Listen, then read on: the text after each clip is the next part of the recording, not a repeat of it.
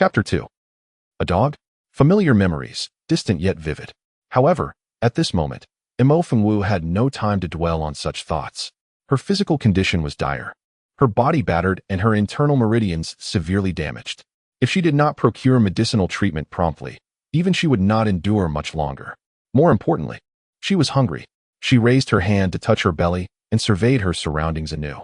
She found herself in the desolate wilderness, several dozen miles from Qinglan City, surrounded by dense thickets, with the edge of the Beast Forest looming ahead.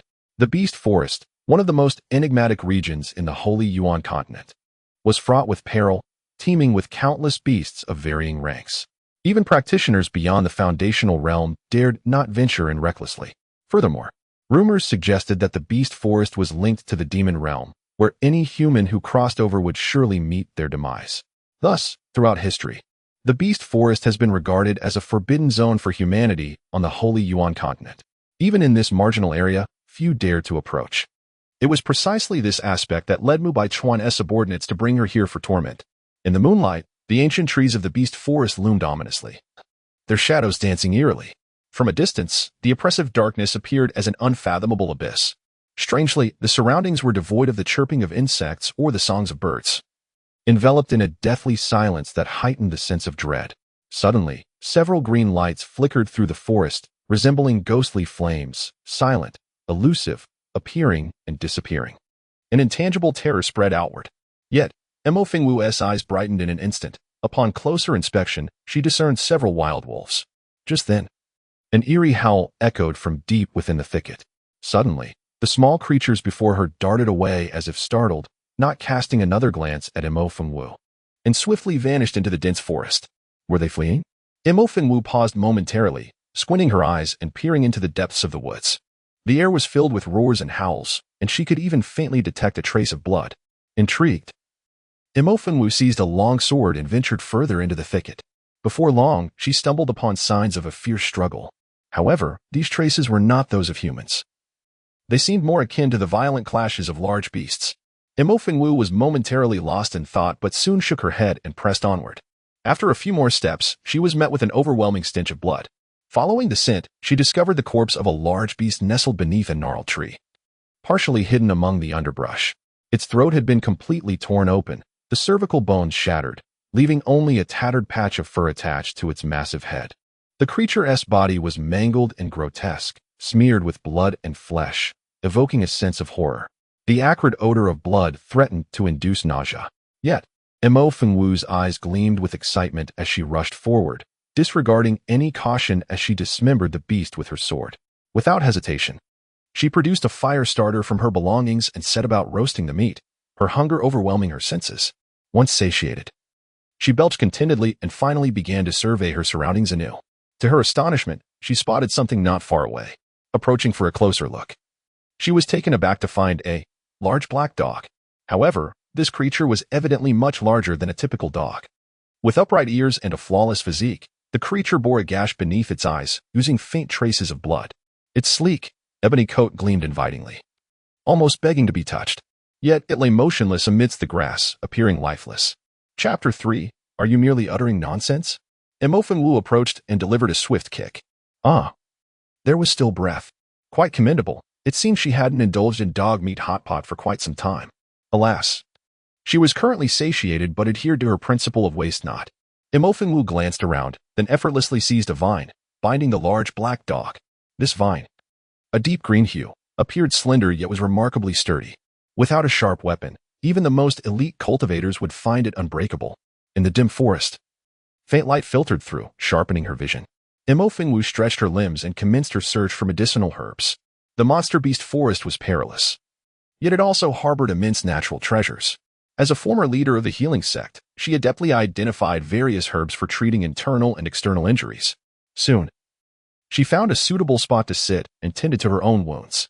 She then crushed several herbs meant for internal injuries according to their proper ratios, extracting the juice to drink. Wasting none, she pried open the jaws of the nearby large black dog and stuffed the leftover herbal remnants inside. As the medicinal liquid warmed her insides, a sudden rustling sound emerged from the nearby underbrush. Without hesitation, Imo Fengwu seized a stone and hurled it into the thicket. A dull thud echoed, and then silence fell once more. At this moment, Imofengwu finally lifted her gaze, only to see several figures swiftly approaching, 3 men and 1 woman. A party of 4. As they drew near, the woman dashed towards the nearby thicket and lifted a small rabbit. The creature, not particularly large, was a shade of gray-brown, appearing adorably naive at first glance. However, upon closer inspection, one would notice its fur was unusually coarse, distinctly different from that of an ordinary rabbit. At that moment, the rabbit's head was bleeding profusely, on the brink of death. The woman's expression changed instantly as she turned to Imofengwu, demanding, "Did you do this?" Imofengwu remained fixated on the rabbit, contemplating whether to braise or steam it. Upon hearing the woman's inquiry, she glanced at her and replied, "What's the matter?" "What do you mean?" "This brown-furred rabbit is a first-tier magical beast, known for its cunning nature. We have been stationed at the periphery of this magical beast forest for 3 days, just to lure it out. And now, you have killed it. Do you not realize that its blood holds the greatest efficacy only when it is alive? How can you still ask, what's the matter?" The woman glared fiercely. But upon hearing this, Imofengwu chuckled. "This rabbit belongs to you? I already mentioned that we have been guarding for 3 days too. So it's not yours then." Interrupting the woman, Imofengwu stood up and approached her directly. "No, what nonsense are you spouting?" As she spoke, Imofengwu suddenly reached out, snatching the brown-furred rabbit from the woman's grasp. With a swift motion, she forcefully twisted the rabbit's neck, ensuring it was irrevocably dead.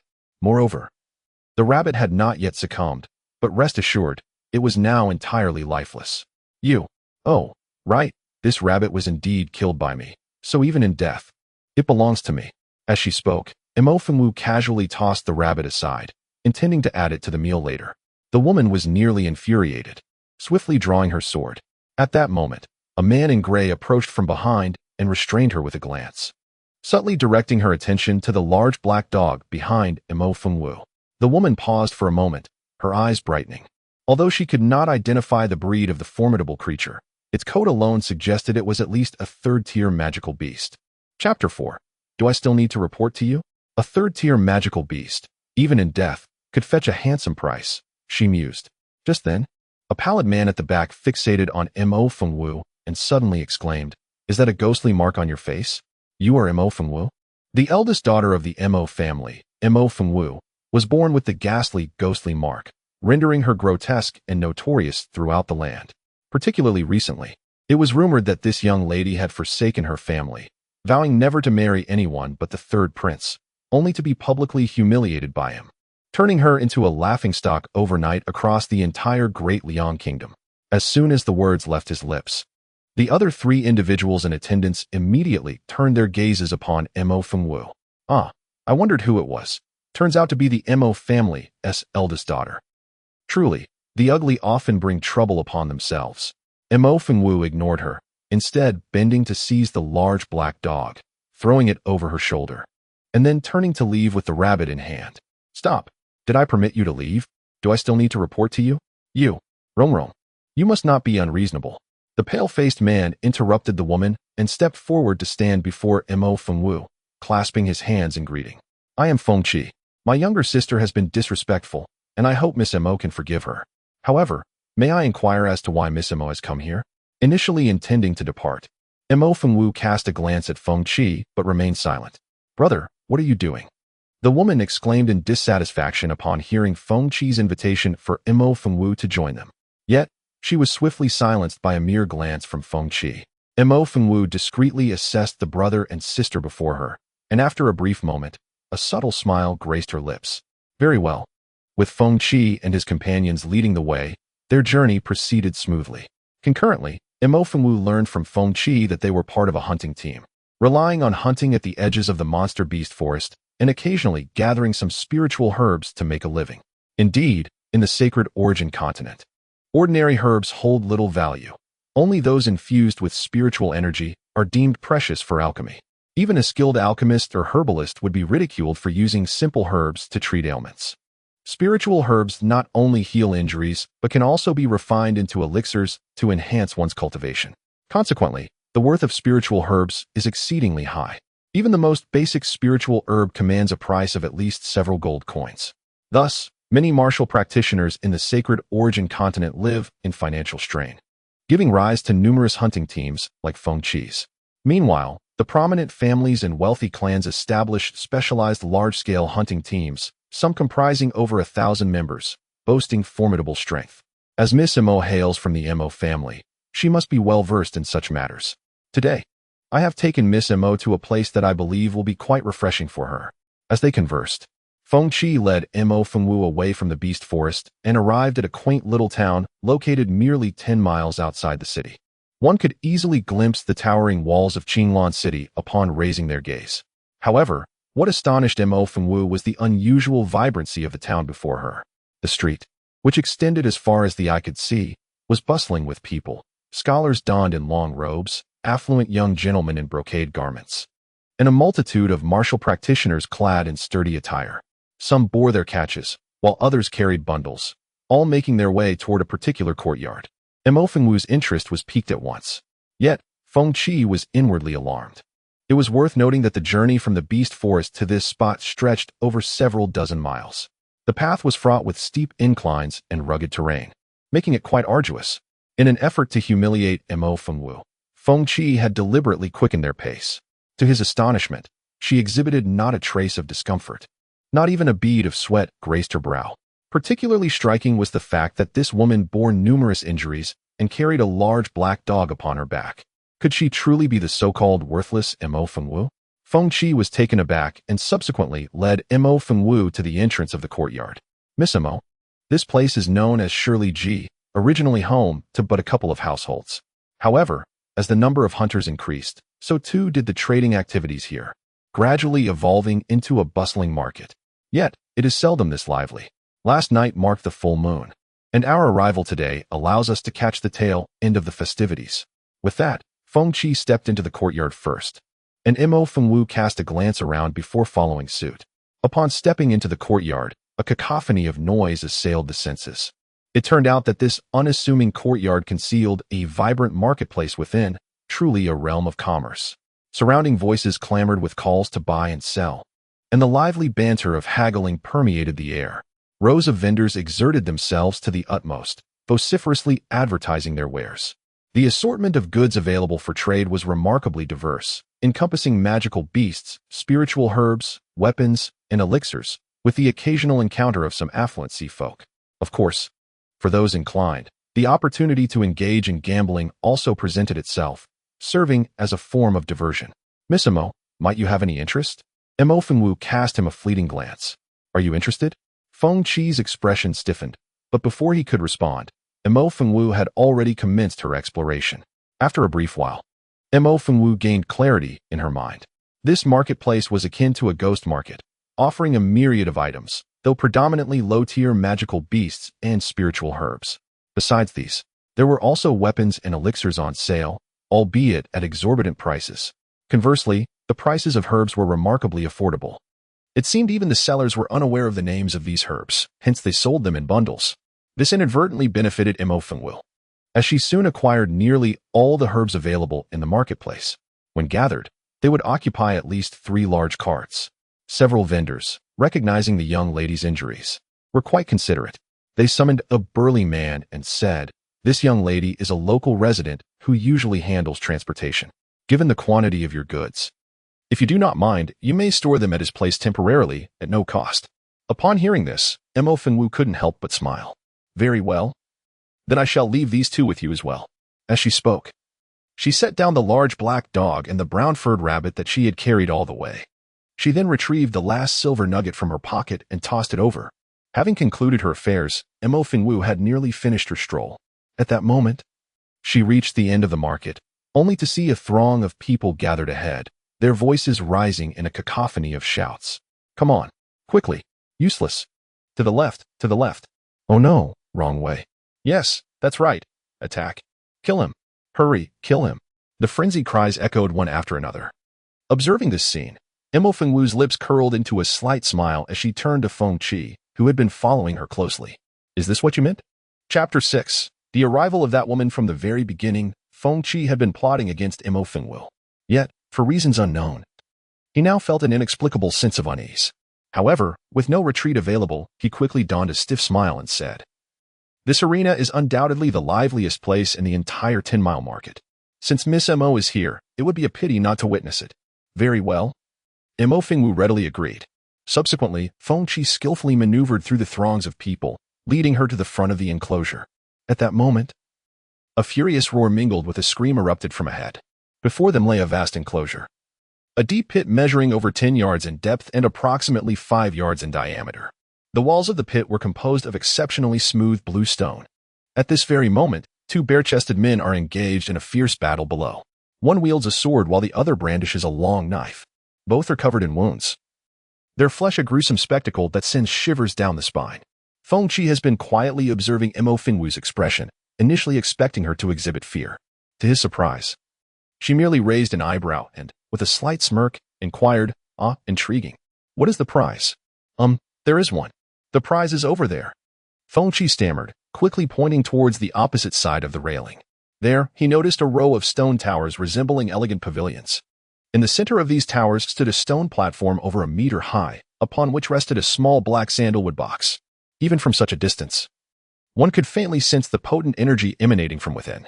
At that moment, a bearded man nearby turned to interject. Miss, it seems you are new here. The prize for this match is the beast core of a third-tier fire weasel. It is quite a treasure, both of those fighters below coveted. They have been fighting for half an hour already, and still, no victor has emerged. It is likely they will both suffer grave injuries. Oh, so. Does that mean anyone who desires the displayed item can join the fray? Indeed. However, in general, few dare to take such risks. This is a matter of life and death. One can never know who their opponent might be. If one finds themselves unable to continue, do you think they can concede? Absolutely not. One must perish. Therefore, young lady, while it is entertaining to watch and wager, betting one's life is best avoided. Is this the final match of the day? The bearded man shook his head. No, there is another match to follow. As the two engaged in conversation, the outcome of the duel had already been decided below, with the victor emerging, albeit at a great cost, evoking sighs of sympathy from the onlookers. At this very moment, a subordinate quietly approached the elegant seating area beside the stone tower, whispering to the young master seated there, "My lord, the woman has arrived." The young master, adorned in a sky-blue brocade robe and wearing a jade crown, appeared somewhat gaunt and pale, though his features were quite handsome. However, his eyes bore a chilling and sinister aura. He was idly toying with a luminous cup when he heard the news and let out a soft chuckle. That Mu Baichuan claimed he would deal with that woman and present me with a surprise. It seems it was merely idle talk. Less dependable than a mere lackey. Yet, that suits me well. I happen to be in the mood today. Let me play with her a bit. She shall soon realize that I am not to be trifled with. Go, bring forth that item Mu Baichuan delivered a few days ago. For the next round's prize. Chapter 7. Is this your true intention? Amidst the clamoring of the crowd, the third-tier Fire Lynx beast Dan was finally presented. Subsequently, a middle-aged man clad in a long robe emerged from the stone tower opposite, proclaiming loudly, "Ladies and gentlemen, the following will be the final contest of the day, featuring the most precious prize of the event." With a wave of his hand, a strikingly beautiful young maid stepped forward, carrying a small, square sandalwood box. At this moment, the middle-aged man reached out and took the box, then opened it in front of the crowd. To reveal a token. The token was diminutive, merely the size of a quarter of an adult's palm. It was entirely jet black, exuding an ancient charm, and at first glance, it appeared utterly unremarkable. The onlookers were momentarily taken aback. Yet the middle-aged man, seemingly prepared for this reaction, chuckled and said, "Do you all find this object rather inconspicuous? However, one must not underestimate its significance."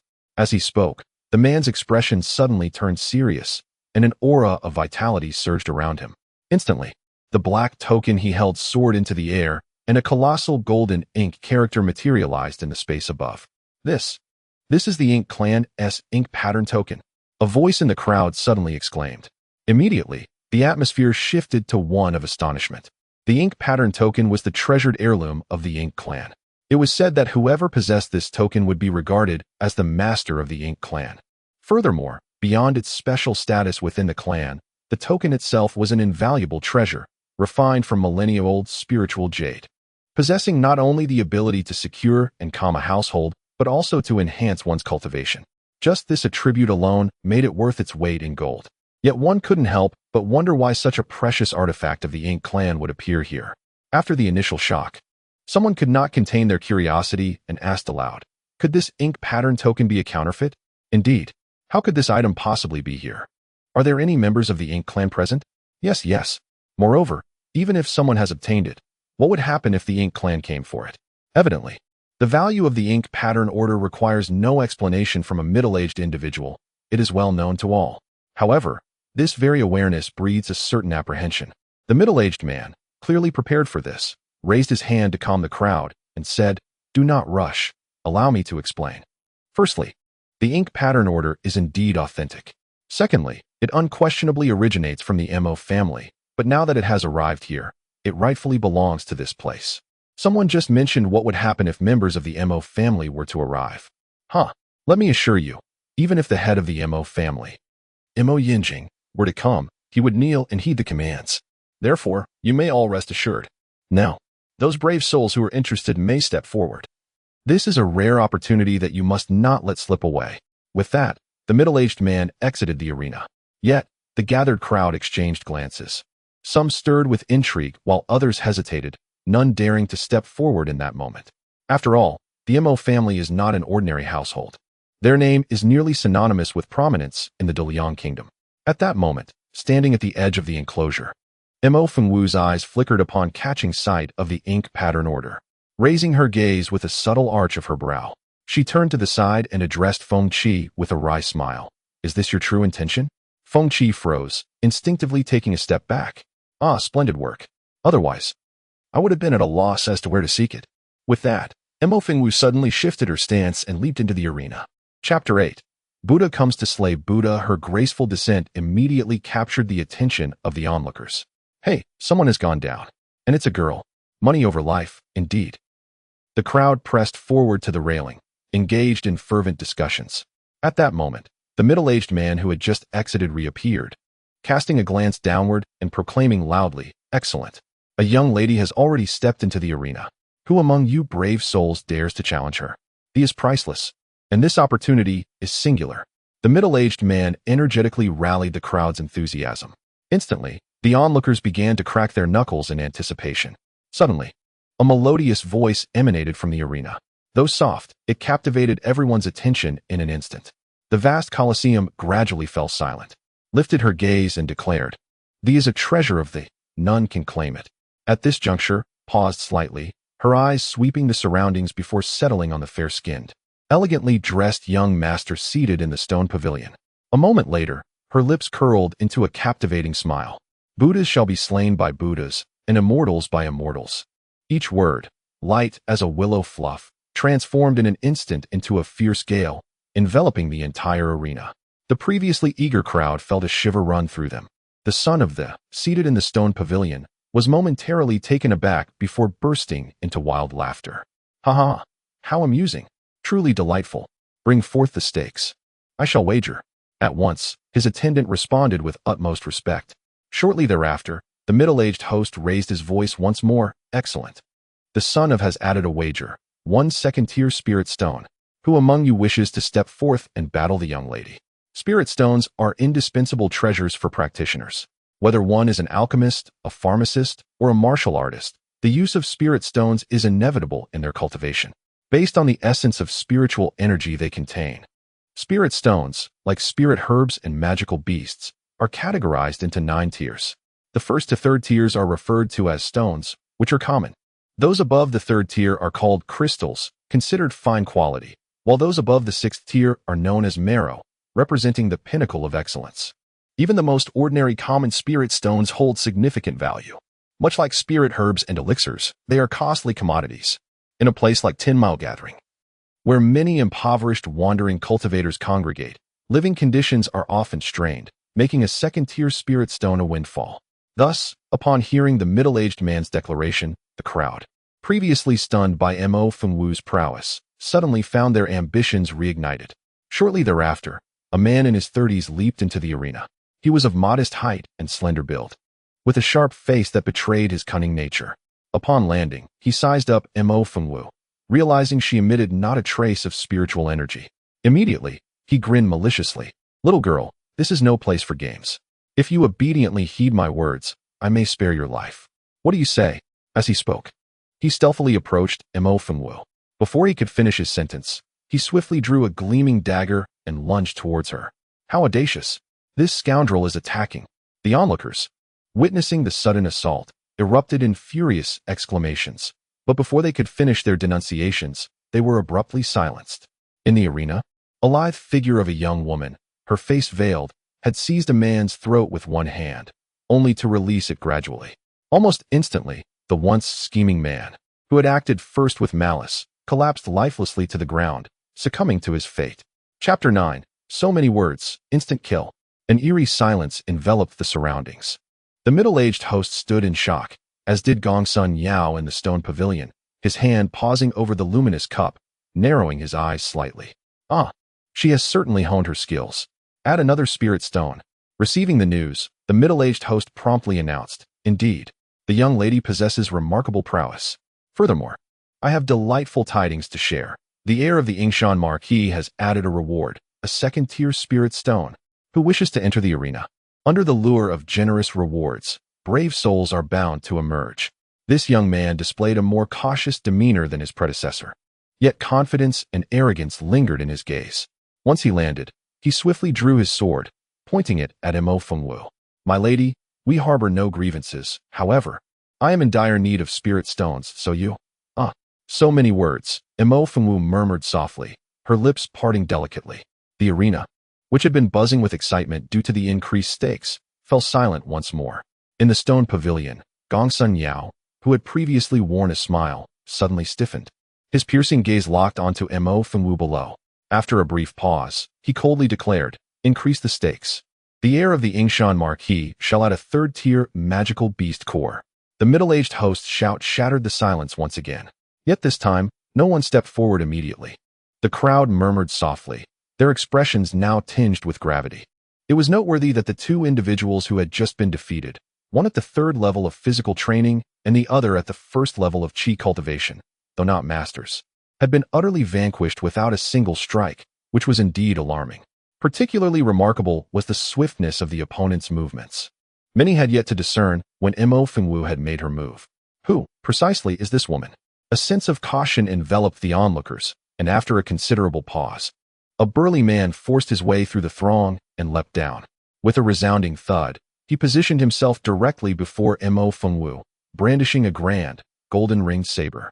"My lady, I shall not take advantage of you. Reveal your weapon."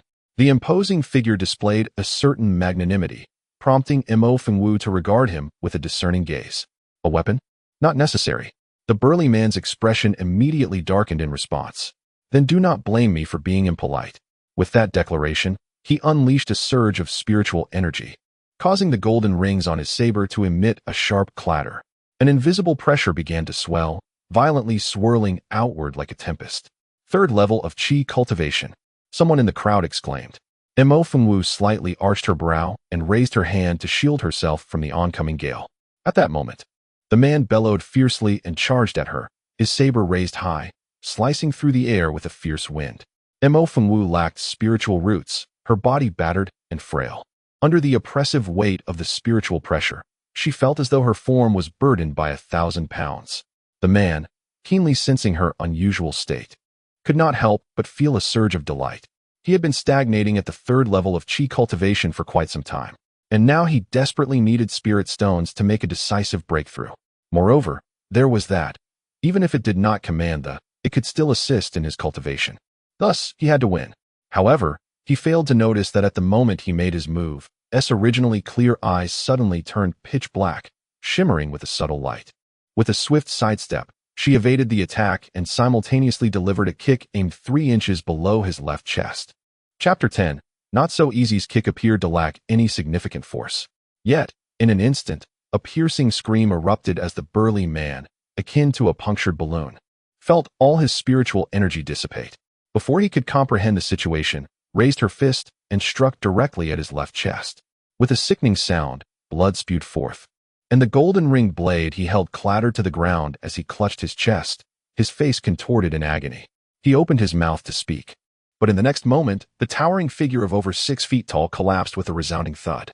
Silence enveloped the surroundings once more. The middle-aged host stood in stunned disbelief. Dead. This young lady has emerged victorious. The crowd at the market lifted the man's lifeless body away, and all eyes were drawn to, their gazes tinged with a hint of dread. At that moment, retrieved a handkerchief from her pocket, calmly wiping her hands. I have stated before, no one may take anything from that. Her voice was soft, as tranquil as discussing the weather. Gong Sun Yao, seated in the elegant stone pavilion, abruptly rose from his seat and rushed to the railing.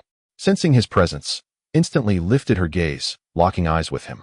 Those who wish to perish, feel free to approach.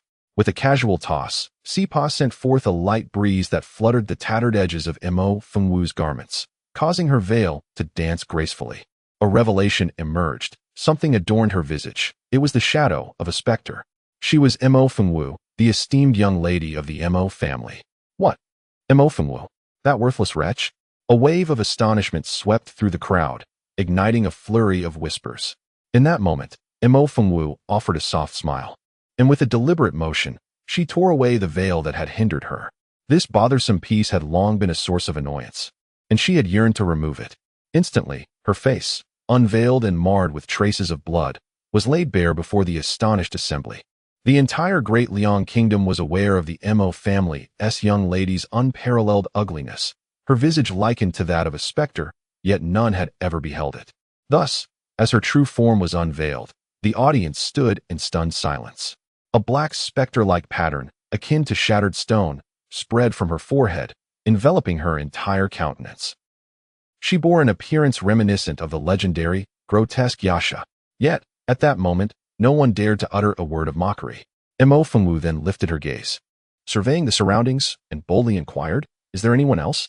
The vast coliseum fell into an eerie stillness.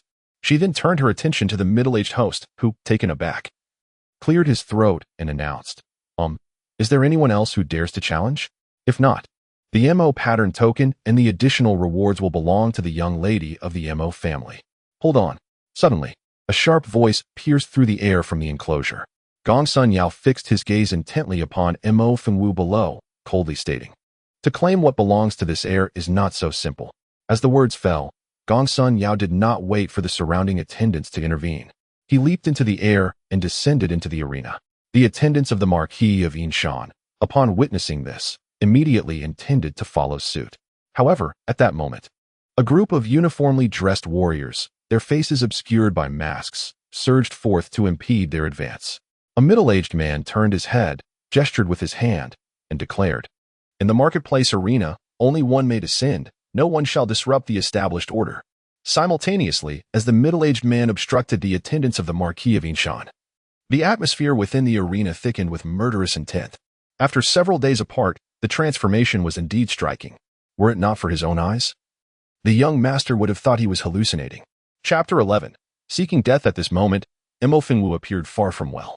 Her body was marred with wounds, bloodstains, and sword marks, presenting a pitiful sight. Her face was smeared with grime, her hair half-draped, and eerie black streaks adorned her visage, yet her eyes remained enigmatic and captivating.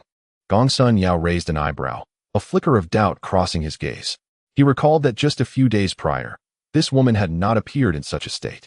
How could such a transformation occur in mere days? Yet upon hearing his thoughts, Mo Fengwu smiled. She brushed aside a strand of fallen hair and looked directly at Gong Sun Yao. "You are not hallucinating. Rather, you are blind. You have certainly become quite eloquent. Alas, this young master does not favor such wit." In the midst of their exchange, Gong Sun Yao suddenly raised his hand, and a long whip, entirely purple-black, materialized in his grasp. The Dragon Whip, a third-tier magical artifact, was said to be forged from the bones of the fifth-tier magical beast, the black magic flood dragon, combined with numerous other materials. Possessing an inherent attribute of pursuit, it is a coveted treasure sought after by countless warriors. Therefore, when Gong Sun Yao's Dragon Whip made its appearance, it immediately drew gasps of astonishment from the onlookers above. Gong Sun Yao, wearing a smug grin, unleashed a surge of spiritual energy, causing the Dragon Whip in his hand to whip through the air with a thunderous crack. "You little wench, last time you escaped, it was merely luck. However, this time, it shall not be so easy. I intend to make you wish for life, yet find no respite, wishing for death, yet unable to attain it, and then flay your skin to stuff with straw." "Huh. Do you not think that would be rather amusing? As he spoke, Gong Sun Yao could not help but extend his tongue to lick his lips. His sinister eyes, brimming with malevolence, sent shivers down the spines of those who beheld him. Yet, to his surprise, Mo Fengwu remained unfazed. With a raised eyebrow, she regarded Gong Sun Yao. Is that so? Quite entertaining indeed. However, were it my choice, I would transform you into a head dog. A head dog, do you know what that entails? It means attaching your head to a dog's body while ensuring your continued existence. Do you not agree that this would be even more amusing? Gong Sun Yao's pupils constricted in an instant, rage surging through him. You vile wench, seeking death. With a thunderous roar, he swung the dragon whip in his hand. The slender whip slicing through the air with immense force, aimed directly at Mo Fengwu.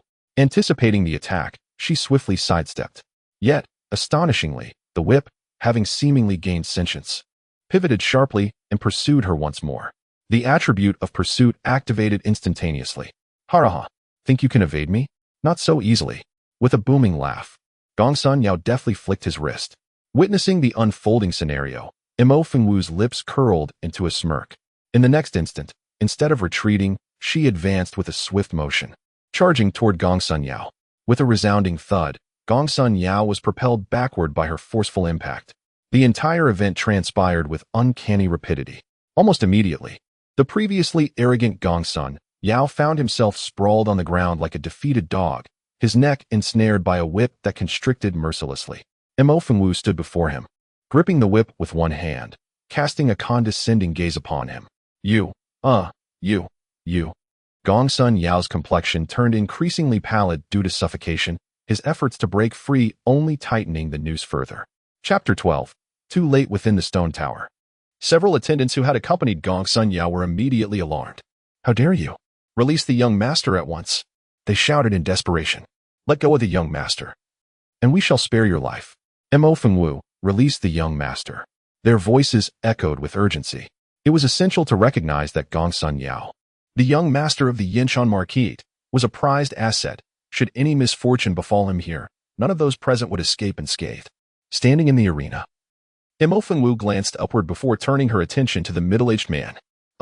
This young lady is victorious, he declared, raising his hand to signal the immediate lowering of the ladder, while the spoils and rewards were promptly presented. Mo Fengwu smiled. Then, without casting a single glance at Gong Sun Yao, she turned and walked away. As the whip slackened, Gong Sun Yao quickly scrambled to his feet, tearing the coiling dragon whip from his neck, and lifted his gaze toward Mo Fengwu, who had her back turned as she ascended the ladder.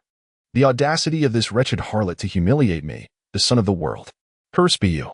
A thunderous roar erupted as Gong Sun Yao lashed the long whip in his hand, aiming for the vulnerable back of Mo Fengwu. With the strike, Gong Sun Yao exerted nearly all his strength. In the arena, a tempest of flying sand and swirling stones ensued, as surging spiritual energy mingled with fierce winds, scattering in all directions.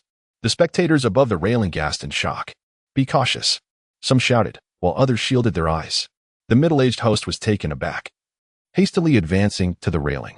In that instant, Mo Fengwu, having approached the suspended stairs, suddenly sidestepped the incoming attack and seized the long whip.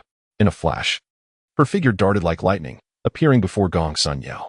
He was momentarily stunned, only to feel a sharp pain in his wrist as the Jiaolong whip slipped from his grasp and into Mo Fengwu's possession. You! Gong Sun Yao exclaimed in astonishment, swiftly leaping backwards into the air.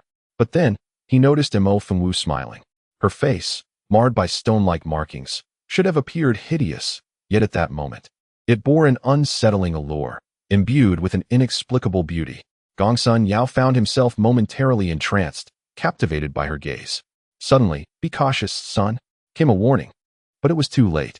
In an instant, a shadow lunged forward, akin to a swift serpent, ensnaring Gong Sun Yao's neck. Immediately, Mo Fengwu grasped the dragon whip with one hand and hurled it upwards with great force. In an instant, the whip handle arched over the railing of the arena, and Mo Fengwu soared into the air like a magnificent bird, seizing the whip mid-flight and plunging downwards. The supple body of the whip grazed the railing, producing a delicate and continuous sound. In a swift motion, Mo Fengwu drove the whip handle deep into the stone wall. You, help me. Gong Sun Yao dangled helplessly in midair as the lethal attribute of the dragon whip was once again activated, tightening instantly. In that fleeting moment, Gong Sun Yao ceased to breathe. The vast arena fell into an eerie silence, with all eyes fixated on the lifeless body, suspended against the stone wall, hushed in shock. Yet at that moment, Mo Fengwu cast not a glance in that direction. With a leap, she exited the arena and climbed atop the railing, deftly collecting her spoils and rewards. "Thank you." A cheerful voice shattered the stillness. Suddenly, several figures lunged forward, blocking Mo Fengwu's path. "You dare to leave after slaughtering the heir of the Yinshan Marquis?" The leader bellowed, drawing his sword. The onlookers, who had previously gathered, hastily retreated, creating a wide berth. Mo Fengwu raised an eyebrow, her expression unfazed. "Slaughter?" A subtle smile graced her lips as she surveyed the group, finally fixing her gaze on the leader. "Are you referring to me? Stop feigning ignorance. The heir lies dead now, and today, you shall pay with your life." With a commanding shout, the leader's aura surged. At that moment, a stern voice suddenly echoed from the crowd. "Cease at once." Soon after, a middle-aged man, who had been presiding over the event, approached with a grave expression. "This is a marketplace, and we must adhere to its rules. Once you step off the arena, life and death are no longer of concern. Outside the arena, vengeance is forbidden. Regardless of any personal grievances you may harbor, private duels are not permitted here. Even if the Marquis of Yinshan himself were to arrive, the same rule would apply." As he spoke, several martial artists clad in uniform and wearing masks swiftly encircled the attendants of the Marquis of Yinshan. "The contests for today have concluded. I kindly request that you all depart promptly." The middle-aged man issued an eviction order. The attendants, visibly displeased, were halted by a gesture from their leader. "Leave," he coldly commanded, casting a sharp glance at a man before fixing his gaze menacingly on Mo Fengwu, then turning away. Once the group departed, the middle-aged man's expression softened as he approached Mo Fengwu, saying, "Miss Mo, it seems you are quite protective of the Mo family's interests." Mo Fengwu regarded him with a playful expression before responding with a smile. "Is your visit merely to extend congratulations?" The middle-aged man, his smile fading, took a step closer and whispered, "If Miss Mo has the time next month, do consider visiting the Qingshan marketplace." With that, he offered Mo Fengwu a slight smile before gesturing for his departure, leading his companions away. Mo Fengwu observed the silhouette of the individual before her, uncertain of their intentions yet resolutely committing the encounter to memory. This excursion to the marketplace proved remarkably fruitful for her. As for Feng Qi and his companions, who had orchestrated her deception to lure her here, they had vanished entirely after she had descended into the arena and swiftly eliminated Gong Sun Yao. However, Mo Fengwu scarcely regarded them as a threat. Upon exiting the Colosseum, she made her way out of the courtyard, only to be immediately encircled by several individuals. "Mo Fengwu, did you truly believe we would simply depart?" One of the followers from the Yinshan Marquis' residence sneered, their eyes glinting with murderous intent. The leader spoke coldly, and then, with a sudden jolt, surged forward, sword in hand, charging at Mo Fengwu. This individual, much like the hulking brute she had encountered in the arena, was also at the third level of Qi training. In an instant, a fierce wind erupted around them as he unleashed his power. Mo Fengwu's gaze turned icy as she slowly raised her hand, her slender fingers producing a series of ominous cracking sounds. Indeed, those courting death are invariably unrestrained. Chapter 14. Ineptitude begets ineptitude. Prior to this day, the several attendants of the Yinshan Marquis would have dismissed Mo Fengwu entirely. However, following the recent battle in the arena, they no longer dared to underestimate the woman before them. Consequently, as the leader made his move, he exerted his full strength. In a heartbeat, his sword descended, the blade approaching Mo Fengwu with alarming swiftness. Simultaneously, the overwhelming spiritual pressure emanating from his third level of Qi training loomed over the vicinity like Mount Tai, rendering Mo Fengwu immobile. As the leader observed Mo Fengwu remaining motionless, a surge of delight flooded his heart. Indeed, a waste is merely a waste. What if her skills appeared commendable? Lacking a spiritual root destined her to be no more than an ant. The leader mused, his face blossoming with a smug expression. However, at that critical moment, a soft voice unexpectedly whispered in his ear, "Is your joy perhaps a tad premature?" "What?"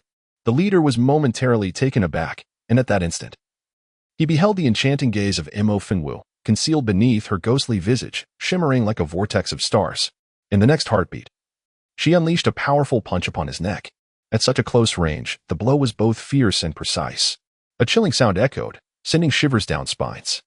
In an instant, the leader's neck twisted grotesquely, resembling a broken branch.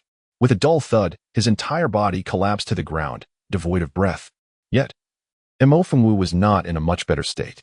Lacking a spiritual root, she could not withstand the formidable spiritual pressure. Thus, the forceful breakthrough had resulted in multiple fractures in her right arm, contorting it into an arc.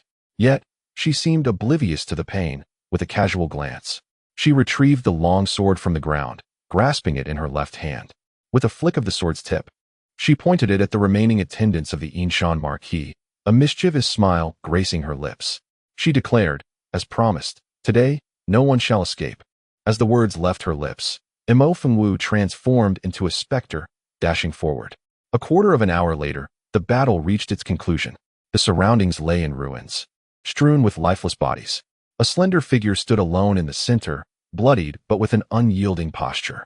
Imofengwu, sword in hand, surveyed the surroundings. Assured that no one remained alive, she cast aside her sword. Simultaneously, she retrieved a piece of silver from her bosom and tossed it towards the courtyard's entrance. "It's a bit meager, but make do with it. Consider it a debt of gratitude." Naturally, fulfilling the requests of Miss Mo is our paramount duty. The middle-aged man, whom she had previously encountered in the arena, had apparently been observing for quite some time. He responded with a smile and without hesitation bent down to collect the silver fragment, placing it in his pocket. However, Miss Mo seems to be mistaken. It is not one favor, but two. Imofengwu glanced at him, offering a soft smile, and without a word, turned and departed. The middle-aged man watched her retreating figure, smiling silently. After a moment, he gestured, instructing his subordinate, "Go, clear this place up. Also, make preparations to seal the market." "Seal the market? Sir," the subordinate was taken aback. Sealing the market would mean the complete abandonment of the marketplace. They had been cultivating the 10-mile market for several years. The sudden order to seal it was truly before the subordinate could finish his sentence. The middle-aged man turned his head, casting a glance at him, and said, "Do as I say." Understood. Chapter 15. An extra dish for dinner. This battle, though seemingly glorious for Imofengwu, was in reality a Pyrrhic victory. Devoid of spiritual roots and spiritual power, coupled with a frail body and pre-existing injuries, she was at a distinct disadvantage. At this moment, she was thoroughly battered and bruised. After entrusting the subsequent matters to the middle-aged man from the market, Imofengwu made her way directly to the home of the dark-faced man, where she had previously stored her goods. There, she had purchased 3 carts full of herbs, and it was imperative to tend to her wounds before anything else. The dark-faced man, known as Lineage, welcomed her without hesitation. His wife, a warm-hearted woman, upon seeing Imofengwu's injuries, hastily set aside her work to fetch a doctor, only to be stopped by Imofengwu. "No need for that. Just prepare some water and a change of clothes for me," she instructed. "Oh, of course, certainly." With the assistance of the Li couple, Imofengwu meticulously treated all her wounds. She applied ointments and took herbal remedies, while also securing her fractured arm with a splint. Once everything was addressed, she finally let out a sigh of relief. After resting for a while, she felt significantly rejuvenated. Stepping out of the room, she noticed the Li family drying mountain goods in the yard. After exchanging greetings with them, she proceeded to the area where the herbs were stored and casually retrieved a brown-furred rabbit, tossing it to Lidainiu's wife. "Let us add this to the evening meal." This brown-furred rabbit was a first-tier magical beast. Although its rank was modest, its flesh still possessed a certain spiritual essence. Consuming it would enhance the cultivation of practitioners, and even ordinary individuals would benefit from its nourishing properties. Lacking anything more substantial to offer in return for the considerable favor she owed, Imofengwu felt compelled to contribute in some way. The Li couple, being simple folk, appeared somewhat embarrassed. However, Imofengwu was unreserved, stating directly, "I will partake as well. Please prepare it." "Ah, very well. I shall get to it at once." Upon hearing those words, the wife of Denyo finally broke into a smile and hurriedly took the rabbit to prepare dinner. After the meal, Imofengwu, at the very moment the rabbit meat graced her palate, began to grasp the essence of what one might call spiritual energy. Imofengwu possessed an exceptional memory. While it may be an exaggeration to claim she never forgot a single thing, her recollection was remarkably sharp. Moments later, she indeed experienced a flicker of enlightenment. However, the realization struck her that she lacked a spiritual root. Dismissing this concern, she resolved to give it a try regardless. With that thought, Imofengwu promptly closed her eyes, directing her energy to her dantian and gradually gathering her chi. Her consciousness expanded. Yet at that instant, to her astonishment, she discovered a swirling mass of black mist within her awareness. The mist was not particularly large, but it tightly encircled her dantian. Simultaneously, she sensed a mysterious oppressive force emanating from the black fog. Chapter 16. The male Mo Fengwu furrowed her brow slightly. She immediately summoned her energy, attempting to break free from the black mist, but after several attempts, she found no success. How stubborn! With her tenacious spirit ignited, she gritted her teeth and prepared to exert herself once more. Little did she know that as she continued to push her limits, a tempest raged within the room, with surging spiritual power erupting like a volcano, engulfing the entire space. Even more alarming was the terrifying dark mark on her face, which began to contort wildly, flickering in and out of visibility, instilling a sense of dread. The couple from the Li family were startled. However, the current situation was too frightening, and they dared not intrude. This situation persisted for over an hour, with the surrounding atmosphere growing increasingly tempestuous. Finally, a muffled bang resonated, and a surge of air erupted, instantaneously shattering the confines of the room. When Mo Fengwu reopened her eyes, she beheld a scene of utter disarray. Tables and chairs lay strewn about, as if the place had been ransacked. Yet, in comparison to what she had just acquired, this was of little consequence. Glancing down at her hands, a glimmer of brilliance flickered in Mo Fengwu's eyes as she rose and exited the room. Upon stepping outside, she was met with the sight of the entire Li family huddled together in the courtyard, trembling in fear. My apologies. No, it's nothing, really. That young lady, are you unscathed? I'm fine. Mo Fengwu waved her hand dismissively, then cleared her throat before continuing. Ahem, I am rather hungry. Hungry? Oh, yes. I shall prepare a meal at once. After enjoying a hearty meal, Mo Fengwu felt a sense of contentment wash over her. The night had fully descended, and the Li family had retired for the evening, while Mo Fengwu remained quite alert. With nothing pressing to occupy her time, she decided to light a torch in the courtyard and began sorting through the herbs she had purchased at the market. However, as she dragged the herbs out, she paused slightly, her gaze shifting to the large black dog hanging in the corner. Oh dear, I nearly forgot about it. With that thought, Mo Fengwu set aside the herbs and approached the dog, dragging it over. She placed it on the ground and brought the torch closer for inspection. Still alive. Remarkably, she noted, the creature's fur was indeed splendid, dark and lustrous. Indeed, high-level magical beasts possess remarkable qualities. However, where shall I commence the extraction? It is a rare opportunity to acquire a magical creature, and Mo Fengwu believes she must contemplate thoroughly before nourishing herself adequately. At this moment, she scrutinizes the large black dog, and after a brief pause, her eyes suddenly flicker with intent. She casually plants the torch she holds into the ground and seizes one of the dog's hind legs, glancing down. Indeed, it is male. Males are advantageous. The canine's essence is a potent tonic. Even if she cannot utilize it herself, it could be offered to the Li family. When sold, it will yield wealth, allowing her to enhance her own vitality, making it a profitable venture. Furthermore, this large black dog might possess extraordinary talents, as its attributes appear quite substantial. It is possible that within the realm of magical beasts, it excels in its prowess. Chapter 17. What sensuality can a dog possess? Mo Fengwu's eyes gleamed with excitement. Armed with a knife, she grasped the dog's leg, prepared to proceed. Yet at that moment, she felt a sudden kick from the dog's leg, and the previously unconscious creature stirred awake. Mo Fengwu was taken aback and turned to look, only to be met by a pair of deep, dark eyes shimmering with golden light. Those eyes were profoundly captivating, exuding an enigmatic allure that was almost enticingly seductive. Wait, what sensuality could a dog possess? Mo Fengwu questioned her own perception, instinctively shaking her head. Meanwhile, the large black dog, likely just awakening, appeared somewhat dazed. After a considerable pause, he slightly squinted his eyes, first glancing at Mo Fengwu, then at the knife in her hand, and finally following her gaze downward. Suddenly, the big black dog erupted in agitation. Instinctively, it struggled to free itself from Mo Fengwu's grasp, but as it attempted to leap, it was tripped by the vines binding it, tumbling to the ground. Cursed be this fate, it muttered under its breath, desperately trying to rise, but instead choked on the bitter grass remnants filling its mouth. Spitting it out in disgust, it glared coldly at the woman before it. Mo Fengwu, who had intended to take action, now narrowed her eyes and scrutinized the scene. Sensing the shift in atmosphere, the big black dog felt a sudden surge of tension, only to realize that its powers remained shackled, still unrevived. At that moment, the woman in front of it suddenly clicked her tongue. Poisoned? How unfortunate, she remarked casually before turning to rummage through a nearby pile of herbs. Moments later, she emerged with dozens of different herbs, brandishing a kitchen knife to chop them with brutal efficiency. In mere moments, the herbs were reduced to fragments. Displaying a lack of finesse, she seized the crushed herbs, pried open the big black dog's mouth, and unceremoniously stuffed them inside. A woof. The big black dog was momentarily stunned.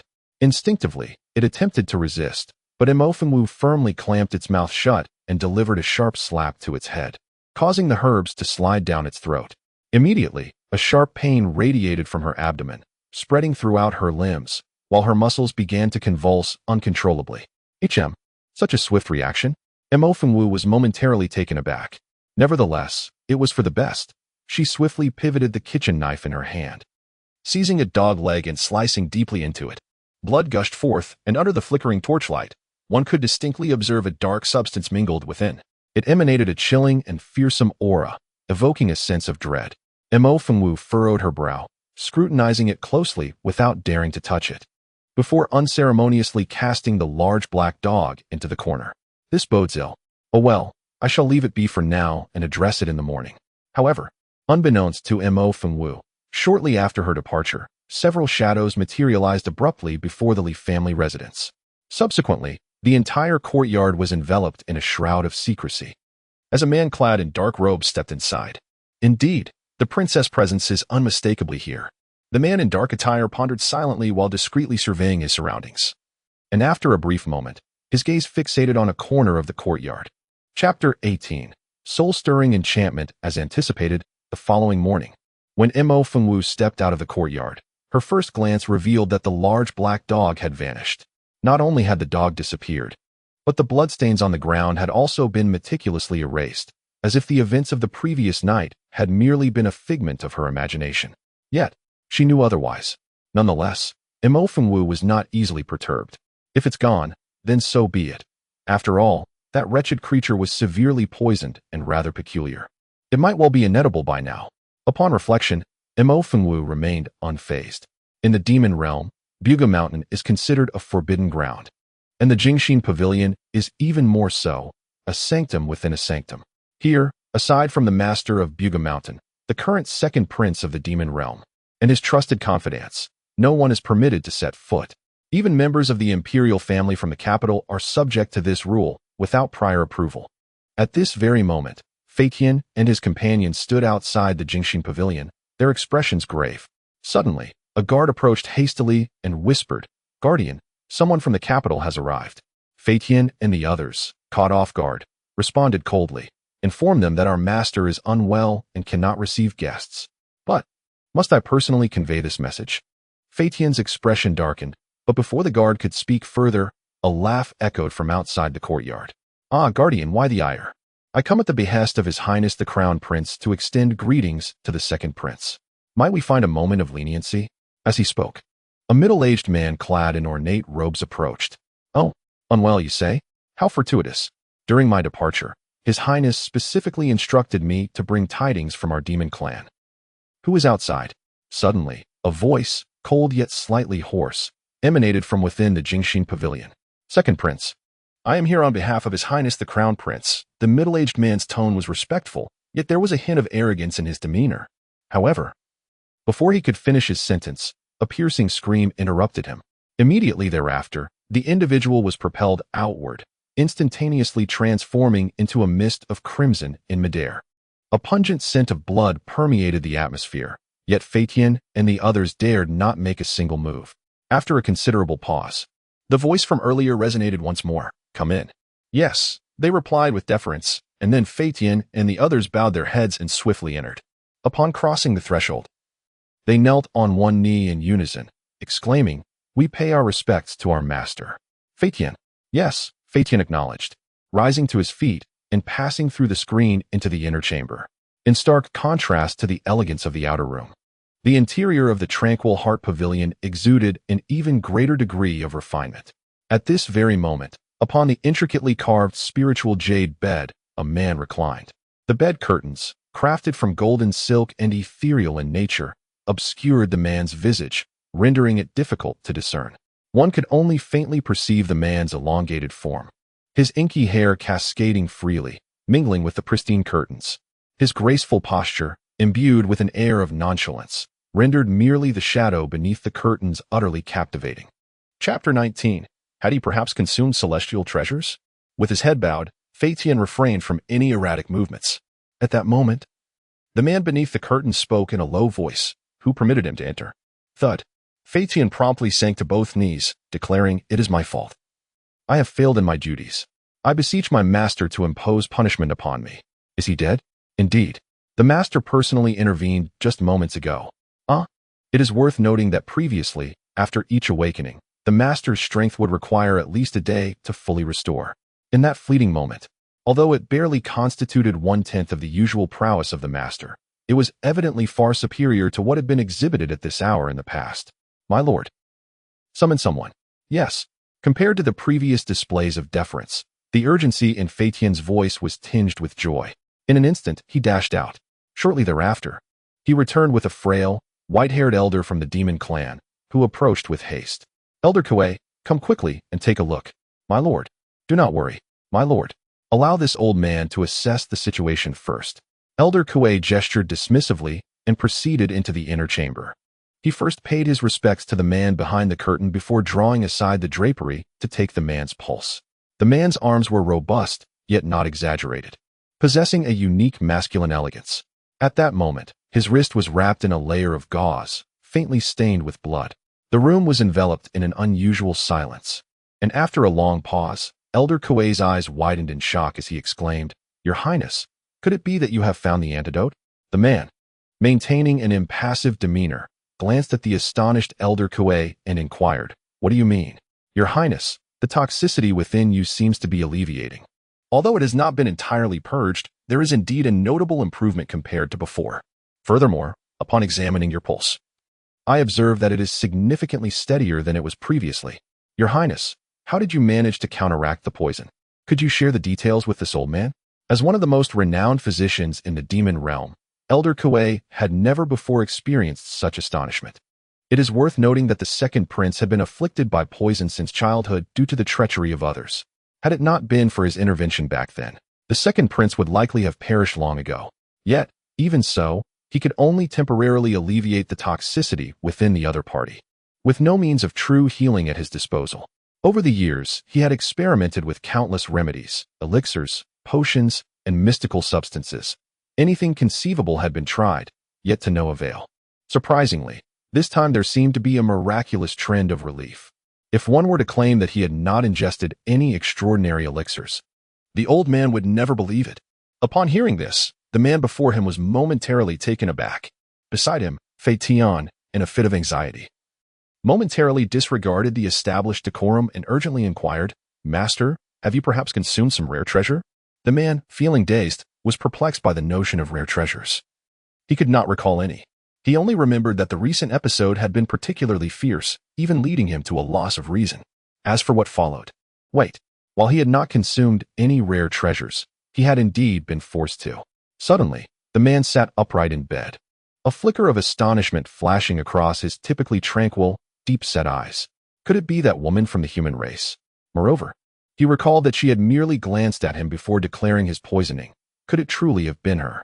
Yet, the very thought of that insufferable woman darkened his expression.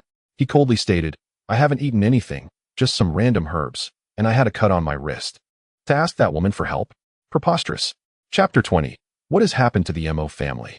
Perhaps due to the presence of spiritual roots, within just a few days, the injuries of Mo Fengwu began to visibly improve at an astonishing pace. The wounds on her body were no longer a concern, though her fractured arm still required a period of recuperation. With the current pace of recovery, it is estimated that in no more than 10 days, a complete restoration will be achieved. Simultaneously, after several days of continuous refinement, Mo Fengwu has distinctly sensed an abundance of spiritual energy within her. Although she perceives her progress as somewhat sluggish, unbeknownst to her, what she considers slow is, in the eyes of others, akin to the speed of a rocket. It is essential to understand that in the Holy Yuan continent, Possessing a spiritual root does not immediately grant one the ability to cultivate. At this juncture, one truly begins to consolidate the spiritual energy within. The ranks of martial cultivation are thus categorized into body refinement, chi refinement, and foundation establishment, each of which is further divided into 3 levels. The burly man encountered in the arena, for instance, was at the 3rd level of chi refinement, advancing rapidly without any cultivation techniques or divine artifacts to aid him. During her stay at the Li family, Wu found it quite agreeable. However, despite her thick skin, it would not be appropriate for her to linger indefinitely, even though the Li family welcomed her warmly without any hint of disdain. With a plan in mind, Wu did not dawdle. Upon stepping out of the small courtyard and contemplating a stroll through the village, she noticed the wife of Denyo and several neighboring women lamenting at the entrance. Alas, what a situation this is. How can it be that good people simply vanish? Such a wonderful family. If it weren't for them, our Dalian kingdom would not be what it is today. In my opinion, these officials possess hearts as cold as wolves and dogs. Now that they see the Mo family in decline, they cast them aside without a second thought. What a disgrace. It is often said that good people do not live long. Wu initially paid no heed, but upon hearing them mention the Mo family, her expression shifted and she approached to inquire, "What has happened to the Mo family? Oh dear, are you going out?" The wife of Denyo was taken aback and, upon recognizing Wu, casually replied. Wu scanned the group before asking again, "I just heard you mention the Mo family. Has something occurred?" A stout woman nearby, likely aware that Wu had recently taken residence at the Li family's house, responded, "Indeed, something grave has transpired. It is said that the second son of the Mo family, Mo Qingyun, passed away just a few days ago. Alas, he was not yet 40. What a pity." Wu's complexion changed in an instant. "He is dead?" "Not yet. It is still too early. The Mo family is a prominent household, steeped in tradition, so the proceedings are likely to be delayed. Hey, where are you going, sister? It's almost time for dinner." Sister. Chapter 21. The Cursed Mo family outside of Tsulan City, atop Tsuaping Mountain. Tsuaping Mountain is the private estate of the Mo family and serves as the resting place for generations of their ancestors. Normally, it is scarcely frequented, yet today it buzzes with activity. Mo Qingyun, the second son of the Mo family, has succumbed after 2 years of lingering illness, finally departing from this world. As a legitimate offspring of the Mo lineage, it is only fitting for him to be interred in the family tomb. Thus, early this morning, the funeral procession of the Mo family departed from their residence. As they journeyed out of the city and up the mountain, they had already reached the midway point shortly after the hour had passed. It seems as though the Mo family has been beset by a curse over these past 2 years. Initially, Mo Qingyun, the second master of the Mo family, suffered an unforeseen injury, leading to his confinement to bed. Subsequently, within 2 months, Mo Yanjing, the patriarch of the Mo family, experienced a cultivation mishap, leaving him alive but with his lower limb meridians irreparably damaged, effectively crippling him. In their endeavors to heal the second master, the Mo family exhausted nearly every conceivable remedy. Until 3 months prior, the Mo family learned that Jinbu Ming, the city lord of Wushuang City, had refined a superior grade elixir, which might offer a cure for the second master. Consequently, Mo Qiancheng, the eldest son of the Mo family, led a group of individuals on a journey. However, they never returned, and their whereabouts remained unknown. Subsequently, Mo Fengwu, the eldest daughter of the Mo family, defected from the family. Thus, the once illustrious Mo family, renowned for its contributions to the Great Liang Kingdom, was reduced to the patriarch Mo Yanjing, Mo Yibai, the 7-year-old grandson of the second branch, and Shu Yan, the second wife, with no one else remaining. Presently, with the departure of the second master, the Mo family has reached its nadir. At this moment, young master Mo Yibai leads the procession, clutching the memorial tablet. The elderly servant, Fu Bo, with reddened eyes, pushes the wheelchair-bound patriarch Mo Yanjing. The second wife, Shu Yan, clad in mourning attire, follows beside, her face gaunt, her eyes swollen, supporting the coffin, silently shedding tears. The burial plot for the interment had been prepared in advance. Upon arrival, the customary rituals were observed, and the coffin was lowered into the grave. At that juncture, the second wife, Shu Yan, exclaimed, "Father, allow your daughter-in-law to behold him once more. Let me gaze upon him one last time." Whoa! The second wife, Shu Yan, and the second master of the Mo family had been married since their youth, sharing a profound bond. Even in his later years, as the second master languished in illness, the second wife remained steadfastly by his side, insisting on attending to him personally. As the coffin of the second master was lowered into the earth, the second mistress could no longer contain her grief and wept bitterly. A flicker of sorrow crossed the typically stern countenance of Mo Yinjing, who then raised his hand in a gesture of command. Instantly, the servants of the Mo family opened the coffin that lay as if in a tomb, and the second mistress plunged recklessly into it, collapsing upon the coffin and weeping inconsolably. Her mournful cries evoked tears from all who beheld her. Yet, ultimately, life and death are two realms that must remain separate. What must be buried must indeed be buried. Once the moment seemed appropriate, Mo Yinjing gestured once more. Several servants promptly assisted the second mistress out, then pretended to cover the coffin and fill in the earth. "No, please," wailed Qingyun. "Qingyun, cover it." Mo Yinjing spoke in a deep voice, his aged features appearing to age a decade in an instant. Just then, a familiar voice suddenly echoed from the woodlands. Wait. The voice, though not loud, was clear to all present. As the words fell, a young girl clad in black, her face veiled with a thin gauze, stepped forth from the forest. The Mo family members were momentarily taken aback. The elderly patriarch, Mo Yinjing, seated in his wheelchair, subtly tightened his grip on the armrest, wishing to say something, but ultimately remained silent. Meanwhile, Mo Fengwu approached the gravesite directly and declared, "Grandfather, I wish to see uncle once more." Her expression bore a weighty seriousness. Although the elder Mo Yinjing harbored some lingering ire, upon hearing her words, he eventually spoke hoarsely, "Very well, then." Prompted by his response, several Mo family servants immediately reopened the coffin, which had already been covered for the most part. Madame Eyre wept and struggled to break free from her attendants, intent on rushing forward. However, Mo Fengwu acted swiftly, leaping down in an instant and bending down to take a closer look. From a distance, she had been unable to discern clearly, but now, mere inches away.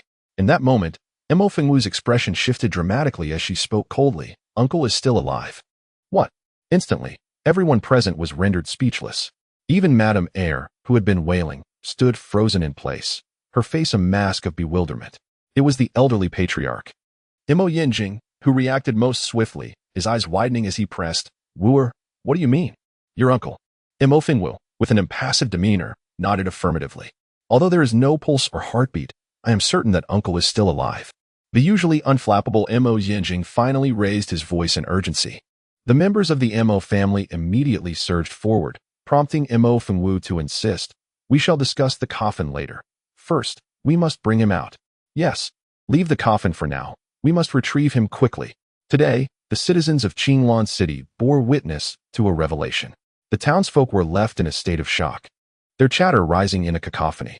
Yet, within the Mo family's courtyard, a solemn atmosphere prevailed. Nearly all prominent members of the Mo clan had gathered, standing in the courtyard, holding their breath as they stared at the door, astonished but also filled with trepidation and unease. The tension hung palpably in the air. Meanwhile, inside the guest room, the elderly patriarch Mo Yinjing and Madame Eyre were no better off. All eyes were intently fixed upon Mo Fengwu at the foot of the bed, the atmosphere so tense that even breaths seemed to be held in suspense. In stark contrast, Mo Fengwu maintained an air of tranquility. After a brief moment, without lifting her gaze, she stated directly, "Prepare 13 silver needles, each measuring 3 inches and 3/10. Mo Yinjing immediately urged, "Quickly, go and prepare them. Fu, accompany them at once." "Yes," replied Uncle Fu, promptly hurrying away. Once he had departed, Mo Fengwu turned to the table and swiftly penned a prescription. "Prepare according to this. And also arrange for a large bathtub, one that comes with a lid." As she spoke, Mo Fengwu handed the prescription to Yun Xiao, the personal maid of the second madam. "Wooer, your second uncle." He truly, though the elder, Mo Yinjing, remained silent. His reddened eyes betrayed a palpable urgency. Being family, Mo Fengwu did not conceal the truth. She nodded and affirmed, "Second uncle is indeed alive, yet his vital energy is obstructed, blocking both the meridians and the heart vessels, resulting in a state that closely resembles death. Is there a chance of healing him? This is not insurmountable." However, here, Mo Fengwu paused momentarily, her expression growing cold as she continued, "Second uncle has been poisoned." Chapter 23, a healing method never before witnessed during the cataclysmic onset of the apocalypse. A small fraction of humanity awakened extraordinary abilities. Some gained enhanced strength, others improved speed. Among them, Mo Fengwu discovered her own unique power, her eyes. Her eyes appeared ordinary, much like those of any other person, yet once her extraordinary abilities were activated, she could penetrate flesh and perceive the intricate networks of a person's internal organs and blood vessels. In simpler terms, she possessed a form of X-ray vision, albeit limited to living beings. This capability was precisely why, during the arena battles and the subsequent skirmishes at the residence of the Marquis of Yinshan, Mo Fengwu was able to discern her opponent's vulnerabilities and defeat them. Otherwise, given her physical condition at the time, she would have stood no chance against those practitioners of the third tier of qi cultivation. Earlier, while on the mountain, Mo Fengwu had observed from a distance, not suspecting anything amiss. However, a casual glance revealed an anomaly. Upon approaching for a closer inspection, it became evident that something was indeed wrong. Those manifestations were not tangible objects, but rather a form of energy. Particularly near the heart, the area was densely shrouded, nearly enveloping the entire organ. If that were the extent of the issue, it might have been manageable. But more troubling was the layer of dark red substance that clung to her second uncle's bones and internal organs. It was subtle, yet deeply entrenched. Clearly not a recent development. What kind of poison it was remained uncertain, especially considering they were in the sacred Yuan continent, where martial prowess was revered, contrasting sharply with Earth from her previous life. Thus, many factors differed significantly. Nonetheless, it should be feasible to control the toxicity in the short term. Subsequently, if the extracted poison could be studied, a solution could likely be discovered. At that moment, in stark contrast to Mo Fengwu's calm demeanor, the elderly gentleman, Mo Yanjing, and the second mistress were taken aback, exclaiming in unison, "What? Poisoned?" The second mistress's eyes widened in terror as she stammered, How? How could this be? How could he be? Mo Fengwu nodded. "Indeed, it is poisoning, and it has been present for quite some time, at least a year and a half." "A year and a half?" Old Master Mo Yanjing was taken aback, then hastily inquired, "Is there a remedy?" Without delay, she seized a silver needle and addressed the second madam, "Second aunt, please assist in disrobing second uncle." While the Holy Origin continent observes distinctions between the sexes, medical attention supersedes such concerns. Given the urgency of the situation, propriety was set aside. Thus, upon hearing this, the second madam promptly stepped forward to unfasten her husband's garments. At this juncture, Mo Fengwu, having prepared the silver needles, subtly shifted her gaze, a faint glimmer swirling within her eyes. Then, to the bewilderment of all present as to her intentions, she moved with lightning speed, simultaneously piercing 13 silver needles into second uncle Mo Qingyun's body. The scene was rather peculiar. Even old Master Mo Yanjing, the most worldly among the Mo family, had never witnessed such a method of healing. Yet, this was not the moment for inquiry. Following the insertion of the needles, Mo Fengwu persisted, employing her abilities to meticulously observe the flow of true energy within second uncle's body, gradually adjusting the depth of the acupuncture. Chapter 24. Confrontational visit. This demanded utmost care and concentration, steady hands, precision, and zero margin for error. Otherwise, even if life were preserved, the patient would be ruined. Observing Mo Fengwu's solemn countenance, the Mo family members, who were initially brimming with questions, fell silent, daring not to interrupt. Time ebbed away. Thus, Mo Fengwu gazed intently for a full quarter of an hour, and just as her extraordinary abilities were on the verge of depletion, she finally exhaled and withdrew the silver needle. In the meantime, Yin Xiao had prepared the bathing tub, filling it with warm water and, according to the prescription Mo Fengwu had previously written, added the necessary ingredients in succession. In an instant, the entire room was enveloped in a peculiar aroma of herbs. After carefully putting away the silver needle, Mo Fengwu approached to inspect the concoction, and upon confirming its readiness, she instructed, "Please assist second uncle in here. Be cautious of his waist. Do not let him bump into anything." Madame Air promptly complied, and once everything was arranged, Mo Fengwu sealed the tub, leaving only the head of her second uncle, Mo Qingyun, exposed. She then declared, "Second uncle is currently in a frail state and cannot ingest medicine directly. This method allows the medicinal properties to permeate through the skin. However, it must not last too long, only half an hour." At that moment, the elderly Mo Yanjing, who had just caught his breath, darkened his expression and inquired, "Who is causing such a commotion outside?" Pharmacist Feng, a third-tier apothecary with considerable renown in the Dalian Kingdom, was particularly skilled in the art of potion making. He also served as the exclusive apothecary for the Mo family. After the unfortunate incident involving the second master, Mo Qingyun, it was he who attended to the situation. Unexpectedly, what began as a simple accident led to a state of incapacitation. 3 days prior, it was also Pharmacist Feng who unequivocally declared the death of the second master of the Mo family and urged for a prompt burial. Thus, upon hearing this, although Mo Xinjing felt displeasure within, his countenance remained impassive. Just as he was about to speak, Mo Fengwu interjected, "Grandfather, do not move. I shall go." With that, she strode confidently out of the room. As soon as he stepped outside, he encountered a man in his 50s entering. At that moment, Master Feng's expression darkened, and with a fierce demeanor, he seemed poised to demand an explanation from the Mo family.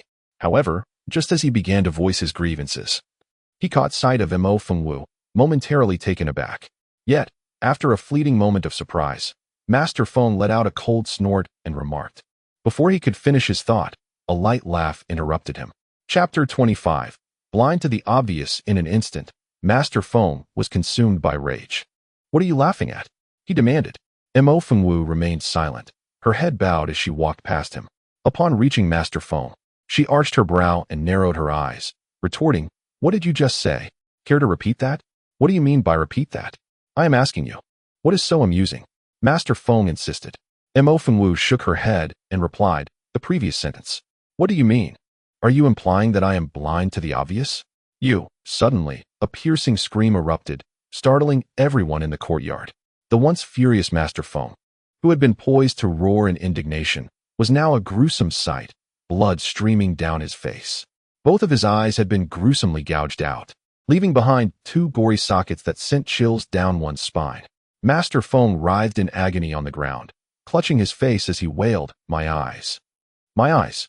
Yet, at that moment, Mo Fengwu remained unperturbed, gazing down at him with disdain before coldly stating, "Since you claim to be blind to the obvious, allow me to fulfill that for you." As she spoke, Mo Fengwu hurled 2 bloodied eyeballs to the ground and crushed them beneath her foot. "Someone, confine this old beast. Remember, keep a close watch. Do not let him die." The members of the Mo family gasped in unison, responding promptly, "Yes, Mississippi." Pharmacist Feng serves as the exclusive apothecary for the Mo family. The second master of the Mo family had been poisoned and feigned death, a ruse undetectable to ordinary individuals. However, as a third-tier pharmacist and the attending physician from the outset, it was inconceivable that he was unaware of the situation. Consuming the Mo family's resources yet endangering its members, he had the audacity to confront them? Had it not been for ulterior motives, Mo Fengwu would have relished the opportunity to eliminate him on the spot. The Mo family members were not dim-witted, even if they initially failed to grasp the situation. They soon came to understand. After Pharmacist Feng was dragged away, Mo Yanjing emerged from the room, declaring, blind to the truth. "Humph. It seems to be a case of a treacherous heart. Wooer, you have done remarkably well." However, as soon as he finished speaking, Mo Yanjing's expression hardened. And after a moment of silence, he coldly commanded, "Follow me." With that, Mo Yanjing maneuvered his wheelchair and left the courtyard. Mo Fengwu understood that what was inevitable had arrived. She remained silent and followed him quietly. The elder Mo Yanjing led Mo Fengwu to the ancestral hall. Upon entering, he coldly ordered, "Kneel." Mo Fengwu complied and knelt. Observing this, the elder Mo Yanjing felt a slight softening in his heart. "Do you know why your grandfather punishes you?" "I do." "Good. As long as you understand. Since one has committed a transgression, one must face the consequences. If one cannot grasp this fundamental principle, then one is unworthy of being a member of the Mo family." At this point, Mo Yanjing cast a sidelong glance at Mo Fengwu, sighed deeply, and said, "Child, do not blame your grandfather for being harsh. Alas, what matters is that you amend your ways." With that, Mo Yanjing turned to leave. Suddenly, Mo Fengwu looked up. "Grandfather, could it be that you?" In an instant, Mo Fengwu felt a jolt in her heart, and her nose tinged slightly with the onset of tears. "Thank you, grandfather." Chapter 26. The traitor Mo Fengwu had initially stolen the Mo Wenling and departed from the Mo family, an act of betrayal, a grave offense. Even if she were not to be cast out, she would certainly face severe punishment. Yet, kneeling before the ancestral hall was a mere leniency. evidently stemming from her grandfather's reluctance to be unkind. Mo Fengwu held no grievance whatsoever. She had anticipated kneeling for several days, but to her surprise, the door to the ancestral hall was opened the following morning. An old servant wheeled in Mo Yenjing, who glanced at the obediently kneeling Mo Fengwu and nodded in satisfaction. All right, rise. Yes, grandfather. As Mo Fengwu stood up, her grandfather was about to offer some words of comfort when a flurry of hurried footsteps echoed from outside. Old master, it is dire news. Physician Feng has passed away. Passed away? Mo Yenjing was momentarily taken aback. Physician Feng was merely a healer, with no enmity against the Mo family.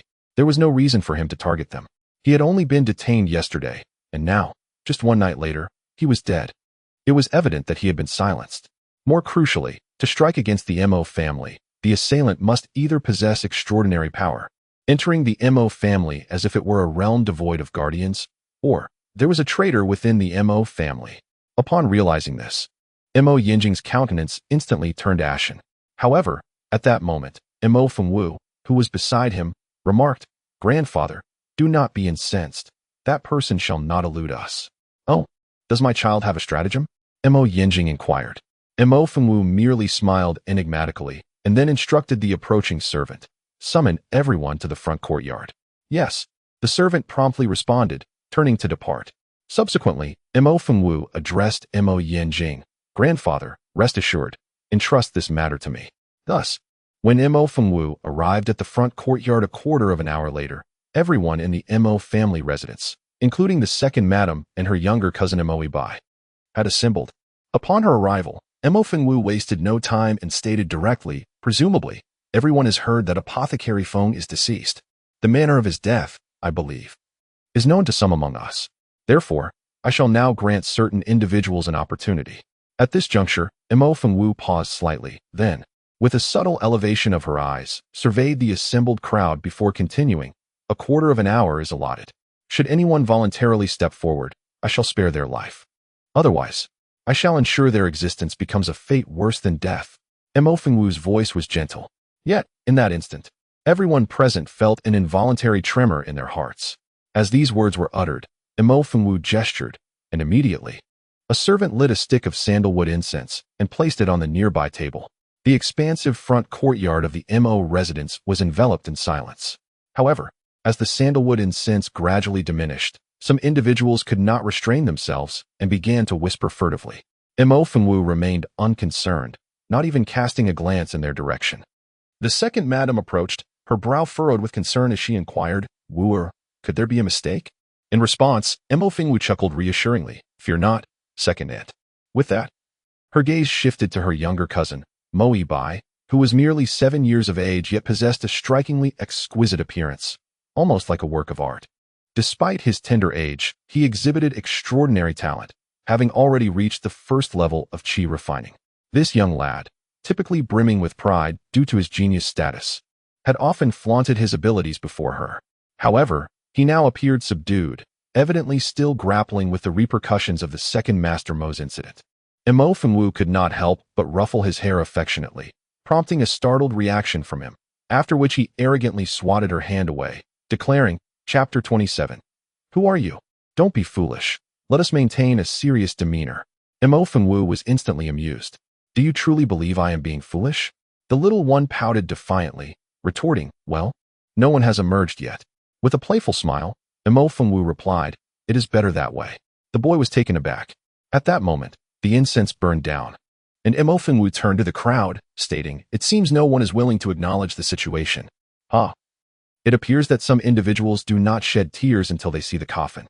With that, she addressed Uncle Fu beside her. "Uncle Fu, please prepare some items for me. I wish to conduct the autopsy on Master Feng personally." "An autopsy? Surely, Miss is not aspiring to become a coroner." "Indeed. However, many are unaware that a coroner can only determine the cause of death. In truth, the elite forensic experts possess the remarkable ability to deduce the intricate cause of death, ascertain the precise time of demise, and even unveil the meticulous methods employed by the perpetrator. They can discern details unnoticed even by many criminals themselves, such as whether the assailant is left-handed or their approximate height. Furthermore, if fingerprints are left behind, the task becomes all the more straightforward. After all, Fingerprints are unique identifiers.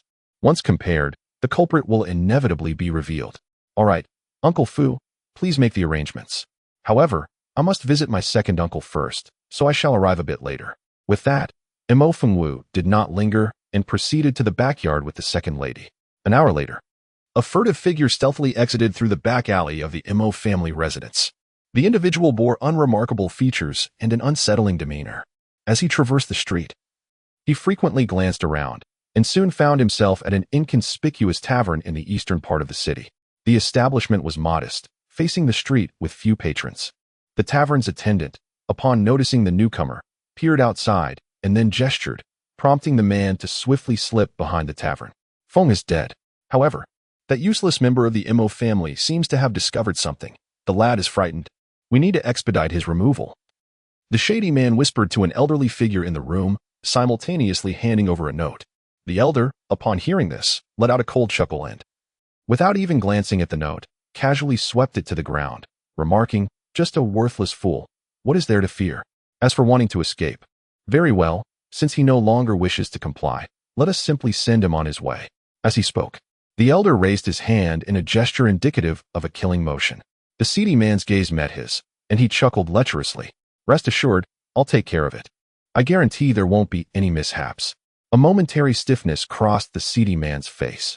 Alas, the Mo family had imposed a gag order, forbidding anyone from divulging a single word. The prior arrangement to assassinate Apothecary Foam was solely motivated by the apprehension that he might divulge information upon capture. However, he was genuinely ignorant of the Mo family's second master's affairs. Observing his reaction, the elder's countenance darkened. But just as he was about to speak, a mocking voice echoed, cutting him short. "Ask me, I know. Who's there?" The elder and the seedy man in the room were simultaneously startled, instantly turning their heads. They beheld a slender woman, her face veiled, standing at the doorway, regarding them with a sardonic smile.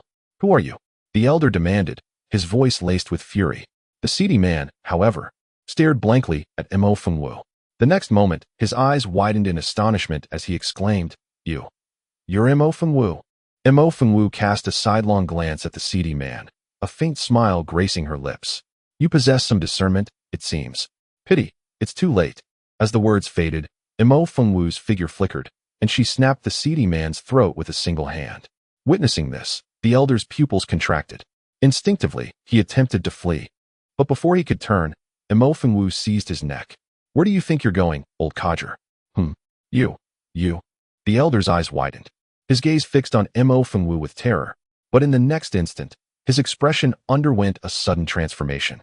At that moment, Mo Fengwu swiftly raised her hand and struck the old man twice across the face. Instantly, he lost all his teeth, which, mingled with blood, spewed forth from his mouth. "Do you wish to die? It is not so simple, for I shall make you aware of a sensation known as living hell."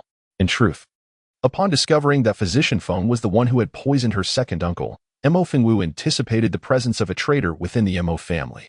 Thus, while ordering the immediate confinement of Physician Feng, she discreetly applied a particular powder upon him. This powder, known as soul-chasing fragrance, is colorless and transparent, nearly imperceptible to the naked eye, yet it carries a remarkably distinct aroma. This scent is faint, undetectable to ordinary people.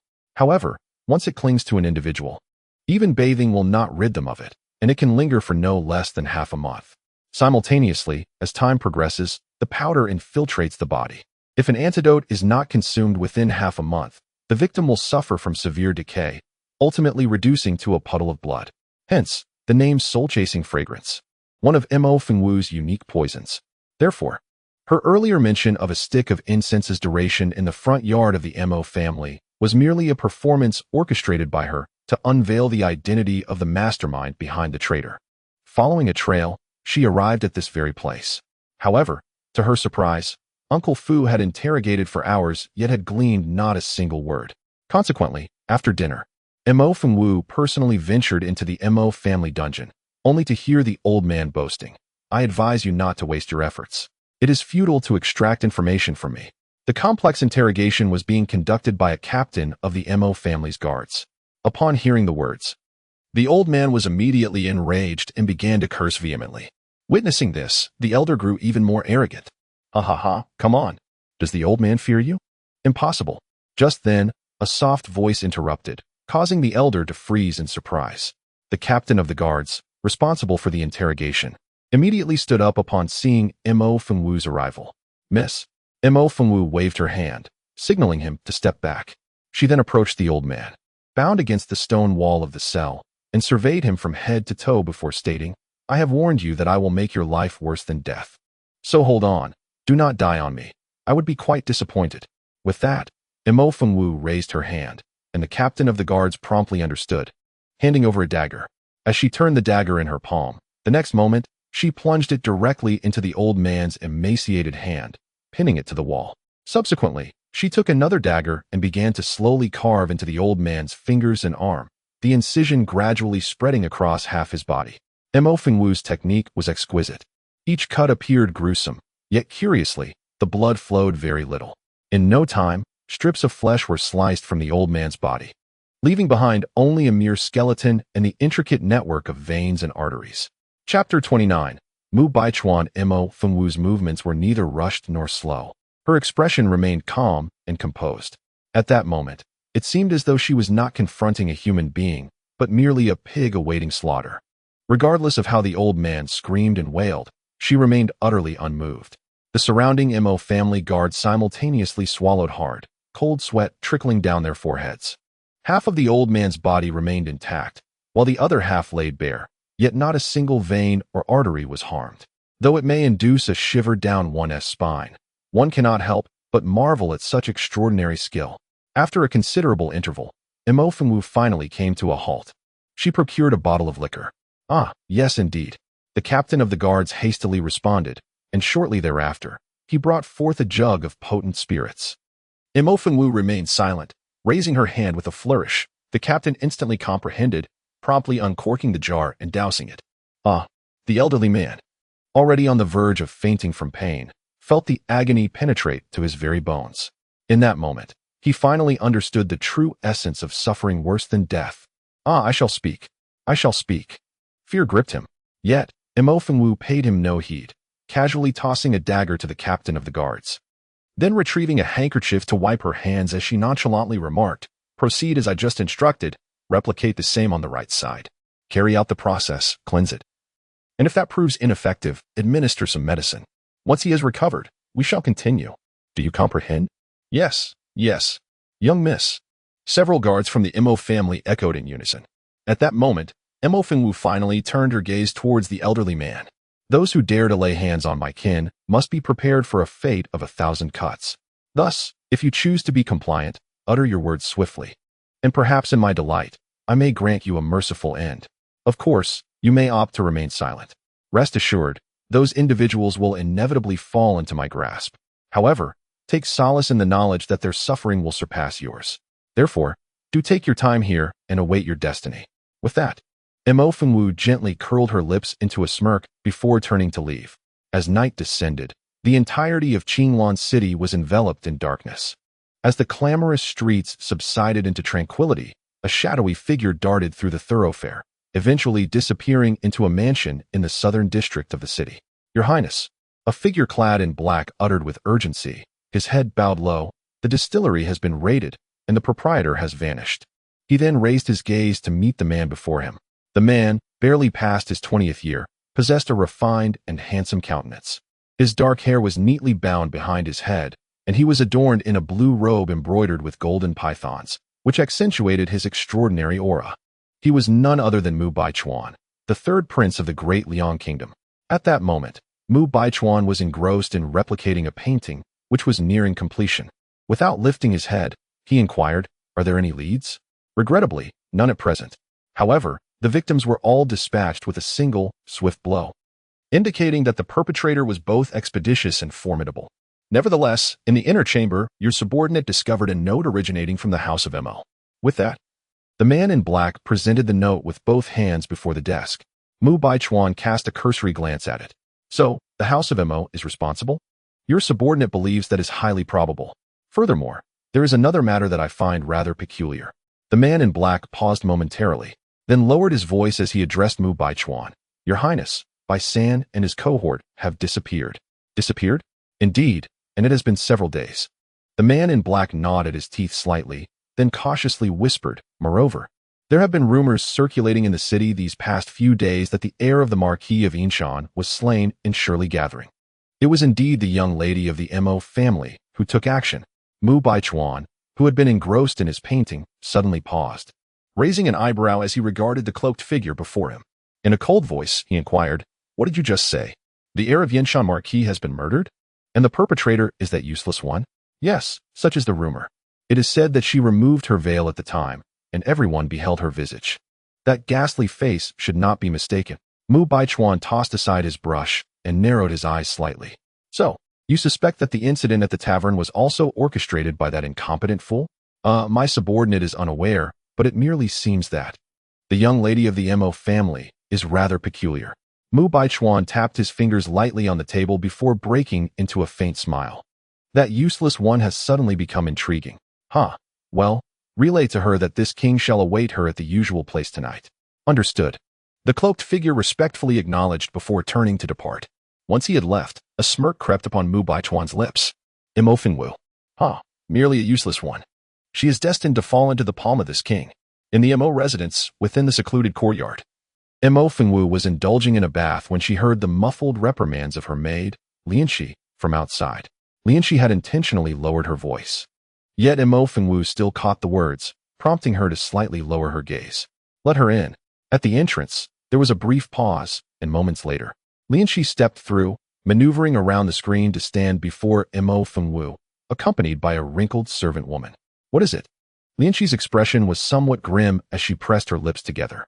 Before she could speak, the course maid interjected, "Miss, the third prince has sent word through this old servant, stating that he will await you at our usual rendezvous tonight." Simultaneously, Lianxi felt an overwhelming dread. Fearing that the scoundrel of a prince would charm her mistress once more, she quickly turned to look at Mo Fengwu, her face betraying her urgency. At that moment, Mo Fengwu let out a soft chuckle and retorted, "How do you know this?" The course maid was taken aback, stammering, "It was the third prince who instructed someone to notify this old servant." "Is that so?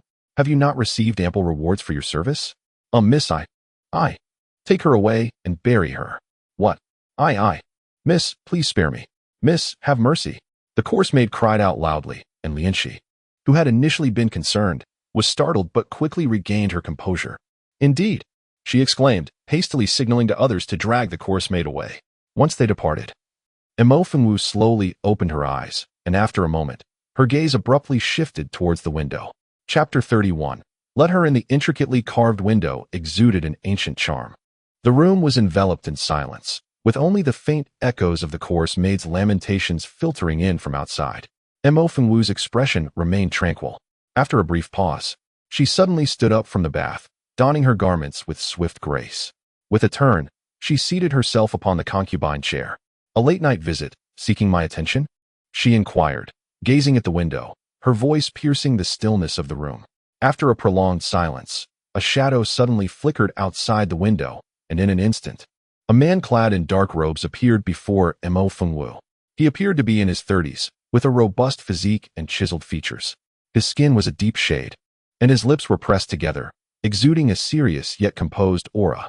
Standing in the corner like a steadfast pine, his expression was icy. Mo Fengwu unabashedly scrutinized him, and after a moment, she smiled softly. "You are not from the Yinshan Marquis house." The man nodded. "I have a matter to discuss with you, miss." "On what grounds?" The man seemed prepared for her question. As soon as her words fell, he raised his hand and revealed a wooden box. The box was antiquated and rectangular. Upon opening it, a small grass, barely an inch long, appeared before Mo Fengwu. The grass was entirely emerald green, with slender leaves that seemed unremarkable at first glance. However, upon closer inspection, one could discern that its dark brown roots faintly shimmered with a silvery glow. It was a spiritual herb, a rare one at that, possessing at least a third-tier spiritual essence, priceless and hard to come by. Nevertheless, Mo Fengwu merely glanced at it and smiled lightly, saying, "It seems you wish for me to save someone. However, to entice me into action, a single spiritual herb is insufficient." The man's expression remained unchanged as he produced another box and casually opened it. This time, 5 third-tier spiritual stones emerged, instantly filling the room with a dense aura of spiritual energy. Mo Fengwu remained silent. Observing her reaction, The man retrieved yet another box, yet this time, before he could unveil its contents, Mo Fengwu interjected, "Are you testing me?" Speaking thus, Mo Fengwu, disinterested in further dialogue, directly stated, "If you wish for my assistance, it is possible. I do not require your possessions. I only ask for your agreement to 3 conditions." "What conditions?" The corners of Mo Fengwu's mouth turned upward in a subtle smile. "I have yet to decide." The man's expression darkened instantly. At this juncture, Mo Fengwu continued, 3 intangible conditions in exchange for my assistance once. However, let me clarify, my assistance merely entails accompanying you today. Whether I will save you or if salvation is feasible remains a matter for future discussion. Of course, the choice is yours, but should you refuse, you shall never set foot in the Mo family again. Mo Fengwu's tone was resolute, and upon finishing her statement, she reclined lazily. The man, taken aback by Mo Fengwu's obstinacy, fell silent for a moment before gritting his teeth and declaring, "Very well. Shall we leave now?" Mo Fengwu instantly raised an eyebrow, yet she refrained from further inquiry and rose from the noble couch. "Let us go?" Mo Fengwu's eyes were shrouded. When they next opened, she found herself in a spacious room, elegantly adorned, with wisps of fragrant smoke wafting in the corners, illuminated by distant candlelight, creating an atmosphere both tranquil and ethereal. Mo Fengwu discreetly surveyed her surroundings. At that moment, the man leading her circumvented a screen and entered an inner chamber. After a brief interval, a foreign voice intoned, "Allow her to enter." Chapter 32. This woman, indeed as insufferable as before. It was a man's voice, deep and resonant, exceedingly pleasant to the ear. Mo Fengwu followed the sound and approached. As I circumvented the screen, my gaze fell upon a grand bed draped in delicate gauze. Beneath the ethereal veil reclined a young man, his limbs long and his demeanor carefree. The individual who had escorted me here stood respectfully at the bedside, his head bowed. With a fleeting glance, I dismissed any further pleasantries and approached the bed, seating myself upon a low stool. Without hesitation, I declared, "Hand." The young man concealed behind the gauze appeared to scrutinize me for a moment before, with an inscrutable expression, he extended a hand. Yet, I paid it little mind as I placed my own hand upon his. An eerie silence enveloped the room. After some time, I felt a subtle shift in my brow, prompting the man beside me, Fei Tian, to inquire urgently, "What is it?" "Draw back the veil," I commanded. Fei Tian hesitated momentarily, but complied, while the young man behind the gauze darkened in countenance, stating firmly, "That is not permissible." "Suit yourself," I replied, rising to face Fei Tian. "This is all I can discern for now. Remember the 3 conditions." I was acutely aware of my duties. If I had agreed to undertake this journey, I would see it through, yet the lack of cooperation from the other party rendered further dialogue unnecessary. At that moment, Fei Tian was visibly shaken. The fact that I had merely checked his pulse without even glancing at my master, yet had made such an astute observation, left him in disbelief. Realizing this, he blurted out, "Is there an antidote? And what do you think?" I replied, "So there is indeed one." A flicker of surprise crossed Fei Tian's typically stoic face. Just then, I allowed a smirk to grace my lips and remarked, "There is, but so what? There isn't, but so what? I previously mentioned 3 conditions. I shall accompany you on this journey. As for what follows, it is not to be included." This. Fei Tian found herself momentarily speechless, then cast her gaze towards the young man behind the veil. However, Mo Fengwu simply turned away. Just as she was about to circumvent the screen and step outside, she suddenly heard the young man's voice from behind. "What do you desire?" "I have not yet contemplated it. I have already consented to your request." Mo Fengwu paused, a soft smile gracing her lips. "Are you not afraid that I shall demand the stars from the heavens, the moon from the waters, silence the living, and awaken the dead?" The young man's expression instantly stiffened, darkening like the bottom of a pot. This woman, indeed, was just as insufferable as before. He should never have allowed Fei Tian to seek her out. Replace the last condition. After a moment of hesitation, the young man gritted his teeth and spoke. Mo Fengwu raised an eyebrow in surprise and turned to face him through the veil. After a brief pause, a captivating smile graced her lips. "Very well." With that, Mo Fengwu approached the bed once more. At this moment, the understanding Fei Tian reached out and drew back the ethereal veil. Instantly, an extraordinarily handsome face appeared before Mo Fengwu's eyes. Chapter 33. Silenced deep-set eyes. A prominent nose, alluringly thin lips, and perfectly defined features. The man before her seemed to be the finest masterpiece crafted by the heavens. His naturally proud and noble demeanor radiated an undeniable aura of strength. Even Mo Fengwu, who had encountered various handsome men, could not help but be momentarily taken aback. At this moment, the man's expression was somewhat unfavorable. His gaze was heavy, coldly fixed on Mo Fengwu, his tightly pressed lips exuding an almost suffocating chill.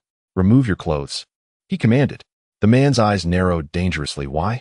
You have no authority to object." In an instant, the atmosphere became palpably tense. Beside them, Fei Tian was sweating profusely, glancing at Mo Fengwu before cautiously looking toward the master of the house. "Master." The man remained silent, his unwavering gaze locked onto the woman before him. After a prolonged moment, he finally raised both hands. Fei Tian promptly stepped forward to assist in removing the man's outer garment. His nearly flawless physique was akin to a walking embodiment of masculinity, causing Mo Fengwu's eyes to light up as she let out an appreciative whistle. The man's expression darkened instantly. "Silence." Mo Fengwu smirked, but refrained from further comment. With a casual glance, she instructed, "Turn around." The man stared at Mo Fengwu before slowly pivoting his body. At that moment, her brow furrowed slightly as she summoned her spiritual energy.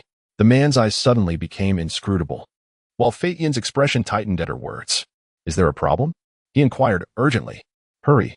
Fei Tian's countenance darkened. Meanwhile, the man pressed his lips together, and a subtle energy began to stir within him. Clearly, he was suppressing something, his cold gaze still fixed on Mo Fengwu. But in the next moment, she declared, "All done." Fei Tian quickly pressed for details. "What is it? Is there an antidote?" "None." "What?" Fei Tian exclaimed in surprise. However, before he could utter another word, Mo Fengwu had already walked briskly to a nearby desk, swiftly pinned a prescription, and handed it over. "Twice a day, return to see me after 10 days. She then inquired, "Elder Kuei, what do you think of this prescription?" Elder Kuei took it and was momentarily taken aback. "Where did this come from? Is there a problem?" Fei Tian pressed. After a brief contemplation, Elder Kuei stroked his beard and replied, "It is not that. It's merely that the ingredients listed are quite common herbal materials, with a few entirely useless weeds. Thus, I am unable to discern the essence." "But is it toxic?" "Not at all. Judging solely by the listed ingredients, while a few are of a drying nature, they do not conflict. There should be no issue." "That is good to hear. My lord, I have already confirmed with Elder Kuei that this prescription is non-toxic. However, it does possess some peculiarities that Elder Kuei could not ascertain. So my lord, what do you think?"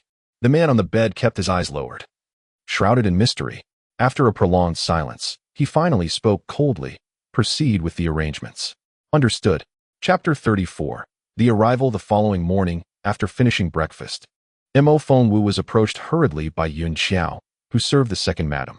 "Miss, the second master, he has awakened," Yun Xiao exclaimed breathlessly. Upon hearing this, Mo Fengwu immediately followed Yun Xiao to the courtyard in the rear of the residence. Before long, upon entering the room, the second madam, who was anxiously waiting by the bedside, immediately grasped Mo Fengwu's hand and urged, "Wooer, you must come and see your second uncle." He. At that moment, her eyes were rimmed with red, overwhelmed with emotion. Mo Fengwu gently patted the back of her hand to offer some comfort before stepping forward to examine him. Indeed, she discovered that her previously unconscious second uncle, Mo Qingyun, had regained consciousness. However, due to the lengthy period of his coma, his gaze remained somewhat vacant. Mo Fengwu reached out to check his pulse, and under the second madam's anxious watch, she waved her hand before Mo Qingyun's eyes and stated, "The meridians within your body are now unobstructed. Yet the toxicity remains a challenge. Given the prolonged duration of the poisoning, it will take some time to resolve completely. Nevertheless, overall, there is no cause for concern." "Is it truly so? Wooer, are you saying that your second uncle will recover?" "Certainly. Not only will he recover, but he will also be able to continue his martial training." As she spoke, Mo Fengwu took out silver needles once more and administered acupuncture to her second uncle, then moved to the side to draft a new prescription. The previous medicinal bath was to continue, but its concentration should be doubled. Furthermore, starting today, he was to consume certain medicinal dishes, with the specific recipes and preparation methods outlined in her notes. She cautioned, "Be mindful not to eat too much at once. Rather, opt for smaller, more frequent meals."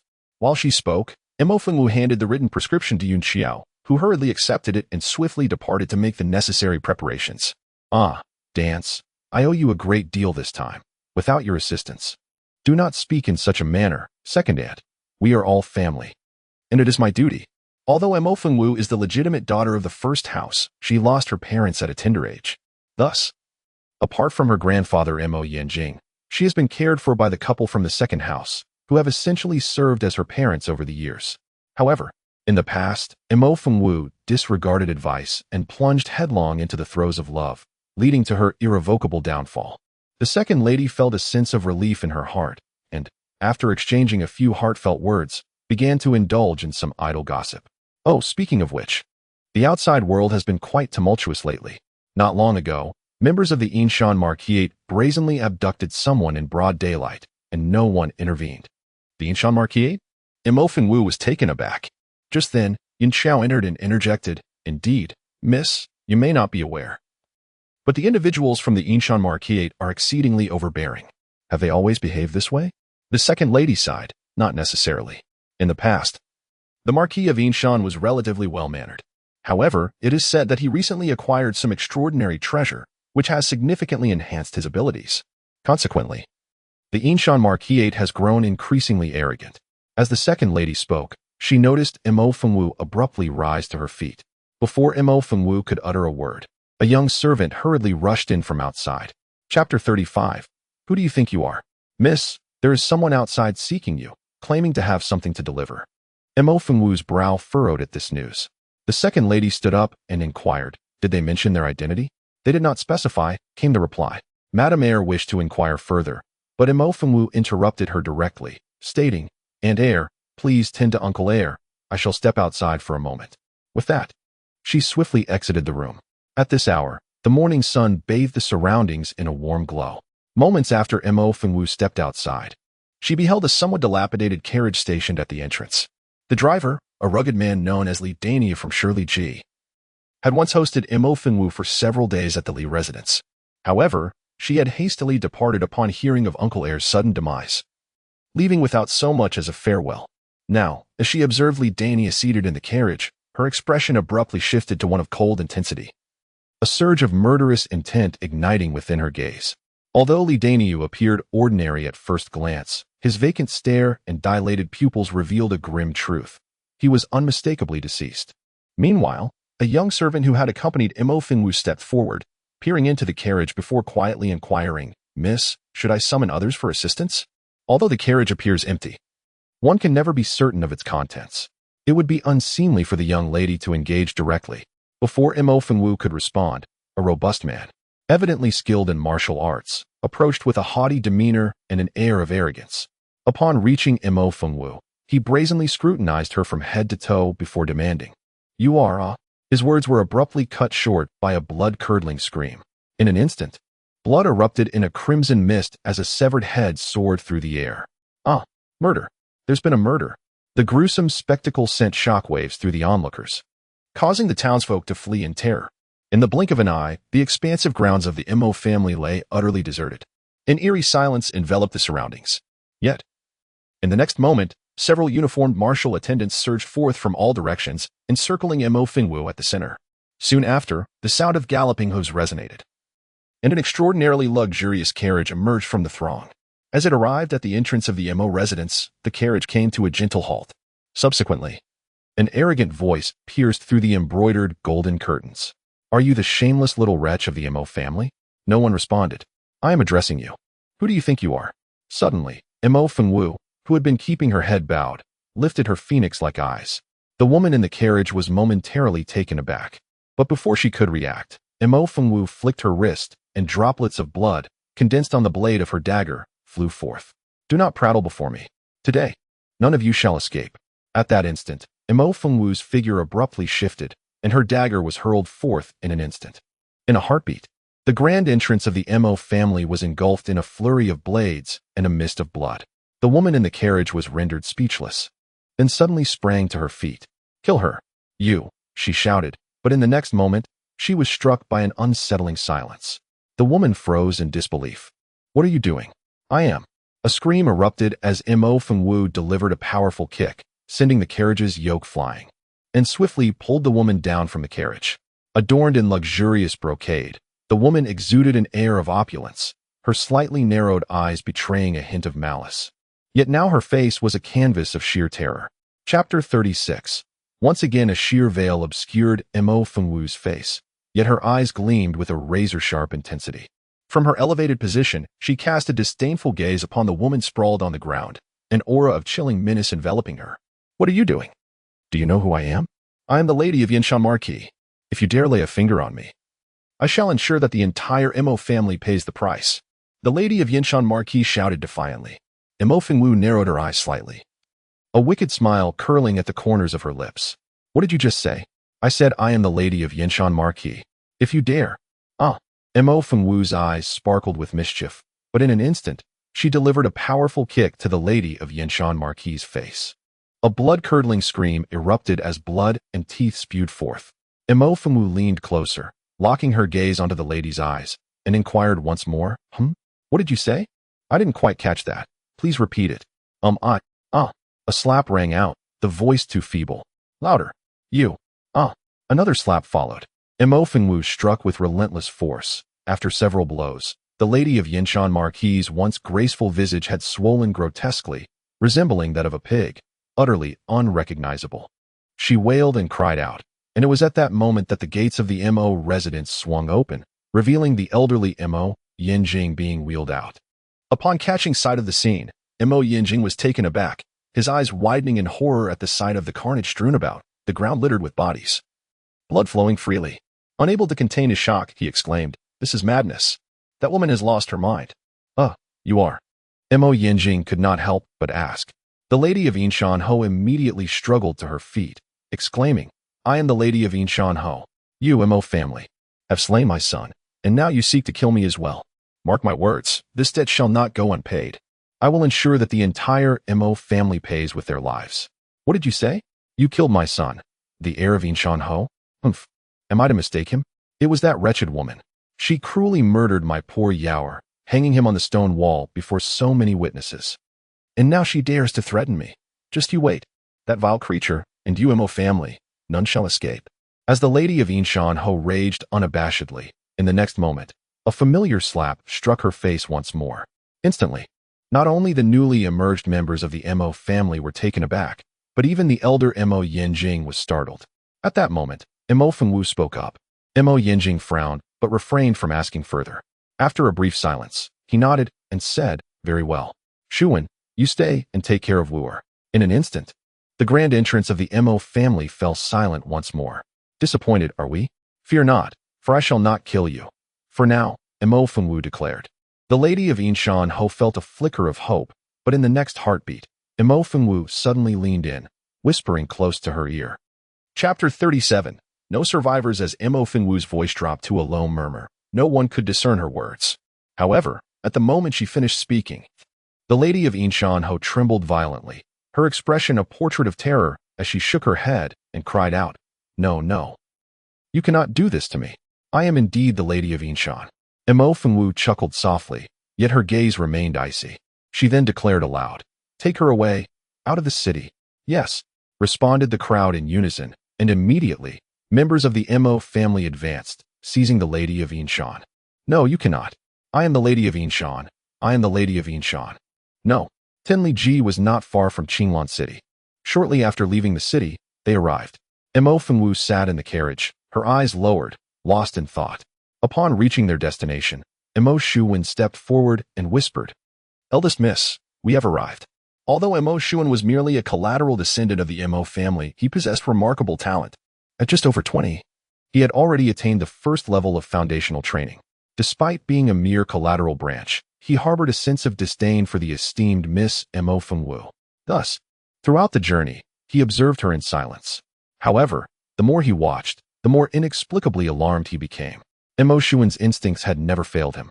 Consequently, he hastily reined in his thoughts, adopting an increasingly respectful demeanor. Yet, the scene before them at Tenliji was peculiar. Not only were there no passers-by on the streets, but even the sounds of life were absent.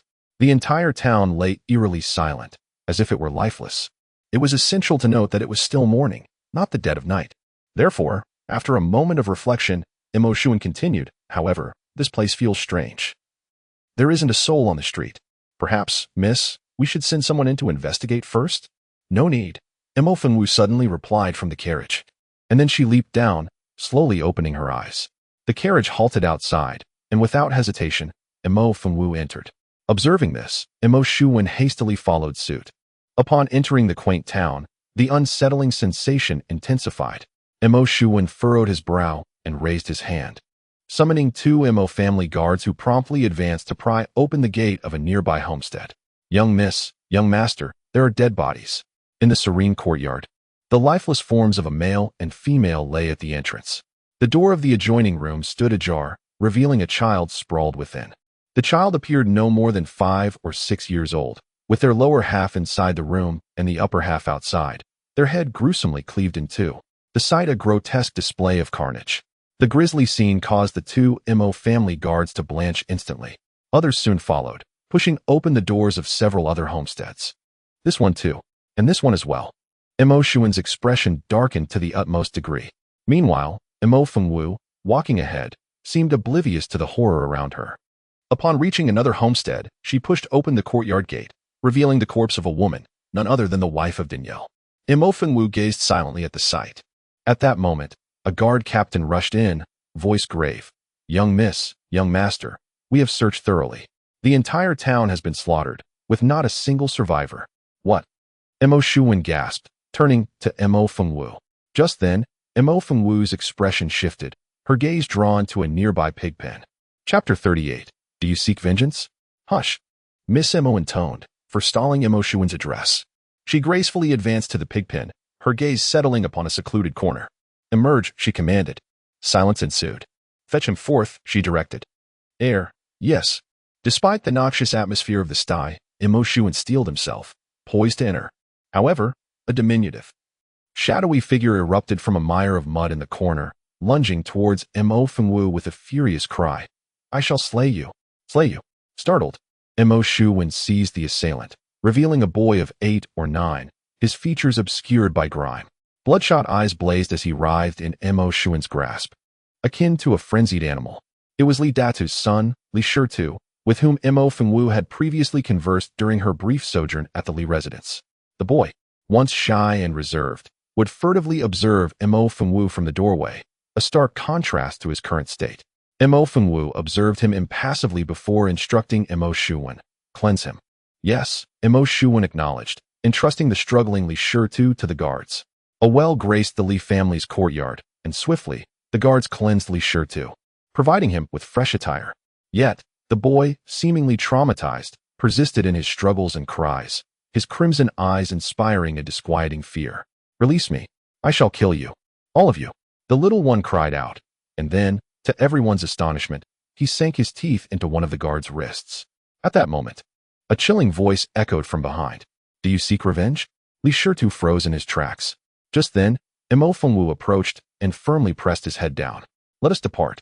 The entire 10-mile gathering was ravaged, leaving no survivors but Li Shirtu.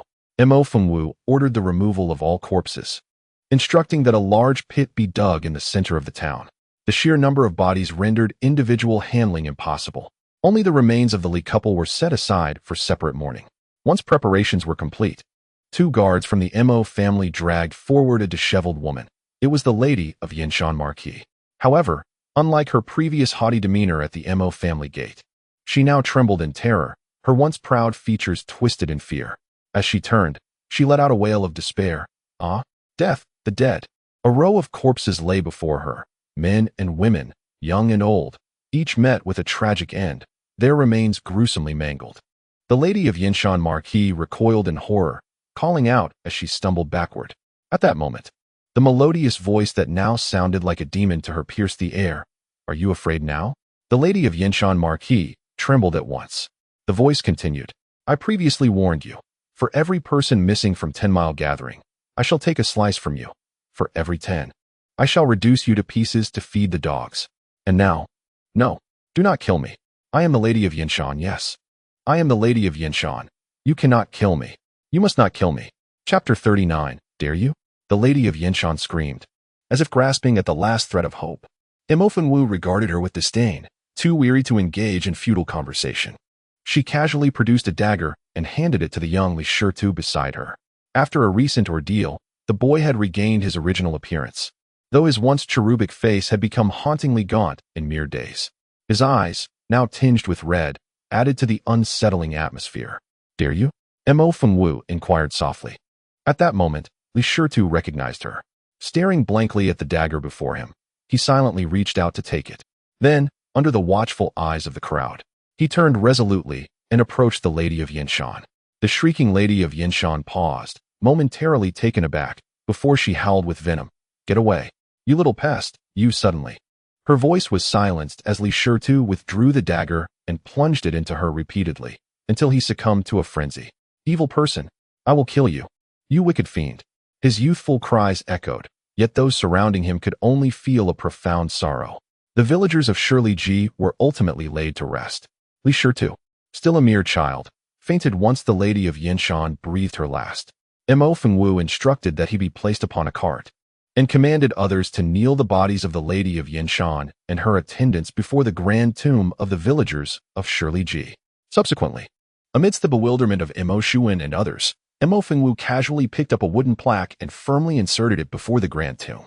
Simultaneously, she seized the dagger in her hand and elegantly inscribed a line of words upon it. "The Gongsun clan of Yinshan shall meet their demise here." These simple words, however, were laden with lethal intent. Mo Shuwen and the others were momentarily stunned. Unable to contain their curiosity, they inquired, "Miss, is it disbelief?" No. It's just." Lianqi's face bore an anxious expression, as if concealing something. Mo Fengwu arched an eyebrow and cast a fleeting glance at her before resolutely turning to stride towards the rear courtyard. Alarmed, Lianqi gasped and hurriedly pursued her, exclaiming, "Miss, where are you going?" "Mississippi." Lianqi was so anxious that beads of sweat began to form, yet she could not hinder her. In the blink of an eye, Mo Fengwu arrived at the front hall, raising her gaze to behold. Indeed, a guest had graced the spacious hall of the Mo family. The visitor, in his 20s, possessed striking features and an extraordinary demeanor, with a hint of arrogance etched upon his brow. Who else could it be but the third prince of the current dynasty, Mu Baichuan? Remarkably, this was Mo Fengwu's first encounter with him since her rebirth. Just as she remembered, he possessed a certain allure that could entice young maidens. Had it been a day prior, Mo Fengwu would have undoubtedly cast him a lingering glance. Yet, after last night's encounter with that enigmatic figure, her perception of him had shifted dramatically. He now seemed akin to mere tofu dregs beside a magnificent pearl, utterly insignificant. At this moment in the front hall, besides Mu Baichuan, the venerable elder Mo Yanjing and Uncle Fu were also present. Only the expressions of the two individuals were somewhat displeased, clearly exhibiting traces of anger. Chapter 40, A Slap to the Face. The sudden appearance of Mo Fengwu rendered the already tense atmosphere in the front hall momentarily stagnant. Subsequently, the elder, Mo Yanjing, abruptly darkened his countenance and reproached. In truth, like the previous Lianqi, the elder fears being ensnared once more by Mu Baichuan. As for Mu Baichuan, upon noticing Mo Fengwu's arrival, his eyes flickered with intrigue, and he revealed a self-assured smile, stating, "It is the younger sister of the Mo family. It has been quite some time. I trust you are well?" Regrettably, at that moment, Mo Fengwu did not even spare him a glance but proceeded directly to stand before Mo Yanjing. Addressing the elder Fu behind her, she remarked, "Elder Fu, you have long been a member of the Mo family. How is it that you do not understand this basic decorum? My grandfather is the patriarch of our clan. He is not someone that just anyone can approach." Though spoken with an air of nonchalance, her words landed like a slap to Mu Baichuan's visage. In an instant, not only Mu Baichuan but also Elder Fu and Mo Yanjing were left speechless. Yes, Mississippi." Elder Fu, taken aback, quickly responded. Mo Yanjing, having regained his composure, felt his expression soften and silently rejoiced. "Very well. I shall leave this matter to Wu. Fu, let us depart." "Yes, old master." "Oh, by the way, grandfather, I almost forgot about this matter." As she observed Elder Fu assisting the elder in leaving, Mo Fengwu suddenly recalled something and hastily called out to him. She then produced a token from her bosom and presented it before the elder. At the moment he caught sight of the token, the elder Mo Yanjing was momentarily taken aback. The Mo pattern token. "Who are you?" Mo Yanjing turned his gaze towards his granddaughter. At that moment, Mo Fengwu offered a faint smile and replied, "How could something belonging to the Mo family fall into the hands of outsiders?" Previously, I was immature and naive. Please rest assured, grandfather, it will not happen again. Very well, very well. The elder felt a surge of excitement within, but he quickly cast a glance at Mu Bai Chuan, suppressing his exhilaration. He took the MO pattern token and said, in that case, grandfather can be at ease. Fu Bo, let us depart. I shall leave this matter in Wuer's capable hands. Yes, old master. Fu Bo cheerfully assisted the elder as they left. In the blink of an eye, only Mo Feng Wu and Mu Bai Chuan remained in the front hall. Mo Feng Wu promptly seated herself in the main position, her gaze calm and composed. In stark contrast, Mu Bai Chuan's expression had drastically shifted the moment Mo Feng Wu unveiled the MO pattern token. He remembered that token all too well. It was he who had enticed Mo Feng Wu into stealing the token and handing it over to him. Yet, he could not fathom the secrets that token concealed. By sheer coincidence, he had encountered the heir of the Yin Mountain Marquis, Gongsun Yao, and had thus done him a favor by transferring the token. But how could this be? If his memory served him correctly, Gongsun Yao was merely at the third stage of qi refinement, just a step away from foundation establishment. How could he possibly be defeated by this seemingly useless individual? Impossible. This was absolutely inconceivable. Chapter 41. Are you speaking to me? As he observed Mo Feng Wu beside him, Mu Bai Chuan's thoughts whirled in turmoil. Subsequently, he inwardly scoffed, curling his lips into a smirk. Sister Mo, it has been some days since our last meeting. Why do you treat me thus? Mo Feng Wu remained silent. Sister Mo, could it be that she still harbors resentment towards me? Are you addressing me? Suddenly, Mo Feng Wu turned her head. Her eyes slightly narrowed as they locked onto Mu Bai Chuan. He froze momentarily, forcing a smile. What do you mean, Sister Mo? It is only the two of us here, naturally. Ah, I understand. It was my fault previously. I should apologize to you, should I not? Speaking of which, I had to endure a long and torturous wait last night. The entire nation of Daliang is well aware of Mo Feng Wu's infatuation with Mu Bai Chuan. Indeed, she had gone to great lengths just to catch a glimpse of him. Thus, in Mu Bai Chuan's eyes, even though Mo Feng Wu knew of his previous attempts on her life, as long as he uttered a few sweet words, this foolish woman would undoubtedly relent. The previous disregard and humiliation were merely intentional strategies to capture his attention. Therefore, Mu Bai Chuan felt assured, and upon hearing her words, Mo Feng Wu indeed smiled. Oh, is there such a matter? How was I unaware? Unaware? Ah, now it makes sense. I thought, given your character, you would surely have come if you had known. It seems those treacherous servants have caused me great suffering. Indeed, those treacherous servants deserve to be buried alive, do they not, Your Highness the Third Prince? Haha. Certainly. For reasons unknown, Mu Bai Chuan felt an odd sensation about this exchange, yet he could not pinpoint what exactly felt amiss. Subsequently, he glanced at the woman beside him, only to see her face veiled in delicate gauze, her expression inscrutable. Only her pair of eyes, slightly downcast, emanated an inexplicable allure. Had she always been thus? Why had he failed to notice it before? Mu Bai Chuan felt his heart stirred silently, captivated by her presence. At that moment, Mo Feng Wu spoke. Your Highness, the Third Prince, is your visit today solely for this purpose? As she spoke, Mu Bai Chuan retrieved an invitation from his breast pocket and placed it on the table, stating, in 3 days, it is my mother's birthday. I have specially brought this invitation for my sister. Mo Feng Wu raised an eyebrow, casually taking the invitation with a smile. Understood. Someone, see him out. Just as Mu Bai Chuan intended to say more, he was abruptly silenced. Suddenly, Lian Shi sprang forth from an unknown corner, saying, Third Prince, please. Mu Bai Chuan's face darkened, casting a glance at Mo Feng Wu before turning to leave. After bidding farewell to Mu Bai Chuan, Mo Feng Wu finally opened the invitation, glanced at it, and then carelessly tossed it onto the table. Someone, dispose of the furniture in the front hall and clean the floor. Yes, Mississippi. The servants outside responded and began their tasks. At that moment, the captain of the guards approached swiftly, whispering, Miss, the shopkeeper has confessed. As he spoke, the captain handed Mo Feng Wu a written statement. Yes, miss, I shall ensure it is done. Chapter 42. The Mo family's overreach. These past few days, Qinglan City has been particularly lively. Shortly thereafter, it was rumored that the heir of the Yinshan Marquis had been slain by the daughter of the Mo family. The Marquise, incensed, sought retribution against the Mo family, arriving in a haughty manner yet departing in tears. It seemed that every incident was somehow intertwined with the Mo family. In a whirlwind of gossip, the entire Qinglan city was engulfed in speculation, thrusting the Mo family into the eye of the storm. Even more alarming was the discovery just yesterday morning at the residence of the third prince, Mu Baichuan, where two mangled corpses were hung. One had its eyes gouged out, bloodied and unrecognizable. The other had been stripped of flesh, leaving only a skeletal frame, though its face remained relatively intact.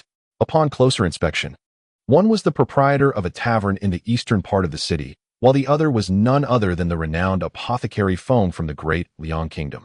This revelation sent shockwaves throughout Qinglan City, igniting fervent discussions among the populace and even stirring the apothecary hall. The apothecary hall, a prestigious institution under the holy temple of the central city in the Xingyuan continent, serves as the ultimate sanctuary for human apothecaries. Only those of the second tier and above, after rigorous assessment, can join the apothecary hall to receive its protection. Unlike martial cultivators, apothecaries primarily focus on healing and concocting medicinal pills, often vulnerable without formidable martial prowess. Thus, the existence of the apothecary hall is essential for safeguarding the safety and interests of its members. Similarly, there are the Pill Master Hall, the Equipment Refining Hall, and a select group of beast tamers forming the Beastmaster Hall. Apothecary Feng was the head apothecary of the Great Liang branch of the Apothecary Hall and a junior disciple of Su Yin, the vice-head of the branch. Now, with his junior brother murdered, Su Yin, upon learning of this tragedy, could not remain passive. He promptly made his way to the third prince's residence to seek the truth. What? Are you referring to the Mo family? Alas, I too have my speculations, particularly regarding that Master Mo from before. How outrageous. Mu Baichuan spoke with a sense of helplessness, but before he could finish, Su Yin beside him slammed the table vehemently and exclaimed, "How can there be a way for the dead to return to life? A master of medicine? I am acquainted with all the renowned apothecaries in the Great Liang, yet I am unaware of such a person. The Mo family is simply taking advantage of us. Senior Su, please calm your anger. This is merely my conjecture, lacking any concrete evidence. If you confront them without certainty, how will you proceed if the Mo family denies it? What do you propose then? I cannot allow my junior brother to die in vain." Mu Baichuan replied with a smile, "Senior Su, do not be anxious.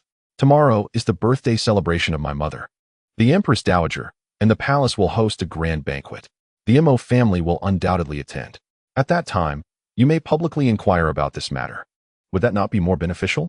Alternatively, you could invite the apothecary summoned by the Mo family and then publicly expose their deceit, thereby revealing who possesses true skill and who is merely a charlatan. This would also bring some solace to apothecary Feng in the afterlife. As for the Mo family, once they realize their mistake, they will undoubtedly feel immense shame." Chapter 43, The Empress Dowager's Birthday Banquet. 1. On the 21st of April, the Empress Dowager's birthday celebration took place. For over a decade, the Empress Dowager had been the favored consort in the imperial harem, enjoying unparalleled glory. Even the current empress would defer to her brilliance. Furthermore, she was also Mu Baichuan's mother. This birthday banquet was organized with great grandeur. Early in the morning, officials and their families donned their finest attire and proceeded to the palace in carriages to partake in the festivities.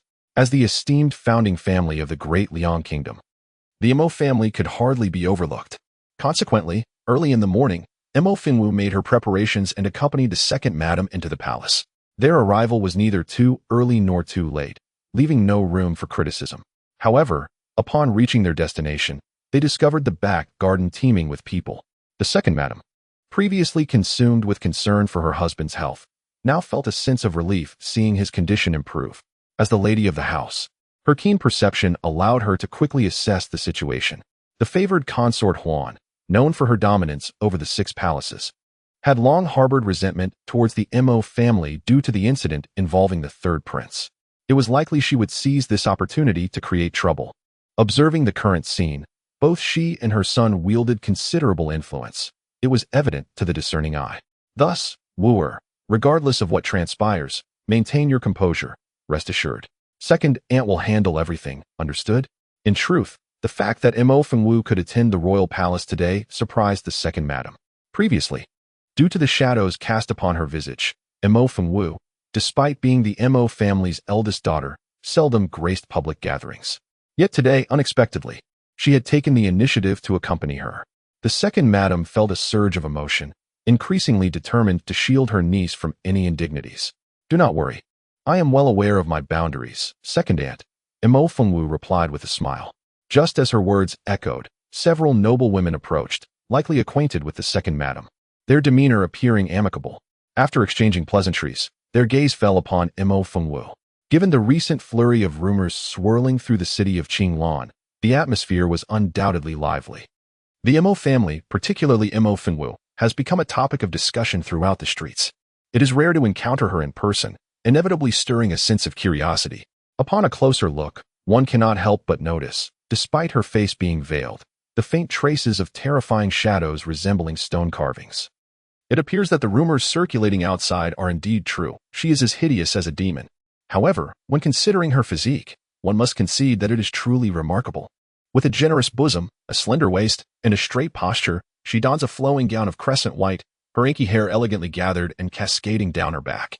From a distance, one cannot shake off the feeling of an unparalleled, captivating presence, radiating brilliance. Even in the face of her ghastly visage, there is an uncanny ability to overlook it, overshadowed by her remarkable aura. Is this the same Miss Imo from before? It seems that rather than being unattractive, she has grown even more alluring. A few noble ladies, eager to uncover some gossip, exchanged silent glances filled with astonishment. Just as they were about to speak, a sharp voice interrupted from behind. "Oh, look who we have here." Imo Fengwu raised an eyebrow as several young noblewomen approached her. Each of these maidens, at the peak of youth, possessed either a charming or a strikingly beautiful appearance, adorned in splendid garments with jade hairpins and ornate jewelry, exuding an air of opulence. Particularly, the leading maiden, with her fair skin and large eyes, was exceptionally enchanting. Upon their arrival, she offered a perfunctory greeting to the gathered noble ladies, then, with a flick of her eyes, turned her gaze toward Imo Fengwu. "Miss Imo, it has been some time. I trust you have been well?" The girl with large eyes spoke with a hint of provocation, clearly harboring ill intentions. The second madam's expression instantly grew somewhat frosty, yet before she could utter a word, Imo Fengwu silently took hold of her. "I am unscathed, but I cannot speak for you." The large-eyed girl was momentarily taken aback. Imo Fengwu, indifferent to their presence, linked arms with the second madam and proceeded on their way.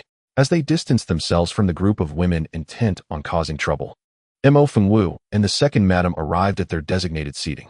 However, Imo Fengwu could distinctly sense that numerous eyes in the crowd were surreptitiously scrutinizing her. Fortunately, she possessed a resilient spirit, allowing her to remain composed, which in turn eased the worries of the previously anxious second madam.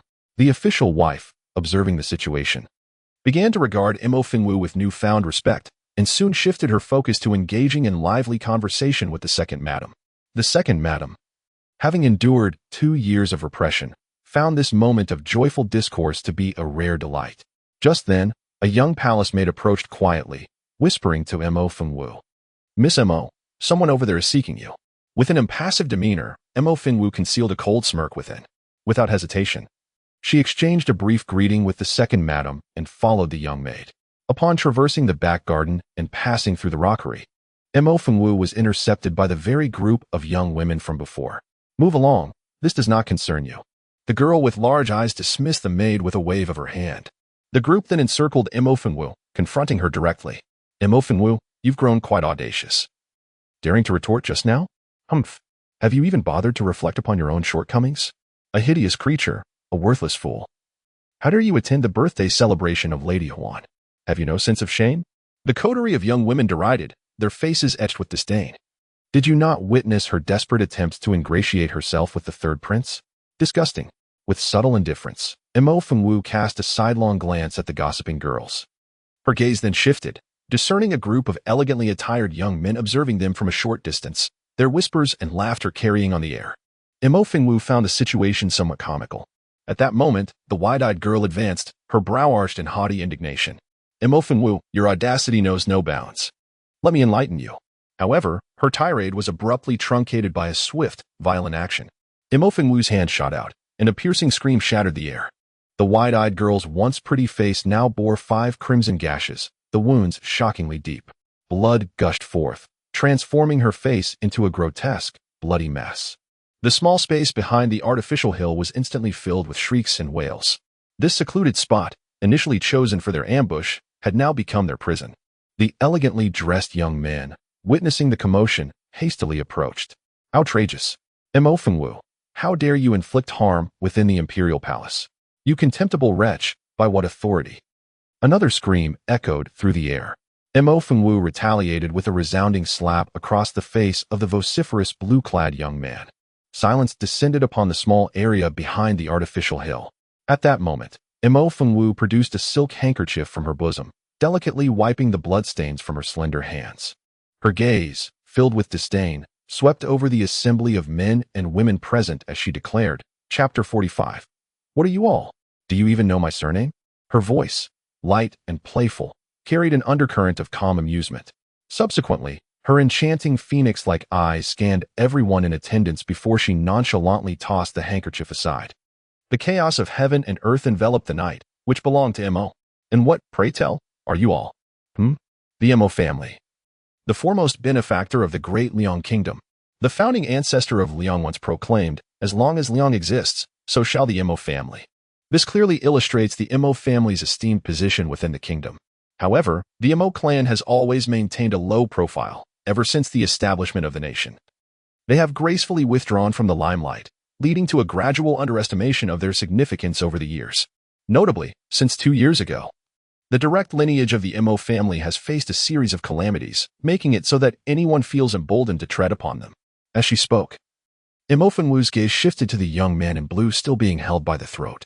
A smirk played upon her lips as she released her grip. Who do you belong to? Ah, the Liu family. You are the second son of the Liu family, are you not? Remember this. Not everyone in this world is someone you can provoke. And today, you should count yourself fortunate, for I am in a good mood. Otherwise. With a soft chuckle, Mo Fengwu turned away to leave. Little did everyone know, shortly after her departure, a shadow darted out from behind the rockery, making a beeline for Chiefing Palace. What? Did that Mo girl truly say such things? Within the Chiefing Palace, the protagonist of today's banquet, concubine Huan, gazed intently at the young eunuch before her, exclaiming in astonishment, "You may leave." Yes, the eunuch replied, promptly retreating backwards. Once he had departed, a cold smile flickered across concubine Huan's pale and exquisite visage. In this chaotic realm, under the veil of night, you, a daughter of the Mo family, certainly possess an audacious spirit. Beside her, the third prince, Mu Baichuan, shifted his gaze slightly and remarked with a smile, "Mother, why such anger? Merely a worthless fool. What tumult could he possibly incite? Oh, has my son already?" Mu Baichuan offered a subtle smile, leaning closer to concubine Huan, whispering a few words into her ear. After a moment, the light in concubine Huan's eyes brightened. "Very well, let us proceed as such." With that, she lifted her gaze towards the palace exterior, a sinister glint gradually emerging in her eyes. "Mo Nanfeng, your betrayal shall not go unpunished. This is your retribution. I shall ensure that neither you nor that harlot's wretched offspring escape my grasp." Absolutely not. However, Mo Fengwu keenly sensed that numerous gazes from the crowd began to cast furtive glares in her direction. Likely the relatives of those young ladies and gentlemen, she mused. Yet what of it? None dared to confront her openly and demand an accounting. With this thought, her spirits soared even higher. She even raised her eyes to offer a slight smile to those glaring at her, which instantly turned their faces ashen with fury. Just then, a sharp voice rang out, proclaiming, "Your Majesty, concubine Huan has arrived."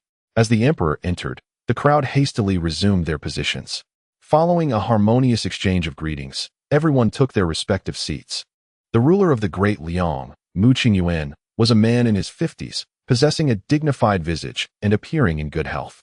Beside him sat the enchanting consort Huan, adorned in lavish phoenix regalia, who could easily be mistaken for the reigning empress herself. Strangely, the empress was absent today, however, given the grandeur of this occasion. Even the matriarch of the 6 palaces would be overshadowed. Consort Huan, basking in her favored status, openly disrespected the empress, yet cleverly aligned herself with the emperor as her support. The empress's presence would have certainly stirred up a scene. Mo Fengwu casually glanced up and was momentarily taken aback. After a moment of contemplation, a subtle smile graced her lips, though she remained silent.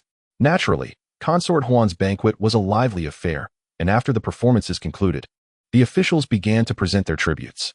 The Mo family had also prepared a gift. However, just as the second madam was about to rise, Mo Fengwu intervened. "Aunt, let us exchange the gifts." The second madam was momentarily stunned. Wooer, what do you mean by this? Given that consort Huan was the mother of the third prince, the Mo family had a strained relationship with her. The act of exchanging gifts publicly was rather delicate. The second madam's confusion was apparent, yet at that moment, Mo Fengwu reached out, took the gift box from her hands, and opened it to replace the originally intended precious items with a small vial she had casually retrieved from her bosom. Wooer, what are you doing? The second madam expressed her concern. Do not worry, Aunt. Without waiting for her to respond, Mo Fengwu stood up and proclaimed, I, Mo Fengwu, the legitimate daughter of the Mo family, wish the esteemed consort Huan eternal longevity. Her clear and melodious voice instantly captured the attention of all present. The sovereign of the Liang kingdom cast a glance at Mo Fengwu, offering a genial nod without uttering a word. However, the nearby concubine Huan instantly narrowed her eyes, exclaiming, So you are the esteemed eldest daughter of the Mo family. Indeed, your beauty is remarkable. The Mo family's legitimate daughter was notorious from birth for being cursed with a ghastly visage, known to all. While compliments could be tolerated, praising her beauty was clearly a mockery.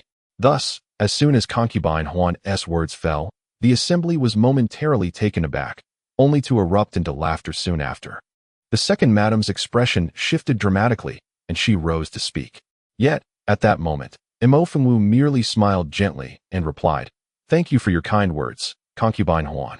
Ah, it is good that you know. Now bring it forth. I wish to see what delightful treasures your esteemed family has sent me. Anticipating this moment, Mo Fengwu raised her hand, and immediately, a palace maid stepped forward, adeptly retrieving a box and presenting it to concubine Huan, who opened it with great expectation.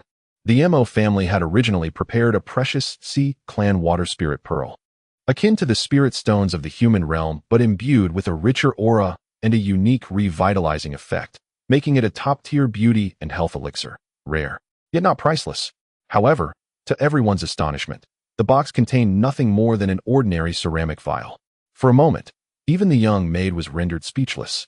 While concubine Huan's expression stiffened, her face paling dramatically. What is this? My eyesight fails me. Could the esteemed Miss Mo enlighten me? It was evident that what was presented to concubine Huan was no ordinary item.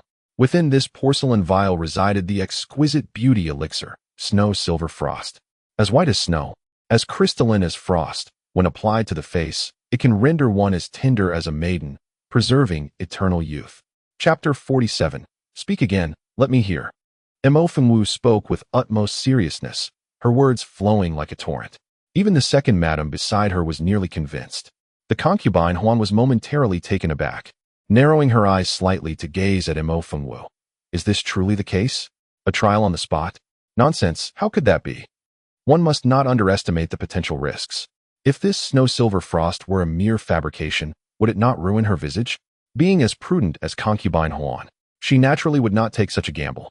However, in the next moment, her gaze shifted, and she smiled as she said, I, of course, believe in Miss Mo's words. Yet, this snow silver frost is a novelty to me. Might I inquire from whence Miss Mo acquired it? A secret. Concubine Huan was momentarily taken aback, her smile nearly faltering. At that moment, the third Prince Mu Bai Chuan, seated nearby, spoke up. Lately, matters concerning the Mo family have been the subject of much speculation. As soon as his words fell, whispers erupted among the gathering. The second madam's expression darkened. She was well aware of her husband's predicament. The notion of resurrection was nothing but the scheming of that Dr. Feng. And now, Mu Bai Chuan had the audacity to publicly disclose this matter, clearly harboring ulterior motives. A sense of foreboding crept into the second madam's heart as she raised her gaze to Mo Fengwu. Mo Fengwu arched an eyebrow, fixing her gaze upon Mu Bai Chuan.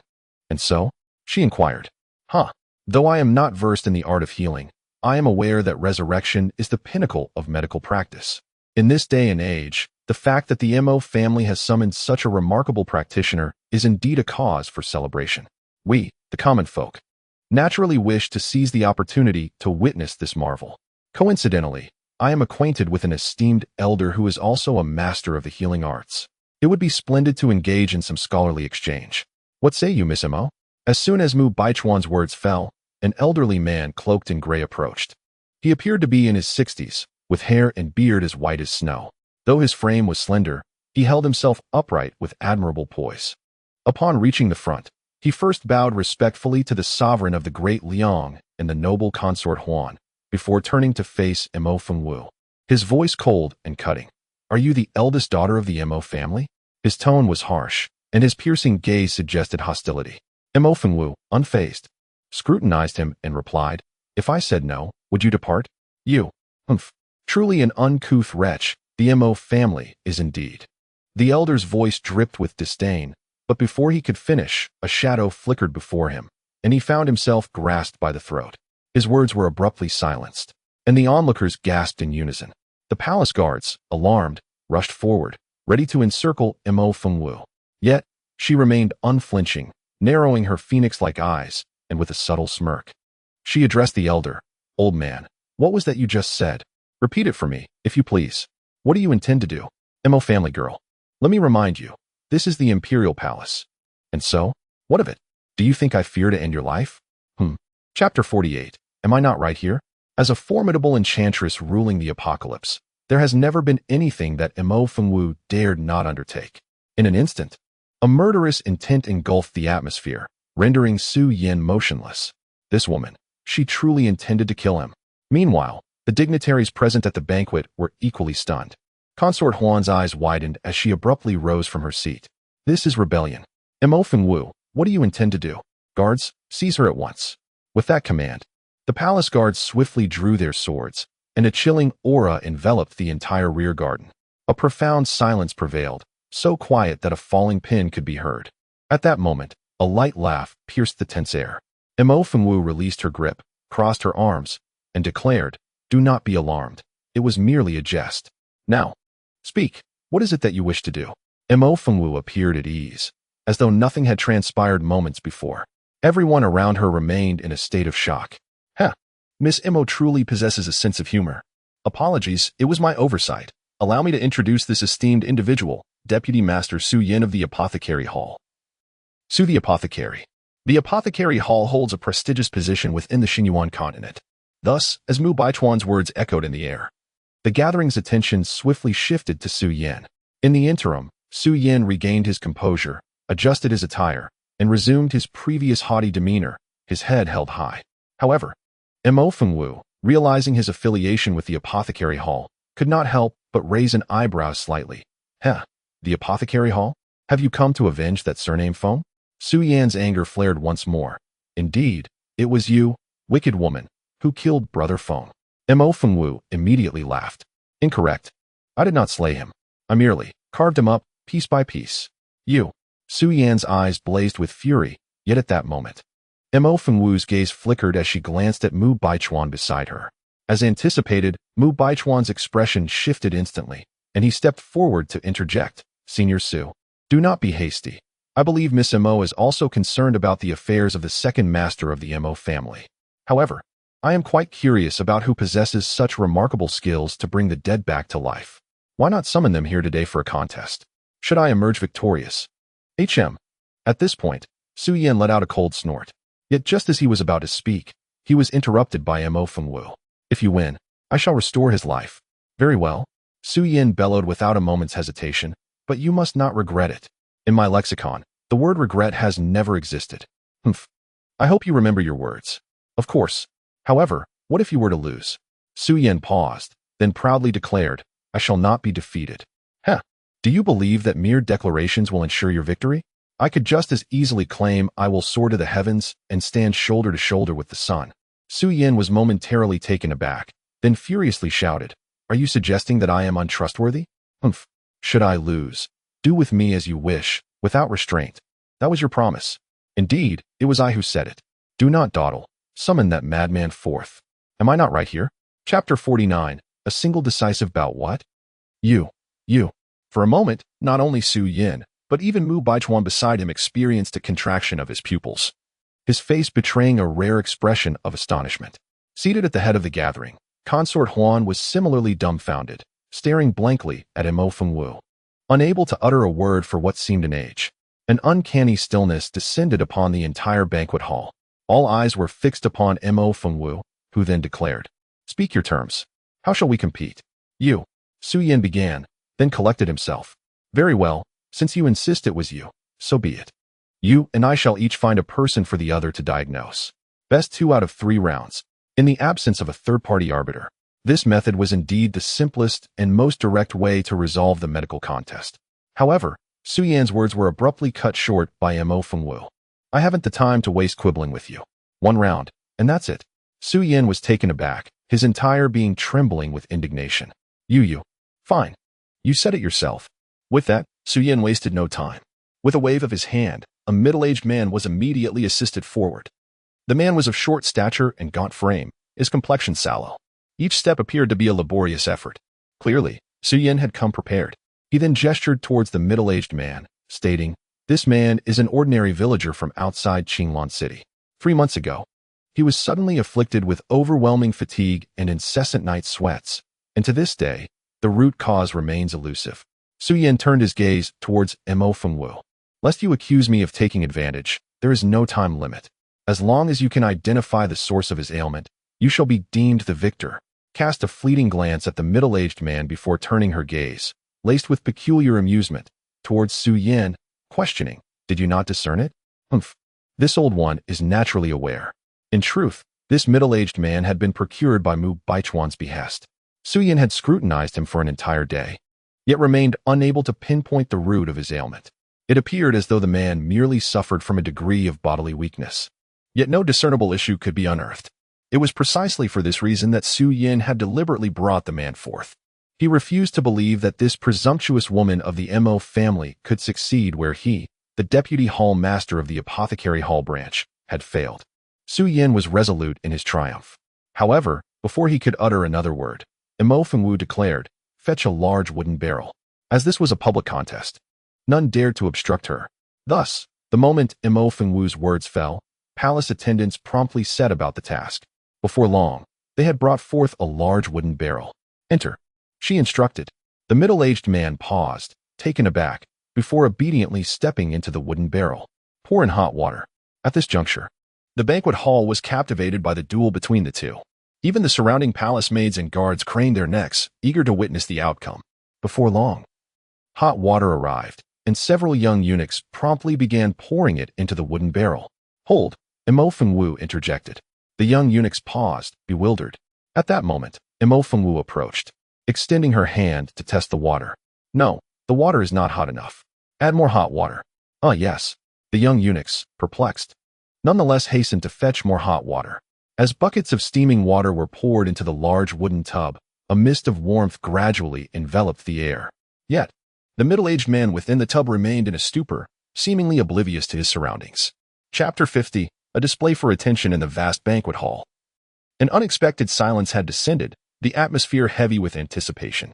All eyes shifted from Mo Fengwu to the middle-aged man. As moments passed, whispers began to permeate the stillness. Is pouring hot water really a remedy? Indeed, what a farce. It appears they are merely seeking attention. If she were truly capable, why hasn't she healed her own visage? Just look at her ghastly appearance. It's utterly terrifying. Can't you see? This Miss Mo is deliberately trying to attract the third prince's gaze. Previously, he didn't even spare her a glance, yet now he is fixated on her. How cunning! The murmurs grew increasingly raucous. The second madam, seated in her place, felt an acute sense of anxiety. She had faith in Mo Fengwu's medical skills, yet it was evident that they were ensnared in a trap. If this were to lead to... With that thought, the second madam clenched her fists, her expression betraying her concern. Meanwhile, the Empress Dowager, perched at the head of the table, could not suppress a smirk and proclaimed aloud, "This method of healing is rather innovative." However, although Master Su does not demand a specific time frame, today is, after all, my birthday. Thus, I shall grant you a mere incense stick's worth of time. If 1 stick. The concubine had long harbored disdain for Mo Fengwu, and now, witnessing her feigned mystique, she was disinclined to linger further. Yet, before she could finish her words, a sudden exclamation erupted from the gathering. "Ah, he has reacted." The crowd was momentarily taken aback, turning their gaze toward the middle-aged man in the large wooden tub. At that moment, the previously dazed man suddenly contorted his face in agony, his waxen complexion flushing crimson, as though he had imbibed spirits. Su Yan, who had been composed until now, widened his eyes in astonishment, rendered speechless. It is worth noting that throughout the entirety of yesterday, he had exhausted every conceivable method to elicit any response from the man, yet to no avail. So how could this be? Ah, it must be the heat. With so much boiling water added, even a corpse would be revived. Indeed, that must be the case. Su Yin discerned the truth and regained his composure. With a scoff, he declared, "Humph, I had thought you possessed some remarkable skill. It appears you are merely ordinary. With this much hot water, no one could endure it, you." Just then, Mo Fengwu interjected, "Bring 2 individuals to restrain him." Several young eunuchs exchanged glances, while a few surrounding guards, eager to witness the spectacle, promptly stepped forward to hold the middle-aged man down. At this juncture, Mo Fengwu instructed the nearby eunuch, "Pour it in." "Yes," the eunuch replied, and then proceeded to pour a large basin of purplish-red powder directly into the steaming wooden tub. Suddenly, at the moment the powder was poured into the wooden barrel, the middle-aged man inside let out a deafening scream. Immediately, he began to thrash about wildly, attempting to escape from the confines of the barrel. The frail and sickly figure of the middle-aged man erupted with an astonishing strength at that moment. The 2 palace guards holding him down were caught off guard. Stumbling as they exclaimed, "We cannot hold him. Quickly, bring more help. Hurry." Chapter 51. A resounding slap in the face. 1. The surrounding guards rushed forward, but just then, one of them froze in place, suddenly exclaiming, "Well, what is that?" The crowd momentarily halted, then focused intently on the scene before them, gasping in horror. The middle-aged man's face, which had been flushed, began to contort in a maddening fashion. More alarmingly, it appeared as if something beneath his skin was surging restlessly. Strands of a greenish hue began to rise, tracing ominous patterns upon his skin.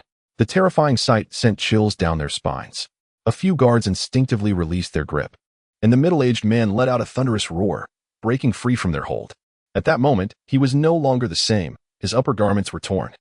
His emaciated body reddened from the heat, and greenish marks proliferated across his skin. His face, twisted and monstrous, evoked horror. The numerous noble women present screamed in terror, while the esteemed consort, Huan Fei, turned pale with fear, immediately retreating behind the sovereign, Mu Qingyuan, and shrieked, "Protect his majesty. Quickly, protect him." In the chaotic banquet hall, a tumult ensued. A great splash erupted, soaking the ground. "Come here, restrain him," a voice commanded, filled with urgency. The figure, head bowed and seated within a large wooden tub, concealed his features from view. As the surrounding officials' families witnessed the middle-aged man settling down, a semblance of calm washed over them. Meanwhile, Consort Huan, who had been lurking behind the sovereign of the Great Beam Kingdom, stepped forward. After taking a moment to collect herself, she suddenly erupted with fury. "Mo Fengwu, do you seek to commit regicide? Within the palace, you shall not act with impunity. Someone, seize her for me." This wretched little hussy had not only disrupted her banquet, but had also caused such a scene that she had been humiliated in front of all. Consort Huan firmly believed that Mo Fengwu had acted with malicious intent. However, at that moment, Mo Fengwu seemed oblivious to the commotion. Seeing this, Consort Huan's anger intensified. Just as she was about to scold again, she was interrupted by the third prince, Mu Baichuan. "Mother, please temper your wrath.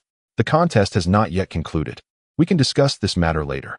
As he spoke, Mu Baichuan's gaze remained fixed on Mo Fengwu. At that moment, Mo Fengwu stepped forward, approaching the middle-aged man, and with a swift motion, struck his back with her palm.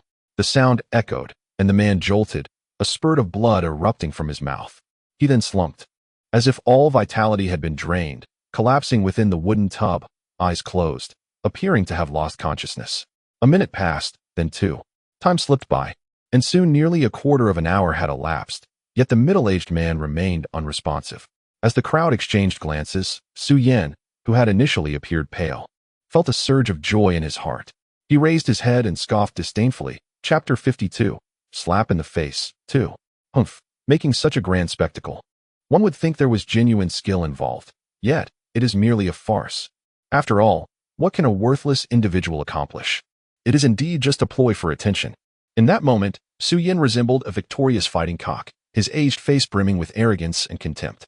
With a dismissive wave of his hand, he proclaimed, "Enough, take him away." The surrounding guards paused in surprise before moving forward. The second madam, who had been closely observing the situation, interjected urgently, "Wait. That man is not yet dead. The duel is not over. How can we speak of victory or defeat?" Su Yin shot a sideways glance at her, his voice icy as he replied, "I have stated that this person's vitality is extinguished. Vitality is the essence of life. Without it, One is akin to a plant without roots, a river without a source. Drought is merely a matter of time. At present, this individual's internal energy flickers like a candle in the wind. It will extinguish within moments. What if he does not perish within that time? Suddenly, a clear, cold voice interrupted Su Yan. Humph, impossible. You, what are you doing? Su Yan spoke without thought, but in the next moment, he froze in shock, letting out a startled cry. At that moment, Mo Fengwu produced a dagger from her bosom, her delicate wrist twisting to form a flourish with the blade. What do you intend to do? Su Yan stammered. What do you think? Mo Fengwu smiled with a hint of mischief, then her gaze shifted, and she struck the back of the middle-aged man's head with a swift motion. Suddenly, the middle-aged man, who had been on the verge of unconsciousness, lifted his head. Ah, what is that? A ghost! A ghost! The crowd around him erupted in startled cries, while Su Yan's eyes widened in astonishment, rendering her speechless. At that moment, the man's previously flushed face had swollen grotesquely, resembling that of a pig. Particularly alarming was the area near his temple, where a red, pus-filled lump had swollen to the size of a fist. Through the skin of the lump, one could vaguely discern something writhing within. In an instant, not only the others, but even Su Yan felt a shiver run down her spine. The few attendants holding the middle-aged man were so frightened that they loosened their grip and instinctively took a step back, terror etched on their faces. Meanwhile, Mo Fengwu narrowed her eyes slightly and then abruptly raised her hand. With a splatter, a spray of blood erupted forth. Simultaneously, a small, swollen, red worm, measuring over half an inch, fell out along with the nauseating blood. However, at the moment it hit the ground, the worm twisted its plump body and lunged at the nearest palace guards. The little creature moved with astonishing speed, catching the guards completely off guard. Yet, in the nick of time, a flash of silver light appeared. In the next moment, a dagger plunged down, pinning the worm to the ground. The grand banquet hall fell into an eerie silence. However, Mo Fengwu barely cast a glance, turning once more to face the middle-aged man. To everyone's astonishment, they soon discovered that the man, whose face had been swollen like that of a pig just moments ago, had remarkably returned to his original appearance. Although there were still wounds on his forehead and his face was smeared with blood, he had undeniably reverted. How could this be possible? The crowd was utterly astonished. And Su Yan's eyes widened in disbelief, her hands trembling slightly beneath her sleeves. Chapter 53. Slap in the Face, 3. What is this? Observing the small creature pinned to the ground by a dagger, yet persistently writhing, Mu Baichuan could not help but inquire. It appears to be a type of demonic insect. In fact, from the moment Su Yan summoned the middle-aged man, Mo Fengwu felt a tinge of curiosity. There was something distinctly amiss with him, the most glaring issue being his diminished vitality and lack of essence blood. However, there are myriad causes for such afflictions, and even Mo Fengwu could not immediately discern the precise nature of the ailment. Yet when Su Yan mentioned that the man was a mountain dweller who had suddenly fallen ill 3 months prior, Mo Fengwu's heart stirred. Qinglan City lies on the periphery of the Holy Yuan continent, adjacent to the Beast Forest. In such a place, where various animals and monsters abound. Coupled with his sudden illness, Mo Fengwu began to speculate. The Holy Yuan continent is home to demonic beasts, and naturally, it also harbors demonic insects. However, in comparison to demonic beasts, demonic insects are far rarer. Moreover, due to their diminutive size, they are even more challenging to detect. Consequently, when they do strike, they catch one completely off guard. Yet, Mo Fengwu's knowledge of demonic insects remains rather limited. At present, one can only conclude that this creature is undoubtedly a demon insect, but its exact type remains unknown. Nevertheless, this revelation astonished everyone present. Mu Baichuan instinctively took a step back, casting a bewildered glance at Mo Fengwu, his eyes flickering with intrigue. Meanwhile, Su Yan, standing nearby, wore an expression of extreme displeasure. As the vice president of the apothecary's hall and a pinnacle third-tier apothecary, he was utterly embarrassed to have failed to notice that the individual had merely been bitten by a demon insect. Even more infuriating was the fact that a mere young girl had outshone him in this matter. This was far more humiliating than a direct slap to his face. What was worse, if it were determined that this woman had emerged victorious, the next round would be his, leaving him with no avenue of retreat. The thought of falling into her hands was unbearable. No, it simply could not be allowed. Su Yan, filled with urgency and rage, suddenly shouted, "What if you identify the demon insect? This person is on the brink of death. What use is it then? Therefore, This round cannot be considered a win. His words were utterly absurd, devoid of reason. The second madam, who had been closely observing the situation, immediately turned cold upon hearing this, rebuking him. As the vice president of the apothecary's hall, how can you utter such shameless words without fear of public ridicule? It was you who asserted that identifying the root cause would suffice, yet now you seek to renege on that? Do you truly have no shame left? But I did not say that the person must die.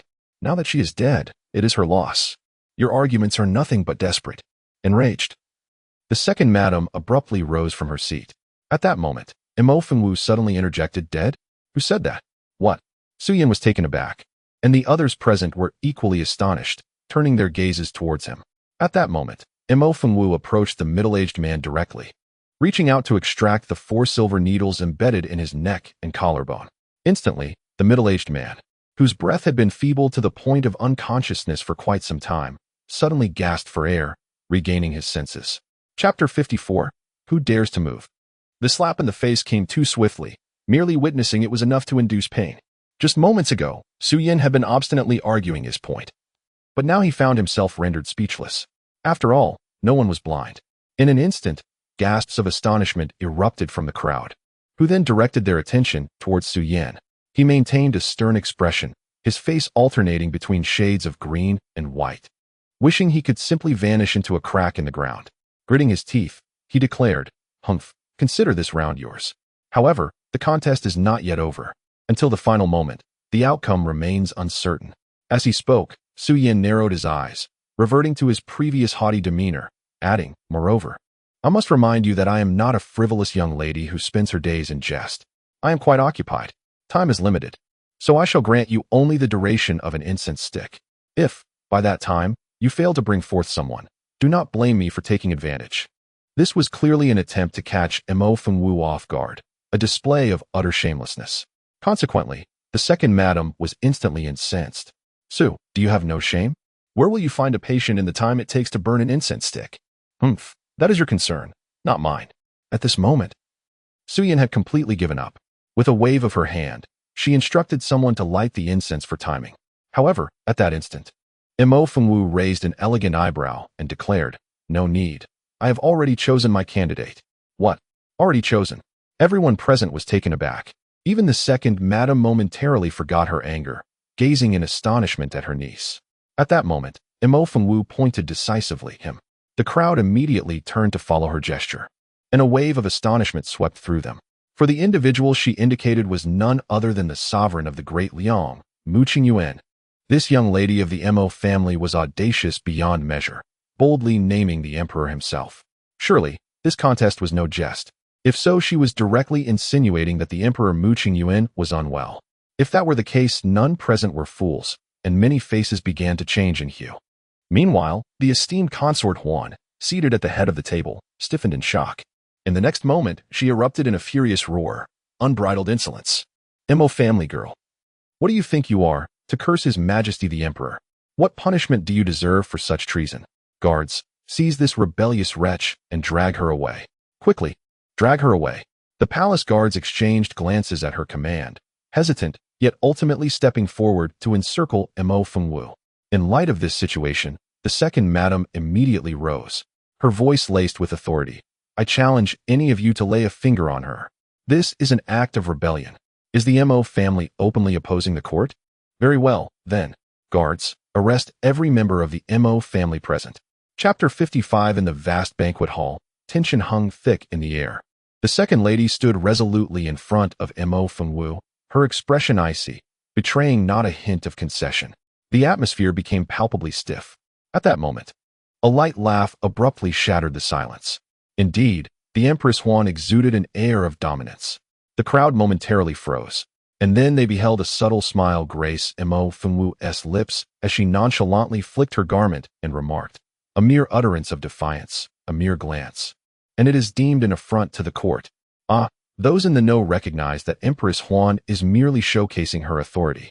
Those unaware might believe our great Liang has undergone a dynastic change, heralding the rise of a female sovereign. While Mo Fengwu's words flowed with an effortless grace, their implications sent ripples of shock across the faces of all present. Empress Huan's countenance darkened to a shade of iron as she pointed at Mo Fengwu, exclaiming, "You dare speak to me? Look, here it comes again." Mo Fengwu interjected, her phoenix eyes narrowing, a fleeting glimmer of lethal intent crossing her exquisite gaze. Her voice deepened as she slowly articulated, "Wretched harlot, do not test my patience. Who do you think you are? A mere concubine in the harem. And yet you presume to criticize the Mo family? What did you say? You dare insult me." Empress Huan trembled, barely able to contain her rage. But in the next instant, a shadow flickered before her eyes. Mo Fengwu, who had just been standing below, appeared before her like a specter. "Ah, you!" Empress Huan instinctively screamed, collapsing into her chair. The others present were equally taken aback by the spectacle. Mu Baichuan's expression shifted dramatically as he shouted, "Stop this at once. What do you intend to do? How dare you? From this moment forth, I demand your silence. Otherwise, I shall not hesitate to demonstrate the intricate techniques of the 88 surgical sutures upon you. You, The delicate lilt in her voice rendered the Empress Huan abruptly silent, for within those piercing phoenix eyes, she genuinely sensed a chilling intent to kill. This wretched woman. She truly dares to take my life. In that instant, Empress Huan finally felt a surge of trepidation. "Miss Mo, what are your intentions? To threaten Empress Huan? Are you inciting rebellion?" "Mo Fengwu, do not act recklessly." The crowd shouted in unison, yet Mo Fengwu remained unperturbed. Just then, a shadow lunged from the side, brandishing a sword aimed at Mo Fengwu. "For daring to humiliate Empress Huan, you shall face death. Be careful, wooer." Accompanied by a shrill cry and the urgent warning from the second madam, the blade was a mere breath away from Mo Fengwu's back. However, at the critical moment, Mo Fengwu suddenly tilted her body, seized her assailant's hair, and forcefully hurled them against the armrest of the nearby dragon throne. With a resounding thud, the assailant's head exploded like a watermelon. Blood gushed forth, instantly transforming the sovereign of the Great Liang, Mu Qingyan, seated upon the throne, and Empress Huan beside him, into figures of crimson. The grand banquet hall fell into a hushed stillness, as if time itself had been suspended, enveloped in a chilling silence. All present were left in shock by the gruesome scene before them. Empress Huan, positioned closest, widened her eyes and gasped, before erupting into a deafening scream. Chapter 56. It's your turn. In the next moment, a single glance from Mo Fengwu rendered consort Huan as silent as a duck with its neck grasped. Her voice abruptly stifled. A profound stillness enveloped the entire back garden. Mo Fengwu casually took a silk handkerchief and nonchalantly wiped her hands, while without raising her head, she declared, "Vice Master Su, it is your turn." The onlookers froze, suddenly reminded that the duel between Mo Fengwu and Su Yan had yet to reach its conclusion. They swiftly turned to observe Su Yan, who had been lurking amidst the crowd. Initially intending to slip away amidst the chaos, Su Yan found himself frozen in place. Gradually, he turned around and with an air of arrogance proclaimed, "The ruler of Daliang is the emperor. Are you certain you wish for me to examine him? I initiated the challenge, and it is you who will provide the treatment. What? Do you lack the courage? What is there for me to fear?" Yet, at this moment, Su Yan's heart was steeped in reluctance. However, retreat was not an option, especially with this cunning Mo family girl before him. Resolutely, he flicked his sleeve and strode forward. The palace guards, observing this, hastily followed in step, anxious to prevent any further complications. Several court officials furrowed their brows and moved closer, eager to witness the unfolding drama. In an instant, all eyes were fixed upon Su Yan. Only Mo Fengwu remained by the side, her head bowed as she meticulously wiped the blood from her hands, not once lifting her gaze to regard Su Yan. Silence reigned once more. Meanwhile, a few young palace maids hurried forward to diligently cleanse the blood from the face of the Daliang ruler, Mu Qingyan, before retreating to the side. As Su Yan stepped forward, he first glanced at Mu Qingyan's complexion before extending his hand to take his pulse. With each breath, as time elapsed, the atmosphere grew increasingly tense and peculiar. After a full quarter of an hour, Su Yan finally withdrew his hand and stated, "The sovereign is unharmed. It is merely a case of obstructed breath." The moment these words escaped his lips, Su Yan inwardly exhaled in relief. It is worth noting that he had been exceedingly anxious at the outset. After all, this contest was a matter of a single decisive round, and in the previous bout, Mo Fengwu had already emerged victorious. This left him with no avenue for retreat, allowing not the slightest margin for error. Yet, the pulse of the great Liang sovereign, Mu Qingyan, indeed showed no significant issues, although slightly weakened and lacking in vitality, which resulted in the internal obstruction of breath. This was hardly a concern. But was the matter truly as simple as it appeared? Su Yin found it difficult to fathom Mo Fengwu's intentions. So he meticulously deliberated over the seemingly straightforward pulse for an entire quarter of an hour before finally articulating his conclusion. This enchantress must be deliberately toying with me. At that moment, Su Yin was firmly convinced that Mo Fengwu was engaging in some form of deception. Upon hearing his words, the concubine Huan immediately felt a sense of relief, and Mu Baichuan laughed outright, saying, "Father's health has always been robust. There is nothing amiss." With this emphatic statement, Mu Baichuan clearly sought to bolster Su Yan's confidence. The several ministers present nodded in agreement. Indeed, His Majesty has consistently appeared in good spirits. How could there be any talk of ailments? Absurd. If he were unwell, he would not have attended today's gathering. Yes, quite so. For many years, I have served His Majesty, who has always enjoyed robust health. Indeed, I have never heard any mention of ailments. Chapter 57. Have you been granted the privilege to speak? The esteemed ministers present are long-standing members of the court. Although they may not rival the Mo school, they command considerable respect within the palace. Furthermore, as the ruler of the great Liang Kingdom, Mu Qingyuan appears to be in excellent condition. Even now, his complexion and spirit are indistinguishable from those of an ordinary person.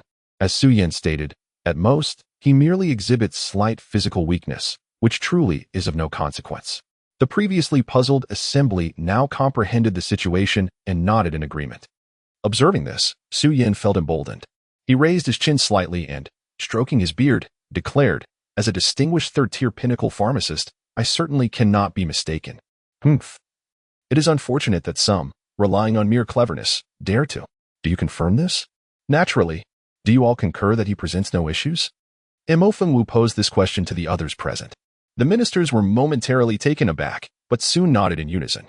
Of course, there is no problem. His Majesty appears to be in perfect health, does he not? Indeed, as close aides to His Majesty, we would never speak recklessly.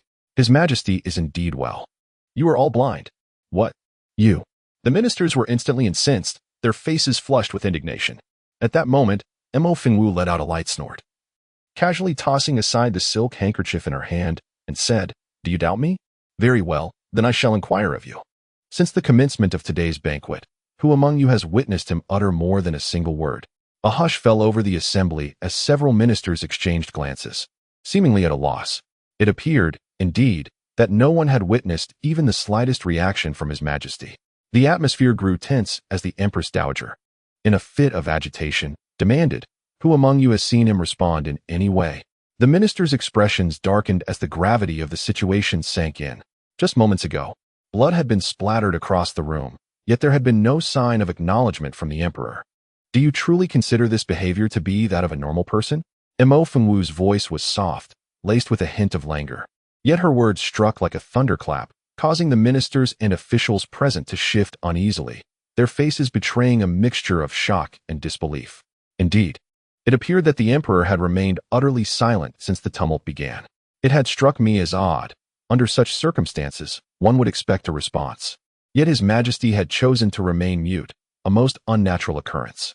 Suddenly, a gasp rippled through the crowd, heads turning instinctively towards the figure of Mu Qingyuan, the sovereign of the great Liang. There he sat upon the dragon throne, his demeanor serene and composed, yet he remained resolutely silent, as if he were a mere marionette. An unsettling stillness enveloped the entire garden. Several young palace maids, taken aback by the atmosphere, instinctively recoiled, landing in startled disarray upon the ground. Beside the throne, the Empress Dowager, now ashen-faced, sprang to her feet and cried out sharply, "What manner of gaze is that? Do you intend to defy me? I did not grant you permission to speak." The imperious concubine Huan could not contain her outcry, yet at that moment, Mo Fengwu swiftly cast a cold glance in her direction, her voice icy and unwavering. Concubine Huan was momentarily taken aback, her voice abruptly silenced. Mu Baichuan wished to interject, but after a moment's contemplation, chose to remain silent. Meanwhile, Mo Fengwu, disinterested in him, shifted her gaze to Su Yan. Chapter 58. What if this young lady fails to recognize the situation? At this juncture, Su Yan was utterly pallid. So what? He thought. Silence does not necessarily indicate a problem. Perhaps he simply wished to refrain from speaking. Then compel him to speak. Su Yan stiffened. But upon contemplating the repercussions of surrender, he gritted his teeth and approached the sovereign of the Dalian kingdom, Mu Qingyuan. Your Majesty, Su Yan called out. Yet, the emperor remained unresponsive, prompting a sense of urgency in Su Yan. Without a second thought, he pushed Mu Qingyuan gently. Your Majesty. Still, there was no reaction from the emperor. In an instant, the expressions of everyone present shifted dramatically, particularly those of the nearby ministers, who were left in a state of shock. Your Majesty, Su Yaoshi this. Miss Mo, the emperor this. Several ministers initially intended to question Su Yan, but upon noticing his dazed expression, they quickly turned their attention to Mo Fengwu. However, Mo Fengwu paid them no heed. With a half-smile in her eyes, she fixed her gaze on Su Yan and remarked, So, is this what you refer to as obstructed breath? This is merely. Su Yan's complexion turned ashen, his body trembling uncontrollably. Mo Fengwu advanced step by step until she stood before Su Yan. What is it? Su Yan retreated a step, yet found himself at a loss for words. Observing his predicament, Mo Fengwu could not help but chuckle softly. According to the previously established rules, there would be a decisive match. Should you emerge victorious, I shall grant you the life of that junior brother Feng. Conversely, if you were to lose, you may face any fate you desire. This was your assertion, was it not? What are you trying to accomplish?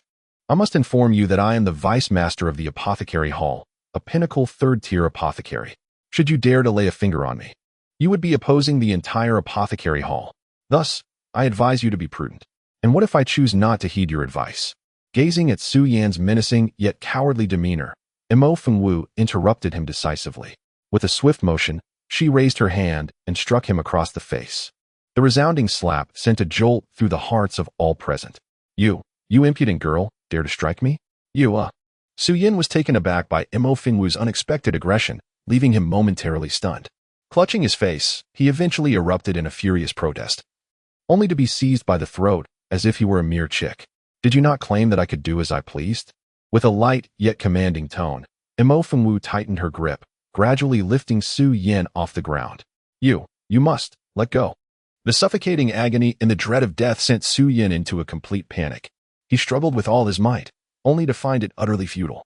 The onlookers were equally terror-stricken by the unfolding scene. The closest ministers initially intended to intervene, but upon recalling the cold-blooded demeanor of Mo Fengwu when she had taken lives without a flicker of hesitation, they promptly withdrew, falling into a profound silence. This woman is a madwoman. In an instant, the entire garden fell into a hushed stillness once more. Gradually, Su Yan's feet began to lift from the ground, his face turning a ghastly shade of purple, already resembling a corpse.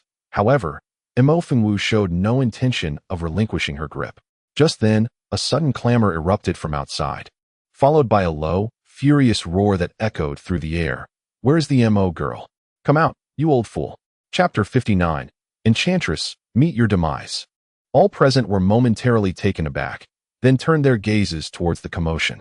They beheld a group of towering martial cultivators storming in with an air of aggression. The palace guards drew their swords, their expressions tense and alert, but it was evident that the intruders regarded them with disdain. In the blink of an eye, they reached the center of the gathering. One of them bellowed, "Who dares to intrude upon the imperial palace?" At that moment, an elder clad in blue stepped forward, his voice sharp and commanding. "Where is the Mo girl?" The elder's expression was dark and filled with fury. His gray-white hair fluttered slightly with his anger. Seemingly oblivious to the presence of the esteemed officials and even the sovereign of the great Liang, Mu Qingyuan, and the favored consort, who occupied the high seats. As he spoke, his piercing gaze scanned the assembly, swiftly landing on Mo Fengwu, who stood at the forefront. The elder's demeanor shifted immediately. Meanwhile, the previously disregarded ministers began to feel a surge of indignation. At this moment, stepping forward, he reprimanded, "Who on earth are you?" Yet, before he could finish his words, he was interrupted by the elderly man in blue. "Are you the daughter of the Mo family?" Mo Fengwu tilted her head, casting a cold glance at him. After a brief pause, she slowly released her grip on Su Yan, turning to raise an eyebrow and inquire, "And who might you be?" With this statement, Mo Fengwu had effectively acknowledged her identity. In an instant, the elderly man's pupils dilated sharply. "A demoness. Prepare to meet your end." This is bad. She has reached the pinnacle of foundation establishment. Everyone, retreat. Martial practitioners undergo a transformative journey through the stages of body refinement, chi cultivation, and foundation establishment, with each tier representing a significant leap in capability. As one's strength increases, the disparity between each level becomes more pronounced. For instance, warriors at the first and third levels of body refinement can still engage in combat, yet at the chi cultivation stage, the first and third levels can only barely contend with one another. However, upon reaching the foundation establishment stage, a fundamental chasm forms between the first and third levels, creating a stark divide. Just then, the second lady of the Mo family suddenly lunged forward, positioning herself protectively in front of Mo Fengwu, shouting, "Beware, my child." As her voice resonated, a tremendous crash echoed, and the second lady was violently propelled back several steps, a trickle of blood escaping from the corner of her mouth. The onlookers were immediately taken aback, astonished by the second lady's formidable strength. Even the elderly man in blue was momentarily taken aback, before sneering. "The Mo family indeed has prospects. A mere woman can withstand an attack from me. Excellent, very well, I shall deal with all of you together." The second lady gritted her teeth and demanded, "Who are you? Why do you seek to bring harm upon my Mo family without cause?" "Humph, for no reason."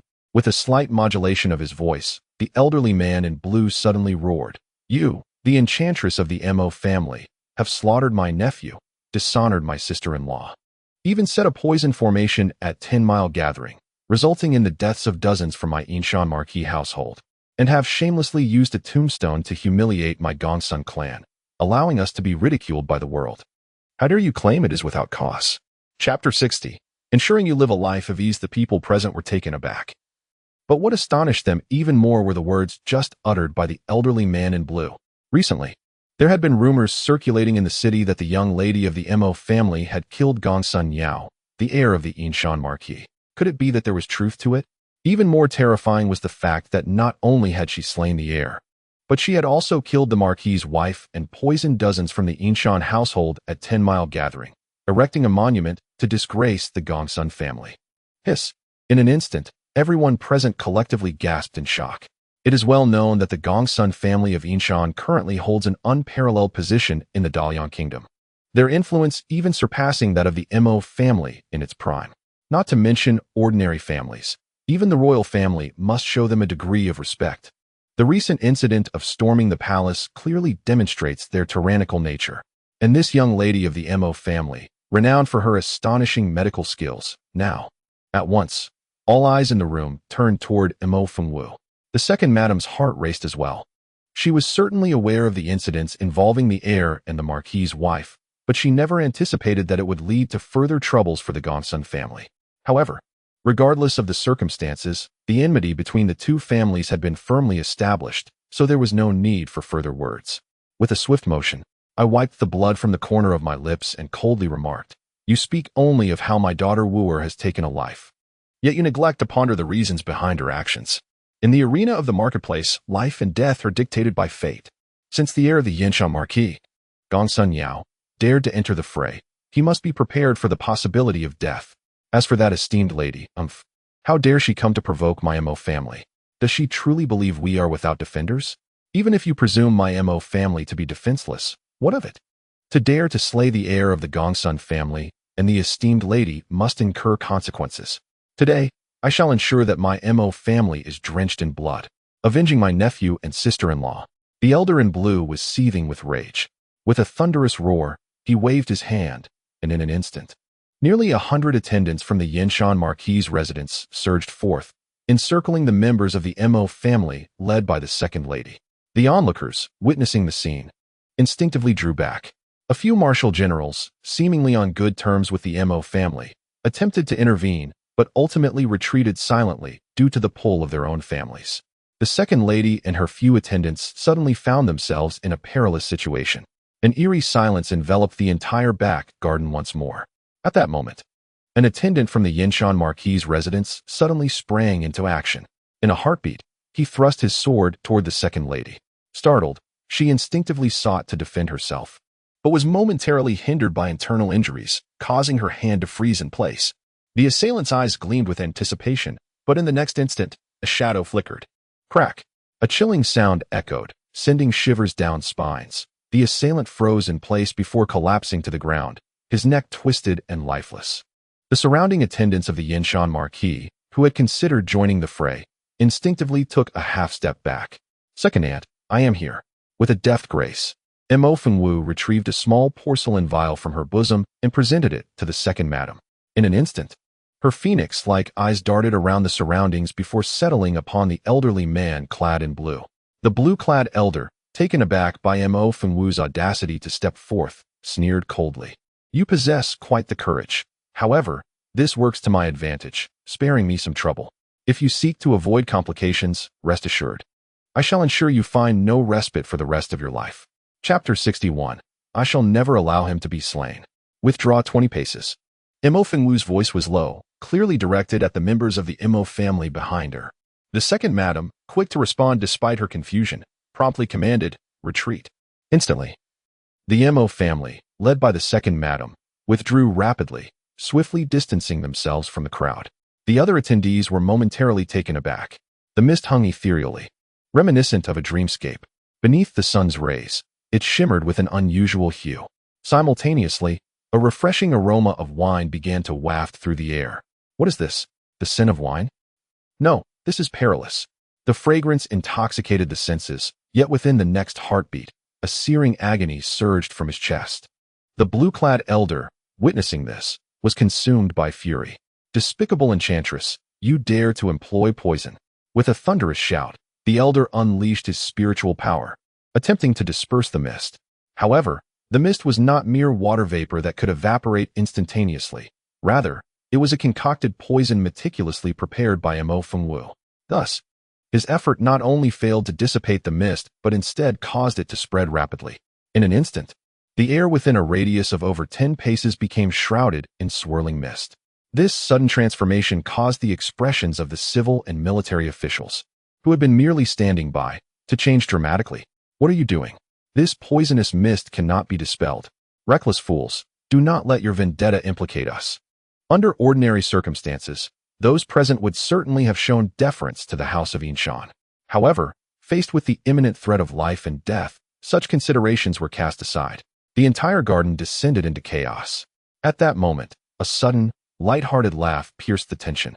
Following this, a slender figure emerged from the mist, transforming into a wraith, with blood mist mingling with the glint of a sword, splattering through the haze. A piercing scream of agony echoed, sending a shiver through the hearts of all present. Though the mist concealed the carnage, it could not mask the acrid scent of blood. Gradually, the cries of torment subsided, ultimately fading into silence. The once lavish banquet hall was now completely emptied. Every guest had taken refuge in the periphery, with some astute individuals even sheltering behind the members of the Mo family, creating a vacuum in the center of the banquet area. A deathly stillness enveloped the scene, with even the act of breathing seeming burdensome. At that moment, the mist finally began to dissipate, and clarity returned to the surroundings.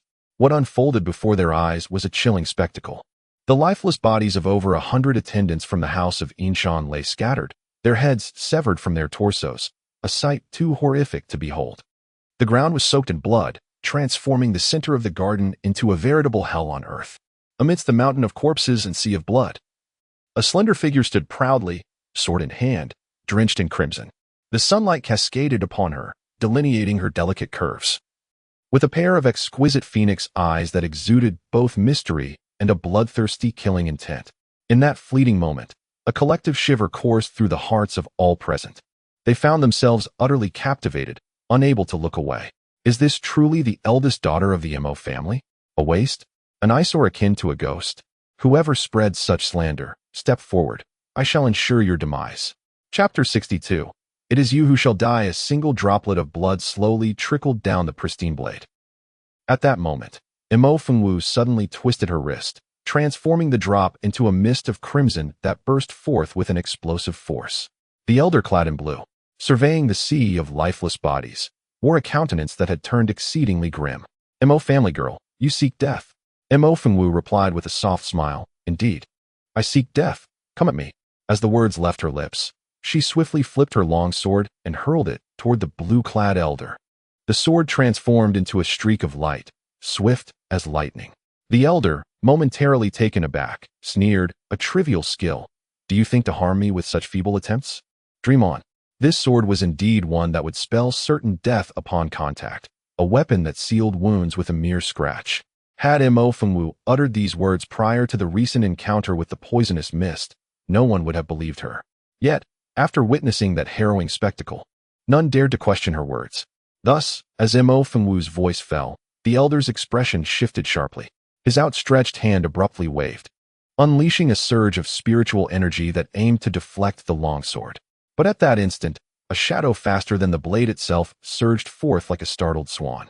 The blue-clad elder gasped in surprise and hastily retreated, but it was already too late. In an instant, a blood-soaked hand pressed against his chest.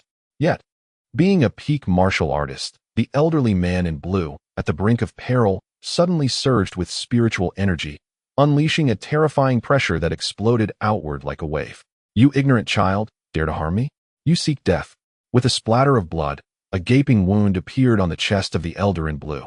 The excruciating pain compelled him to cry out, and simultaneously, he struck towards the woman before him. "Die! You shall perish."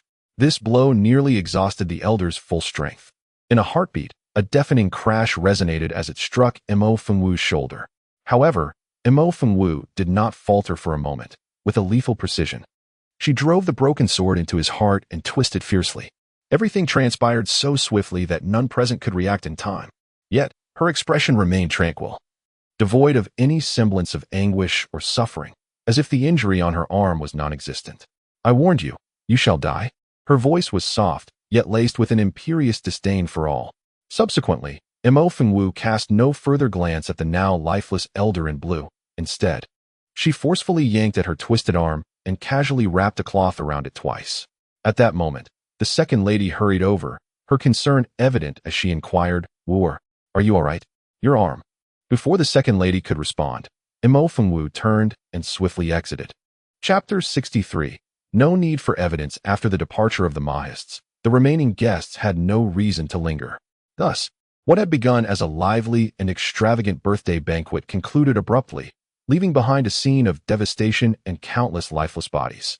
The Mahists, It appears someone has alerted the Gongsun family. Otherwise, why would Gongsun Yang, the elder in blue, not come to the Mahist residence, but instead head directly to the palace? Gongsun Yang is, in fact, the third brother of Lord Gongsun Zhe of Yingshan. The concern stems from Gongsun Yang's prior ambush on the Mahist estate. Yet, the Mahist manor remained tranquil, and Gongsun Yang did not arrive. However, the fact that Mo Fengwu attended the birthday celebration of Consort Huan is known to only a few. The Gongsun and Mahist families have no interactions. How could they pinpoint her location so precisely and intercept her at the palace? The expression of the venerable elder Mo Yenjing was grave, and the second madam beside him nodded in agreement, saying, "Indeed, it is as you say." Moreover, today Gongsun Yang brought over 100 attendants from various noble houses, almost seamlessly penetrating the palace, which is truly astonishing. Yet, I wonder, is it Mu Baichuan? The second madam's face was solemn, but just then, Mo Fengwu suddenly spoke up. "Do you have any evidence?" Mo Fengwu immediately chuckled, declaring, "Better to mistakenly execute 1,000 than to let one escape. This matter requires no evidence. Moreover, Su Yin was brought here by him. He is merely testing the waters and attempting to use the apothecary guild to intimidate me, which seals his fate as an enemy of the Mahist clan." Mo Fengwu's voice was soft, yet every word resonated with an inexorable intent to kill. The elder and the second madam were momentarily taken aback, but in the next instant, Mo Yenjing burst into hearty laughter. Indeed, she is the granddaughter of Mo Yenjing. To dare to oppose the Mo family is to invite inevitable repercussions. However, Wooer, that Mu Baichuan is cunning and resourceful. You must remain vigilant. Rest assured, grandfather, I am fully aware of this. That is reassuring. The old man felt a surge of satisfaction, increasingly proud of his granddaughter. The second wife nodded in agreement, then suddenly inquired, "Oh, it's nothing much. Merely that I erected a sign over there." Mo Fengwu succinctly recounted the incident of dragging the wife of the Yingshan Marquis to Shirley Ji to exact her due. Though her description was vague, the mere act of placing a corpse in a grave and erecting a sign before it was enough to leave one astounded. It was a provocation, but more significantly, it was laced with lethal poison, ensuring that anyone who dared approach would meet their demise. Ultimately, this was the trap Mo Fengwu had laid for the Gongsun family. And judging by Gongsun Yang's reaction today, the outcome was all too evident. Neither the elder Mo Yanjing nor the second wife had anticipated such a turn of events. After a brief moment of astonishment, they could not help but chuckle. However, recalling the hundreds of common folk from Shirley Ji, a tinge of guilt washed over Mo Yanjing. He then summoned Mo Shuwen, instructing him to make another trip to Shirley Ji for a proper memorial service. Chapter 64. What exactly have you done to me? Mo Fengwu bore grave injuries this time. The maid Lianxi was in tears, yet Mo Fengwu remained unfazed, resetting her bones and bandaging herself without even a frown. Naturally, she would not jest with her own well-being. Thus, after dinner, she instructed Lianxi to prepare a medicinal bath, intending to soak and recuperate. As night fell, the atmosphere grew darker. The chamber was filled with a misty vapor. Mo Fengwu lowered her gaze, her entire being immersed in the bathing tub, save for an arm wrapped in bandages, which hung languidly outside. Suddenly, a figure materialized before Mo Fengwu with startling abruptness, as if conjured from thin air. A dark cloak, embroidered with subtle patterns, concealed his form, and he stood silhouetted against the flickering candlelight, which amplified his imposing stature. The cloak's hood obscured his face, yet an aura of formidable power descended, instantly enveloping the entire room. Taken aback, Mo Fengwu swiftly seized a nearby dagger and leaped from the tub, launching an immediate attack. However, her wrist was instantly seized in a vice-like grip. As Mo Fengwu retaliated with a kick, her assailant deftly twisted her arm, immobilizing her completely. "Woman, you have a death wish." A familiar, deep voice resonated in her ear, both irresistibly alluring and laced with palpable suppression. Mo Fengwu's eyes flickered with recognition, and a smile played upon her lips. "So it's you. However, only 3 or 4 days have passed of our 10-day agreement. What is it? Feeling lonesome and seeking my company too?" Silence. Mo Fengwu possessed an exceptional memory. And as for the man before her, aside from everything else, his devastatingly handsome face was enough to etch him indelibly in her mind. It was just that, when she'd previously seen him reclining on the bed, she hadn't fully appreciated his height. Now standing, he towered over her. His physique was near perfection, and even concealed by the cloak. He exuded an aura of distinction and preeminence. It was just that his temper seemed rather volatile. At that moment, it seemed as if he was suppressing something. Before Mo Fengwu could finish her words, he let out a furious roar, interrupting her. "Speak. What have you truly administered to me?" "What have I administered?" "Merely a standard prescription. Surely you have verified this with others. Why ask me?" "Then why, after consuming those concoctions, do I feel an unbearable heat coursing through me? And even before the clock strikes 15, I have already reacted?" The man spoke through clenched teeth, his barely contained fury rendering him akin to a frenzied beast. As if any misstep from Mo Fengwu could lead to her immediate demise. Upon hearing this, Mo Fengwu fell silent for a moment. After a lengthy pause, she finally curved her lips into a smile that was neither wholly genuine nor entirely false, and replied, "Are you certain you wish to address me in this manner?" As she spoke, Mo Fengwu's phoenix-like eyes narrowed slightly, her gaze descending to his hand. The man, taken aback, followed her line of sight, and in the next instant, his pupils constricted sharply. His near-perfect physique was marred by a visage adorned with terrifying dark veins, presenting an inexplicable and eerie beauty. Especially those soul-stirring, exquisite phoenix eyes, framed by flowing black hair, which enhanced an entrancing allure. The man was momentarily stunned. Then, with a sudden revulsion, he forcefully pushed the woman away from him, turning his back to don his clothing. Mo Fengwu merely smirked slightly, choosing not to voice a response. With a leisurely turn, she tugged at her dress and casually donned it. After a brief moment, once she was fully attired, Mo Fengwu spun around and settled onto the nearby imperial couch, inquiring, "Now what is it that you wish to discuss?" The man, having regained his composure, turned to her with a cold voice. "What exactly did you make me ingest? Why, after consuming it, do I feel an unbearable heat coursing through me? It hasn't even been 15. "Precisely," she interjected. "What do you mean?" The man fixed his gaze on Mo Fengwu with intensity. She shifted into a more comfortable position and continued, "I mean, it's only natural to have a reaction. If there were none, that would indeed be peculiar. However, you mentioned 15. What does that signify?" The man's nearly flawless visage grew momentarily icy. "It's nothing," he replied.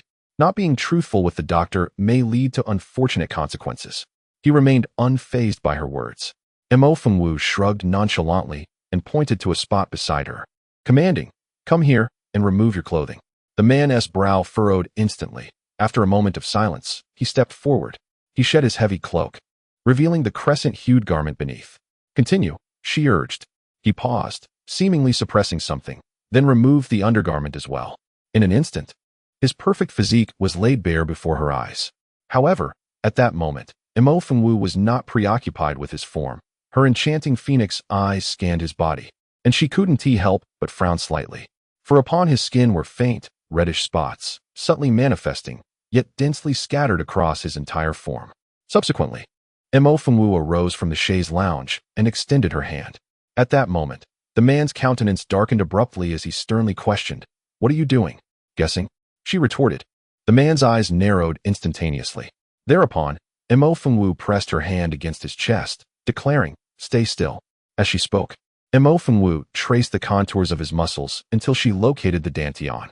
"Are you certain you consumed everything according to my prescription?" she inquired. "Assuredly," he affirmed. "Incorrect," Mo Fengwu asserted unequivocally. She then raised her gaze to meet the man's eyes directly and murmured, "Someone has added something to it." "Added what?" he questioned. "You ask me?" she countered. With that single utterance, the man fell silent. Mo Fengwu disregarded him and proceeded to retrieve silver needles before approaching him. Selecting 3 needles, she delicately twirled them between her fingers. In the ensuing instant, she swiftly and deftly inserted them into 3 specific points on the man's chest. Subsequently, she grasped a 4th needle and inserted it into his shoulder blade with deliberate slowness, in stark contrast to the preceding 3. After a brief interval, the man perceived a peculiar energy gently coursing through his body. Chapter 66. Are you truly human? This is. The man was taken aback and glanced at the woman before him. Mo Fengwu, however, remained intently focused on his chest. Suddenly, she brandished a dagger and, with a swift flick of her wrist, incised a small cut on his fingertip. Immediately, a drop of blood welled up and dripped from his fingertip. The blood possessed an eerie redness, its vibrancy almost painful to behold. The man's pupils contracted instantly. "Poison?" he surmised. A fleeting chill flickered across the depths of the man's eyes, prompting Mo Fengwu to nod in acknowledgement. It should be so, yet the specifics eluded her grasp. It certainly did not resemble anything of the human realm. At this juncture, Mo Fengwu arched an elegant brow and inquired of the man, "Who are you truly?" "Oh no. I should rather ask, are you even human?" The man's gaze shifted, locking onto Mo Fengwu's own. The proximity allowed them to peer deeply into one another's pupils. One pair was profound as the ocean, shrouded in mystery. The other, a crystalline allure, strikingly beautiful. "Some questions are best left unasked," the man replied coldly. "How can one treat what they do not comprehend?" His face darkened, and he lapsed into silence. Observing this, Mo Fengwu offered a soft smile and deftly shifted the topic. "The one who added ingredients to the prescription must possess a modicum of medical knowledge and a great deal of caution. Otherwise, you would have surely noticed. However, the poison within you poses a greater conundrum. As of now, I cannot discern its nature." At this, Mo Fengwu paused momentarily before fixing her gaze upon the man, stating, "What is it?" "Medical texts." The man was momentarily taken aback, his attention riveted upon her. As she extracted silver needles from his body, she continued, "I am unaware of the poison that afflicts you. Thus, I must seek clues. It would be prudent for you to procure whatever you can as swiftly as possible, so that we may ascertain the nature of your ailment at the earliest opportunity." In matters of healing, Mo Fengwu prided herself on her expertise. Yet, this was the sacred origin continent, not the earth of her former life. Take the recent incident as an example. Mo Fengwu immediately discerned that he had been poisoned and deduced that someone had tampered with the recipe she had previously prepared. However, the exact nature of the poison eluded her understanding, for this world harbors many substances unknown to Earth, and even Mo Fengwu found herself at a loss. Thus, her foremost objective became the acquisition of knowledge, spanning the realms of humanity, magic, demons, and even the aquatic races. The more comprehensive her understanding, the better. She resolved to gather every medical tome available. The man remained silent for a moment before coldly asserting, "I hope you honor your word." With his statement, he did not wait for Mo Fengwu's response. In an instant, he vanished without a trace, as swiftly as he had arrived. The man's speed was remarkable. Early the next morning, just after finishing her breakfast, Imo Fengwu received the medical texts. The bearer of the books was Xian Yiren, Feitian, who was visiting Imo Fengwu for the first time. Compared to their previous encounter, Feitian's demeanor had markedly improved.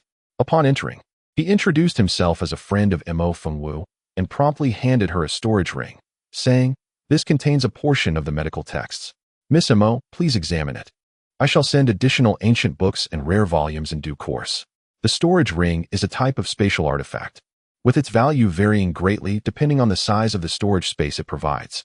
Even the smallest of such artifacts commands a considerable price. Yet here he was, presenting a storage ring merely to deliver some medical books, demonstrating a level of generosity that was far from ordinary. Additionally, having heard of Miss Mo's injury yesterday, he kindly offered her a yunghua fruit, requesting her to accept it. The crimson sky swiftly transitioned, leaving behind only the remnants of a hurried departure.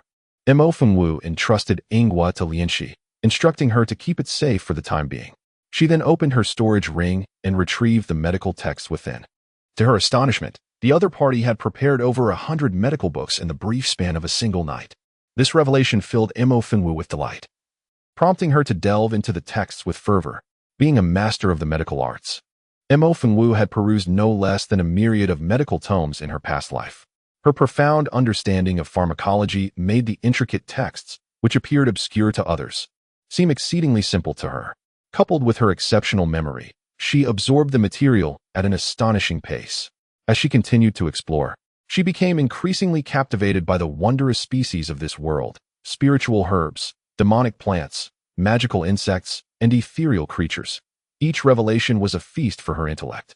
Moreover, beyond the Holy Yuan continent lay the realms of demons, beasts, and even ancient ruins of primordial lands. Each region boasted its own unique species, each more marvelous than the last.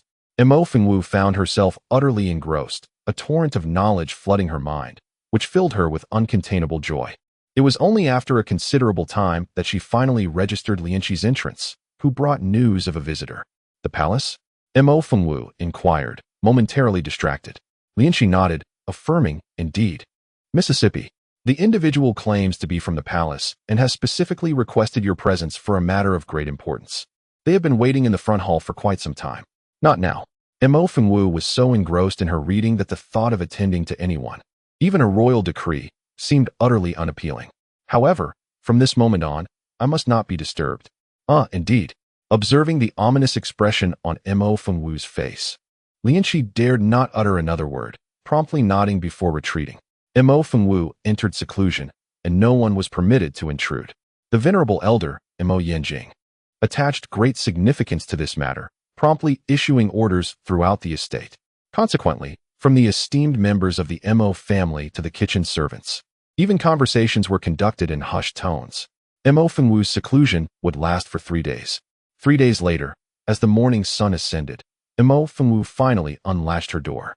The prolonged hours without rest had rendered her complexion somewhat lacking, yet her spirit remained vigorous. Lianxi had been stationed at the door, and upon seeing Imo Fengwu emerge, hurriedly brought in the carefully prepared sustenance. After consuming her meal and taking a refreshing bath, Imo Fengwu did not linger. She first proceeded to the second residence to inquire about her second uncle's condition, then retrieved the lingua that Feitian had previously sent. Previously, Imo Fengwu was unaware of what lingua was, but now she was fully enlightened. Lingua, a rare fruit thriving in the marshes of the northern demonic realm, embodies the essence of water and bears fruit, yet turns to dust when buried in the earth. It is a precious entity for healing and rejuvenation, exceedingly rare. However, there was only one lingua at hand. Imo Fengwu promptly sliced a portion to give to her second uncle, Imo Qingyun, instructed Lianxi to deliver another part to the venerable elder, Imo Yanjing, and finally, consumed the remaining small pieces herself. Chapter 68. Unfortunate. Just as she settled down, Lianxi approached, hesitantly whispering, "Mississippi. Has it returned again?" Yet, as soon as she opened her mouth, Imo Fengwu had already guessed the situation. Lianxi hurriedly nodded and said, "Yes. Miss, the old master has sent me to inquire if you happen to have some time." It is worth mentioning that the person from the palace was quite persistent. He had come for 3 consecutive days, waiting from dawn until dusk. Despite being informed that the young lady was unavailable, he remained undeterred. Ultimately, it left the old master, Mo Yanjing, with no choice but to send Lianxi to ask. Unfortunately, before she could finish her words, Mo Fengwu directly interrupted her. I am not available today. However, speaking of it, the ing fruit is indeed a remarkable item. Earlier in the morning, she had consumed only a small portion, and now she could already feel significant improvement in the wounded area. Seizing the moment, Mo Fengwu promptly penned a prescription for Lianxi to prepare. This prescription was crafted based on the knowledge she had gained from her readings over the past few days, a spark of inspiration leading to its creation. While the fundamental medical principles remained unchanged, she had rearranged several of the original herbs, resulting in a transformative effect. Coupled with the miraculous properties of the ing fruit, an hour after consuming the concoction, Mo Fengwu began to feel an intense warmth coursing through her body. The previously injured area was particularly affected, feeling both hot and itchy, as if a tiny claw were scratching inside, causing considerable torment. This condition persisted for a full 2 hours, only settling down around midnight. At that moment, Mo Fengwu reached to remove the bandage secured around her arm and stood up, slowly moving. To her astonishment, she had already healed significantly. With just a couple more days of rest, she would be completely recovered. Indeed, this was a different world, where the species differed remarkably from those on Earth. Mo Fengwu once again sighed inwardly, while Lianxi, who stood beside her, was utterly astonished. Mississippi. Are you feeling better? Almost recovered, but I still need to consolidate my rest for 2 more days. That's wonderful, Lianxi exclaimed with great delight.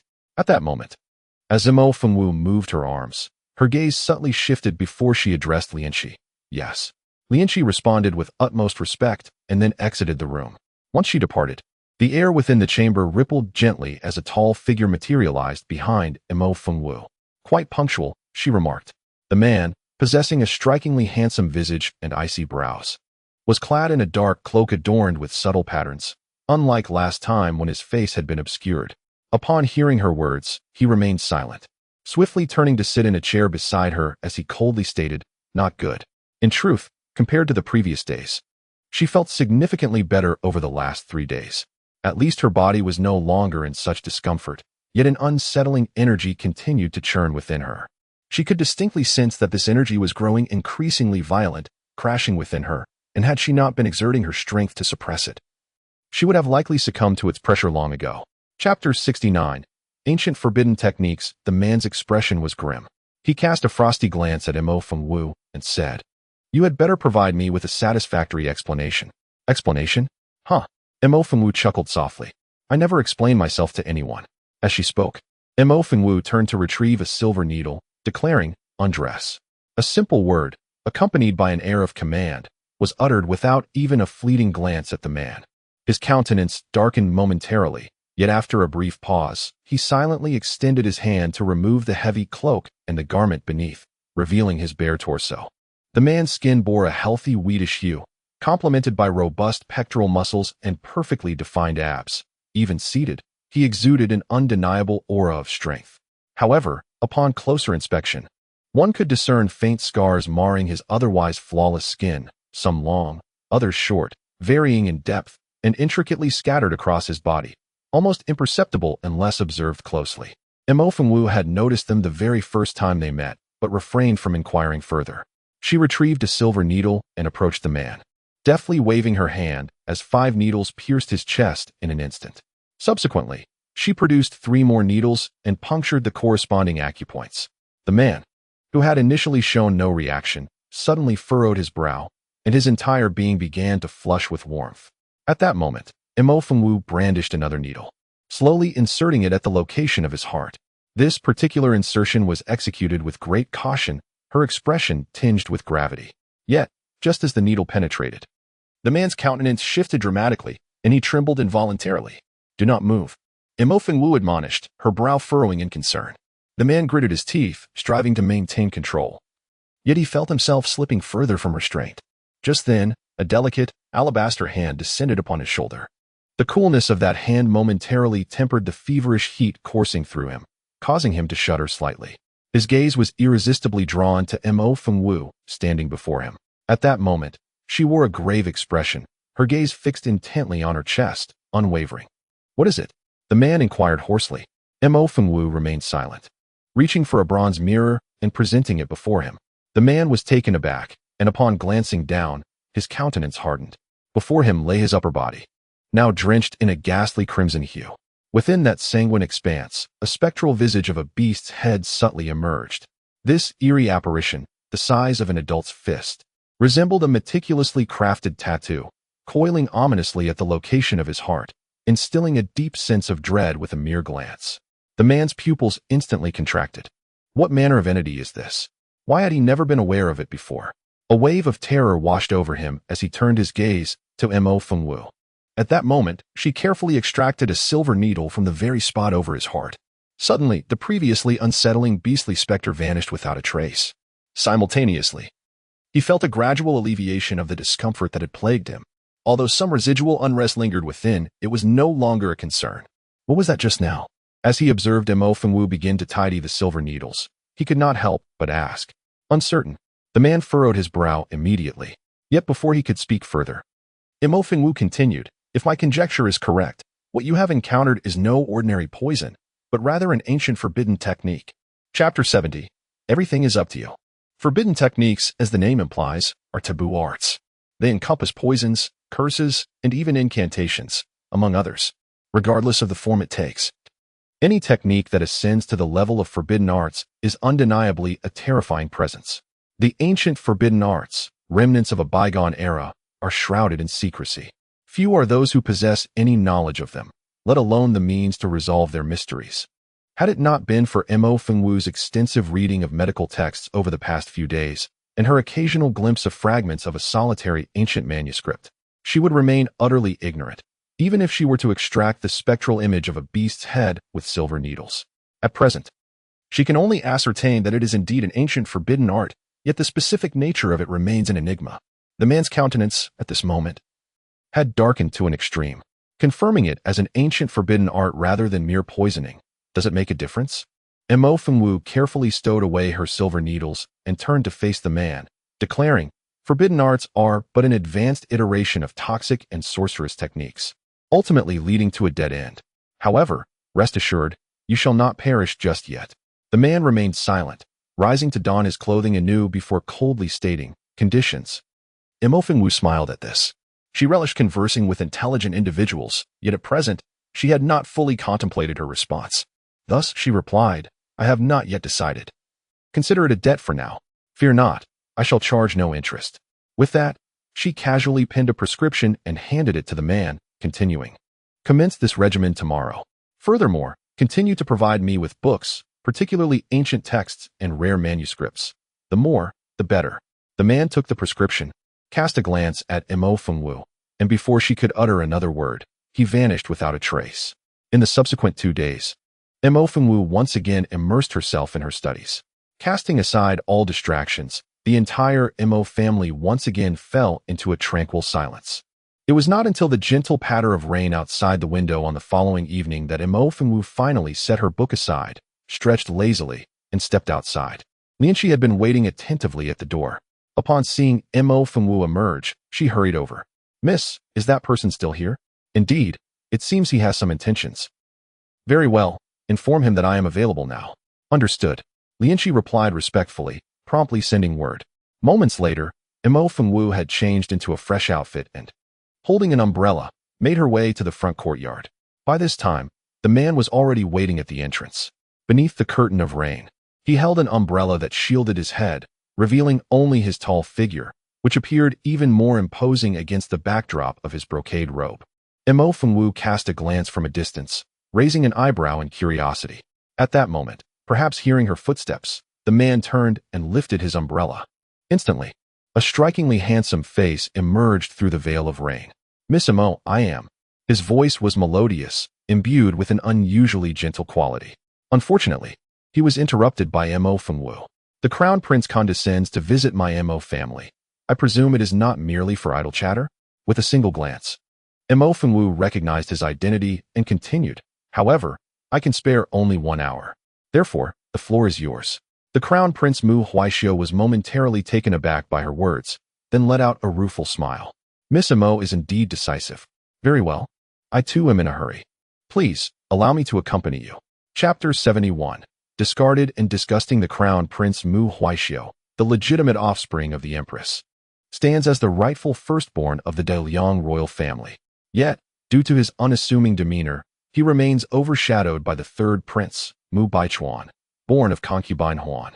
The carriage sped along, and soon they arrived at the imperial palace. Mo Fengwu remained silent as she disembarked from the carriage, navigating a series of turns until she finally arrived before a palace.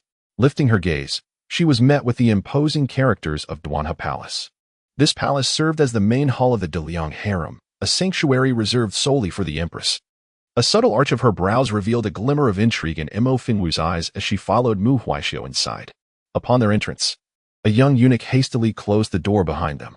The room was adorned with elegance, albeit imbued with a certain chill. Two slightly older palace maids stood by them, and the atmosphere was eerily quiet. Mu Huaishio nodded to the maids before leading Mo Fengwu further in. At that moment, however, Mo Fengwu's eyes suddenly sparkled with intent as she pointed towards a nearby incense burner, exclaiming, "Dispose of it. It is repulsive." Her sudden declaration caught both Mu Huaishio and the palace maids off guard. The maids exchanged puzzled glances, while Mu Huaishio glanced at the incense burner before urging, "What are you waiting for? Do as Miss Mo has commanded." "Yes," the maids replied in unison, promptly extinguishing the half-burned incense and removing it from the room. Meanwhile, Mo Fengwu bypassed and proceeded directly to the bed in the inner chamber. The bed curtain hung in place, obscuring the view within. At that moment, a middle-aged palace maid stepped forward, casting a quick glance at Mu Huaishio before respectfully nodding to Mo Fengwu. She then reached out and gently pulled aside the bed curtain. Instantly, a woman with a waxen complexion and a gaunt appearance was revealed. The woman lay with her eyes closed, covered by a thick, embroidered quilt, seemingly asleep. Although her features were emaciated and she had aged, one could still faintly discern that she had once been a beauty in her youth. The perceptive middle-aged maid promptly fetched an embroidered stool and placed it at the foot of the bed. Mo Fengwu turned and seated herself without hesitation, immediately beginning to take the woman's pulse. The entire room fell into a profound silence. Both Mu Huaishio and the middle-aged maid watched Mo Fengwu intently, their expressions tinged with anxiety. Yet, Mo Fengwu remained impassive, and after a moment, she withdrew her hand and declared, "She can be saved." Instantly, joy illuminated the faces of Mu Huaishio and the maid. Just as they were about to speak urgently, they hesitated slightly. Then Mu Huaishio spoke softly. "I implore Miss Mo to clarify. Whatever is within my power, I shall endeavor with all my might." In this era, there truly are many astute individuals. Mo Fengwu suppressed a silent smile. Then, without further ado, stated directly, "I select 3 items from the royal treasure vault." Upon hearing Mo Fengwu mention the royal treasure vault, Mu Huaishio felt a sudden jolt of apprehension. The royal treasure vault was a forbidden place, accessible only to the sovereign of the Great Liang, Mu Qingyuan. No one else was permitted to enter freely, let alone select items from within. Mu Huaishio found himself in a difficult position, and Mo Fengwu did not rush him. Instead, she stood up and prepared to leave. At that moment, the middle-aged palace maid suddenly spoke. "Very well. As long as Miss Mo can save Her Majesty the Empress, we can discuss everything else." Chapter 72. Who do you wish to discuss? The maid's tone was resolute, devoid of any pretense. Mo Fengwu cast a sidelong glance at her, a smile that was neither here nor there gracing her lips as she replied, "Then I shall await your summons when you are ready. However, I hope it can be expedited, for I can afford to wait, but she cannot." With that, Mo Fengwu turned and departed. The rain outside intensified, raindrops pattering against the umbrella with a cacophony of sounds. Just as Mo Fengwu stepped out of the Duanha Palace, Mu Huaishio hurried after her. "Miss Mo, please wait." Mo Fengwu paused. "Does the crown prince wish to haggle?" "You misunderstand, Miss Mo. That is not my intention. I merely wish to suggest that, if possible, could you visit Father Emperor?" "Sister Wooer." Mu Huaishio's face flushed slightly, but he was abruptly interrupted by a familiar voice that was exceedingly intimate. Upon hearing those words, Mo Baichuan emerged from the curtain of rain, holding an umbrella, clad in a deep purple brocade robe and adorned with a jade crown. He appeared meticulously groomed. He smiled gently, exuding an extraordinary warmth. "Sister Wooer, why did you not inform me of your arrival at the palace? I would have come to find you." As he spoke, he effortlessly approached Mo Fengwu, then turned his attention to Mu Huaishio. saying, "Crown Prince, is there something you require from Sister Wu at this late hour?" Upon hearing this, Mu Huaishou cast a fleeting glance at Mo Fengwu, remaining silent. "Who do you wish to discuss?" Mu Baichuan rambled on, oblivious to the fact that one might mistakenly believe he had some connection with Mo Fengwu. Unfortunately, Mo Fengwu was entirely impervious to his antics. Having spoken, she did not spare him a glance and simply strode toward the exit. At that moment, in front of Mu Huaishou, Mo Fengwu's blatant dismissal took Mu Baichuan utterly by surprise. Consequently, his expression stiffened, and he hastily pursued her, exclaiming, "Sister Wu." His voice abruptly ceased as a delicate, pale hand seized his throat. "Mu Baichuan, who do you think you are?" The tone, lightly tinged with disdain, concealed an unmistakable intent to kill. "Let me tell you, your affectionate Sister Wu comes too late. From this moment forth, it would be wise for you to keep your distance from me, or else." At this juncture, Mo Fengwu paused, casting a glance at Mu Baichuan before stepping closer, her lips brushing against his ear as she whispered in a tone audible only to the two of them. "I know what you are thinking. You believe I am jesting, that I would not dare to take your life, do you? You are mistaken. It is not that I lack the courage to do so. Rather, I simply do not wish to at this moment. After all, you still hold some value. So, do not disappoint me, understood?" With that, Mo Fengwu locked her gaze onto Mu Baichuan's eyes, then gradually released her grip on his throat and turned to leave. Beneath the veil of rain, her silhouette grew increasingly ethereal. Mu Baichuan stood motionless, his complexion shifting between shades of green and white. Suddenly, he turned sharply to look in a particular direction. At that moment, a figure abruptly dashed forward, positioning themselves protectively in front of Mo Fengwu. Chapter 73, The Shangwan Family of Fengcheng. The newcomer was a young girl, in the bloom of youth at 18. With striking features and adorned in a dress of white and pink embroidered silk, which accentuated her radiant beauty. A finely crafted golden embroidered belt cinched her waist, further emphasizing her already ample bosom, rendering it even more alluring. At that moment, the girl wore a fierce expression. Before she could steady herself, she pointed an accusatory finger at Mo Fengwu, exclaiming, "Mo Fengwu, you wretched woman, have you no shame to reflect upon your own character? Just because you've acquired some medical knowledge, do you think yourself extraordinary? How dare you entangle yourself with Baichuan again?" Her shrill voice pierced through the downpour. At that instant, Mo Fengwu, undeterred, continued her approach. As she drew near, she suddenly lifted her leg and delivered a forceful kick to the girl's chest. A moment later, the sharp invective was replaced by a blood-curdling scream. The girl was sent flying, crashing onto the stone path nearly 10 feet away. In the blink of an eye, the torrential rain drenched her, leaving her resembling a drowned rat. The girl struggled to rise, and as she looked up to hurl more insults, she realized that Mo Fengwu had already vanished from sight. Upon returning home, night had fully enveloped the sky. Mo Fengwu nodded and made her way directly to the study in the backyard. Upon entering, she found her grandfather, Mo Yanjing, seated behind the desk, his expression solemn. Lost in thought. "Grandfather, you summoned me?"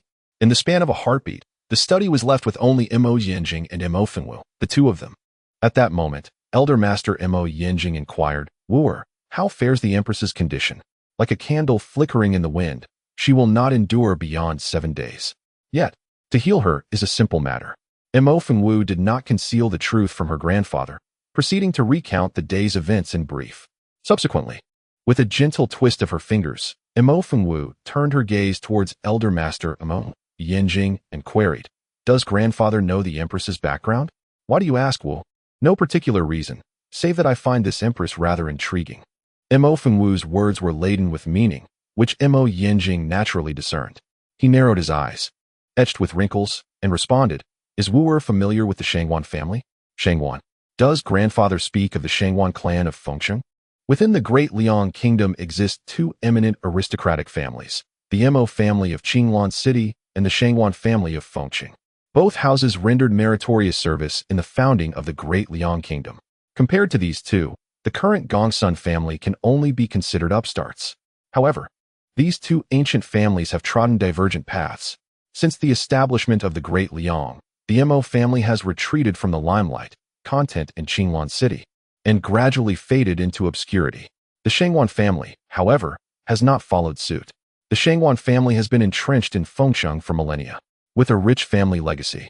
They rarely engage in worldly affairs, making them one of the most enigmatic families in the Great Liang Kingdom. It can be said that even the ascendant Gongsun family dares not act presumptuously before the Shangwan family. Chapter 74. I Want Her Life. Mo Fengwu had harbored a premonition. Yet she did not anticipate that her conjecture would prove accurate. The elderly gentleman, Mo Yinjing, nodded.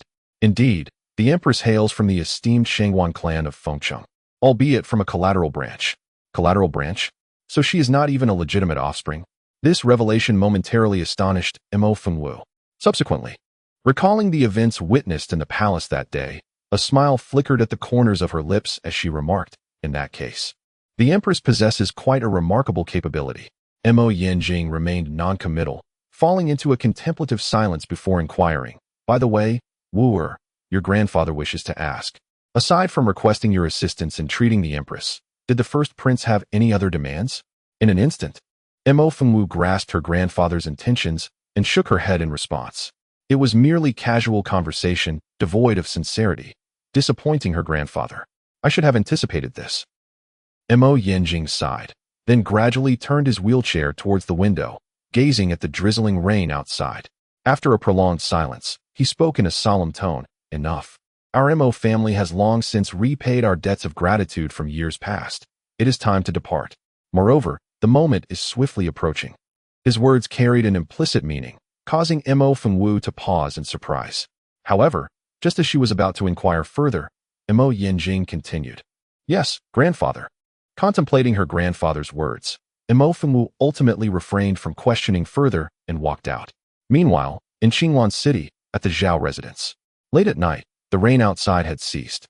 Yet, a certain chamber at the back of the Zhao mansion was ablaze with light. Servants and maidservants bustled in and out, when suddenly, a cacophonous crash of ceramic bowls shattered the air, followed by a piercing scream echoing from within the room. Get out. Everyone get out. A few young maidservants trembled in fear, hastily tidying up the chaos before scurrying away. The matriarch of the Zhao family gazed sorrowfully at her second daughter lying on the bed and quickly sought to comfort her. Sinny, you must remain calm. You are injured and cannot afford to calm? You asked me to be calm? Zhao Sinny erupted, her voice laden with anguish. That wretched Mo Fengwu actually laid hands on me, and you still expect me to be calm. Cough, cough. Her shout was abruptly interrupted by a sharp pain in her chest, forcing her to cough violently. The kick from Mo Fengwu had been brutal, fracturing 3 of her ribs and injuring her internal organs. What tormented Zhao Sinny even more was the indifference of the third prince. When she cried out for his help, he had not spared her a single glance before turning away. It shouldn't have been like this. Damn it, it's all that despicable woman's fault. Otherwise, why would Brother Baichuan ignore me? Wretched girl, I will not let this go. Mother, you must avenge me. Otherwise, I will die unsatisfied. I cannot bear it. Zhao Sinny screamed in a frenzy, her features contorted with rage as she clutched her mother tightly, refusing to let go. The matriarch's heart ached at the sight of her beloved daughter in such distress, especially when she recalled Mo Fengwu's arrogant demeanor. Embracing Zhao Sinny, she vowed, Do not worry, my dear. I will ensure that this grievance is repaid. With a glint of frost in her eyes, a fleeting shadow of malice crossed her face. After a moment of soothing Zhao Sinny, she stepped out of the room. Zhao Wu, she called softly, and a figure swiftly approached her side. Madame Zhao softly whispered a few instructions in his ear, then stated, Remember, I desire her life. Do you understand? Yes, rest assured, madam. Chapter 75. An incident occurred today. Mo Fengwu made an exception by not reading. Instead, she began meditating immediately after her meal. Lianxi, who was tidying up the room, was somewhat taken aback. While working, her eyes frequently drifted toward Mo Fengwu. Ultimately, unable to contain her curiosity, she cautiously inquired, Miss, are you cultivating? Indeed. Really? That's wonderful.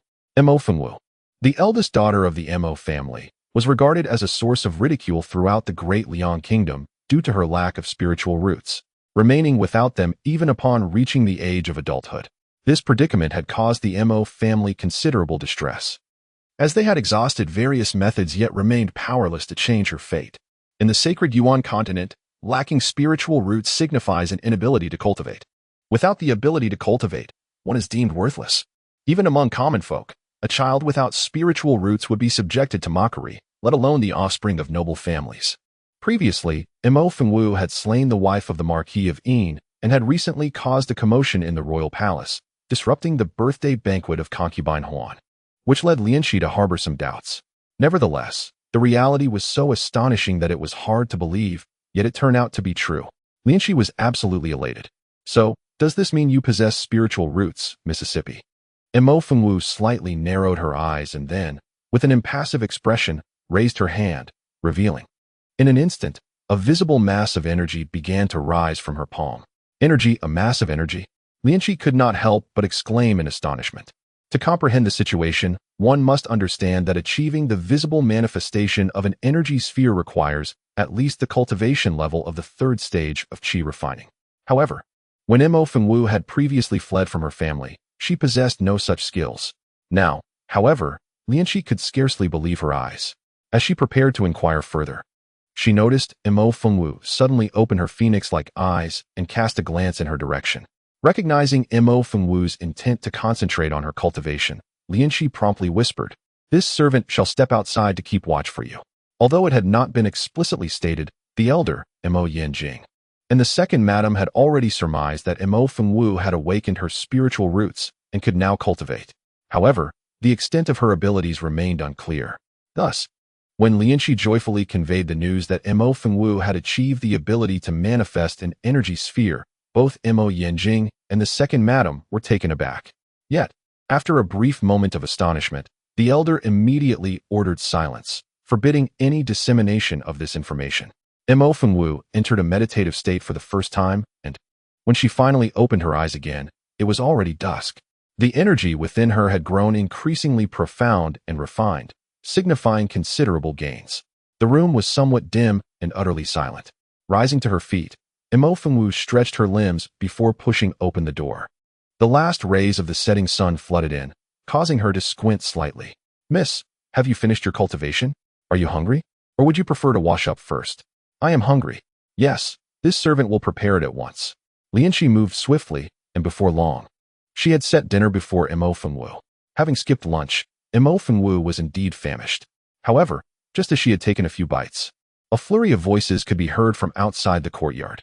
Without raising her head, Mo Fengwu stated directly, "Go and see." "Yes." Lianqi curtsied and hurried out. After a short while, she rushed back in, whispering, "Miss, something has happened. The young master is missing." Mo Fengwu paused with her chopsticks, then looked up at Lianqi. "The accompanying servants are also gone. The second madam has already sent people to search, but there's still no news." Lianqi looked anxious, cautiously watching Mo Fengwu. Mo Fengwu continued eating, casually asking, "Did he say where he was going when he left?" "No, he only said he was going out for a stroll. And then he left." "Miss, do you think something might have happened to the young master?" Mo Fengwu remained silent. By this time, the outside had become increasingly noisy. Clearly, the second madam's affairs had alarmed the entire estate. Soon, a servant hurried in, whispering, "Miss, the old master wants to see you." "Understood. Tell grandfather that there's no need to search anymore." "No. No need to search? Miss this." Lianqi was immediately bewildered. "Also, summon Mo Shuwen here." This. Yes. This servant will go immediately." Lianqi trembled in fright, not daring to say another word, and quickly turned and ran out. Not long after, Mo Shuwen arrived, looking anxious, evidently worried about the child's situation. "Miss, you summoned me?"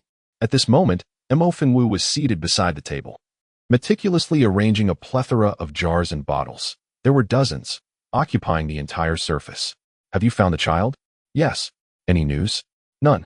Though the young master, Mo Ibai, was merely 7 years old, he was remarkably astute and sensible. Moreover, he was accompanied by others, making it implausible for him to have wandered off alone. However, as dusk approached and he remained unaccounted for, it was evident that something was amiss. The audacity to target a member of the Mo family indicated that the assailants were anything but benevolent. With this thought, Mo Shuwen's brow furrowed deeply in concern. Conversely, Mo Fengwu remained unperturbed, continuing to fiddle with the jars and bottles. Without lifting her gaze, she instructed, "You will convey a message for me." Mo Shuwen, taken aback, instinctively began to refuse. "Miss, the young master. Inform all the prominent families in Qinglan City that this young lady demands to see him within the hour. If he is not found, then they may await their demise at home. What? Mo Shuwen gasped, his eyes widening in shock. But miss, we have no idea who is responsible. Precisely why I instructed you to notify all prominent families. At this juncture, Mo Fengwu finally raised her eyes, articulating each word with deliberate clarity. Since we do not know who they are, no one shall escape. Furthermore, inform them that I require him alive. Do you understand? This includes the royal family.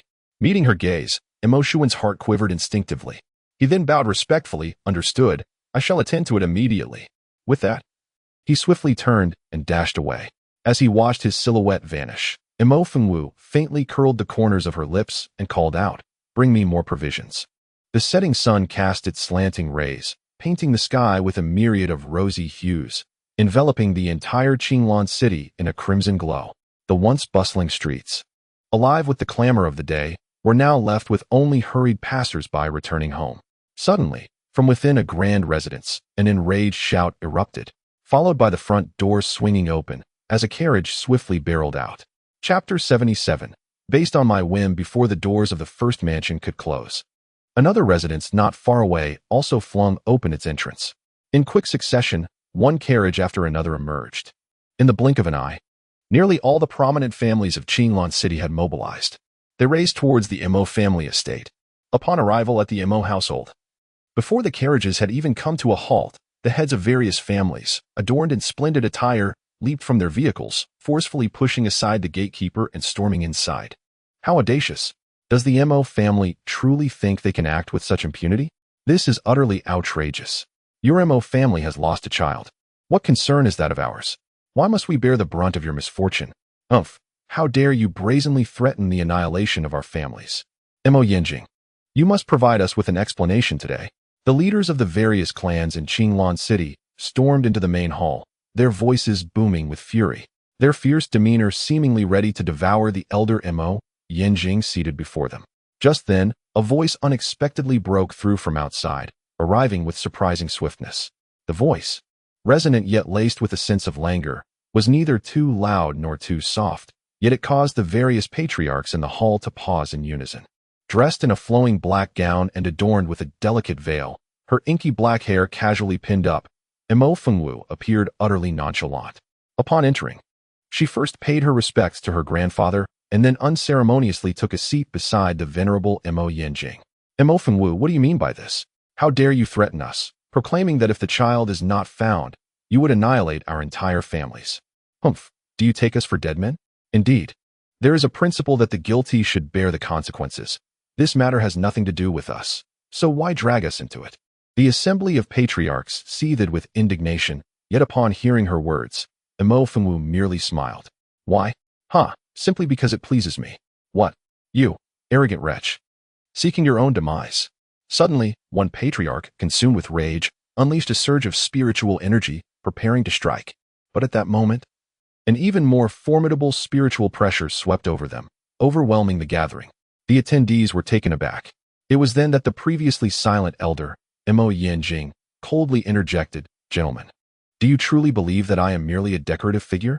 Mo Yinjing, the patriarch of the Mo family, had secluded himself ever since the tragic demise of his eldest son, Mo Nanfeng, and his wife, particularly in the last 2 years. It was rumored that he had fallen into madness, leaving him partially incapacitated. Yet, even a frail camel is larger than a horse. Despite his diminished state, he remained a figure not to be underestimated. The gathered patriarchs quickly regained their composure. Mo Fengwu observed the expressions of those present, and without further ado, declared, 1 hour, not a moment more. And let it be clear, I require them alive. You of the Mo family are excessively tyrannical. What if we refuse to comply? One elder retorted, scoffing, Humph. I refuse to believe you can annihilate us all at once. Indeed, you present a valid point. With so many of us, simultaneous action could prove quite challenging. The assembly felt a surge of relief at these words. However, in the following moment, Mo Fengwu's eyes narrowed with intent, and she continued, if that is the case, let us draw lots. Whoever draws the short straw will perish first. What say you? As she spoke, Mo Fengwu produced a small vial from her attire, carefully placing them one by one upon the adjacent table. Chapter 78. The trouble well invoked. The vials were diminutive, no larger than a child's fist, pristine white, and uniform in size, yet they inexplicably sent shivers through the esteemed heads of the families in attendance. "You dare to employ poison," one of the patriarchs spat through gritted teeth. Mo Fengwu's lips curled into a smile. "Otherwise, why do you suppose I granted you an hour's grace?" With an imperceptible arch of her brow, her piercing gaze swept over the assembly, and she added, "Moreover, you venerable elders are precisely here out of fear of this very thing, are you not? Am I mistaken?" "Indeed." Each individual present was impelled by their trepidation of Mo Fengwu's poison, their anger palpable and uncontainable. There is no other choice. During the last birthday banquet for the Empress, Mo Fengwu created an uproar of unprecedented magnitude. Hundreds of attendants from the Yinshan Marquis were left utterly vanquished amidst the chaos. The mere recollection of that scene sends shivers down one's spine. At this juncture, Mo Fengwu paused briefly, casting a glance at the sky outside.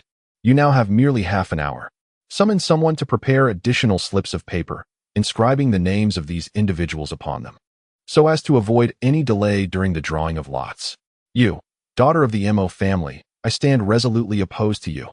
A thunderous roar echoed, followed by the heads of various families storming away in a fury, their sleeves sweeping dramatically behind them. Once they departed, Mo Fengwu let out a sigh of relief, then turned to the elderly gentleman beside her, Mo Yanjing, and whispered, "Grandfather, I have brought calamity upon the Mo family." "Haha, what a splendid calamity you have summoned." The elder, Mo Yanjing, burst into hearty laughter, only to quickly adopt a serious demeanor as he remarked, "Our Mo family has indeed remained in silence for far too long, allowing even the most insignificant of creatures to tread upon us. This time, let us seize the opportunity to demonstrate our strength to them." As he spoke, the elder turned to Mo Fengwu, his face reflecting satisfaction, and said, "I am truly pleased with your current stance. The matters that follow shall be entrusted to you. Act with courage. Whatever occurs, your grandfather will shield you." The elder Mo Yanjing concluded with these words before taking his leave. Meanwhile, the entirety of Qinglan City was ablaze with lights. The various noble families mobilized their forces, creating a cacophony of barks and crows, as if preparing to turn Qinglan City completely upside down. The Li family and the Cui family are experiencing turmoil due to the overwhelming presence of that wicked woman from the Mo family. Has there been any news regarding her emergence? If not, what is there to discuss? Go search for her. What shall the Zhang family do now? Time is of the essence. How much longer do we have? A mere quarter of an hour? Then why are you still dawdling? Reinforce our search efforts immediately. We must find her, even if it means turning the entire Qinglan City upside down. Hurry up. The prominent families are in disarray, and even the palace is in an uproar. In the Jinyang Palace, where concubine Huan resides, she seethes with anger. This audacious woman. The last account has yet to be settled, and now this. What time is it? Is there any news about her? What? None. Then go look for her. You bunch of useless fools. You can't even find one person. What purpose do I have in keeping you around? In an instant, the entire Qinglan City is thrown into chaos. Chapter 79. The time has come. In a secluded courtyard on the west side of the city, a group of rather unsavory-looking men huddles together, murmuring about the commotion outside. What has happened to the city tonight? It is so noisy. Has something occurred? I haven't heard anything. I'll go take a look. As they listen to the sounds from the outside, one man stealthily approaches the door, peering through the cracked wooden planks. Just then, a shadow suddenly bursts in, colliding with the man at the door and knocking him to the ground. Ouch! Who the hell? Ah, it's you, Fifth Master. Where's that little brat? The man, grimacing in pain, climbs to his feet and replies respectfully, "He*s inside." "Don't worry, Fifth Master. He won to escape." The man known as Master Wu paid him no heed, striding swiftly into the room. There, in the corner, a small figure huddled motionless. At that moment, several other men approached, unable to suppress their curiosity. "Master Wu, who is this little brat? Why are we silent? Do not ask what you should not." "But Master Wu, at this hour." A sharp slap echoed. "I said to leave the city now. Why so much chatter?" With a cold glance, Master Wu gestured towards the two corpses in the corner and added, "Furthermore, dig a grave for those two immediately and dispose of them cleanly. Hurry." "Why, yes, understood." The men nodded vigorously, fear evident in their eyes, and two hurried out to dig a grave in the yard. The others swiftly lifted the child from the corner and followed Master Wu outside. Yet, as they reached the entrance, a cacophony erupted outside. Master Wu's expression shifted dramatically, and he turned to flee. "Run." At his command, The others were startled into action, scrambling over the courtyard wall to escape. Just as they departed, the dilapidated courtyard door was violently kicked open.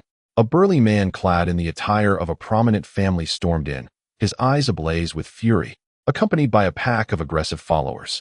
Search. Take any child you find, regardless of whose they are, boy or girl. Just seize them. Move quickly. We are short on time. Damn it. I'm talking to you. Hurry up. Everyone, move faster.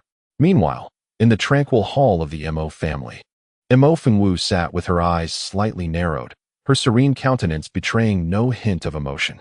Beside her, however, the second madam was in a state of frantic anxiety, constantly glancing outside while fixating on the ever-shortening sandalwood incense in the nearby censer, her eyes gradually growing red. As the appointed time approached, the absence of news regarding her son gnawed at her, and her worries deepened with each passing moment, causing her body to tremble uncontrollably.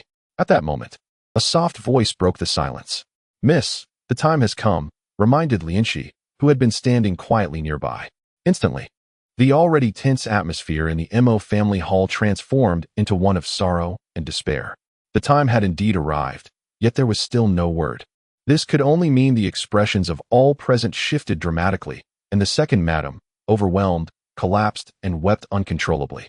Accompanied by her cries, the entire Mo family was engulfed in grief. Simultaneously, the once boisterous streets of Qinglan City fell inexplicably silent.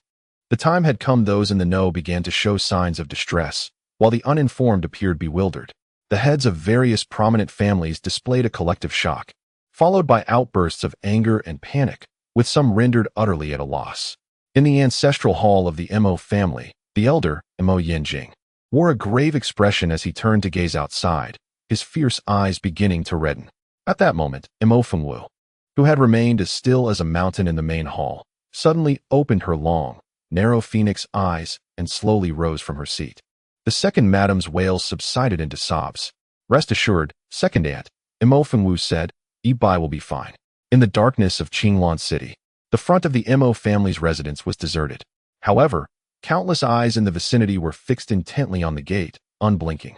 With a creak, the Mo family's gate opened from the middle, and a slender figure emerged.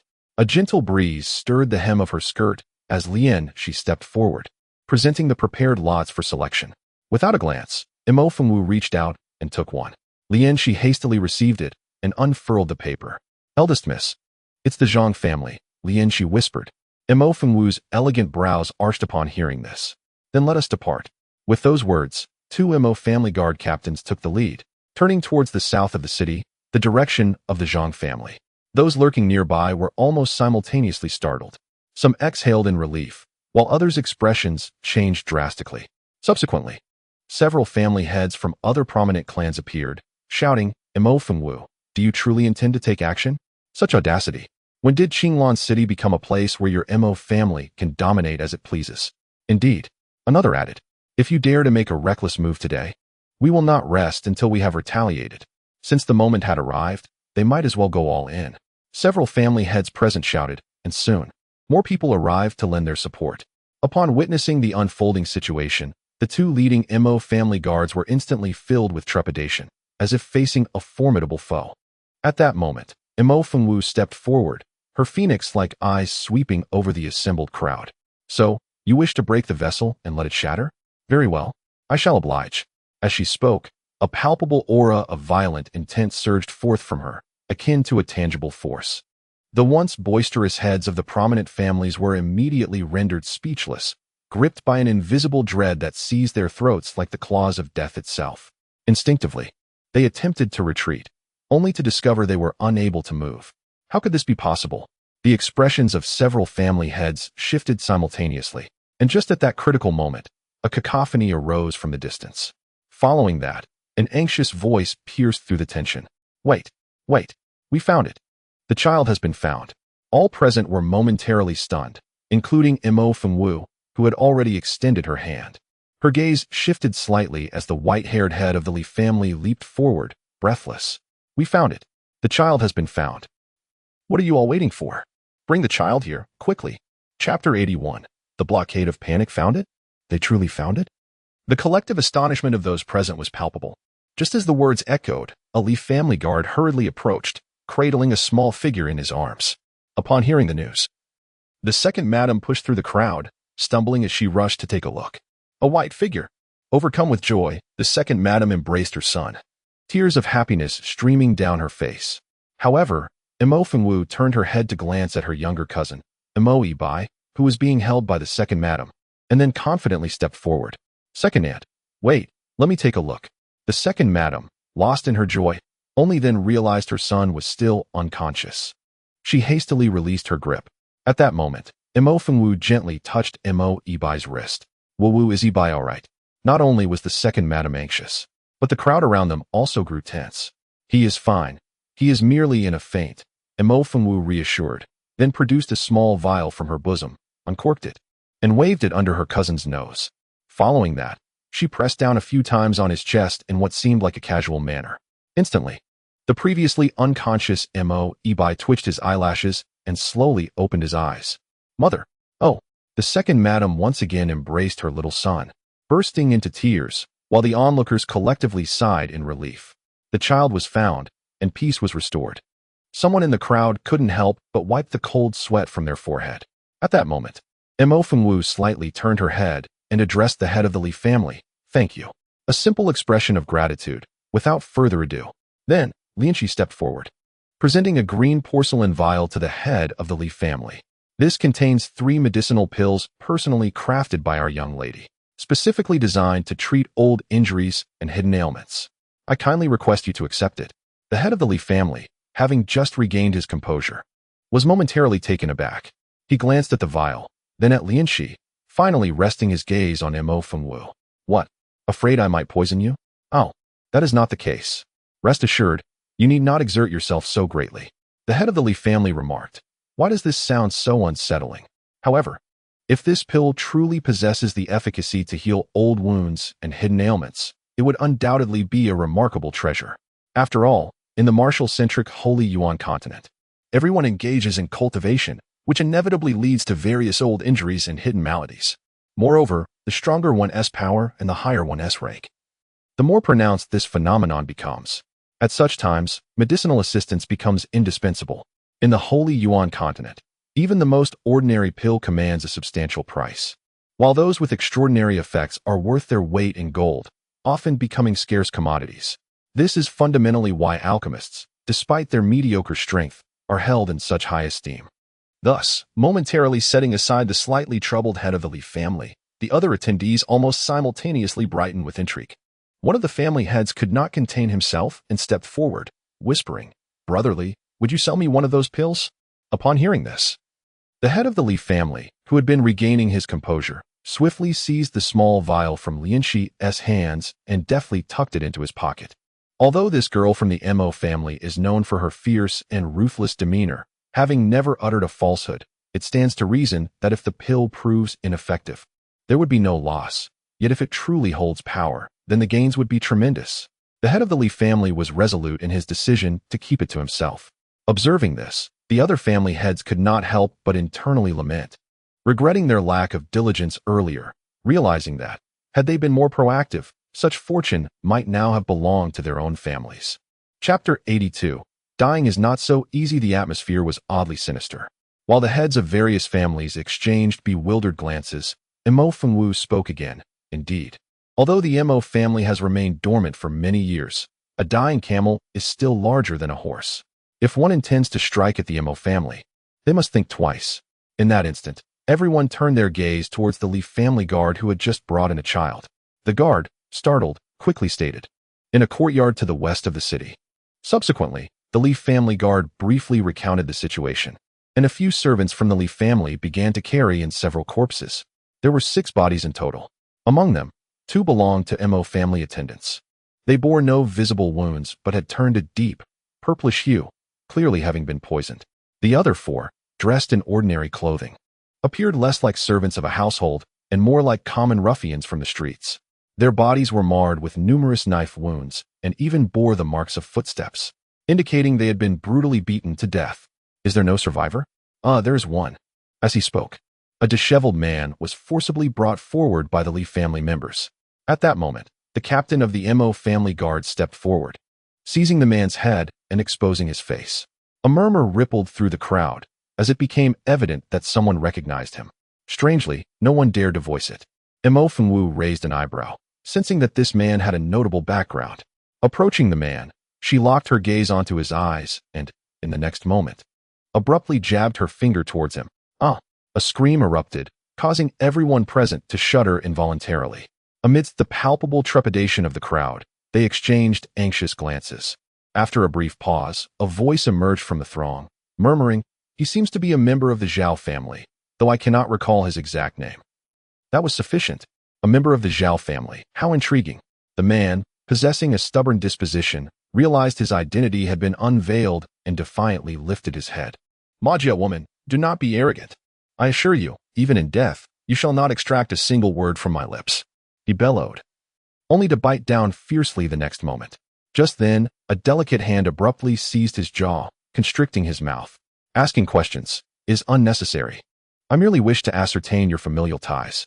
As for who orchestrated this or the reason behind the assault on my magia, I harbor no interest in knowing, nor do I wish to know. Regardless, you are destined to perish. What need have I for justification? Furthermore, allow me to impart a piece of wisdom. Sometimes, even the desire for death is not easily fulfilled." With that, Mo Fengwu emitted a chilling smile, a hint of murderous intent suffusing the air. She then addressed the captain of the Magia guards beside her, instructing, "Skin him alive and then take him to the Zhao family." "Yes, milady." Chapter 83. The Magia have arrived at the Zhao family in the southern part of the city, at the Zhao residence. Has Zhao Wu reported any news? In the inner chambers, the matriarch of the Zhao family sat upon a soft couch, her eyes slightly narrowed. With fragrant incense wafting through the air, she gestured for the maid to withdraw before slowly opening her eyes. At such a late hour, the absence of news from Zhao Wu could signify a troubling turn of events.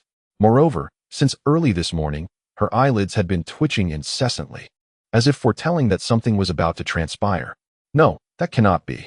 The matriarch of the Zhao family reassured herself, promptly closing her eyes once more. However, at that moment, a sudden commotion erupted outside, and a young maid hurriedly entered, exclaiming, "Madam, the second young lady seeks your presence." Though she spoke of seeking, it was merely a formality. In truth, Zhao Xini had begun to stir once again. The matriarch, feeling helpless, rose and proceeded to the adjacent courtyard. Upon entering, a teacup suddenly shattered before her, scattering debris across the floor. "Xini, what on earth is the matter?" Zhao Xini, who had been lying in bed in a frenzy, immediately lifted her head upon hearing the voice. She then grasped the matriarch tightly, crying out, "Mother, did you not promise to help me seek vengeance? Has that wretched woman met her demise? Tell me, has Mo Fengwu, that despicable creature, perished?" "Huh. Xini, do not fret, allow mother to explain." The matriarch hastily comforted her second daughter, saying, "Xini, everything has been arranged. Rest assured, it will not be long before that little wretch receives her just deserts." "Is that true?" "Of course. Has mother ever deceived you?" Subsequently, the matriarch whispered a few words into Zhao Xini's ear. Instantly, the girl, who had just moments ago been in a state of madness, erupted into laughter, her face alight with joy. Witnessing this transformation, the matriarch felt a sense of relief. "Humph. That little wretch from the Mo family is nothing but a worthless fool. For Zhao Wu to deal with her will be a mere trifle. The Mo family has been in decline for the past 2 years. Even if it is known that that little wretch has perished, what difference does it make? Furthermore, with their daughter now aligned with the third prince, destined to become a queen, what significance does a mere Mo family hold?"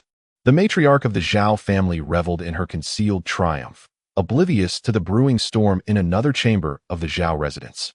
"What did you say? The Mo family has come knocking?" In the study, Zhao Feng, the head of the Zhao family, gazed at the servant who had come to report, his face etched with astonishment. The animosity between the Zhao and Mo families was no secret in the kingdom of Dalian. However, the Mo family had been relatively quiet in recent years, and despite the Zhao family's arrogance, they maintained a sense of propriety, thus avoiding confrontation. But now, repeat that. "Which family?" Zhao Feng inquired once more. "It is the Mo family, from the east of the city. It is said that the young master of the Mo family went missing, and the young lady, Mo Fengwu, has proclaimed that if he is not found within an hour, she will annihilate all the noble families in Qinglan City." "Humph. The Mo family has lost a child. What concern is that of ours? Annihilate all the noble families? Such bravado, but it remains to be seen if she possesses the capability. The servant hastily shook his head. No, master. The child has been found. Chapter 84. You are mistaken found? If the child has been found, why the commotion? The Zhao family was one of the few noble families that had remained inactive.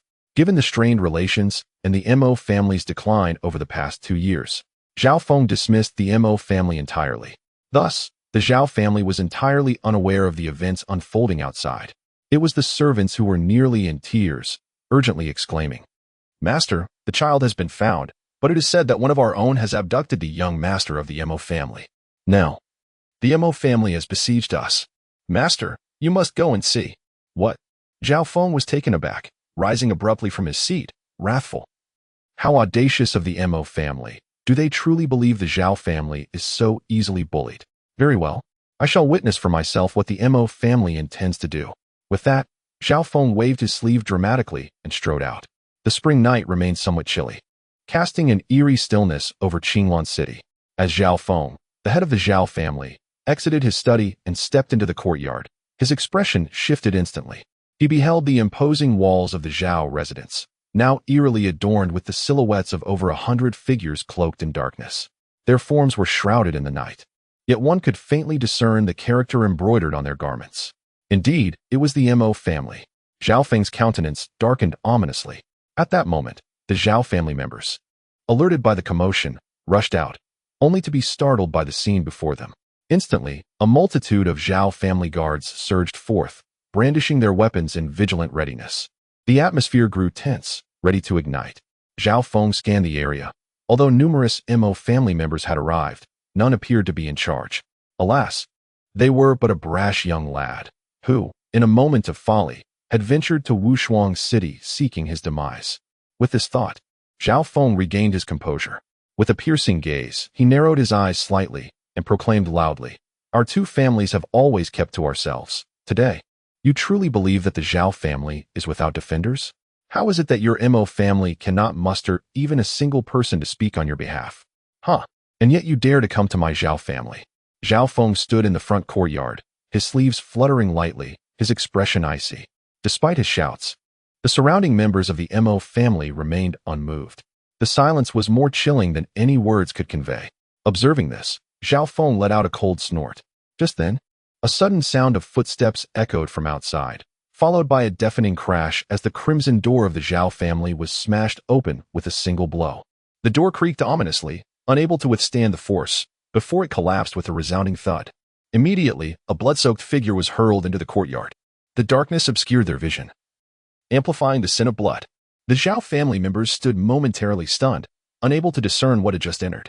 At that moment, more footsteps approached, and several members of the Mo family strode in. Zhao Feng's expression darkened considerably. He erupted in fury. Preposterous. A mere Mo family dares to act with such audacity. Do you truly believe that my Zhao family is made of paper? Is this your attempt to intimidate us? Let me assure you, it is a futile endeavor. Intimidate.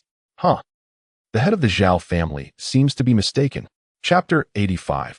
Just in time, a melodious female voice, cool yet laced with a hint of languor, emerged from the shadows. Following this, a slender and graceful figure stepped forward from the crowd. Clad in a flowing black dress, her visage obscured by a delicate veil.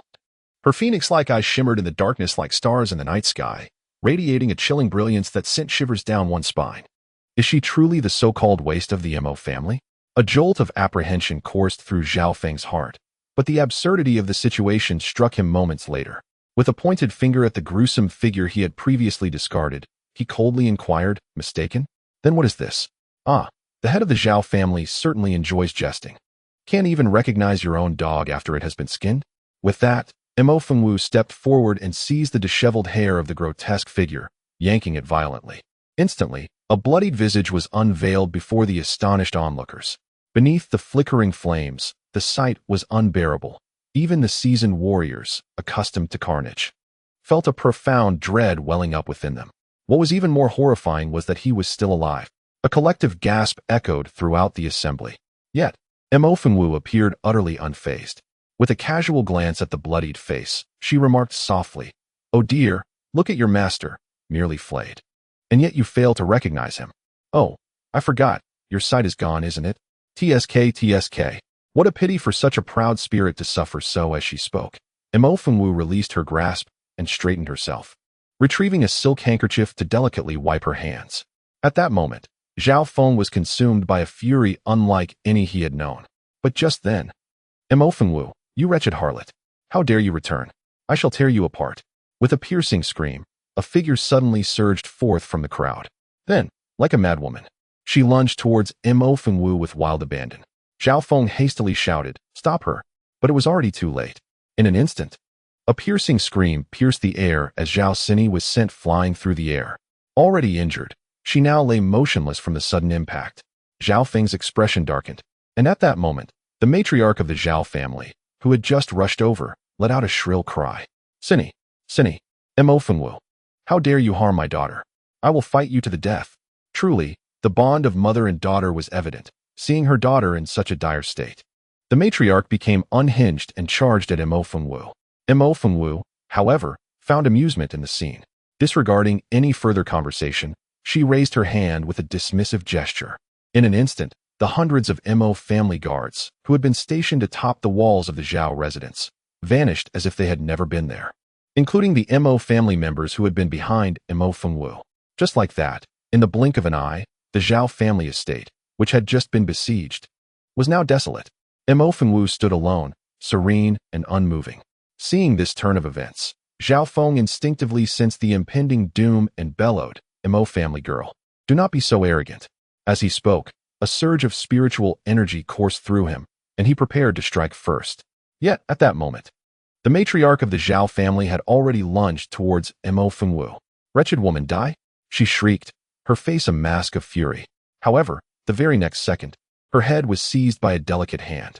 The matriarch froze, and a soft voice whispered in her ear, "Fortuitous timing, you shall suffice." Chapter 86. If only we had arrived sooner. Even as she spoke, Imo Fengwu subtly flicked her fingers. Immediately, the first madam of the Zhao family emitted a piercing shriek, followed by a horrifying spectacle that unfolded before everyone's eyes. The once voluptuous first madam of the Zhao family began to swell grotesquely. Her abdomen, in particular, expanded rapidly, like an inflating balloon. In the blink of an eye, she resembled a woman on the verge of childbirth, swollen beyond recognition. Everyone was aghast at the sight. Even Zhao Feng was momentarily stunned, his enraged countenance now displaying astonishment. "Imo family woman, you dare!" Zhao Feng roared, but before he could finish his sentence, Imo Fengwu's lips curved into a faint smile. She swiftly raised her foot and kicked the now spherical first madam of the Zhao family with considerable force. Zhao Feng was taken aback and instinctively unleashed his spiritual power. A muffled explosion echoed as the first madam of the Zhao family detonated in midair, scattering into fragments. Like a cloud of crimson mist, her remains splattered in all directions. The gruesome and brutal scene left everyone in a state of shock. Zhao Feng was covered in the spray, appearing disheveled and enraged. "Imo family woman, you have a death wish." Zhao Feng bellowed in fury, but as he attempted to retaliate, he faltered, convulsed, and collapsed to his knees. You used poison." Zhao Feng struggled to utter. Imo Fengwu merely chuckled softly, then turned and strode out of the Zhao family mansion. "Seal it off. Allow no one from the Zhao family to escape." The night deepened. The entire Qinglan city was enveloped in an intangible dread. The young lady of the Imo family had indeed taken action. The various families, previously vocal in their grievances due to threats, fell silent in this moment, none daring to emerge to witness the spectacle. Imo Fengwu stood before the Zhao family residence, her hands clasped behind her back, seemingly oblivious to her surroundings. Within the grand estate, the incessant sounds of moans and cries echoed, yet they stirred no sympathy within her. Occasionally, a few lightly poisoned individuals attempted to escape by scaling the walls of the Zhao residence, but before they could reach the ground, they were swiftly turned into pincushions by the Imo family guards stationed outside. The entire Zhao residence had become a veritable playground for death. At that moment, on the desolate street, a horse-drawn carriage suddenly approached. The rhythmic clattering of hooves reverberated, and in an instant, it halted before Imo Fengwu. A tall, elegant figure descended from the carriage and approached her. "Miss Imo." Without moving, Imo Fengwu cast a sidelong glance at the newcomer, a smile playing on her lips. "So late, and the crown prince has yet to retire?" The crown prince, Mu Huaishio, wore a look of resignation as he glanced towards the Zhao residence, where the chilling screams resonated. He took a step closer and whispered, "Might I request, Miss Mo, that you consider my presence and cease your actions?" "Oh, does the crown prince share a connection with the Zhao family?" "Connection may be too strong a word. However, the Zhao family serves as a pillar of our great Liang. If this continues, it may incite widespread panic among the populace. Isn't that even better? It would prevent those who believe my Mo family is on the verge of collapse from coming to gloat." Mo Fengwu smiled and, with a flick of her enchanting eyes, fixed her gaze unwaveringly upon Mu Huaishio as she spoke. "Moreover, at this juncture, even if one wishes to withdraw, it is too late. If only you had arrived a moment sooner, Your Highness." Chapter 87. To speak frankly, Mo Fengwu seemed to imply something deeper. Mu Huaishio's eyelids twitched, and he sighed softly, responding, "I did not anticipate the gravity of the situation. Nevertheless, given the present circumstances, it would be prudent for Miss Mo to take precautions. Are you aware of the situation concerning the eldest daughter of the Zhao family?" Mo Fengwu's delicate brows furrowed slightly. "Zhao Xueyan? Indeed, that very one. The eldest daughter of the Zhao family was originally an alchemist, reportedly possessing exceptional talent, and later became the disciple of a notable figure in Wushuang City. Now that the Zhao family is in turmoil, should she become aware, I fear." At this point, Mu Huaishio paused, his expression grave as he whispered, "In any case, Miss Mo, it would be wise to remain vigilant." After exchanging a few words, the crown prince Mu Huaishio took his leave. Once he departed, Mo Shuwen quietly approached and murmured, "Miss," regarding Mu Huaishio. Mo Fengwu lifted her gaze to the grand Zhao residence, a soft smile gracing her lips. "He has come to render a favor." Although Mo Fengwu was unaware of the intricate details, it was evident from the incident when Zhao Xini had obstructed her at the palace that the Zhao family maintained a close relationship with Mu Baichuan and Consort Huan. Now, with the Empress of Daliang and Consort Huan at odds, it is indeed remarkable that the Crown Prince Mu Huaishio would intercede on behalf of the Zhao family. Moreover, the intention to take action against the Zhao family had lingered for a considerable duration, nearly half an hour. If Mu Huai had genuinely sought to intercede, he would have arrived much earlier, rather than appearing only after a significant delay. However, this incident, as if struck by a sudden realization, Mo Fengwu narrowed her eyes slightly. "How much do you know about Wushuang City?" Wushuang City enjoys considerable renown in the eastern region. The city lord, Jin Bumming, possesses exceptional medical skills and is reputed to be a fifth-tier alchemist.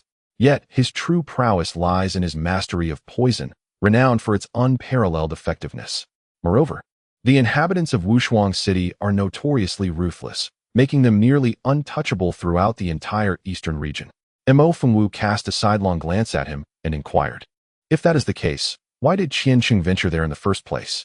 Mo Qianqing, the eldest son of the Mo family, is the older brother of her younger cousin, Mo Yibai, and merely half a year her junior. In contrast to Mo Fengwu's perceived shortcomings, Mo Qianqing had consistently exhibited extraordinary talent from a young age. As he approached his 30s, he had already reached the pinnacle of foundational cultivation, a true martial genius. Yet, just 3 months prior, Mo Qianqing had ventured alone to Wushuang City and had since vanished without a trace. Upon hearing this, Mo Shuwen's expression grew grave, and he remarked, "It was reported that Jin Bumming had concocted a high-grade elixir, which was said to have the potential to heal the second master." Mo Fengwu's gaze turned icy. "Speak the truth." Mo Shuwen clenched his teeth and whispered, "Yes, it is because of the ghost shadow orchid." The ghost shadow orchid, a curse that had afflicted Mo Fengwu, the eldest daughter of the Mo family, since the moment of her birth. Due to the haunting shadows, her visage transformed into a terrifying mask, and from a young age, she was plagued by insecurity, compelled to conceal her face behind a veil for years. Yet, she could not escape the dreadful specter that invited disdainful whispers from those around her. Initially, Mo Fengwu found the situation peculiar, for the Mo family and Wushuang City had no prior interactions. Even if it was known that Jin Bumming possessed superior elixirs, obtaining them from the Mo family would not be a simple task. Furthermore, even if these superior elixirs boasted remarkable efficacy, they must be administered with precision. It was unheard of to embark on such a journey without proper intelligence. Chapter 88. The eerie power indeed, it was as she suspected. Mo Fengwu's gaze darkened. At that moment, Mo Shuwen, standing beside her, dared not utter a word. Suddenly, Mo Fengwu's phoenix-like eyes flickered, and her alabaster fingers, barely perceptible, made a slight motion. Investigate the matters of Wushuang City, she commanded in a hushed tone. Then, she glanced at the Grand Zhao residence before continuing. Delve deeper into the individual known as Zhao Wu from our previous inquiries. The more detailed, the better. Mo Shuwen paused momentarily, then quickly grasped her intent. Understood. I shall arrange it at once. In the span of a single night, the Zhao family was annihilated, sending shockwaves throughout the entire Daliang. This event silenced many who had dismissed Mo Fengwu as merely formidable in words, perceiving her as jesting. A sense of unease spread through Qinglan City as the Mo family, a once dormant ancient lineage, once again became the focal point of clandestine discussions across Daliang. It was not until the following evening that Mo Fengwu emerged from her chamber. As a representative from the palace arrived, the middle-aged palace maid, who served Empress Shangguan, indeed kept her word and granted Mo Fengwu access to the palace's treasury. Mo Fengwu acted decisively, selecting 3 items before heading directly to the Duanhe Palace to administer acupuncture to Empress Shangguan. However, Empress Shangguan had been bedridden for many years. Her health severely deteriorated. While the immediate treatment was straightforward, the crucial aspect lay in her subsequent recuperation. Thus, Mo Fengwu left behind a prescription before taking her leave. Upon returning to the Mo residence, it was already midnight. Lianqi awaited at the entrance, and, upon seeing Mo Fengwu disembark from the carriage, promptly approached her. The ancestral hall. Mo Fengwu paused in surprise, but nodded and quickly made her way to the hall. Inside the ancestral hall, silence reigned. A solitary light flickered, casting dim shadows throughout the space. As Mo Fengwu entered, she beheld the venerable patriarch, Mo Yanjing, seated in a wheelchair, his back turned to the hall's entrance. Lost in contemplation. Grandfather, you summoned me? The elder Mo Yanjing spoke gently, dispelling the eerie atmosphere of the hall. He gestured for Mo Fengwu to come closer and inquired. What is the condition of Empress Shangguan? She is poisoned, akin to my second uncle's affliction, though it is a different toxin. The method of administration is rather subtle. It appears to be the work of Consort Huan. In the presence of her grandfather, Mo Fengwu withheld nothing, succinctly articulating her assessment. That is good to hear. Mo Yanjing nodded, then fell into a brief silence before softly stating, Child, do you know why I summoned you here tonight? Mo Fengwu shook her head, pondering for a moment before tentatively suggesting, Is it that you wish for me to save the ruler of the Great Liang? Ha ha ha, you clever girl. Upon hearing this, Mo Yanjing erupted in laughter, first nodding, then shaking his head, and remarked, Indeed, saving him is imperative. This can be considered the final act of grace from the Mo family towards the royal lineage of Daliang. However, the purpose of tonight's gathering is of paramount importance. At this juncture, the venerable Mo Yanjing's expression suddenly grew solemn, and he reached into his robes to retrieve an object, his fingers coming together. In an instant, a peculiar radiance emanated from the palm of Mo Yanjing, enveloping the entire ancestral hall of the Mo family in a dense shroud. Gradually, an extraordinary force began to permeate every corner of the hall, an eerie and overwhelming aura that descended like a tempest. Chapter 89, The Next Patriarch. The ancestral hall seemed to be severed from the outside world, placing its occupants in a realm apart. Mo Fengwu was momentarily taken aback. Unable to suppress her curiosity, she softly inquired, Grandfather, what is this? Yet before she could finish her sentence, Mo Yanjing's grave voice cut through the air, commanding, Kneel. Mo Fengwu was taken aback, but complied, kneeling obediently. Simultaneously, the elderly Mo Yanjing, who had previously been seated in a wheelchair, inexplicably stood upright. He then produced the Mo Wenling, a treasured artifact of the Mo family, and with a gentle toss, it was released into the air. The Mo Wenling is said to grant dominion over the Mo family to its possessor, yet the true extent of its power remains shrouded in mystery. Even to the family itself, with very few privy to its secrets. Otherwise, Mu Baichuan would not have so easily bestowed it as a favor upon the heir of the Yinshan Marquis. At that moment, as the Mo Wenling was activated, it emitted a blinding brilliance, and a colossal character of Mo ascended, transforming into countless stars that enveloped the entire barrier space. Beneath the stars, the cosmos sparkled. At that moment, the ancestral tablets of the Mo family displayed upon the altar emitted radiant beams of light, coalescing into magnificent golden phantoms. These apparitions, akin to the revered sages of a sacred realm, stood majestically in the heavens, exuding an aura of unparalleled dignity. Mo Fengwu was momentarily taken aback.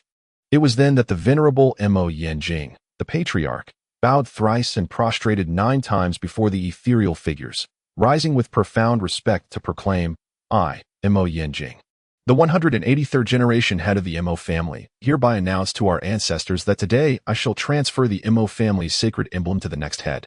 His voice resonated with strength, and as his words faded, a divine sound akin to a celestial decree echoed from the vastness above. Who shall be the next? The legitimate descendant of the Mo family's main lineage, Mo Shi Fengwu. After a brief pause, the solemn voice continued. With this, the once anxious Mo Yanjing felt an immediate sense of relief. He then raised his hand, and from his palm emerged an ink-black golden character, gracefully soaring forth. From this day forth, this sacred emblem belongs to you. As he spoke, the dark golden character flew directly to Mo Fengwu, entering her heart. In an instant, she felt an extraordinary power erupt within her. After a moment, she slowly extended her hand, and a palm-sized sacred emblem materialized before her. At that moment, Mo Fengwu realized that this emblem was not merely an artifact, but the true manifestation of the Mo family's sacred emblem. Her eyes grew warm as she gazed at the token in her hand, and after a while, she closed her fingers around it tightly. Yes, grandfather. With utmost respect. Mo Fengwu bowed 3 times to Mo Yanjing. After a brief moment, she raised her head again, only to find the surroundings had returned to their original state. The ancestral hall remained dimly lit, and the spectral images had vanished, leaving behind a dissipating space. Her grandfather, Mo Yanjing, sat kindly in his wheelchair beside her, as if everything that had transpired was merely a dream. But Mo Fengwu knew it was no dream. She extended her hand, feeling the lingering warmth. Grandfather, what is this? Mo Fengwu questioned, looking up at the elderly man, Mo Yanjing. Her grandfather had aged, and it was time for him to pass on the Mo Wenling. Thus, he felt secure in entrusting it to her. Yet, she hesitated, wanting to say more, but Mo Yanjing raised his hand to silence her. He understood that she harbored many questions, yet the time for explanations had not yet arrived. For now, he would simply place the Mo Wenling in her hands. It did not yet signify her official assumption of the family leadership. As for her lingering doubts, she would come to understand everything once she took on the mantle of the head of the family. Henceforth, the future of the Mo clan would rest upon her shoulders. In the early morning, a gentle rain washed away the darkness of the night, allowing the sun to shine brilliantly the following day. After breakfast, Mo Fengwu dismissed Lianxi and then extended her hand, revealing a palm-sized black token. The Mo Wenling, the sacred emblem of the Mo family. She never imagined that such a remarkable artifact would require not only a direct lineage to the Mo family, but also the recognition and approval of the ancestors for its rightful use. No wonder my grandfather said that this object would be of no use to others. It is as I suspected. Mo Fengwu picked up the ink pattern token, examining it from side to side before storing it away. Her gaze then shifted, inadvertently landing on a transparent crystal vial nearby. This crystal vial had been casually retained by Mo Fengwu. It was not large, and through its glimmering surface, one could clearly see a brown bead contained within. Mo Fengwu deftly opened the cap of the vial and poured out the brown bead. It was merely the size of a fingernail, round and hard, resembling a small stone. A stone? It seems unlikely. A spirit jade? That doesn't quite fit either. Mo Fengwu furrowed her brow slightly. At that moment, the atmosphere around her trembled, and a shadow abruptly materialized before her. A familiar, chilling presence enveloped the entire room, compelling attention. Save him. Mo Fengwu raised an eyebrow, casting a glance at the man, and then turned her gaze to see Fei Tian grinning as he approached from behind him. However, his complexion was alarmingly pale, and the 2 hands exposed had turned a deep shade of purple. Poisoned. Fei Tian nodded somewhat sheepishly, but just as he was about to speak, his expression shifted dramatically, and with a sudden thud, he collapsed onto the ground. The man's barely visible brow furrowed as he murmured, "Hurry. Are you ordering me?" Mo Fengwu's phoenix eyes narrowed with a hint of frost. The man's expression darkened in an instant, and after a pause, he pressed his lips together and declared, "I shall agree to all your conditions to save a life." "Huh, then you may as well die. You are deceased, yet I shall revive him." Your expression, typically cold and detached, suddenly sharpens like a blade. However, Mo Fengwu is unfazed. She lets out a scoff and rises to stand before Feitian. Inquiring. Chapter 91. The Peculiar Seed. How did this happen? The man, with an icy demeanor, turns and takes a seat beside her. Murmuring. The poison barrier of the Demon King. Demon King? Imofenwu raises an eyebrow, casting a sidelong glance at the man. In this realm, humans, demons, and spirits coexist. Yet the relations among the three races are fraught with discord, often steeped in animosity. Particularly the demon race, which, by its very nature, preys upon humans, has historically been humanity's archnemesis. The Demon King, akin to a martial king among humans, possesses the might to level mountains with a mere strike. Truly formidable. A serpent demon king? Ah, that explains much. Imofenwu releases Feitian's arm, then busies herself with the task at hand. Administering needles, drawing blood, and detoxifying, her movements flow seamlessly, akin to a graceful dance. Once her work is complete, she lifts her gaze only to find the man seated at the table, fiddling with the brown orb he had previously set down. Do you recognize it? Imofenwu casually queries while tidying her belongings. It appears to be a seed. A seed? Imofenwu pauses, then turns, her curiosity piqued. What kind of seed? The man shakes his head, placing the brown orb on the table. By this time Feitian, who had been lying on the ground, has regained consciousness, prompting the man to escort him away. True to form, the man is as swift in his departure as in his arrival. Once they have left, Imofenwu calls for Lianxi to enter. Find a flower pot and plant this. Lianxi moved swiftly, and in no time, she had planted the brown beads. Unable to contain her curiosity, she asked, "Miss, what is this?" "I don't know," came the reply. Lianxi was momentarily taken aback. Then she couldn't help but stifle a laugh, carefully placing the flower pot in the optimal spot on the windowsill, where sunlight poured in. In the following days, tranquility reigned.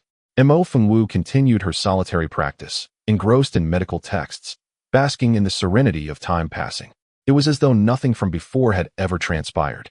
One morning, as Imofenwu was having breakfast, she heard Lianxi murmuring by the window, "Strange. Why is there still no sign of life? What are you mumbling about?" Imofenwu asked. "Miss, I'm observing this seed. Why hasn't it sprouted yet? It's been 2 days. Could it be because we forgot to fertilize it? Or perhaps it needs some spiritual energy." "Perhaps," Imofenwu pondered. "Fertilizer is out of the question. It would smell too foul. As for spiritual energy, how does one apply that? I don't know.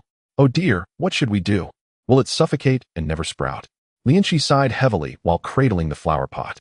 Just then, Imofenwu finished her meal, casually setting down her chopsticks. "It's only been 2 days. Why the rush? All right, you may go." After dismissing Lianxi, Imofenwu picked up a medical book, but upon turning around, she noticed the flower pot on the windowsill. The delicate blue and white porcelain pot held fine soil, yet there was still no sign of sprouting. Imofenwu raised an eyebrow, but paid it little mind. As she turned away, her finger inadvertently grazed a small knife resting at the edge of the table. The knife, used for handling medicinal herbs, was diminutive yet remarkably sharp. Upon lifting her hand, Imofenwu noticed a bead of blood had already emerged from her fingertip. This trivial injury was of no concern to her. However, just as she was about to flick it away, she hesitated for a brief moment, casting a glance at the flower pot. Then, as if compelled by an unseen force, she let the droplet fall into the pot. What Imofenwu remained unaware of was that, in the instant she turned, the flower pot, previously devoid of any movement, suddenly stirred ever so slightly. The blood droplet that had fallen into the pot vanished without a trace, swallowed by the soil. Almost immediately, the earth in the center of the pot began to shift and crack open. While engrossed in her reading, Imofenwu was suddenly struck by a subtle fragrance. Delicate and pleasing, yet tinged with an inexplicable eeriness. She turned her head, only to discover nothing out of the ordinary. Setting her book aside, she followed the scent to the window. In the next moment, astonishment washed over her face. The flower pot, which had been barren just moments ago, now sprouted 2 tender shoots. These tiny sprouts, no larger than sesame seeds, were a soft, translucent green, exuding an undeniable charm. Imofenwu couldn't help but reach out in curiosity. Just then, she witnessed the 2 minuscule shoots stir ever so slightly. Though barely perceptible, they were indeed in motion. In an instant, Imofenwu squinted her eyes, fell into a momentary silence, and then squeezed out a drop of fresh blood from the wound on her fingertip, pouring it onto the tender sprout. In that fleeting moment, the 2 tiny buds abruptly closed together, eagerly absorbing the blood until not a trace remained. Miraculously, the sprout, initially no larger than a sesame seed, began to grow at a visibly astonishing rate, reaching the size of an egg in the blink of an eye.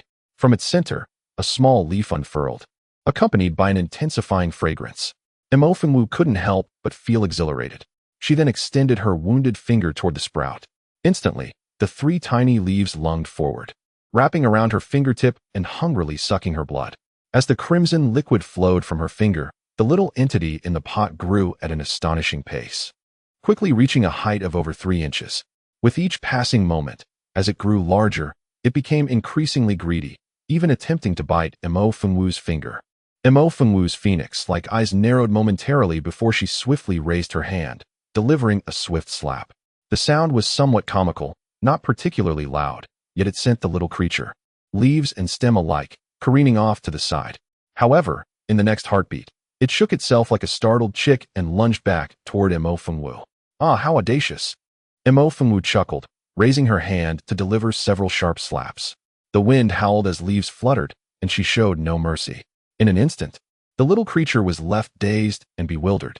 At this moment, Imofenwu turned around, grasping a small blade, and coldly remarked, "You consume my offerings and dare to act defiantly?"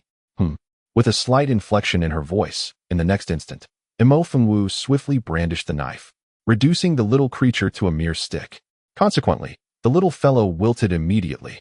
Just then, Lianxi knocked and entered, saying, "Miss, the old master has sent word, instructing you to prepare for a visit to the palace shortly." Understood, Imofenwu nodded, casually tossing the small knife onto the table. However, Lianxi, who was about to turn and leave, paused momentarily, then rushed to the window, her eyes widening as she exclaimed, "Wow, miss it has sprouted? But it was completely still just a moment ago. Huh, but why is it just a stick now?" Mississippi. Chapter 93. Is it possible? The matter concerning the ruler of the Dalian kingdom, Mu Qingyuan, had already been brought up by the elder Mo Yanjing to Imofenwu, prepared for this moment. Upon hearing Lianxi's message, Imofenwu promptly changed into a suitable outfit, dismissing Lianxi's exuberance as she stepped out. Matters pertaining to a nation's sovereign are, of course, of great significance. Thus, accompanying the Mo family to the palace were several esteemed ministers from the court. Upon their arrival at the palace, they unexpectedly found themselves stopped at the entrance of Yangyuan Pavilion. The speaker was a middle-aged eunuch, pale-faced and beardless. His demeanor was respectful, yet his tone was unyielding, leaving no room for negotiation. Nearby, an elderly official clad in gray, upon hearing this, was instantly incensed. "Resting? The emperor is clearly afflicted with a chronic illness. And you dare to obstruct us? Who granted you the audacity? Be warned, if you do not yield, I shall strike you down with a single blow." The elderly official in gray furiously exclaimed. Yet, the middle-aged eunuch did not even lift his eyelids, calmly responding, "My lord, please temper your anger. We lack the audacity to impede your path. The truth is, His Majesty is currently resting, and several physicians from the apothecary hall have already attended to him. Therefore, it is not a matter of will, but rather duty. I implore your understanding." The eloquence of the middle-aged eunuch left the elder statesman speechless, his face turning a deep shade of anger.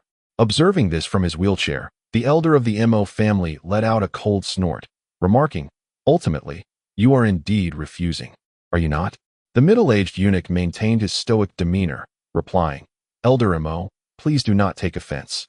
I am merely a servant, and must follow the directives from above. There is truly nothing I can do." Elder Mo's expression darkened, and a flicker of rage ignited in his eyes. Just then, a woman's voice resonated from behind the crowd. "Ah, so you are aware that you are but a servant." The voice was cool yet carried a hint of languor. The middle-aged eunuch was momentarily taken aback, only to see a woman clad in a black gown with a sheer veil gracefully approaching. In an instant, he instinctively took a step back, his pupils dilating. Imofenwu observed his reaction with amusement, a soft smile gracing her lips as she stepped before him, her expression playful. Those who serve must embody the demeanor of a servant, and more importantly, they must recognize who truly holds authority. Otherwise, should one misidentify their master or mistakenly target the wrong individual, the consequences could be dire. Miss Mo, the esteemed Miss Mo. This middle-aged eunuch serves as the chief steward of the palace, a figure whose influence casts a long shadow over the entire imperial residence. While he might navigate situations with others, he finds himself at a loss now. After all, he is akin to that old man from earlier, boisterous in speech, yet ultimately powerless. However, the presence before him is markedly different. Once ridiculed as a mere useless wretch, she has now transformed into a merciless harbinger of death. When she declares action, she follows through without hesitation. Just like the Zhao family, many observed the spectacle, believing her words to be mere jest. But what was the outcome? Compared to the obliteration of the Zhao clan, this chief steward is insignificant. In that instant, the middle-aged eunuch's voice trembled with fear. At this juncture, Miss Mo Fengwu continued. Thus, I shall enter now, may I? Be but concubine Huan. Chapter 94. The esteemed young lady of the Mo family personally arrives. The palace steward, who ought to be a confidant of the emperor, has now become a mere pawn of concubine Huan. Upon hearing the mention of concubine Huan, the faces of several elder ministers turned ashen. Meanwhile, Mo Fengwu raised an elegant brow. Before she could utter a word, a cacophony of footsteps approached. As a squadron of armored palace guards surged forth, the leading captain of the guard spoke coldly. They intend to breach the palace. What? The captain's expression darkened instantly. With a sharp clang, he unsheathed his sword and proclaimed sternly, impudent. The palace is a sacred ground. No one may enter without permission. Violators. Suddenly, a dull thud echoed, followed by a burst of crimson mist. Accompanied by the sudden flight of a severed head, it landed with a dull thud on the ground. This unexpected scene caused the countenance of everyone present to shift dramatically. The middle-aged eunuch at the forefront was splattered with blood, his expression frozen in shock. Before the grand entrance of the Yangyuan pavilion, an eerie silence enveloped the surroundings. Only Mo Fengwu, with a casual flick of her wrist, removed the blood from her dagger and cast a sidelong glance at the eunuch, reiterating her demand. I wish to enter. Is that permissible? Startled, the eunuch nodded fervently, as if pecking at grains. Mo Fengwu smiled slightly, then turned to her grandfather, Mo Yanjing, and said, Grandfather, let us proceed. With that, she personally guided her grandfather as they stepped into the Yangyuan pavilion. Meanwhile, at Fengshao Palace. What did you say? That old man from the Mo family has taken people to Yangyuan pavilion? On her luxurious couch, concubine Huan, upon receiving the palace maid's message, was seized by a sudden fury. Incompetent fools! What is that imbecile Shui Huai doing? Did I not command that no one is to enter Yangyuan pavilion to see the emperor? Enraged, concubine Huan rose swiftly, making her way towards the palace gates with determination. The palace maids trembled in fear, urgently imploring, Your Highness, please quell your anger. It is not that Chief Steward Shui did not obstruct them. He truly did not dare to. The Mo family's eldest daughter has arrived. Just as concubine Huan reached the palace entrance, she halted abruptly and exclaimed, What did you just say? That wretched harlot from the Mo family has come? Indeed, Your Highness. The young lady of the Mo family has personally arrived and has directly slain Commander Yang. Thus, it is truly impossible to stop her. Go, summon the third prince. Hurry. With the fury of the Empress Huan, the entire Fengshao Palace was thrown into disarray. Meanwhile, within the Yangyuan pavilion, an eerie silence reigned, akin to the stillness of a grave. All the palace servants bowed their heads, not daring to breathe a word. The previously bold steward Shui had slipped away like a shadow the moment Mo Fengwu and the others entered. Wooer, how fares His Majesty? In the Yangyuan pavilion. The venerable elder of the Mo family could not restrain his curiosity as he gazed upon the seemingly slumbering ruler of the great Liang kingdom, Mu Qingyuan. The situation is rather dire. What do you mean by that? An elderly minister inquired urgently. Mo Fengwu pressed her crimson lips together and replied, He has been poisoned for a long time. Though he appears unscathed on the outside, he has been hollowed out within. To put it plainly, he is now but a fragile shell, vulnerable to the slightest disturbance that could claim his life. Chapter 95. Prepare to take action. Moreover, the critical point is that he has been afflicted by the soul-devouring herb. This herb is an exceedingly rare poison, yet akin to the ghost shadow orchid. While it is toxic, it is not fatal. However, once one becomes tainted, they plunge into an illusion, ensnared in their own world, unable to extricate themselves. It is a most troublesome and peculiar plant. In essence, Mu Qingyuan is afflicted by two poisons. One has ravaged his body, leading to a steady decline in his health. Yet, due to the consumption of the soul-dispersing herb, the individual appeared outwardly normal while being ensnared in a personal illusion, utterly oblivious to the surrounding world. The others present, including the venerable Mo Yanjing, were hearing of this herb for the first time. Their expressions shifted in alarm, prompting an urgent inquiry. Is there still hope? Mo Fengwu remained silent, summoning a palace attendant to assist her, and then produced silver needles to commence her work. At this moment within Fengshao Palace, concubine Huan was in a state of restlessness. Upon the arrival of the third Prince Mu Bai Chuan, she grasped his hand and implored, "Chuaner, what shall we do?" "Mother, please remain calm," the third prince responded, his countenance equally troubled.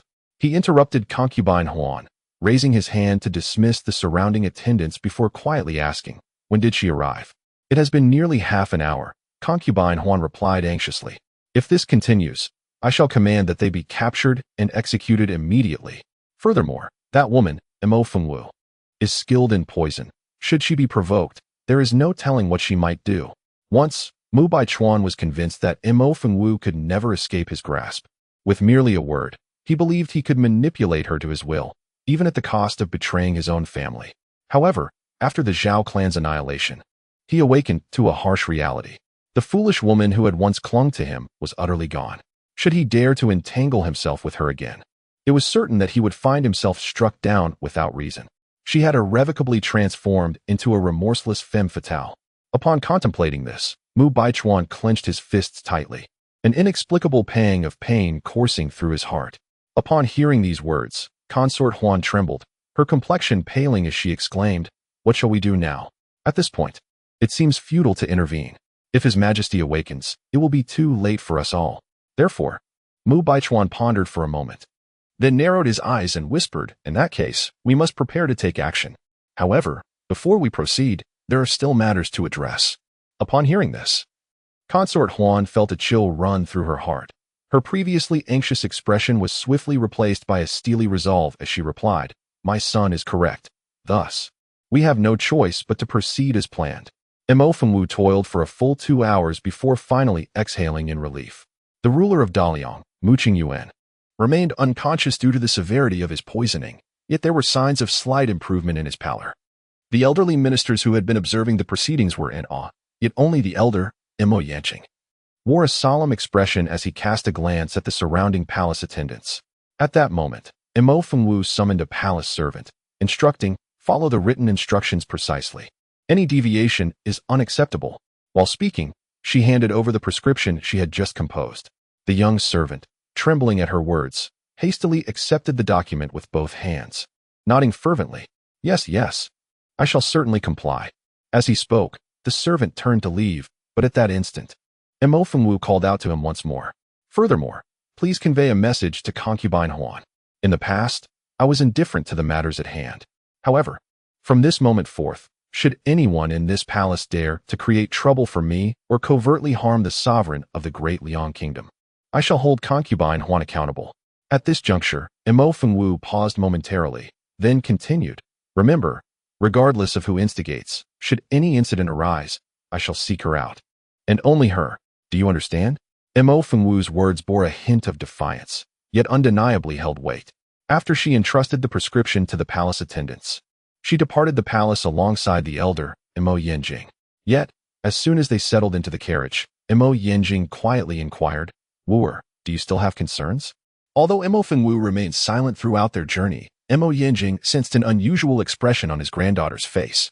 Previously, surrounded by others, he refrained from speaking, but now, with only the two of them in the carriage, he finally broached the subject. "Grandfather, do you truly intend to assist the sovereign of the Great Liang?" Mo Yanjing was momentarily taken aback by her question. "What is the matter? Is there a dilemma?" Mo Fengwu pondered for a moment before responding. "The antidote for the soul-searching grass is somewhat complicated." Upon hearing this, Mo Yanjing immediately understood. His granddaughter merely described it as troublesome, yet did not declare it impossible. This implied that saving the sovereign of the Great Liang was feasible, albeit at a certain cost. "Wooer, do you know how long my Mo family has been situated in the southeastern border of the Xingyuan continent?" Mo Yanjing's words seemed somewhat disjointed, prompting a moment of confusion from Mo Fengwu, who then shook her head. Without further comment, Mo Yanjing raised his rough finger, signifying one. He chuckled softly and shook his head. In a fleeting moment, a glimmer of light flashed in Mo Fengwu's eyes. 10,000 years? Mo Yanjing finally nodded and stated, "There remains 1 year and 3 months, precisely a complete 10,000 years." A flicker of intrigue passed through Mo Fengwu's gaze as she fixated on her grandfather. At that moment, Mo Yanjing began to speak slowly. 10,000 years ago, our Mo family's ancestors relocated to this place. At that time, it was still a desolate wasteland, devoid of any habitation. Gradually, as more people arrived, life began to flourish. The Li family, the Zhang family, the Zhao family, the Gongsun family, one household after another settled here, eventually transforming it into a town, which in time evolved into a city. Do you know, my dear Wu, how long the Great Liang Kingdom has existed? It has merely been 500 years.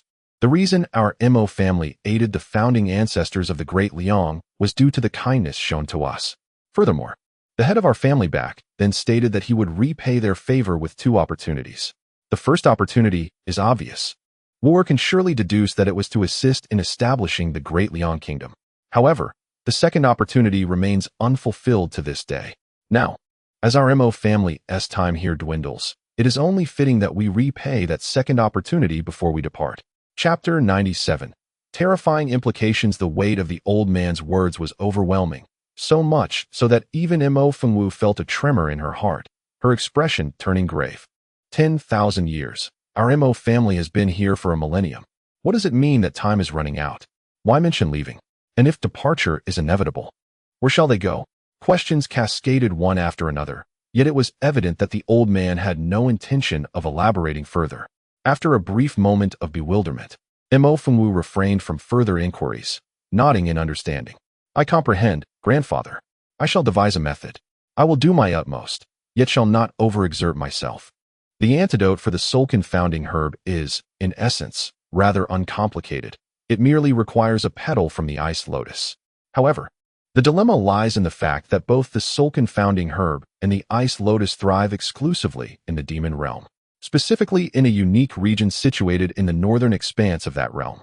Once they are removed from their habitat, they will dissolve into a mere puddle within 3 days, vanishing without a trace. It seems that even the scheming consort Huan is unaware of this detail. Otherwise, she would undoubtedly act with impunity. Fortunately, Mo Fengwu had fortuitously encountered that enigmatic man before, although he had never explicitly revealed anything from the very first glance. Mo Fengwu sensed an aura about him that was distinctly unlike that of the human race. Yet, to rely on an outsider has come at a cost, leaving Mo Fengwu somewhat pained by the price of utilizing a condition. It is precisely for this reason that she felt compelled to consult her grandfather regarding whether the sovereign of Daliang should indeed offer assistance. Oh dear, it's approaching. Quickly, take cover. Over there, surround that area first. Fool, where are you looking? Move aside. Young master, be cautious. Mo Fengwu's brow furrowed as she hastened forward. Upon passing through the moon gate, she beheld the scene in the courtyard. Lianxi and a throng of servants, along with several guards, had formed a circle, braced for action.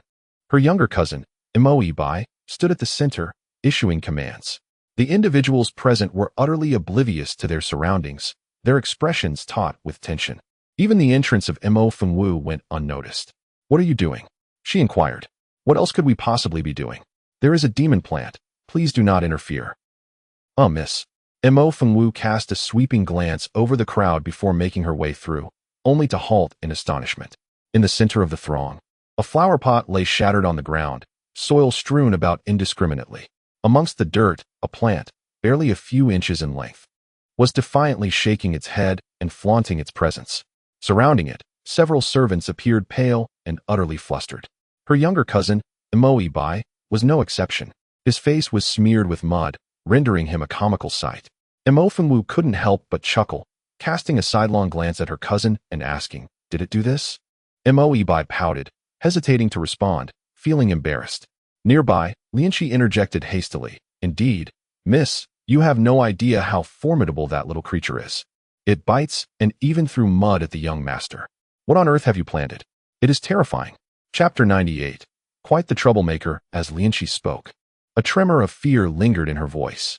The surrounding servants nodded in agreement, expressing their shared concern. "Yes, miss, that thing is malevolent. It must be a spawn of the demon realm," they exclaimed. "It cannot be kept. It poses a danger to you. We should dispose of it immediately." Indeed, indeed. If it were to harm you, it would be dire." The servants, genuinely concerned, could be seen to have been thoroughly frightened by the recent commotion caused by the little creature. In that moment, as one spoke and another replied, the small creature, which had been lying crooked on the ground, seemed to grasp that those around it were disparaging its character. With a sudden surge of defiance, it coiled its slender green stem around a small clump of soil and hurled it away. Alas, the servant who had just spoken was struck directly. Subsequently, the little creature, invigorated as if by some magical elixir, brandished its bare stem and began to unleash its wrath upon the surroundings. The servants nearby erupted into cries of alarm, and chaos once again reigned in the courtyard. Witnessing this scene, Wu could not help but raise an eyebrow, her gaze shifting to the little creature as she gracefully approached. Perhaps sensing her proximity, the creature instantly stiffened its stem. At that moment, Wu remarked, "Such a minuscule being, yet it possesses quite the spirit." Prepared for battle, the little creature gave a sudden shake, but just then, a foot descended from above, landing squarely upon it. The expansive courtyard fell into a profound silence.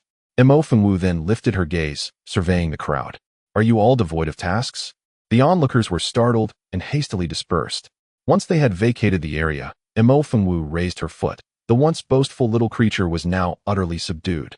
In an instant, a barely audible sound was heard, and the crystal ball vanished without a trace. This crystal ball had been left by Fei Tian, who had mentioned that it could be shattered should urgent matters arise. This was Wu's inaugural use of it, and she had presumed that even if the recipient received the message and rushed over, it would take them a considerable amount of time to arrive. Unexpectedly, as Wu took out the medical book and turned just a couple of pages, the surrounding space gently rippled, and Fei Tian arrived. "Miss Imo, is there something amiss?" Perhaps due to the fact that she had saved Fei Tian's life last time, his demeanor towards her had notably softened. Wu wasted no time and directly spoke about the matter concerning the ice lotus.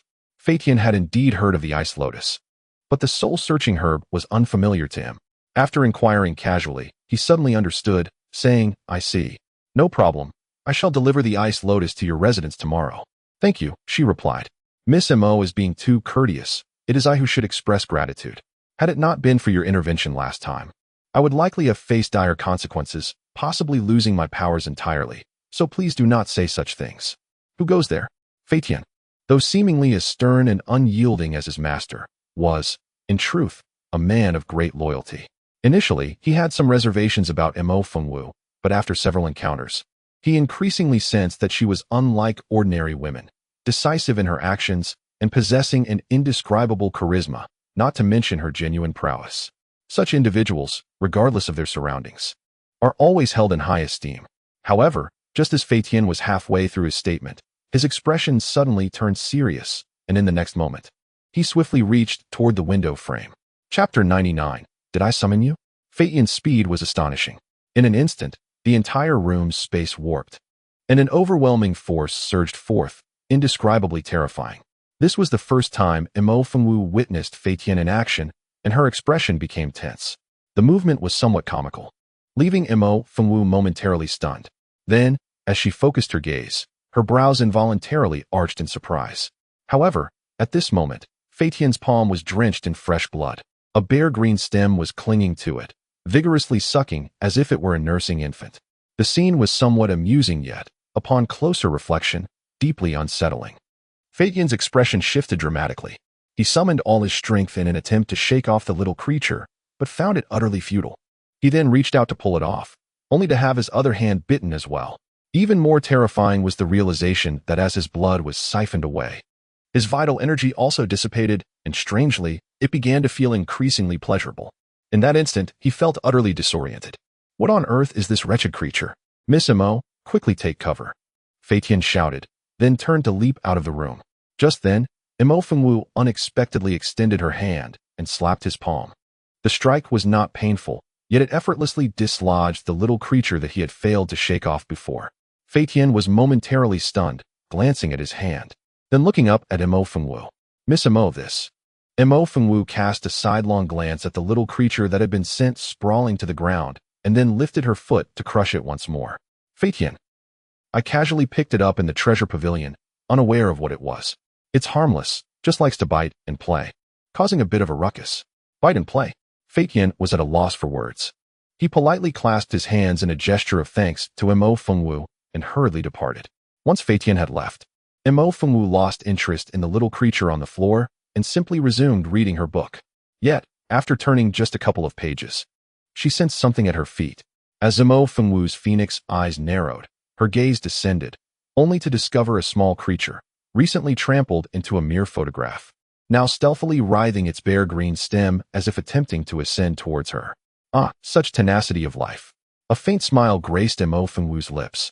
Yet in the next instant, she swiftly lifted her foot and sent it flying away. Did I permit you to approach? The flung green stem trembled momentarily, as if comprehending Mo Fengwu's words, before it lay still, feigning death upon the ground. Stand in the corner, she commanded, before resuming her reading. After a considerable pause, the little creature cautiously lifted its stem tip, its delicate white roots inching forward stealthily.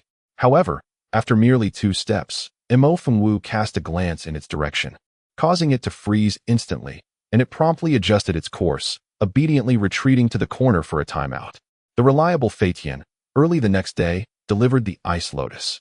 Along with it came several unique spiritual herbs from the demon realm. Mo Fengwu was quite pleased with this eagerness to present gifts and, without inviting him for a meal, swiftly dismissed him, taking the ice lotus directly into the palace. As before, the entrance of the Yanyuan pavilion was still guarded by the middle-aged eunuch Shuehuai. However, compared to the last encounter, Shuehuai appeared considerably more subdued this time, even displaying a hint of warmth. Miss Mo, you have finally arrived. I trust your journey was not too arduous. Please, come inside, Shuehuai greeted. His ability to change demeanor was truly remarkable. Mo Fengwu cast a sidelong glance at him, her expression enigmatic, and without further ado, she strode inside. The interior of Yanyuan Pavilion was remarkably tranquil. A few palace attendants stood deferentially to the side, alongside several armored guards. Meanwhile, the sovereign of the Dalian kingdom, Mu Qingyuan, remained reclined on the bed, still in slumber, though his complexion had visibly improved since before. Without wasting time, Mo Fengwu proceeded to seal several key acupoints on Mu Qingyuan's body with silver needles. She then retrieved an ice lotus flower and placed it into his mouth. The ice lotus melted instantly upon contact, and Mo Fengwu narrowed her eyes, vigilantly observing the changes in Mu Qingyuan. Just then, voices echoed from outside, and moments later, the eldest prince, Mu Huaishio, entered the room. The arrival of Mu Huaishio caused a noticeable change in the countenance of Shuehuai, who had been watching intently from the sidelines. He coldly remarked, "Your Highness, this is His Majesty's chamber. Your unauthorized entry here is rather inappropriate, is it not? I am merely concerned for my father's safety and have come to inquire after him. Such is the bond of kinship. Are you, Chief Steward Shui, truly intending to obstruct me?" With that, Mu Huaishio circumvented Shuehuai and approached Mo Fengwu, speaking gently. "Miss Mo, how is my father faring? What do you wish for him?" Mo Fengwu retorted casually and then, with a sidelong glance, moved forward to withdraw the silver needles. At the very moment the needles were gathered, Mu Qingyuan, who had been lying motionless on the bed, suddenly coughed and slowly opened his eyes. Observing this development, both Shuehuai and Mu Huaishio exchanged glances almost simultaneously, at which point Mo Fengwu stated, "The poison within him has been neutralized, yet his body is severely depleted. He requires substantial recuperation." With a graceful air, Mo Fengwu had already tidied her belongings. Turning to address him, she stated, "I do not wish to see anyone acting mischievously before he recovers. Do you understand? Rescuing Mu Qingyuan has effectively settled the debts between the Mo family and the royal family of Dalian." Upon hearing this, Mo Yinjing nodded and led Mo Fengwu to the ancestral hall to pay their respects and inform the ancestors of the Mo family. After exiting the hall, Mo Yinjing softly remarked, "With this matter resolved, my heart finds some peace." He continued, "Wooer, I previously mentioned that our Mo family has little time left, do you recall?" "I remember. But grandfather, if we leave this place, where shall we go?" Mo Yinjing chuckled at her naivety. Mo Fengwu was momentarily taken aback as she observed him wave his hand dismissively. "Wooer, it's not that I do not wish to reveal this to you, but the time is not yet right. Consider this a gentle reminder to prepare yourself mentally. In due course, you will understand." He then added, "Now, you have been busy all morning. It would be wise to take some rest. Miss, you called for me?" Chapter 101. Specifically for you, Mo Shuwen arrived promptly. At that moment, Mo Fengwu was seated at the table, seemingly engrossed in her writing. Without lifting her head, she inquired, "How did the matter I entrusted to you fare?"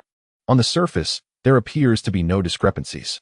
However, my subordinate discovered that Zhao Wu had made contact with someone before taking action. That individual resides within the estate of the third prince, Mu Baichuan. Are you certain? Absolutely certain. As Mo Fengwu gently turned her enchanting eyes and smiled softly, she remarked, "No wonder, that makes perfect sense." With that, she lifted her brush and delicately made a stroke on the paper. Mo Shuwen, standing beside her, couldn't help but glance down, and was immediately taken aback. Before him, the paper bore an intricate display of names: Huan Fei, Mu Baichuan, the Marquis Yin Shan, Gong Sun Zhe, Miss Zhao Shuyan of the Zhao family, and even Mo Qingyun, the second uncle of the Mo family. In addition to these names, a few more words were inscribed: Wushuang City, the Gongsun family, the Zhao family, the royal family, and the Mo family. Among these names, some were connected by lines, while others bore marks, creating a somewhat chaotic appearance. At that moment, Mo Fengwu swiftly drew a line between the Zhao family and Mu Baichuan, then encircled Zhao Shuyan's name. Mo Shuwen was utterly bewildered. Just then, Mo Fengwu inquired, "And what about Wushuang City? How much have you uncovered?" "The Apothecary Hall." "Yes, just 3 days ago. The head of the Eastern Region Apothecary Hall, Bailey Qing, died unexpectedly, and several apothecaries from the subordinate halls have gone missing, allegedly alarming Central City." The vast expanse of the Xingyuan continent had long been divided into 4 regions: East, West, South, and North. At the center of these 4 regions lay Central City, the heart of the Xingyuan continent. The main hall of the Apothecary Hall resided in Central City, with 4 major branches established in the Eastern, Western, Southern, and Northern regions, governing all subordinate halls within their domains. Much like the previous apothecary Feng and his senior brother Su Yan, they hailed from the Daliang branch under the Eastern region. As the esteemed head of the Eastern Domain's Apothecary Hall, Bai Liqing held a position of great prominence, not to mention his exceptional prowess. His sudden demise sent shockwaves throughout the entire Eastern Domain. Only in Qinglan City, being situated on the periphery and somewhat isolated, did the news linger, leaving Mo Fengwu unaware of the situation even now. However, even if she were informed, it would not concern her. Thus, she placed her pen down decisively on the table and stated, "I have no interest in the Apothecary Hall. My sole desire is to uncover information regarding Wushuang City and pursue that." At that moment, Mo Shuan responded promptly, but just then, Lianqi entered from outside. "Miss, someone has just delivered an item to the residence, specifically stating it is for you." Saying this, Lianqi presented a long wooden box, placing it upon the table. Mo Fengwu raised an eyebrow, while Mo Shuan immediately inquired, "Do you know who sent it?" "It seems to be a steward from a prominent family, who merely delivered it with a brief instruction and departed. I'm not entirely clear on the details," Lianqi replied. Upon hearing this, Mo Shuan turned to Mo Fengwu, only to witness her swiftly lifting the lid of the wooden box. A piercing scream echoed through the room as Lianqi's face turned pale, nearly causing her to faint. Inside the seemingly exquisite long box lay a severed arm, blood staining the surroundings, the cross-section revealing grisly bone fragments. Just a single glance sent chills down the spine. "Curse be. Miss, this is directed at you," Mo Shuan uttered, his expression darkening. Lianqi trembled, covering her mouth, her voice quavering. "But who could it possibly be?" "Ah, the Zhao family. It must be the Zhao family. The young lady of the Zhao family, Zhao Shuyan, is aware of the troubles afflicting her family, and has deliberately come to cause trouble for the eldest daughter. It must be her." Upon hearing this, Mo Shuan nodded, but just as he was about to speak further, his expression suddenly shifted, and his countenance darkened considerably. The room fell into an eerie silence. At that moment, Mo Fengwu, who had remained silent, unexpectedly reached out to touch the bloodied arm within the box, then turned to Lianqi and instructed, "You may leave now." Lianqi paused in surprise, but soon obediently nodded and turned to exit. Once she departed, Mo Fengwu cast a glance at Mo Shuwen and inquired, "What were you about to say?" Mo Shuwen hesitated for a moment, and after a prolonged silence, he clenched his teeth and replied, "My lady, I dare not conceal the truth. The young lady Zhao Shuyan was taken as a disciple by a prominent figure in Wushuang City over 2 years ago, and she is currently residing there. Moreover, the young master also went to Wushuang City 3 days ago. Given the current predicament of the Zhao family, could it be that Zhao Shuyan?"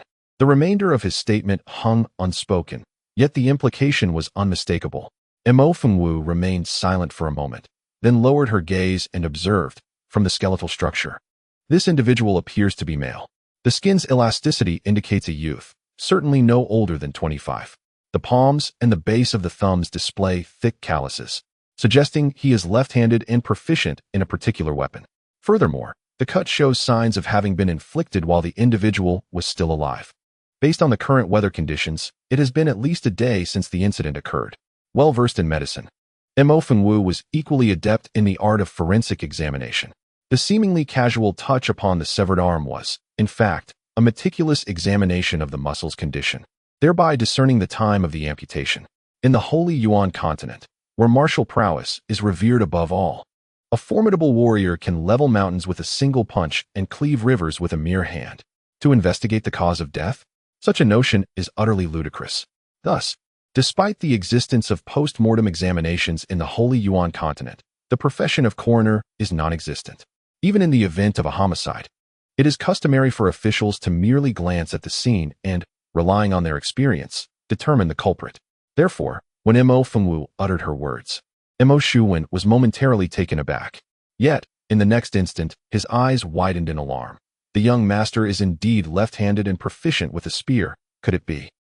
The more he pondered, the greater his concern grew, prompting him to raise his gaze towards Mo Fengwu. At that moment, he observed her narrowing her eyes slightly. What transpired today must not be spoken of to anyone, not even a single word, especially not to uncle and aunt. Do you understand? Mo Shuwen was momentarily stunned, but quickly grasped her intent and nodded earnestly. Yes, I comprehend, my lady. Furthermore, you must prepare yourself. I intend to visit Wushuang City, departing tonight. Chapter 103. I am here to confront you. Members of the Mo family. Mo Fengwu was resolute in her decision. That very evening, as darkness enveloped the land, she and her companions stealthily departed from the Mo household. Mo Fengwu's departure was abrupt and silent, leaving even her kin unaware. However, unbeknownst to anyone, shortly after Mo Fengwu and her party slipped out of the city under the cover of night, a shadow suddenly descended from atop the walls of Qinglan City, swiftly making its way to a grand residence within the city. Your Highness, Mo Fengwu has left the city. Can you confirm it is indeed her? Yes, I am certain it is Mo Fengwu. Moreover, she appears to be in quite a hurry, heading directly westward upon exiting the city. The west leads directly to Wushuang City. Indeed, the weather is gradually warming, with an increase in rainfall. Especially now that we have entered May, it seems to shower almost daily. Mo Fengwu has been away for 4 or 5 days, considering the distance. She has likely ventured beyond the influence of the great Liang Kingdom. The Mo family remains, as always, tranquil. On this particular afternoon, shortly after lunch, a decree arrived from the palace summoning the elder, Mo Yenjing. The messenger was an old acquaintance from the Mo household, Eunuch-Li. Eunuch-Li was once a trusted confidant of the ruler of Great Liang, Mu Qingyuan, but was later ousted due to the rise of concubine Huan, who replaced him with her own trusted aide, Xue Huai. The elder, Mo Yenjing, shared a long-standing friendship with Eunuch-Li, and after a brief exchange, he changed into appropriate attire and accompanied him to the palace. Just as Mo Yenjing departed, a carriage arrived at the Mo family's doorstep. Subsequently, a young woman clad in white, her face veiled, alighted from the carriage and instructed a servant beside her, break down the door. Yes, the servant replied, turning to ascend the steps. He raised his fist and began to pound forcefully on the Mo family's gate, simultaneously shouting, Mo Fengwu, come out. Life for a life. You must face me. Come out. Come out. Mo Fengwu the servant was a robust man in his 30s, with a voice that could certainly not be described as ordinary. The afternoon had just passed, and the weather was delightful, drawing a considerable number of townsfolk into the streets. Upon hearing the shouts, they were immediately captivated and gathered around. Observing this commotion, the servants' cries grew ever more fervent. Just then, the doors of the Mo residence swung open, and a gatekeeper emerged. How dare you? Who dares to make a ruckus before the Mo family? He began, but before he could finish, he was struck squarely in the face by a fist from the intruding servant. The blow was forceful, causing one side of the gatekeeper's face to swell and 2 of his teeth to fly from his mouth. I am here to confront you, Mo family. Quickly summon Mo Fengwu. Life for a life. If she does not appear today, I shall enter without hesitation. Bring her out. Moments later, the second lady of the Mo family hurriedly stepped out from within. Esteemed second lady, this person is unreasonable. Insulting our young lady at the gate, and even resorting to violence. Upon hearing this, the second lady's expression darkened, and her gaze shifted to the intruder. "Who are you?" she inquired, her countenance calm, yet her eyes sharp as daggers. After a brief glance, her gaze descended, and there stood a woman in white at the foot of the steps. Zhao Xuyan. Though the intruder's face was obscured, the jingling ornaments at her waist were unmistakable. Clearly engraved upon them was the family crest of the Zhao clan. The second lady narrowed her eyes and remarked, "Zhao Xuyan, what brings you here today? What do you think?" Zhao Xuyan replied, her voice slightly hoarse. "Mo Fengwu, that wretched fiend, has poisonously exterminated hundreds of my Zhao family in a single night. Pray tell, what do you think I have come here for today?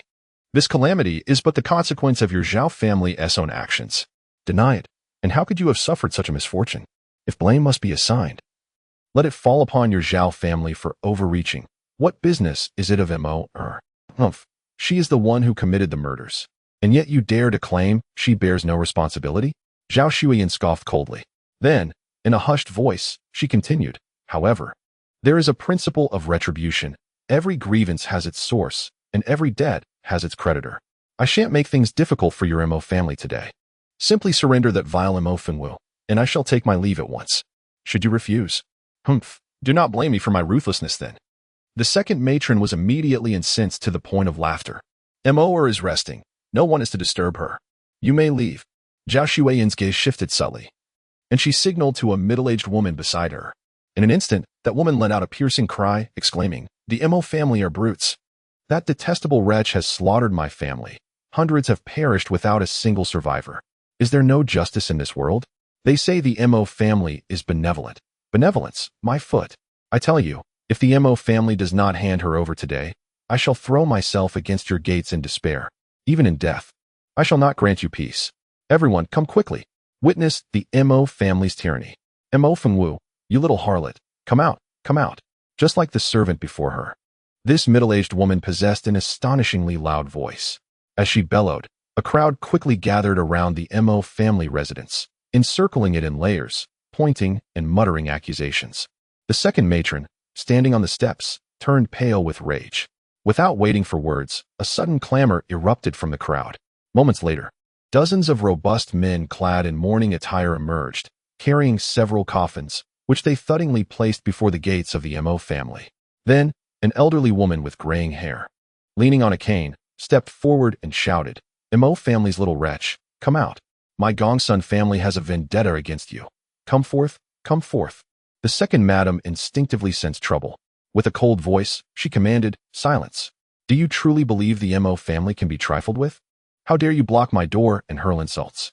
Leave this place at once, or do not blame me for being ungracious." At this moment, words were futile.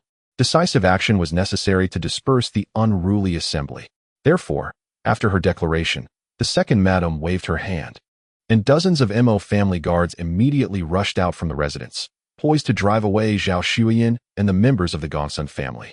However, it was evident that the intruders harbored ill intentions, as over 100 burly men suddenly leaped forth from the crowd, encircling the entrance of the Mo family. The middle-aged woman accompanying Zhao Xuyan and the elderly woman from the Gongsun family directly plopped down on the ground, beginning to wail and roll about. "Someone come and see. The Mo family is bullying us. Mo Fengwu, you vile creature, come out, come out." Chapter 105. The Mo family appears to be truly deserted.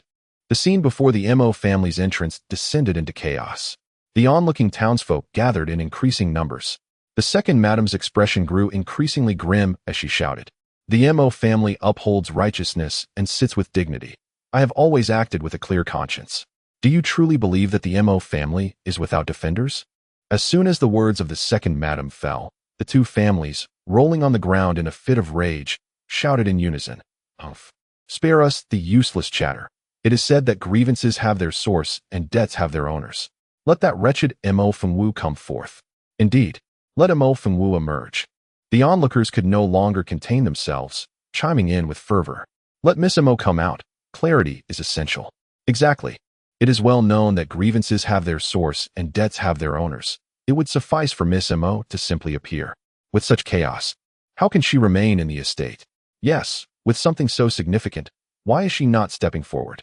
Each person interjected, and upon witnessing this uproar, Even the second madam, though dim-witted, realized something was amiss. At that moment, Zhao Xueyan, standing beside the carriage, suddenly smiled lightly and coldly remarked, with such commotion outside, "Why has Mo Fengwu not shown herself? Second madam, could it be that the wretched Mo Fengwu is not even in the estate? Whether she is here or not has nothing to do with you."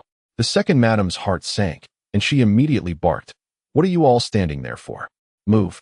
At her command, the Mo family's guards swiftly drew their swords. However, the opposing side was evidently quicker, and in an instant, the gleam of blades shot forth, charging forward. In that moment, the entrance of the Mo family was engulfed in a flurry of blades and flashing lights, with spiritual energy erupting, creating a terrifying whirlwind of power. The onlookers scattered in panic, and the scene teetered on the brink of chaos. Observing this unfolding spectacle from the steps, the second madam clenched her fists. Yet, in the next breath, her expression changed abruptly, and she urgently lowered her voice. "Quick, go to the palace and protect father." Yes, several Mo family guards nearby suddenly staggered and dashed towards the palace. Yet, at that moment, an overwhelming force akin to Mount Tide descended from above, striking down upon the guards with tremendous impact. With a series of thuds, the unprepared guards plummeted from the air, crashing violently to the ground. Blood spewed forth as they fell unconscious. The second madam's expression hardened. "Who goes there?"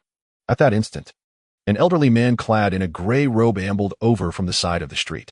His hair and beard, a mix of black and white, danced in the wind, his face shrouded in a somber demeanor. Gong Sun Yan. Simultaneously, following Gong Sun Yan's appearance, two other elderly figures emerged. The second madam did not recognize them, but their attire unmistakably indicated they were also from the Gongsun family of Yanshan. The second madam's pupils constricted sharply. Meanwhile, Gongsun Yin had already reached the entrance of the Mo family, his sinister gaze sweeping the surroundings before finally resting on the second madam. The Mo family, it seems, truly has no one left. His voice was hoarse, chillingly ominous. The second madam remained composed, though her hand beneath her sleeve had already tightened into a fist. "The members of the Mo family have always been here. However, if you seek Wooer, I advise you to abandon that pursuit." Woo. Huh. Is that the one with the ghastly visage, the useless one? Chapter 106. No worries, I shall handle everything. Gong Sun Yin raised an eyebrow, but before the second madam could respond, he let out a cold laugh and declared, "It matters not. You all must perish. It is merely a question of when." As he spoke, Gong Sun Yin suddenly trembled, his gray robe billowing with an overwhelming aura. With a thunderous roar, he raised his hand and struck with a powerful palm. The force was immense, imbued with the weight of 1,000 tons. Wherever the palm landed, countless lives would surely be lost. Witnessing this, the second madam's expression hardened. "Quick, get out of the way," she exclaimed, her figure darting forward to meet the attack. Boom. A deafening sound erupted instantaneously. The second madam staggered back several steps, a trickle of blood escaping from the corner of her mouth, her frail body swaying precariously. Second madam, a pair of eyes coldly fixed on Gong Sun Yan, unwavering in their intensity. "Ah, as a woman, you are impressive.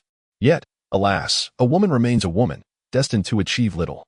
This strike from Gong Sun Yan was wielded with nearly all his might. With such a blow, the second madam was doomed. Moreover, the speed was astonishing. In the blink of an eye, he was already before her.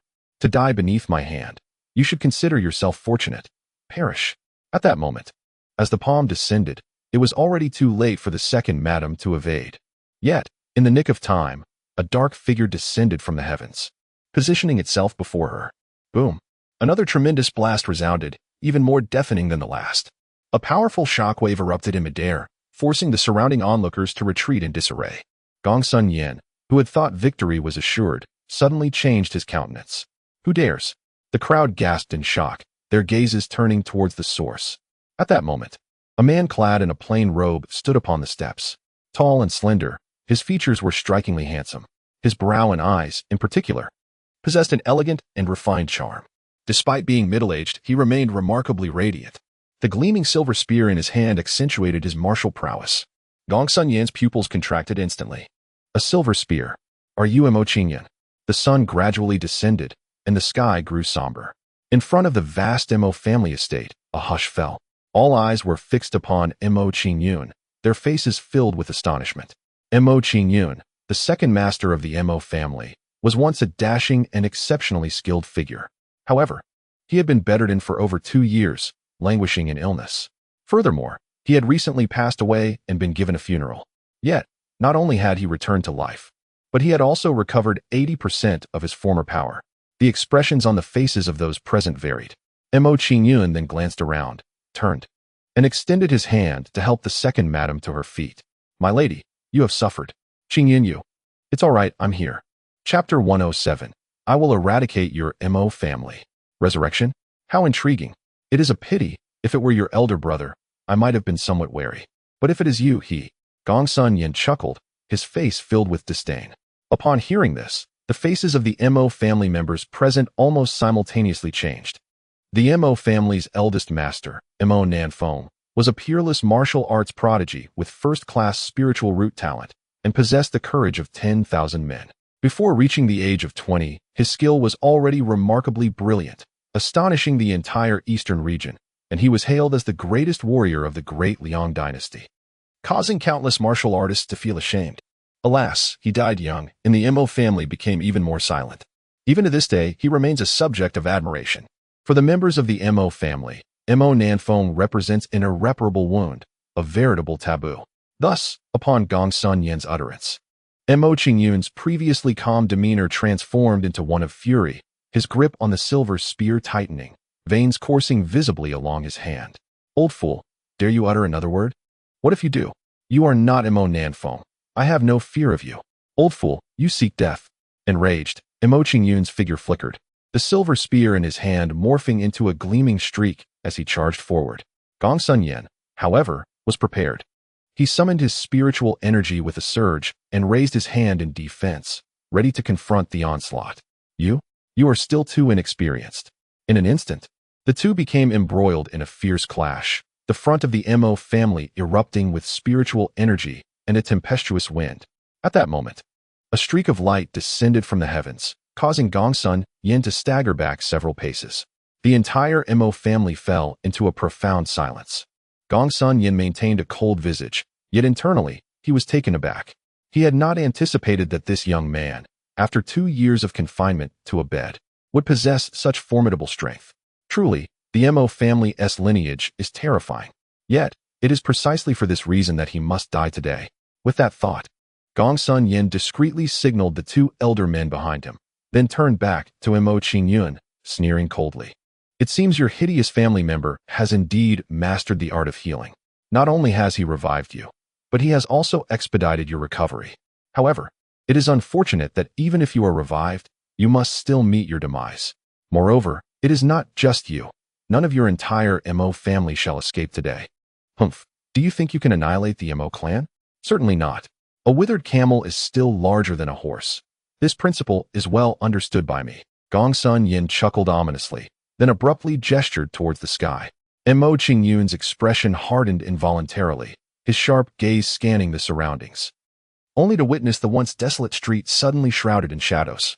Following that, hundreds of warriors clad in black surged forth from all directions, encircling the Mo family so tightly that not a single drop of water could seep through. More terrifyingly, each of them wielded a great bow, their bone arrows drawn and their tips aimed directly at every member of the Mo family present. "You despicable fiend. What does this matter? As long as I eradicate your Mo family, everything else is negotiable. It is a pity, however, that ugly creature managed to escape. Release the arrows." Gongsun Yan's eyes gleamed with exhilaration, as if he could already envision the scene of all the Mo family members drenched in blood. Strangely, despite his commands, the surroundings remained eerily silent. "Release the arrows." Gongsun Yan shouted once more, yet still, there was no response. Taken aback, he turned to survey the area, only to find the black-clad warriors standing motionless, bows in hand, as if they had been ensnared by a spell of stasis. Chapter 108. I shall not depart. Will you come forth? What are you all dawdling for? Did you not hear my command? Release the arrows. I order you to shoot. Gongsun Yin bellowed furiously. Yet regardless of his outcries, the black-clad warriors remained utterly unresponsive, with some even inexplicably smiling. The peculiar situation left not only Gongsun Yin in a daze, but also caused the members of the Mo family present to exhibit expressions of astonishment. "Release the arrows. Are you deaf? I commanded you to shoot." His fury was palpable, yet he suddenly paused, as a gentle voice echoed from the end of the silent street. Not too loud, yet it effectively interrupted Gong Sun Yan's vehement outburst. Momentarily taken aback, Gong Sun Yan turned his furious gaze towards the source of the voice. At that moment, a slender figure clad in black began to emerge slowly from the distance. It was a graceful young girl, draped in dark attire with a veil obscuring her features, exuding an enigmatic charm that captivated the onlookers. The sky grew increasingly overcast, with dark clouds veiling the setting sun, casting an early gloom over the entire Qinglan city. The girl advanced through the dimness, her presence both eerie and mesmerizing. The streets around them fell silent, as if even a falling pin could be heard. Gong Sun Yin widened his eyes, and as he discerned the faint ink patterns at the corner of her eyes, his pupils constricted in shock. Mo Fengwu, what are you doing here? Mo Fengwu smiled, a reaction that sent a jolt through Gong Sun Yan's heart. She then spoke, if I had not come, would you have arrived? Gong Sun Yan's expression changed abruptly. However, Mo Fengwu paid him no mind, weaving through the crowd until she reached the steps of the Mo family. Casting a glance at Mo Qingyun and the second madam, she then produced a small vial from her embrace and handed it over. Thank you for your efforts, uncle and aunt. At this moment, Mo Qingyun had regained her composure. Upon receiving the vial, she smiled gently. What nonsense are you speaking? The second lady beside her also relaxed her expression, yet soon lowered her voice and urged, Wooer, your grandfather has entered the palace. He is likely already taking action. We must hurry. Do not worry, we still have time. Without further ado, Mo Fengwu's words reassured the second lady. As the members of the Mo family began to unwind at the sight of Mo Fengwu, Gong Sun Yan's fury intensified. In a fit of rage, he seized a bow and arrow from a nearby cloaked warrior, drawing the bowstring taut and aiming it at Mo Fengwu. The arrow, a specially crafted bone projectile designed to target skilled warriors, whizzed through the air with a sharp whoosh, aimed directly at the back of Mo Fengwu's heart. Mo Qingyun and the second lady's expressions shifted dramatically, instinctively reaching out, but it was too late. Just then, Mo Fengwu merely leaned aside, and with a resounding thud, the bow and arrow grazed her, embedding itself into the Mo family's grand entrance. Gong Sun Yan, taken aback by the failed ambush, watched as Mo Fengwu slowly turned to face him. Her phoenix eyes arched with intrigue. Ambushing is a commendable skill. However, you have employed it ineffectively. With that, Mo Fengwu elegantly extracted the bow and arrow from the door, her slender fingers brushing the arrowhead lightly as she chuckled softly. Firstly, you must coat it with a lethal poison to ensure a swift kill, and when drawing the bow, silence is paramount. Most importantly, you must temper your murderous intent, just like this. Chapter 109. Let the battle commence, brave warriors. Mo Fengwu's voice was soft, laced with a hint of languor. Her phoenix-like eyes, slightly narrowed, held a semblance of a smile, casual and nonchalant. Yet, in an instant, she raised her hand and deftly loosed the bow and arrow she held. In that fleeting moment, Gong Sun Yan felt every hair on his body stand on end. The elder and Gong Sun Yan's cousins stared wide-eyed, and after a pause, slowly lowered their heads, then pointed a trembling finger at Mo Fengwu. You. The elder's mouth hung open, but before he could utter another word, he collapsed with a thud, lifeless. Even more terrifying, at the moment of his fall, his body began to redden, darken, and blacken at a visible pace, ultimately dissolving into a puddle of putrid liquid, leaving no trace behind. Even his garments were corroded into tatters. Poison. The sight paralyzed everyone present with fear, instinctively causing them to step back. Gong Sun Yan's heart quivered, a flicker of horror crossing his eyes. Did you see that? That is how it is. Demeanor, you actually resorted to poison. He exclaimed. Huh. What difference does it make how one dies? Gong Sun Yan faltered momentarily, while Mo Fengwu, disinterested in further discourse, glanced toward the palace. With a swift flicker of her phoenix eyes, she declared, Enough, it is time for you to depart. As her words fell, she snapped her fingers. Engage, warriors. Mo Fengwu's words were peculiar, seeming not to address the members of the Mo family at all. In the brief moment of their astonishment, the black-clad warriors surrounding the Mo family underwent a sudden transformation. In the next heartbeat, they seized their bows and arrows, launching into a frenzied exchange of fire amongst themselves. In an instant, the area surrounding the Mo family was transformed into a tempest of flying arrows, accompanied by the relentless cries of anguish and chaos.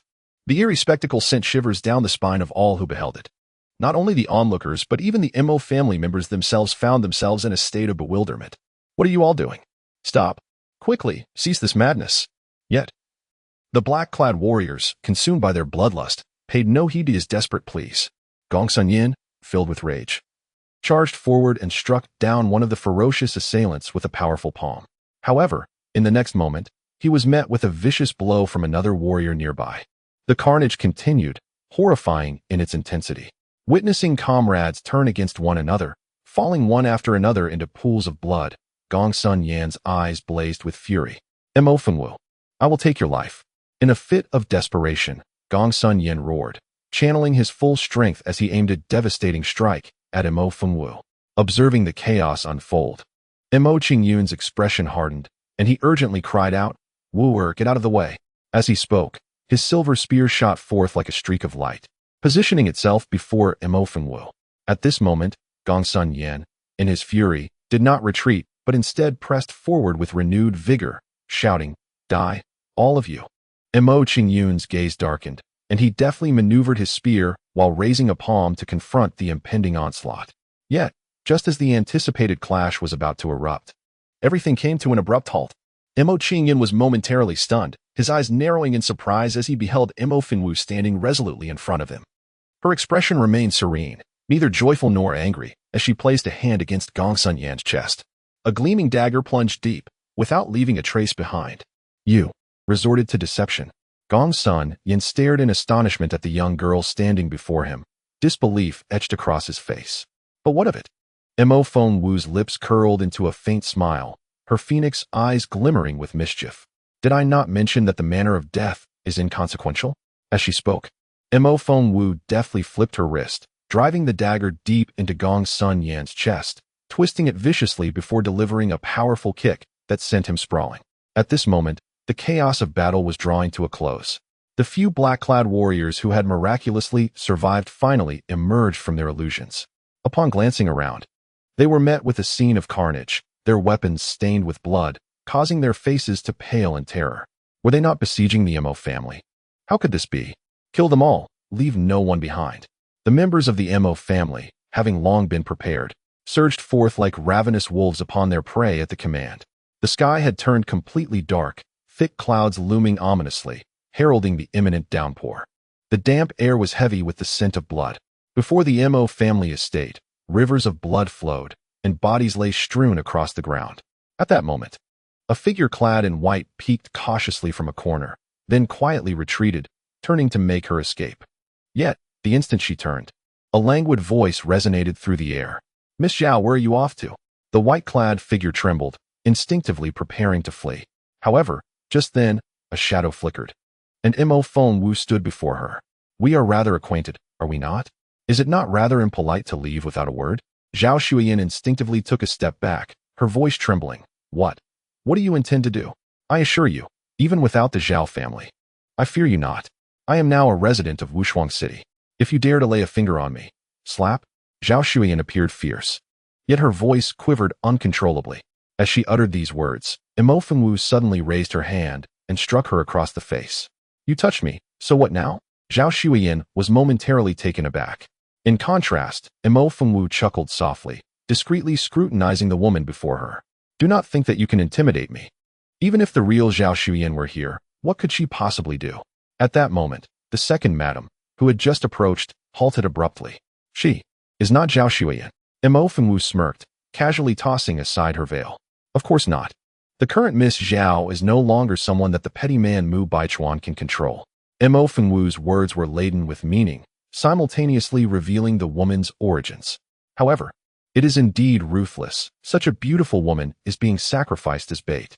As Mo Fengwu spoke, she raised her hand to caress the woman's face. The woman began to tremble uncontrollably, instinctively wanting to scream, but in the next moment, her throat was firmly grasped by Mo Fengwu. TSK, it must be painful, right? Do not worry, it will soon cease to hurt." With that, Mo Fengwu exerted her strength, crushing the woman's neck. Chapter 111. The Palace Change in the Demon Realm. At the not lonely mountain, in the Tranquil Heart Pavilion.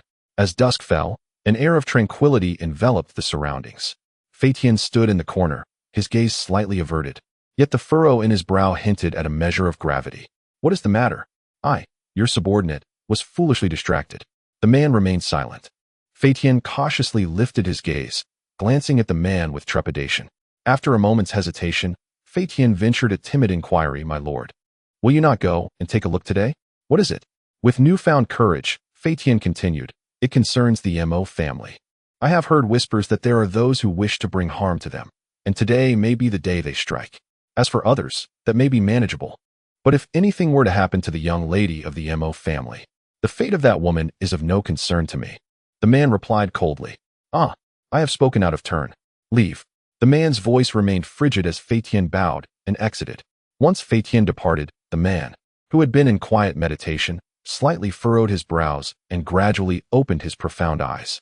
That woman, humph. He pressed his thin lips together before shutting his eyes once more. Yet, after a brief moment, he reopened them and with a flicker of movement, vanished from his spot.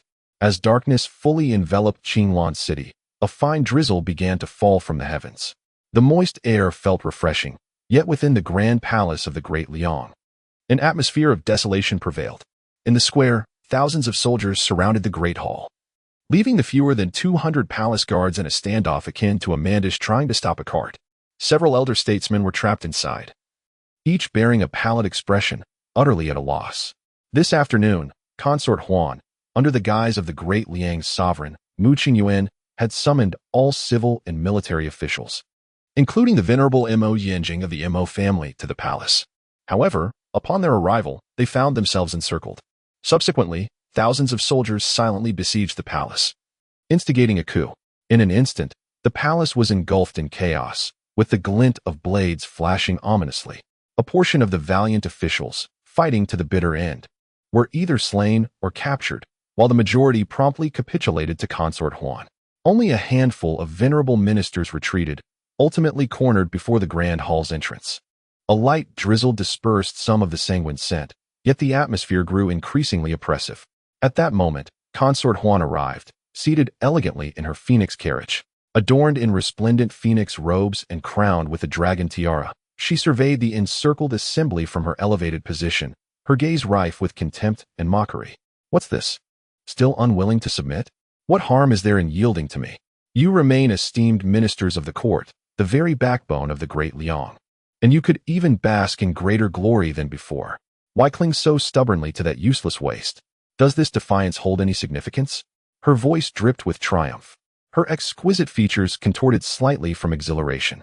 Just as her words hung in the air, an irate elder minister erupted, Silence. You venomous woman. You who has harmed His Majesty. Now attempting a palace coup. What audacity you possess. Speak quickly. Where have you concealed the emperor?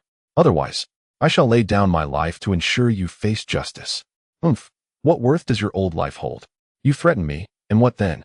With a flicker of cold disdain in her eyes, she raised her hand, and instantly, several soldiers surged forward, seizing the irate elder minister without hesitation. Old fool, do you fancy yourself something significant? Do you truly believe I fear you? Chapter 112. Who dares? Fury etched on her face. Consort Huan commanded, Bring forth this old wretch and execute him. At that moment, two soldiers stepped forward, brandishing their swords. Although the old minister was a civil official, he was not to be trifled with. Upon hearing their words, he violently broke free from the grasp of the soldiers holding him, and with a surge of spiritual energy, he made a move towards the phoenix carriage of the concubine. However, being a civil servant and aged, he had scarcely made a move when several soldiers pounced upon him, pinning him to the ground. The concubine, startled, was immediately filled with rage. Kill him. Execute him.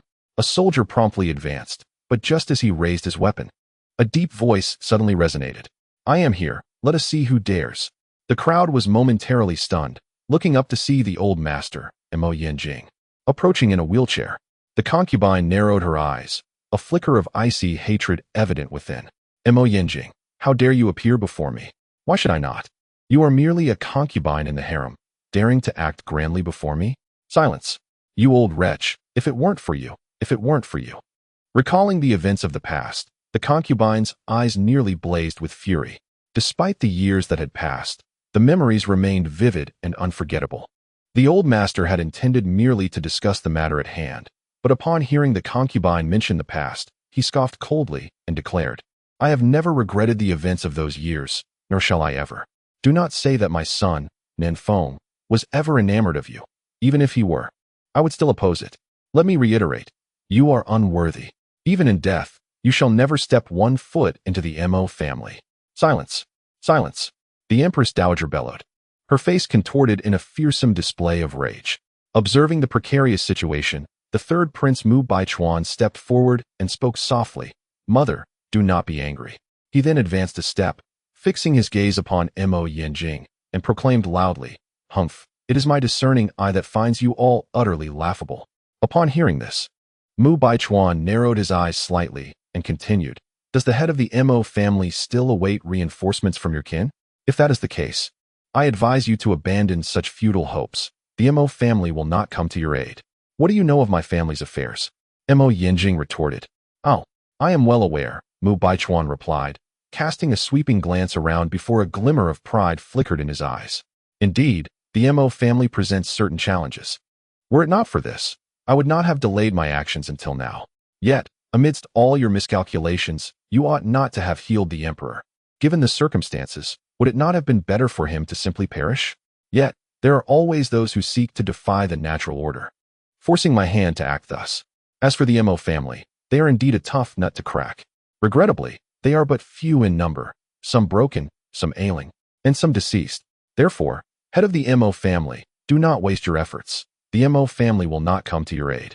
Chapter 113 Who? The mere mention of Mo Fengwu stirred an inexplicable sensation in Mu Baichuan's heart, a blend of regret, reluctance, and even a twinge of sorrow.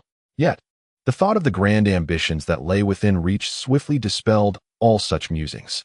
Nevertheless, the head of the Mo family remains a pillar of our great Liang. Thus I extend my earnest invitation. Should you align with me, all matters can be negotiated. The Mo family is the most ancient lineage in Dalian. Despite years of silence, none dare to overlook the Mo family's esteemed position. As the head of the family, Mo Yanjing's words are sufficient to embody the stance of all noble families in Dalian. Hence, Mu Baichuan goes to great lengths to maneuver around Mo Yanjing. However, once Mu Baichuan achieves his goal, the first to face death will undoubtedly be him. Mo Yanjing is acutely aware of this, and upon hearing such words, he lets out a cold sneer, declaring, Humph, do you expect this old man to assist you traitorous rebels in pacifying the populace? Dream on. Why must the head of the Mo family be so obstinate? I shall grant you another opportunity, Mo Yanjing. Submit to me at once, and I shall spare you all. Otherwise. At this juncture, Mu Baichuan pauses slightly, shifting his gaze to the elderly scholar pinned to the ground beside him. Otherwise, he shall be the next to perish. You dare. An elderly official with white hair bellowed in fury. Mu Baichuan replied with a chilling laugh, raising his hand to signal. Act. Yes. The soldiers, who had long been prepared, immediately drew their weapons. Yet, at the critical moment, Mo Yanjing sprang into action, thrusting his palm forward to send the soldier flying. Seizing this opportunity, the pinned scholar swiftly broke free, grasping a long blade and lunging at Mu Baichuan. Thief! Meet your end. With a resounding cry, the elderly scholar charged towards Mu Baichuan. Mo Yanjing, seated in his wheelchair, instantly changed color and shouted, Do not act recklessly. But it was already too late. In an instant, the ever-prepared Mu Baichuan abruptly raised his hand, delivering a powerful strike that sent the venerable civil official flying, his body crashing to the ground a yard away. A spray of fresh blood followed immediately. Lord Lu! Exclaimed several elderly officials standing behind Mo Yanjing, rushing forward to assist him. The brief clash resembled a mayfly attempting to shake a tree. The previously boisterous officials now dared not act recklessly. Observing the situation, Mu Baichuan could not suppress a triumphant smile as he declared, The tide has turned. Do you not comprehend this? Those who are wise should promptly submit. I shall treat you with respect, but otherwise, do not blame me for my lack of courtesy. At his command, several soldiers surged forward. In the ensuing chaos, 2 more elderly officials were dragged out. Like the earlier official, Lord Lu, these 2 were swiftly subdued to the ground. Mu Baichuan fixed his gaze upon Mo Yanjing, who sat in a wheelchair, and coldly remarked, Master Mo, my patience is finite. Should you persist in your obstinacy, then. He paused, a self-satisfied smile spreading across his face as he raised his hand once more. I shall be left with no choice but to eliminate you one by one. Before he could finish his threat, a sudden whoosh pierced the air. A sharp bone arrow descended from above, narrowly grazing Mu Baichuan's face before embedding itself in the ground behind him. A streak of blood immediately appeared, and Mu Baichuan froze, his face stinging with pain. He abruptly looked up and shouted, "Who dares?" Chapter 114. Why the rush? Hasn't the time come? A fine drizzle fell like cow hair, pattering softly. In the square filled with thousands, an eerie silence enveloped the scene. Mu Baichuan's keen gaze swept across the surroundings, yielding nothing, until it finally settled once more on the bone arrow behind him. The arrowhead had embedded itself into the bluestone ground, leaving only a portion protruding. Beneath the veils of a fine drizzle, a palpable aura of impending violence lingered. Meanwhile, perched atop the phoenix carriage, Consort Huan was momentarily stunned. With widened eyes, she abruptly cried out, "Who? Who is it? Step forward. What are you all dawdling for? Find the one who shot the arrow." Whoosh! Another arrow flew through the air, narrowly grazing Consort Huan before striking the yoke of the carriage. The consort was left momentarily dazed. The palace attendants, supporting the phoenix carriage, trembled in fear, causing the carriage to lurch and flinging Consort Huan out. "Ah, save me!" She shrieked in panic, and chaos erupted around her. A flurry of attendants rushed to help her up. At this very moment, not only Mu Baichuan but all present in the square wore solemn expressions. Yet the surroundings remained enveloped in profound silence. A palpable sense of dread gradually permeated the air. With a stern countenance, Mu Baichuan commanded, "Whoever you are, show yourself. Hiding in the shadows is no true skill." He wiped the blood from his face, a glimmer of murderous intent flashing in his eyes. With a cold snort, he declared, "Then I shall hunt you down until you reveal yourself. Move, why the rush? Haven't I arrived?" A languid voice suddenly pierced the stillness of the rainy night. It was not loud, yet it caused Mu Baichuan's expression to shift dramatically. The thousands of soldiers present stood in stunned silence, turning their heads as a group. Unbeknownst to them, silently approached from the gates of the imperial city, clad in uniform black attire, with their faces shrouded in black cloth. They exuded an aura of lethal intent, numbering over 100. This was the Mo family's elite guards. What astonished the onlookers even more was that leading this formidable assembly was a young girl, dressed in a flowing black gown and veiled in dark fabric. She moved with an effortless grace, exuding a languid charm. From a distance, she appeared as if she had emerged from the depths of the night, a bewitching specter with starry eyes, shrouded in mystery. The crowd could not help but be momentarily taken aback. Yet, at that precise moment, upon catching sight of the girl, Mu Baichuan's pupils dilated in shock, causing him to take a step back. You are not." Mo Feng Wu's lips curled into a slight smile as the throng of soldiers continued their advance. "Halt! Who are you?" A soldier stepped forward, attempting to block her path. Without a moment's hesitation, Mo Feng Wu raised her hand, and, in an instant, blood sprayed forth as a round head flew through the air. Unperturbed, she continued her stride, never casting a glance at the fallen soldier. As blood splattered before her, she maintained her playful smirk, then remarked, "Are you suggesting that I should not be here in Wushuang City? What brings me to this place?" Mu Baichuan's expression turned pale, his lips pressed tightly together. Mo Feng Wu noticed his reaction, chuckling softly, before she effortlessly navigated through the crowd to stand before the elder, Mo Yenjing. As her phoenix-like eyes flickered subtly, she cast a careful glance at her grandfather, then slightly averted her gaze, saying, "I apologize for alarming you, grandfather." Chapter 115. Are you foolish, or am I? Only in the presence of family does Mo Feng Wu conceal her sharp tongue, appearing as obedient as a child. The elderly gentleman, Mo Yenjing, felt a wave of comfort wash over him. His previously somber expression softened instantly. "It's nothing to worry about. You may leave it to me," he reassured her. With that, Mo Feng Wu lifted her head and turned away. Just then, an elderly statesman with white hair interjected, "Young lady of the Mo family, you possess medical knowledge. Please attend to Lord Liu, who has recently sustained severe injuries from that scoundrel." Lord Liu was the obstinate old civil servant encountered earlier, his face now ashen, clearly indicating the severity of his wounds. Given Mo Feng Wu's temperament, she had little desire to even glance his way. However, out of respect for her grandfather, she raised an eyebrow and glanced at Lord Liu.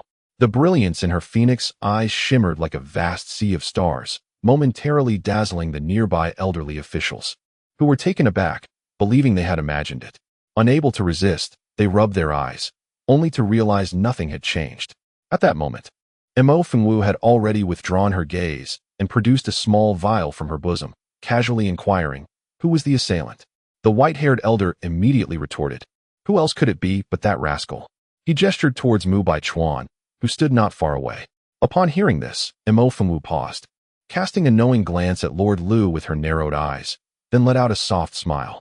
I see, she murmured. Mo Fengwu danced gracefully yet remained silent, and then tossed a small vial aside. After exchanging greetings with her grandfather, she turned once more to face Mu Baichuan. At this moment, Mu Baichuan had regained his composure, his eyes sharp as blades, coldly fixated on Mo Fengwu. After a pause, he inquired in a low voice, "Did you uncover my scheme long ago?" His tone was heavy, as if he were on the verge of devouring her whole. However, Mo Fengwu appeared unfazed.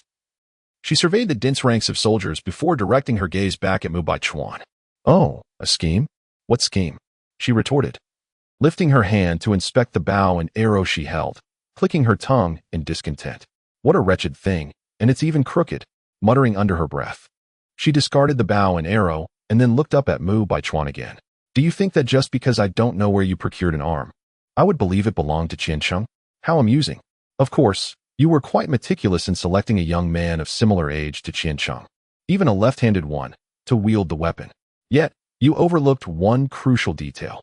Qiancheng went to Wushuang City 3 months ago. Even if something were to happen, the journey from Wushuang City to Qinglan City takes at least 10 days.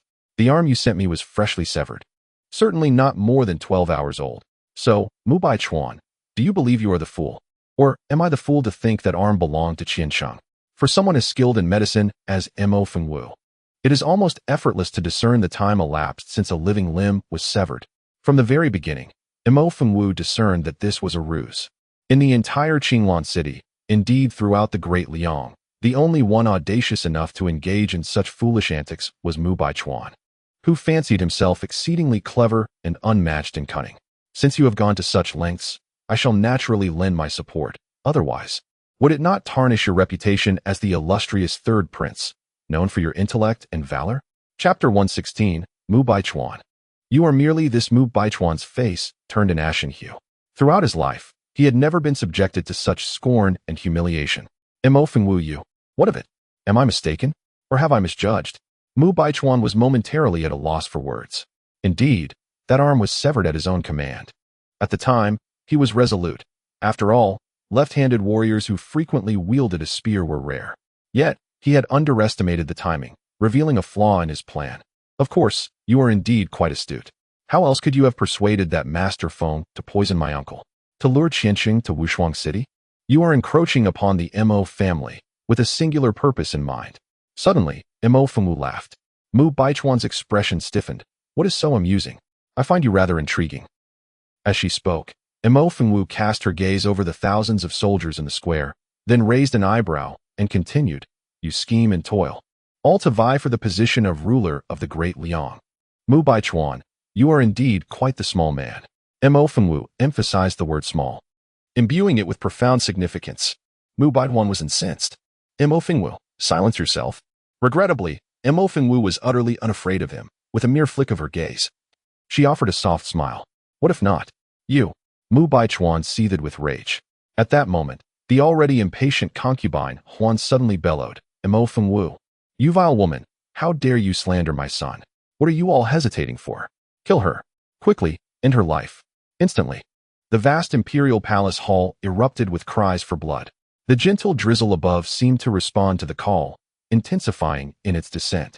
Mo Fengwu regarded the advancing army with a half-smile, her lips curling slightly. Fearless warriors often seek to affirm their bravery through death, alas.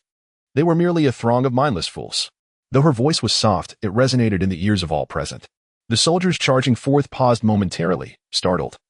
As someone in the crowd shouted, Be careful, she wields poison. The throng of soldiers instinctively halted, and in that critical moment, Mo Fengwu swiftly maneuvered, severing the head of a soldier who dared to block her path. In one fluid motion, she leapt onto the phoenix palanquin. Her speed was astonishing, and in the blink of an eye, she stood before concubine Huan. Mother, be cautious. Concubine Huan, still in a daze, looked up to meet the gaze of Mo Fengwu, which sparkled like the stars. A shrill scream escaped her lips as she instinctively tried to flee. Yet, in the next heartbeat, Imo Fengwu smiled gently, raising her blade, and with a swift stroke, cleaved concubine Huan in twain. For 2 decades, the cunning concubine, who had dominated the imperial harem, suddenly departed for the netherworld. No, Mu Baichuan bellowed, just as he prepared to leap forward. His gaze fell upon Imo Fengwu, who stood high atop the phoenix palanquin, raising her hand once more. Instantly, Mu Baichuan halted in his tracks. Imo Fengwu observed his hesitation, a scornful smile gracing her lips. Mu Baichuan, you are nothing more than this, she proclaimed, her fingers flicking lightly, sending a wisp of green smoke scattering through the rain. In a mere instant, the soldiers surrounding them became motionless. A wave of foreboding washed over Mu Baichuan, prompting him to instinctively retreat. At that moment, a soldier behind him lunged forward with a spear, striking him without warning. Chapter 117. Little girl, you seek death. The attack came without any sign, swift as lightning. Mu Baichuan was caught off guard. With a thud, the spear pierced his shoulder guard. Impudent. You seek your own demise.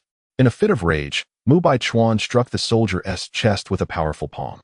The force was formidable, leaving the soldier's chest caved in. Yet, to Mu Baichuan's astonishment, the soldier merely grunted before unleashing a ferocious roar, lunging at him once more with a menacing expression. Your Highness, be careful. A trusted aide rushed forward, delivering a kick that sent the soldier sprawling, positioning himself protectively in front of Mu Baichuan. Your Highness, these soldiers are not right. Retreat swiftly. Realizing the gravity of the situation, Mu Baichuan hastily withdrew from the fray. When he glanced ahead, he drew in a sharp breath. Before him lay a scene transformed into a hellish battleground, a realm of death, bearing lances and blades. The soldiers engaged in a desperate melee, each transformed into a relentless fiend, ceasing only when all around lay in carnage. Utterly forgotten were the comrades beside them, those with whom they had once shared life and death. This must be the work of. S. face paled as he cast his gaze beyond the sanguinary field, fixing it upon the woman garbed in black. The rain veiled her form, rendering her indistinct, yet her eyes shone with exceptional clarity. She observed the scene with keen interest. A night hag both cruel and fatally alluring. S. heart leaped within his chest. He roared, "You go too far," was amused, but about to retort, her expression abruptly hardened. Withdraw. As the word left her lips, a dreadful pressure descended from the heavens. Simultaneously, with a deafening roar, an indescribably potent force blasted away the soldiers. Their minds ensnared by hallucinogens, locked in fratricidal combat. The pattering rain evaporated midair, creating a vacuum. A sudden gust of wind compelled all to shield their eyes. The cries of battle and the howls of pain ceased. An eerie silence enveloped the entire Imperial Palace Plaza. A vast void opened at the center of the square. And after a moment, the rain resumed its gentle descent. Shielding her grandfather, glared ahead with icy resolve. Through the rain, a figure emerged from the palace gates. Advancing slowly, draped in a gray robe, his countenance was shrouded in gloom. The newcomer was an imposing elder, his hair a mixture of black and white. His pace was neither hurried nor slow, and soon he stood before the assembly.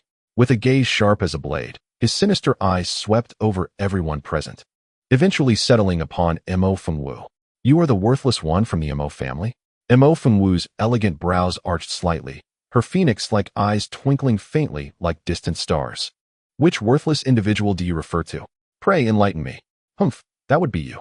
The elder scoffed, his aura intensifying, an invisible pressure suffocating all those gathered, rendering them breathless.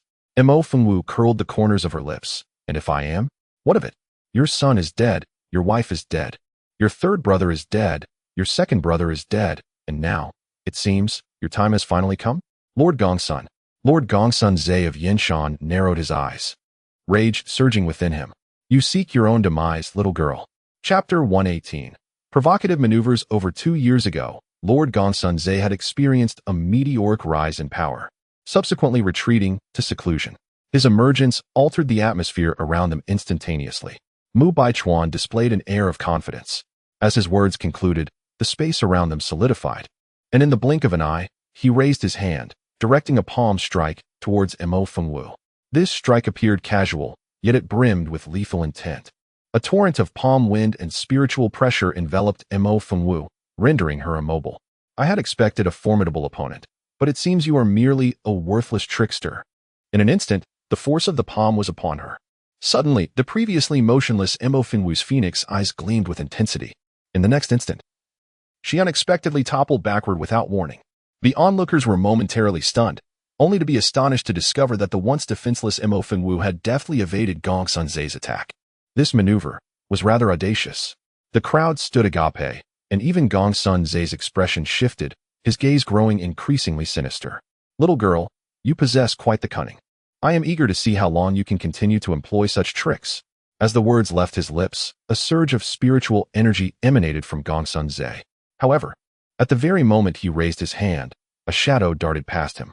Acting on instinct, Gong Sunzai leaped back, only to feel a searing pain at his neck. Alarmed, he raised his hand to retaliate, but his opponent deftly evaded him, delivering a sharp kick to his left side.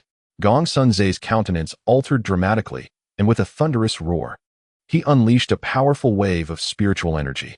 In an instant, a visible shockwave erupted across the plaza, sending Mo Fengwu hurtling away. The downpour abruptly ceased, and after a moment, it resumed its gentle patter. The vast expanse of the plaza fell into profound silence once more. Gong Sunzai's gaze was icy as he regarded the black-clad maiden before him, raising his hand to touch his neck. The glaring scarlet of blood immediately caught his eye. Although the wound on Gong Sunzai's neck was not particularly deep, it was somewhat elongated. One could only imagine that had he not evaded in time, this blow could have resulted in his demise. Indeed, the little girl possessed remarkable skill. Gong Sunzitong's pupils constricted, and a murderous intent surged within his gaze. "It is no wonder that Yaoer and the others met their demise at your hands. It seems only fitting. Alas, you have provoked the wrong individual." As the last word fell, Gong Sunzai suddenly trembled, and the sound of pounding emanated from his body. In an instant, his spiritual energy surged dramatically, and with a fierce roar, he lunged at Mo Fengwu.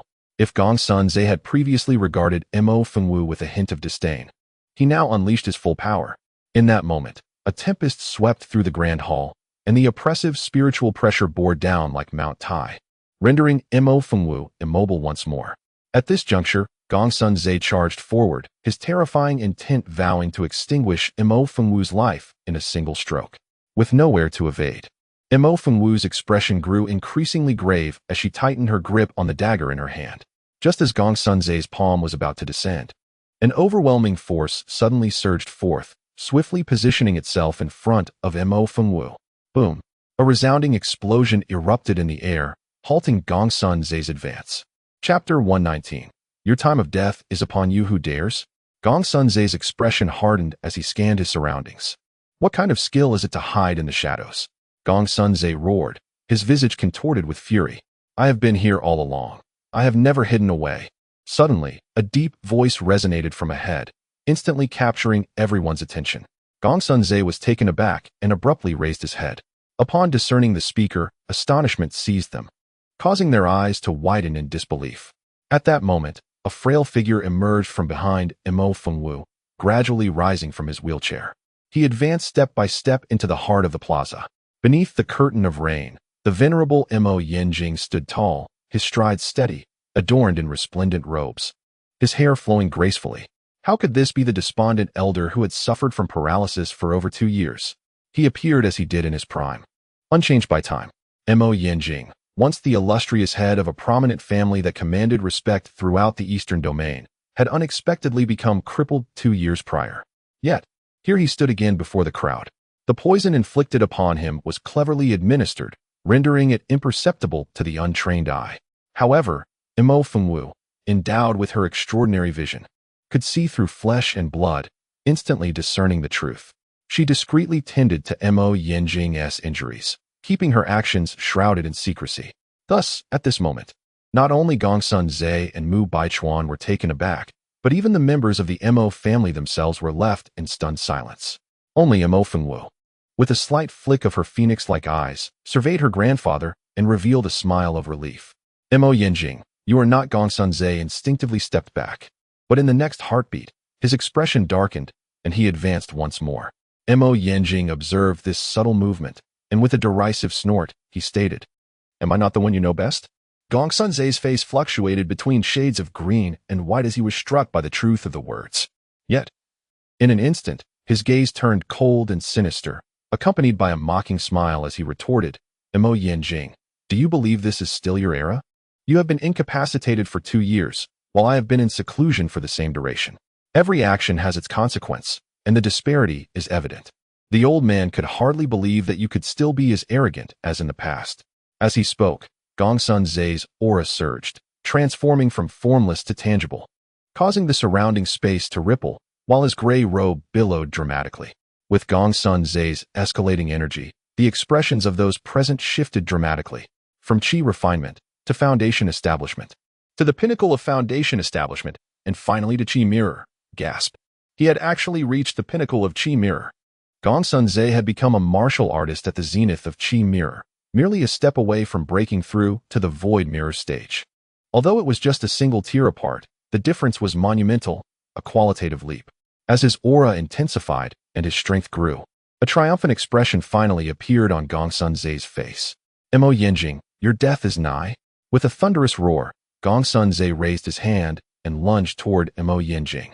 In an instant, under the curtain of rain, Gongsun Zhe unleashed a relentless barrage of strikes, seemingly reckless in his assault, while Unyielding was forced to retreat, as if suppressed.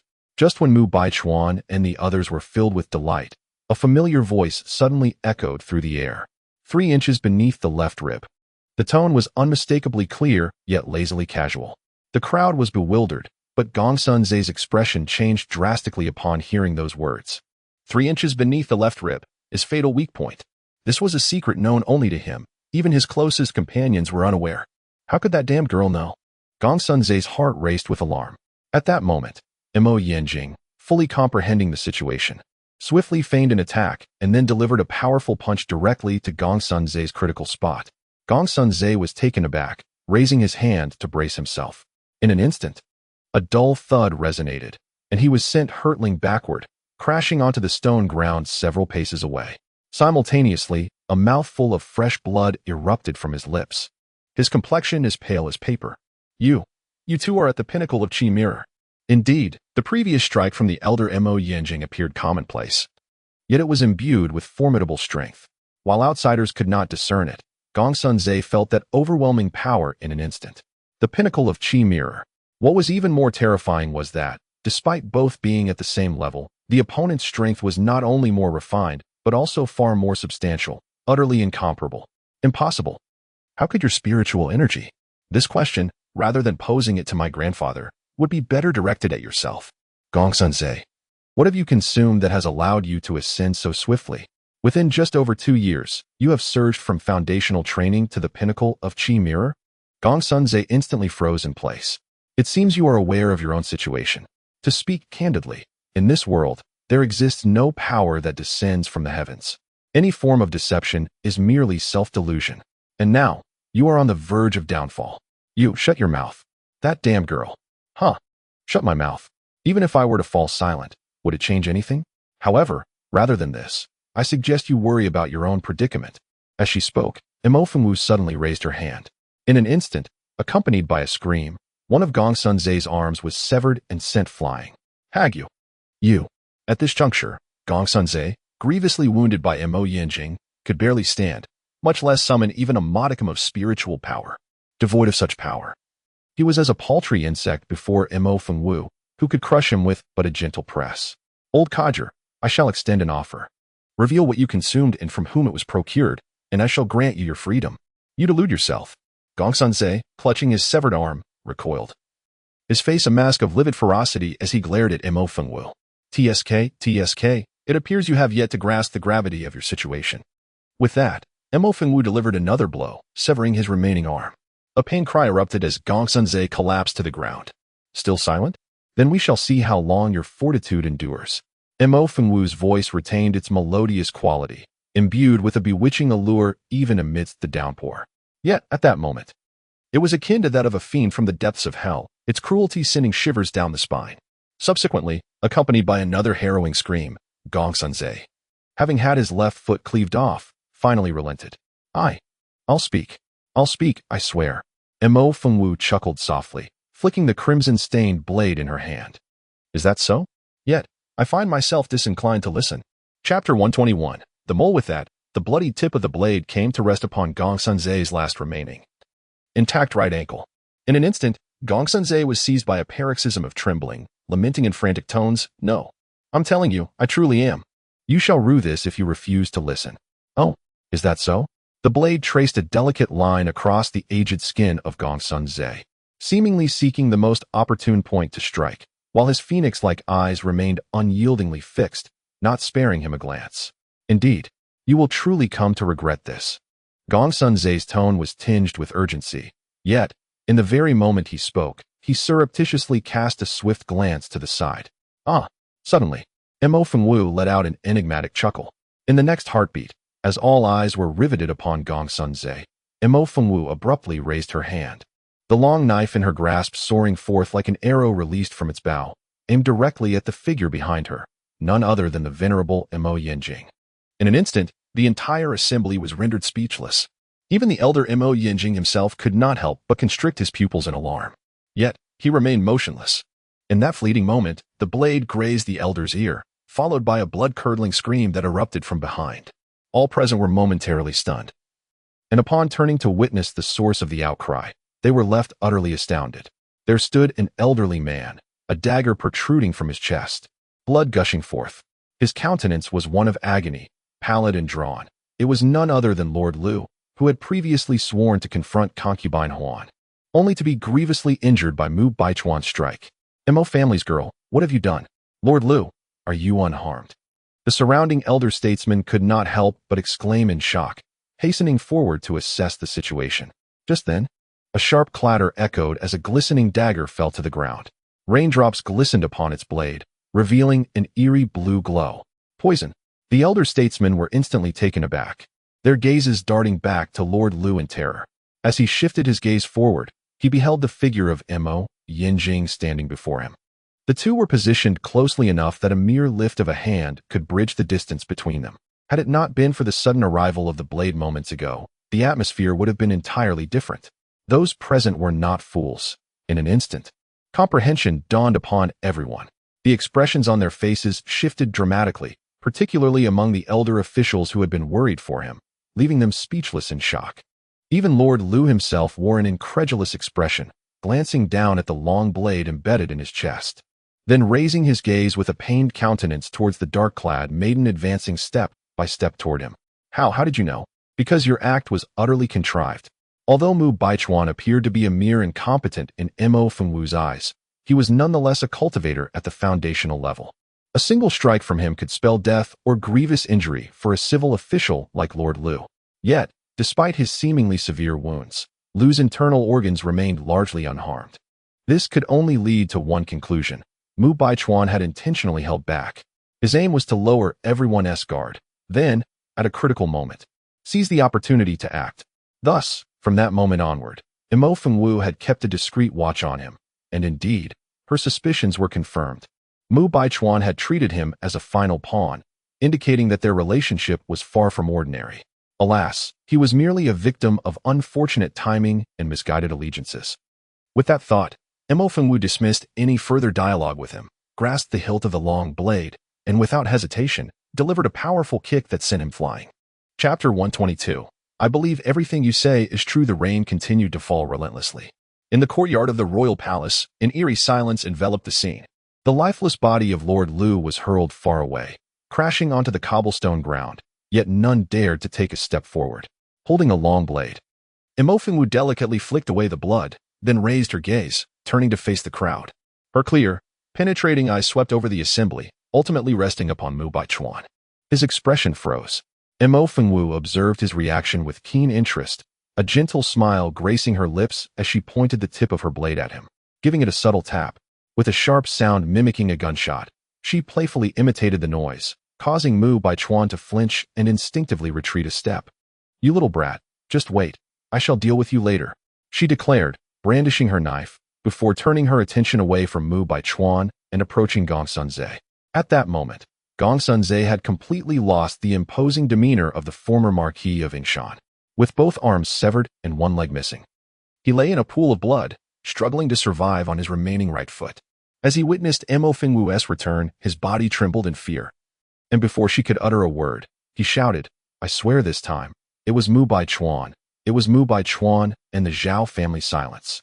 As Gong Sunze was about to reveal crucial information to save his life, Mu Baichuan suddenly bellowed in desperation. Yet Gong Sunze, undeterred, continued to exclaim, it was them. All of them colluding with Wushuang City. Everything I say is true. You must believe me. It was them. Gong Sunze. I command you to be silent. Mu Baichuan, nearby and exasperated, could not contain his frustration, but Gong Sunze showed no signs of stopping. At this juncture, Mo Fengwu stepped directly in front of him, her voice interrupting the chaotic exchange. I believe what you say is true. Gong Sunze's expression brightened momentarily. However, in the next instant, Mo Fengwu continued, unfortunately. As I have mentioned, I no longer wish to listen. With that, without any prior indication, Mo Fengwu raised her hand and struck down with a knife. The rain intensified. Gong Sunze's body was severed, a gruesome sight to behold. Mo Fengwu lifted her gaze, her phoenix eyes swiftly shifting to rest upon Mu Baichuan. Mu Baichuan's face turned pale. And just then, a chorus of shouts erupted, followed by the sudden appearance of thousands of armored guards who surged in from all directions, encircling the already terrified traders in the square. The onlookers were momentarily taken aback. At that moment, the first prince, Mu Huaishio, clad in gleaming silver armor, hurried over. Are you all well, my lords? I apologize for my tardiness, and I regret that you have been alarmed. It is indeed the first prince. We are unharmed. Now that his highness has arrived, all is well, all is well. With reassurances from the elderly ministers, Mu Huaishio responded to each in turn before finally turning his attention to the Mo family. I am late to arrive. You have toiled, Master Mo. The elder, Mo Yinjing, maintained a stoic demeanor, unlike the surrounding elders who displayed expressions of relief.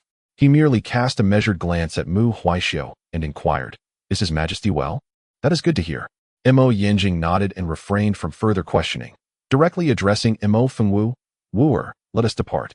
At this moment, Mo Fengwu had approached Mu Baichuan, standing merely 2 paces away. Upon hearing her voice, he suddenly halted, rendered motionless in his place. Then, Mo Fengwu unexpectedly raised her hand, striking his face with the bloody blade of her long knife. Mu Baichuan, would you say you were fortunate or unfortunate?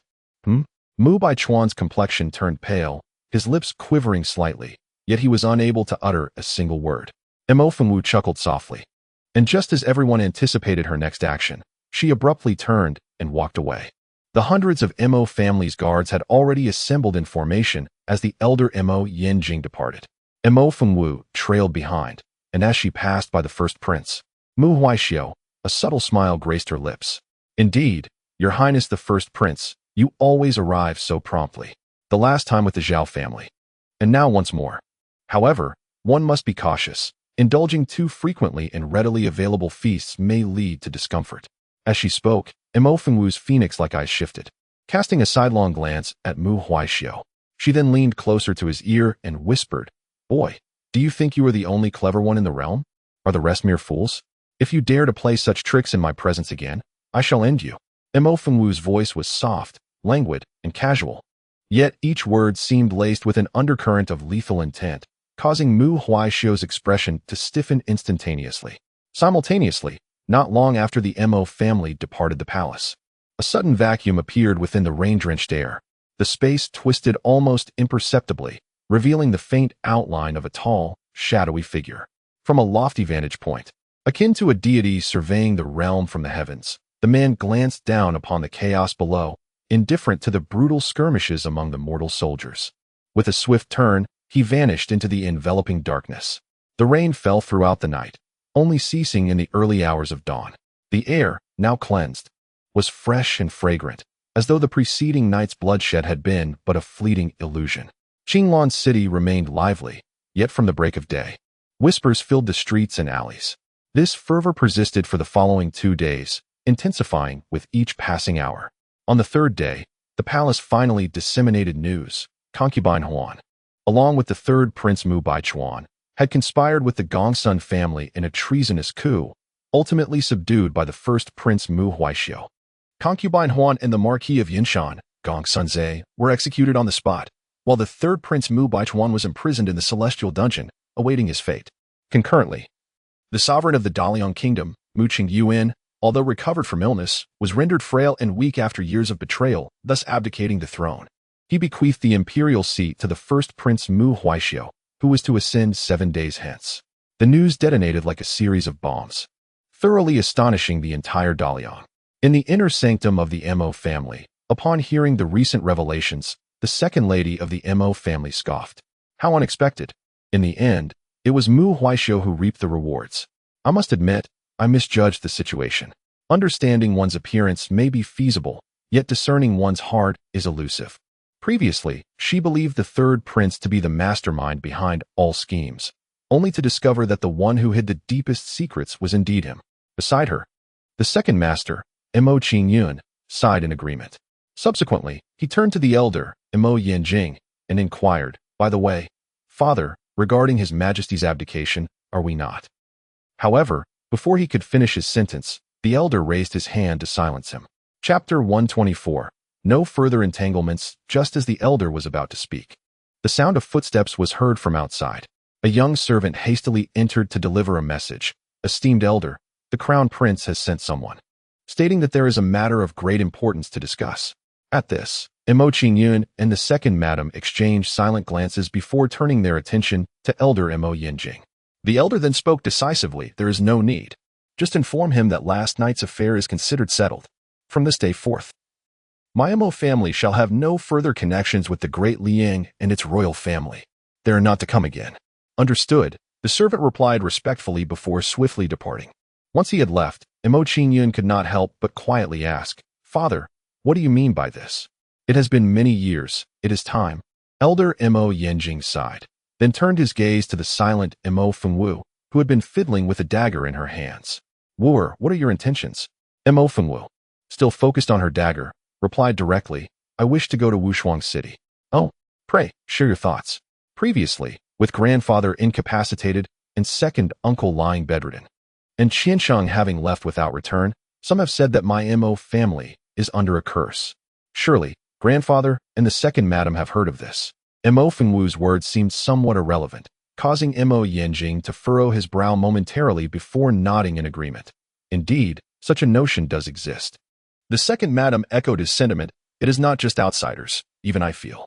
However, wooer, what does this have to do with your journey to Wushuang City?" "It is indeed relevant."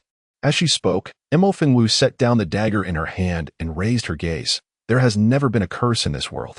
What the Mo family refers to as a curse is, in fact, the result of covert manipulation by others. Grandfather was poisoned, leading to his cultivation spiraling out of control, which ultimately crippled his legs. As for my second uncle, it goes without saying that he was poisoned by Dr. Foam, and Qiansheng was lured to Wushuang City by someone's design. All of this is, in truth, orchestrated by Mu Baichuan. Simultaneously, the concubine Huan was administering poison within the palace to both the emperor and the empress. Yet, neither Mu Baichuan nor concubine Huan possesses any medical expertise. So, from where did the poison originate? Wushuang City. As Mo Fengwu uttered these 3 words, she elaborated. In reality, from the very beginning, all of this has been a trap set by Mu Baichuan. The inception of this trap began with Zhao Xueyan's arrival at Wushuang City. Zhao Xueyan? Is this matter also related to the Zhao family? Indeed, and it is of utmost importance. As she spoke, Mo Fengwu narrowed her eyes slightly. The Zhao family has consistently sought to curry favor with the royal family, yet their standing has never been sufficient to catch Mu Baichuan's attention. However, since Zhao Xueyan's journey to Wushuang City, the situation has changed drastically. Wushuang City wields immense power, rendering the diminutive De Liang inconsequential. Recognizing this, Mu Baichuan proactively allied himself with the Zhao family, utilizing Zhao Xueyan as a conduit to procure poison from Wushuang City. Mu Baichuan has always harbored grand ambitions, meticulously plotting to ascend the throne. However, achieving this objective is no simple task. Although concubine Huan appears to reign supreme in the harem, the empress, fortified by her family's influence, poses a formidable challenge. Moreover, the Mo family stronghold in Daliang necessitates the elimination of both the Mo family and the empress. In addition, to cultivate his own power, he procured a potent elixir from Wushuang City, which rapidly enhances strength, and bestowed it upon Lord Gongsunze of Yingshan. All these machinations commenced over 2 years ago. Chapter 125. Invoking the ancestors. Over 2 years ago, Zhao Xueyan became a disciple of Wushuang City. It was then that Lord Gong Sunze of Yingshan experienced a sudden surge in strength, subsequently entering seclusion. Additionally, over 2 years ago, Elder Mo Xinjing fell into a state of cultivation turmoil, while Second Master Mo Qingyan suffered an unexpected injury, leading to prolonged illness. Previously overlooked, the moment Mo Fengwu spoke, everyone was struck with clarity. Everything began abruptly over 2 years ago. The couple from the second household wore grave expressions, and Elder Mo Xinjing also assumed a serious demeanor. Wu Er's reasoning was sound. All events traced back to that time, including the emperor's circumstances. The second madam nodded in agreement, stating, "Indeed. However, one matter perplexes me. If the Zhao family had already colluded with Mu Baichuan, why did they remain indifferent when the Zhao family faced their calamity? Because the Zhao family was, in fact, ensnared by Mu Baichuan's scheme. Naturally, Mu Baichuan would not remain idle. Long ago, he had planted spies within the Zhao family, notably Zhao Wu. Thus, when the matriarch of the Zhao family sought to vent her frustrations upon me, Mu Baichuan cleverly instructed Zhao Wu not to confront me directly. Instead, he orchestrated the abduction of Yi Bai, provoking my Mu family's wrath and ultimately allowing him to manipulate circumstances to his advantage, while cleverly avoiding direct confrontation with the Zhao family. Meanwhile, Zhao Xueyan, situated 1,000 miles away in Wushuang City, remained blissfully unaware of the intricate machinations at play. If I surmise correctly, Mu Baichuan has already dispatched messengers to Zhao Xueyan, attributing the vendetta against the Zhao family to my own actions. The complexity of Mu Baichuan's schemes is astounding, each layer intricately woven into the next. At this juncture, Mo Fengwu could not suppress a smile. Alas, one might liken it to a man stalking a cicada, oblivious to the oriole lurking behind. Despite Mu Baichuan's elaborate plotting, the outcome merely served to benefit Mu Huaishou. He has brought this upon himself. The second madam rarely speaks so harshly. At her side, Uncle Mo Qingyun gently patted her, offering a modicum of comfort, and remarked, "Evil deeds surely invite retribution. The crown prince, though appearing benevolent, reveals his cunning nature through this incident. Now that Mu Baichuan has fallen into his grasp, the repercussions are all too predictable. As Wu Er previously stated, whether it is fortune or misfortune, only he can discern." The elderly patriarch, Mo Yanjing, who had remained silent thus far, nodded in agreement and said, "Indeed, that is the case. However, regarding matters of the Great Liang, let us refrain from discussing them in relation to our Mu family in the future. Wu Er, since you intend to journey to Wushuang City, have you contemplated the timing of your departure? The sooner, the better. Yes, time is of the essence, and we cannot afford delays. Furthermore, our Mu family must prepare to leave this place promptly. In light of this, the venerable elder Mo Yanjing rose from his seat and made his way to the entrance of the back hall. With his hands clasped behind him, he gazed contemplatively at the sky. After a prolonged silence, he spoke gravely, 3 days hence, we shall commence the ancestral rites. Once the arrangements are in place, Wu Er, you may depart." The term commencing the ancestral rites quite literally refers to the opening of the spirit coffin to honor our ancestors. Thus, at the break of dawn 3 days later, all members of the Mo family, including collateral branches and guards, numbering in the hundreds, gathered at the foot of Tsuaping Mountain. This mountain, a private property of the Mo family, has been the resting place for the remains of their ancestors for nearly 10 millennia. As the Mo family prepares to leave this place, it is imperative that the ancestral remains accompany them. The gravity of the occasion was evident on each face present. Led by the head of the family, Mo Yanjing, they performed 3 bows and 9 prostrations at the mountain's base before ascending the mountain together. Tsuaping Mountain, long guarded and maintained by the Mo family, presented a relatively smooth path upward. The pristine steps led directly to the cemetery halfway up the mountain. Over the span of nearly 10,000 years, the Mo family has seen over 100 heads of the family, with their kin densely populating the entire hill. Subsequently, an altar was prepared for offerings, with Mo Yanjing himself articulating the reasons for their gathering. Only after meticulously adhering to all customary rites did they officially commence the exhumation of the remains. This was a solemn and intricate task, and despite the Mo family's ample manpower, it consumed an entire day before drawing near to completion. By this time, the sun had set, and torches blazed brightly. At that moment, the elder Mo Yanjing, who had been observing the rites from the side, suddenly called for Mo Fengwu. "Wu Er, come here." Mo Fengwu was not far away and quickly approached upon hearing the call. "Grandfather, you summoned me?" "Follow me," he replied.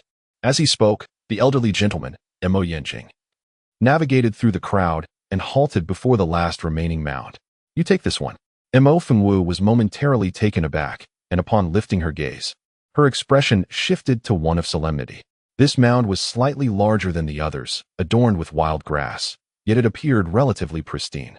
Before it stood a stone tablet, inscribed clearly with two names, on the left, Mo Ne Feng, on the right, Luan Dian. These are my parents. Mo Fengwu stood frozen in place, momentarily lost in thought. At that moment, the elderly Mo Yenjing approached her and spoke softly. Wooer, it is best you personally attend to your parents' remains. With that, Mo Yenjing handed her a shovel. Mo Fengwu nodded silently, first kneeling respectfully to bow her head, then accepting the shovel and stepping forward to begin the excavation. However, although it was said that she would personally unearth the grave, she only did so for a few shovelfuls. The subsequent work was naturally left to the servants. After a few shovels, Mo Fengwu stepped back, and a number of Mo family servants quickly moved forward. After a brief half-hour, a coffin came into view. As the legitimate heir of the Mo family, the coffin of Mo Nanfeng was of the finest quality. Nearly 20 years had passed, yet the intricate carvings remained vibrant, untouched by deterioration. Mo Fengwu and the elderly Mo Yenjing stood at a distance, gazing at the coffin, while Mo Fengwu maintained her composure. The elder's eyes were already reddened with emotion. His most illustrious son departed inexplicably all those years ago. As a father, even after the passage of so many years, he remains unable to find solace. The atmosphere has grown somewhat somber. Mo Fengwu wishes to offer a few words of comfort, but ultimately refrains from speaking. At this moment, several attentive servants of the Mo family are brushing away the dust from the coffin, when suddenly one of them whispers, "Huh? Did that coffin just move?" "Don't speak nonsense. You must be mistaken," another retorts. "Indeed, the master and madam have been gone for so many years. Mind your words, lest the old master and young lady hear you." Perhaps I did see it wrong." The servant who had first spoken scratches his head and resumes his task. Yet the next moment, he stiffens abruptly. "Did you all see that?" The companion who had previously admonished him now stands frozen, gazing in horror at the coffin, and they all nod in silent agreement. It moved. It truly moved. I saw it too. Several servants murmur, their faces ashen as they exchange silent glances. Their unusual behavior instantly captures Mo Fengwu's attention, prompting him to inquire, "What is the matter?"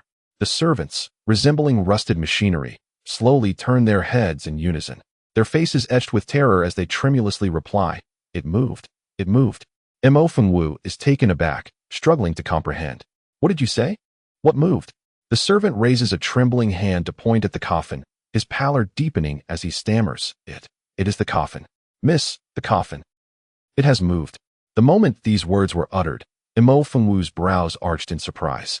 Just then, the elderly patriarch, Mo Yenjing, approached, overhearing the alarming statement. His expression darkened instantly as he rebuked, "Nonsense. How could a coffin move? Surely, you must have misseen."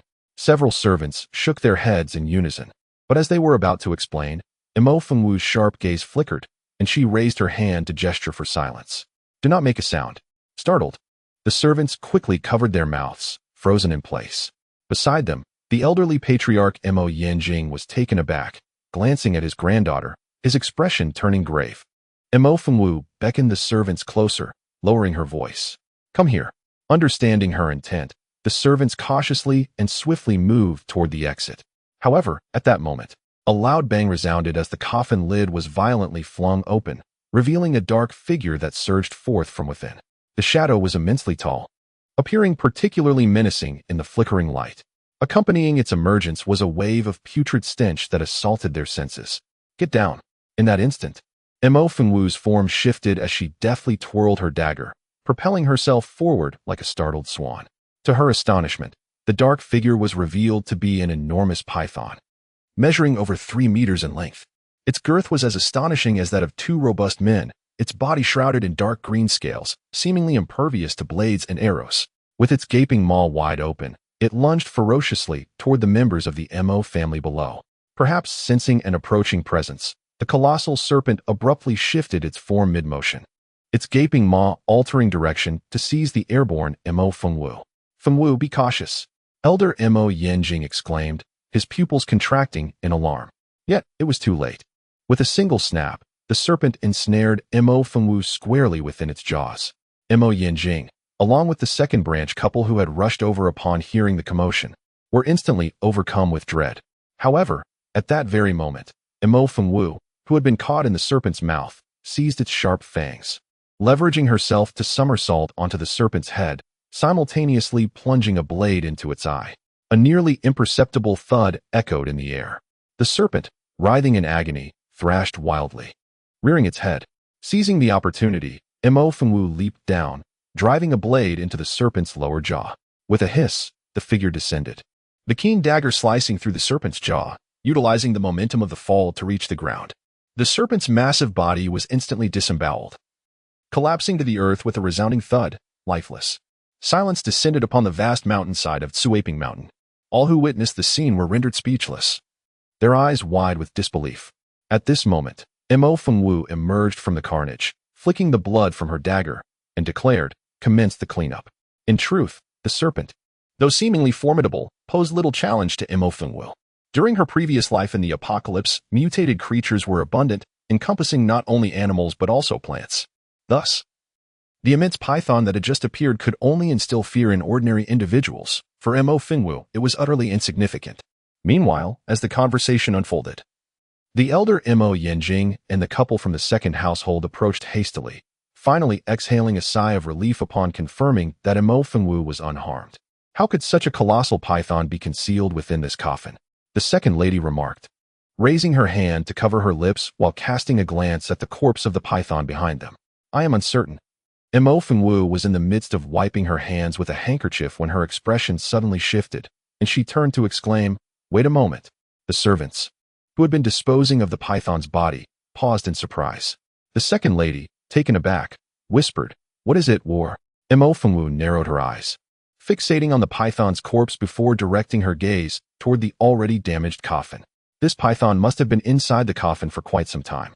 As for my parents' remains, the burial customs of the Holy Yuan continent are diverse, encompassing water burials, cremations, and in certain regions, the practice of wrapping the deceased in cloth and suspending them from cliffs. In summary, the customs vary greatly, with an abundance of practices. However, in most areas, earth burials remain predominant. Typically, after a person passes, they are left for 3 days before being sealed in a coffin and interred, akin to the ancient traditions of Huaxia, which emphasize the peace found in burial. Nevertheless, the Holy Yuan continent is home to numerous cultivators. In contrast to ordinary individuals, the bones and muscles of cultivators, having been enhanced and transformed through the infusion of spiritual energy, undergo fundamental changes.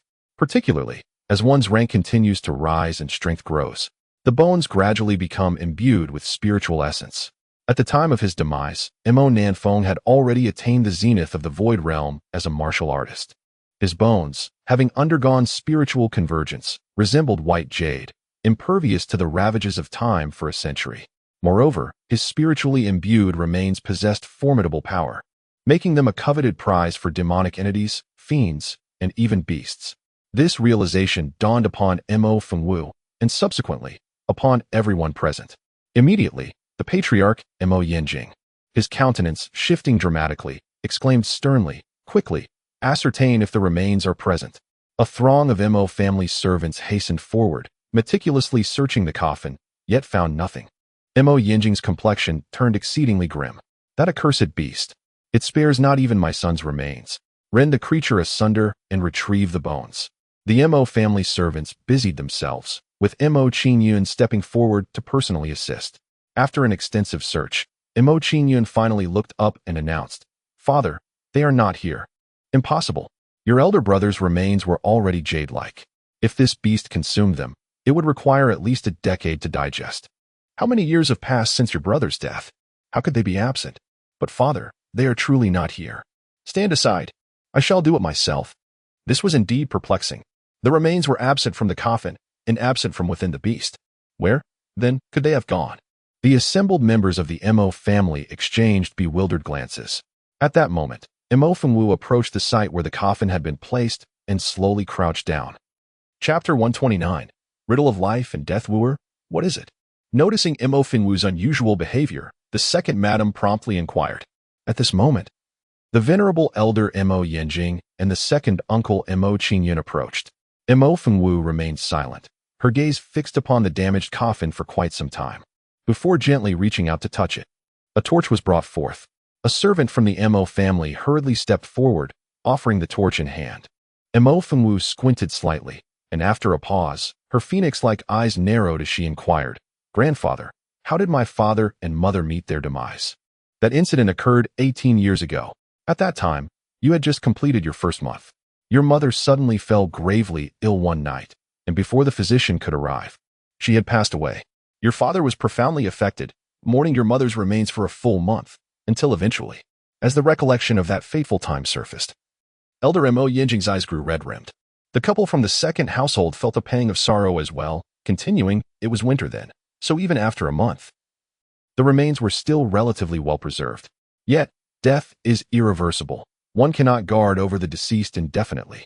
However, your elder brother refused to listen, and we were powerless to change that. No one anticipated that in the end, he too would. What was the nature of her sudden illness? Was there any examination afterward?" The second lady hesitated, saying, "It is said that elder sister-in-law suffered from a heart ailment, and regarding elder brother." At this point, the second lady paused, glancing at Mo Qingyun, before both turned their attention back to elder Mo Yinjing. Mo Yinjing spoke solemnly, "Your father took his own life." "His own life?" The previously silent second uncle Mo Yinjing nodded, "Indeed. Furthermore, it was confirmed that he was laid to rest here." "But my dear War, why do you ask such questions? Do they pertain to the disappearance of the remains?" Mo Fengwu twirled her fingers, stating, "My father is a practitioner in the illusory mirror realm. His bones have turned to jade, yet his flesh is subject to decay. During the process of decomposition, a corpse fluid is formed, which accumulates within the coffin. Now, grandfather, second uncle, second aunt, do you observe any traces of this fluid within the coffin?" Mo Yanjing and the couple from the second branch were momentarily stunned, hastily lowering their heads to examine the coffin more closely. After a prolonged silence, their expressions shifted dramatically. There was nothing, absolutely nothing. Not a single trace of corpse fluid, nor even a drop of moisture could be found within the coffin. At this moment, the moon hung high in the sky, and the flickering torches illuminated the surroundings. Yet, the entire midslope of Tsuaping Mountain was eerily silent. So quiet that one could hear a pin drop. All eyes were fixed on the coffin on the ground, astonishment evident in their gazes. The absence of bones could suggest theft. However, the lack of any fluid indicated that, from the very beginning, there was no body within this coffin. Yet, it was a well-known fact that the couple, Mo Neafeng and his wife, had indeed been buried on the same day. Everyone had witnessed this. How could it be otherwise now? In that moment, even the elder, Mo Yinjing, was left speechless. At last, Mo Fengwu raised her gaze, scanning her surroundings before declaring, "The Mo family's ancestral rites are of great significance. The mystery surrounding the disappearance of Mo Nanfeng and his wife S remains unsolved. However, with the Mo family's departure imminent, we can no longer afford to delay this matter and must suppress it for the time being." After completing the ancestral rites with her family, Mo Fengwu began to pack her belongings, preparing to journey to Wushuang City. Chapter 130. No time, waiting in May. The weather grew increasingly warm. The news of the Mo family's impending departure finally spread. The reactions among the prominent families varied greatly, although they were profoundly shocked. For reasons unbeknownst to them, they collectively felt an inexplicable sense of relief. Meanwhile, within the palace, despite the elder statesman Mo Yinjing having long expressed his stance, the opposing party continued to send messengers daily, proving to be quite bothersome. "Miss, another envoy has arrived from the palace, claiming that the Empress Dowager requests your presence. The sovereign of the Great Liang, Mu Qingyuan, had passed away, leading to the ascension of the crown prince Mu Huaishio, while the former Empress Shangwan naturally became the Empress Dowager." At this moment, Mo Fengwu was engaged in organizing her belongings, with an array of herbs and small vials spread across the table. Without raising her head, she responded, "I am not available." The young servant relayed her message respectfully and promptly turned to leave. At this juncture, Lianxi, who had remained silent, leaned closer and whispered, "What now?" Lianxi dared not speak further. Barely had the words left her lips when the same young servant returned. "Miss, another envoy has arrived from the palace, bearing an imperial decree, requesting your presence to receive it." "An imperial decree?" "Indeed, miss, they specifically requested you to accept it." I am not available. Have them wait. The young servant was taken aback, but lacked the courage to speak again and hurriedly departed. In the front hall of the Mo family, a pale-faced, beardless middle-aged eunuch sat in a position of authority, his face contorted with rage. The accompanying young eunuch, upon hearing this, quickly attempted to placate him. Master Wei, please temper your anger. It is said the Mo family is on the verge of departure, hence. However, his words only served to inflame Master Wei's ire further. Depart? At least for now, we still occupy the territory of the Great Liang, and we must heed the call. We must discuss this matter thoroughly before the Emperor and Empress Dowager. Look at the time.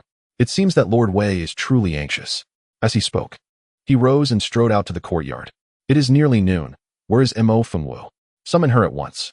Oh, Lord Wei, please lower your voice. That person is not to be trifled with. Not to be trifled with. Do you think I am easy to deal with? Ever since Consort Huan's downfall, the palace has undergone a thorough purge. Naturally, her sycophant Xue Huai did not escape. He was ruthlessly silenced on the very night of the coup. The position of the palace steward fell to Lord Wei, a trusted aide of the crown prince Mu Huaxiu. After years of enduring alongside Mu Huaxiu, he has finally risen to prominence, proudly raising his tail high. What is this Mo family young lady? Is she merely skilled in medicine and saved the Empress Dowager's life? How can one be more arrogant than the royal family? It is utterly laughable. Enough of this nonsense. Summon her immediately. If she does not appear soon, I shall report to His Majesty and accuse her of great disrespect and rebellion. What is that sound? Suddenly, a soft voice interrupted Lord Wei. He paused, turning to follow the sound, and soon beheld a young girl dressed in simple attire. Her face partially veiled, gracefully approaching. The girl possessed a slender figure, devoid of adornments in her hair or at her waist, giving her an air of simplicity. Yet, for some inexplicable reason, she exuded an enigmatic allure, as if a mere glance could ensnare one's soul. Then there is no need for further discussion. Was it not said that the daughter of the Mo family is an eyesore? Yet, upon closer inspection, she does not appear overly unattractive. Wei Gonggong frowned, but the thought of being left waiting here for over an hour ignited his temper. Are you the Mo Fengwu? With the Mo family preparing to depart, the household was bustling, leaving the front courtyard rather deserted. We are conversing with you. What is your attitude? Your Mo family. Who did you just accuse of defiance? Mo Fengwu leisurely approached, interrupting Wei Gonggong once more. Wei Gonggong was taken aback, and lifting his chin, he retorted, what we said, how? Suddenly, a piercing scream erupted as Wei Gonggong was sent flying by a kick. With his modest strength, he could not withstand Mo Fengwu's force. He landed on the ground like a frog, face down on the stone pavement, his visage nearly flattened. Struggling to rise in pain, he pointed at Mo Fengwu and shouted, You are outrageous. You dare to strike me. I am the chief steward of the palace, a servant of the emperor, you. Mo Fengwu approached, looking down upon him. Oh, is that so? Wei Gonggong, sensing the shift, instinctively trembled. The arrogance he had just displayed vanished in an instant. He hastily retrieved a scroll of brocade from his bosom, stammering, I possess an imperial decree. Let me tell you, if you dare to lay a hand on me, it would be treason. An imperial decree? Mo Fengwu raised an eyebrow, but before Wei Gonggong could continue, she swiftly planted her foot upon the decree. And what of it? The imperial edict was firmly grasped by Lord Wei, and with a swift motion, it pressed his hand beneath it. The connection of flesh and heart was palpable, and in an instant, Lord Wei emitted a wail akin to that of a slaughtered pig. The young eunuchs accompanying him were rendered speechless by the sight. At that moment, a gatekeeper hurried over and whispered, Miss, the crown prince has arrived. Mo Fengwu's delicate brows furrowed slightly. Let him in. The gatekeeper complied, and shortly thereafter, the elegantly robed Mu Huaxiu entered the courtyard. However, upon stepping into the yard, Mu Huaxiu suddenly froze, his gaze sweeping over the disheveled Lord Wei on the ground. Quickly regaining his composure, he greeted Mo Fengwu warmly. Miss Mo, it has been a few days. How have you been? What do you think? She replied. Mu Huaxiu chuckled softly. Then his expression shifted as he feigned just noticing Lord Wei. You wretched servant, how have you managed to offend Miss Mo again? Hurry and apologize. Initially, Lord Wei was elated at the sight of Mu Huaxiu, but upon hearing those words, he was momentarily taken aback before understanding the implication. However, just as he attempted to rise, he forgot that Mo Fengwu's foot was still upon his hand, resulting in another anguished cry as he collapsed back down. Observing this, Mu Huaixio's eyes flickered, yet he chose to remain silent. With a smile, he said, Miss Mo, the reason for my visit is to discuss a matter with you. Go on, she replied. It seems, this place is not quite suitable. Mo Fengwu fixed her gaze upon Mu Huaixio, and after a moment, she suddenly laughed. Not suitable? In what way? Please, do enlighten me. This. Mu Huaixio discreetly cast a glance at Lianxi, who had been following Mo Fengwu closely, a look of unutterable complexity crossing his features. What? Difficult to articulate? Then, perhaps it is best left unspoken. With that, Mo Fengwu raised her leg and kicked the eunuch Wei out, declaring that he was never to set foot in the gates of the Mo family again. Chapter 132. Kill. At the sound of the command, the previously empty front courtyard was instantly populated by 2 Mo family guards. They seized the eunuch Wei, dragging him out like a dead dog, and unceremoniously tossed him aside. Mo Fengwu, meanwhile, turned and began to walk away. Miss Mo, wait a moment. Mu Huaixio, in a sudden rush, reached out and grasped Mo Fengwu's wrist. She halted abruptly, casting a sidelong glance at him before lifting her gaze to meet his. Mu Huaixio appeared somewhat embarrassed, yet rather than releasing her, he stepped forward and began, Miss Mo, actually. Before he could finish his sentence, Mo Fengwu interrupted him. Is this what you wish to convey? Mu Huaixio's lips moved, but just as he was about to articulate his thoughts, he felt a sharp pain in his wrist as he was forcefully shaken off. Mo Fengwu, too, sensed an ominous presence nearby. This was, after all, the Mo family in Qinglan City. The few individuals in the courtyard paused in surprise, and soon after, the doorkeeper's voice rang out. This is the Mo family. Who are you? Is the young lady of the Mo family present? What business do you have with her?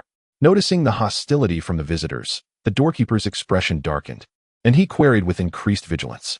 However, the opposing party clearly had no intention of engaging in idle chatter. Confirming that this was indeed the residence of the Mo family, he forcefully pushed aside the gatekeeper and strode in. Mo Fengwu squinted her eyes as she stood in the courtyard. Upon seeing several burly men enter, she coldly commanded without hesitation, kill. In an instant, dozens of Mo family guards emerged simultaneously, charging towards the intruders. The leading man was taken aback, and he bellowed, boldly, We are from the apothecary hall, here by the order of the hall master to apprehend someone. You should cease your actions immediately. Upon hearing this, Mo Fengwu couldn't help but laugh. Even the King of Heaven cannot step 1 foot further without the Mo family's permission. The apothecary hall. What a joke. Attack. The Mo family guards, who had momentarily hesitated, roared in unison at her command. In the blink of an eye, the expansive courtyard of the Mo family was filled with the glint of blades and the sound of battle cries. Although there were only 6 intruders, their skills, while commendable, were no match for the Mo family guards. Within the span of a single incense stick, 5 of them were slain, leaving 1 remaining who, in a desperate struggle, was ultimately kicked down and pinned to the ground. Gone was the earlier arrogance. Now, the man lay injured and disheveled on the ground. His eyes, bloodshot with fury, shot up as he glared menacingly at those surrounding him, declaring, What now? Unbeknownst to him, Mo Fengwu had already approached him. The man was momentarily stunned before he raised his head defiantly, saying coldly, Otherwise, your Mo family will be at odds with the entire apothecary hall. And when that time comes, is that so? She replied, as the sun blazed overhead, the air thick with the scent of blood. Mo Fengwu casually tossed the long knife to the nearby Mo family guard and coldly commanded, Clean up. Yes. The guard replied respectfully, and in the blink of an eye, the courtyard was tidied up. At that moment, Mo Fengwu raised her gaze towards Mu Huaixio, who had been standing a short distance away, her phoenix eyes appearing to smile enigmatically. Chapter 133. You are no different from Mu Baichuan. The atmosphere in the courtyard was inexplicably eerie. Lianxi glanced around, wanting to say something, but ultimately pursed her lips, refraining from speaking. Miss Mo, I truly what? Mo Fengwu interjected, her expression unchanged. Mu Huaixio seemed entranced by her gaze. After a moment, he parted his lips and said, Miss Mo, I sincerely admire you. As long as... Admire? Mo Fengwu replied, her phoenix eyes subtly lifting, the corners of her lips curving slightly. If I were not a member of the Mo family, if I were still the Mo Fengwu of the past, would you feel the same? Men, she interrupted Mu Huaixio. Mo Fengwu paused briefly, and a hint of derision flickered in her starry phoenix eyes as she continued. In truth, you are no different from Mu Baichuan. What of kingdoms and beauties? Love and affection? In the end, it all boils down to one word. Profit. Therefore, Your Highness. Oh no. I should now address you as His Majesty of the De Leon Kingdom. You should gather your affections. I am not worthy. As her words fell, two Mo family guards swiftly stepped forward, gesturing with a please motion. Your Majesty, please. Mu Huaishio gazed at Mo Fengwu for a moment before turning and departing. His figure appeared somewhat desolate as he walked away. Lianqi stood in the courtyard, watching him depart, feeling a twinge of pity. Miss, the Crown Prince is quite admirable. Do you truly harbor no feelings for him at all? Mo Fengwu chuckled softly, her phoenix eyes glinting as she cast a glance at Lianqi. What? Have you taken a fancy to him? Not at all. Miss, please do not speak so frivolously. I merely think the Crown Prince is a decent fellow, certainly far superior to that Mu Baichuan. Besides, he appears gentle and amiable, unlike a villain. A villain? Huh, how Navi. Miss, Lianqi bristled at being labeled Navi by Mo Fengwu. Just as she was about to respond, she noticed Mo Fengwu's gaze shift, her attention drawn to a corner of the courtyard. Miss, what do you see? Hush. Lianqi quickly fell silent. At that moment, Mo Fengwu glanced around before darting towards a small hole in the wall, retrieving something from near it. Lianqi stood frozen, her eyes wide in astonishment.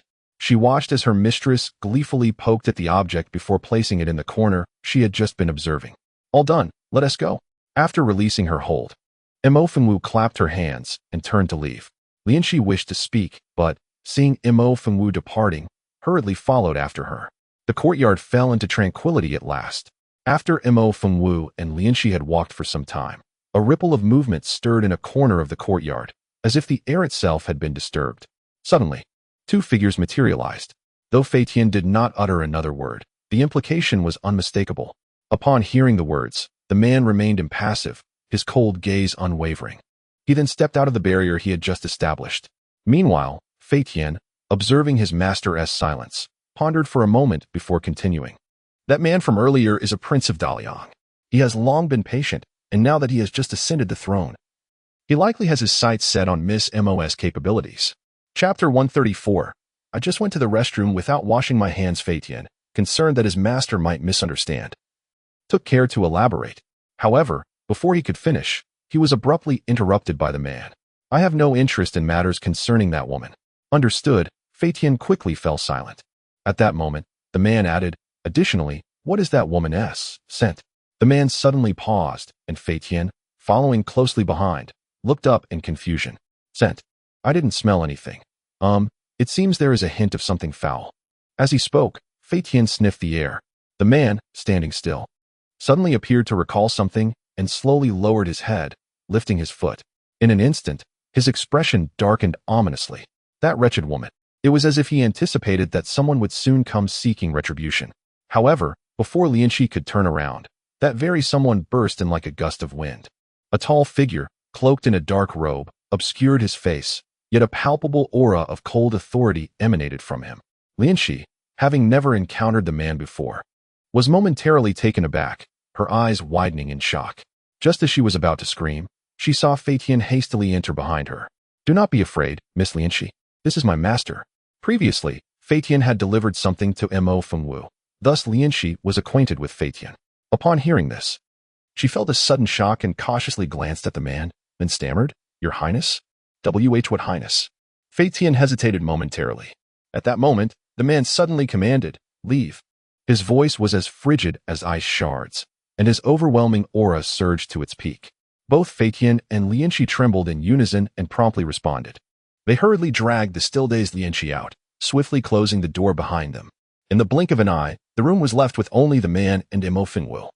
Mo Fengwu reclined on the soft couch, a faint smile gracing her lips as she regarded the man, who was radiating fury. Have you changed your shoes? Silence.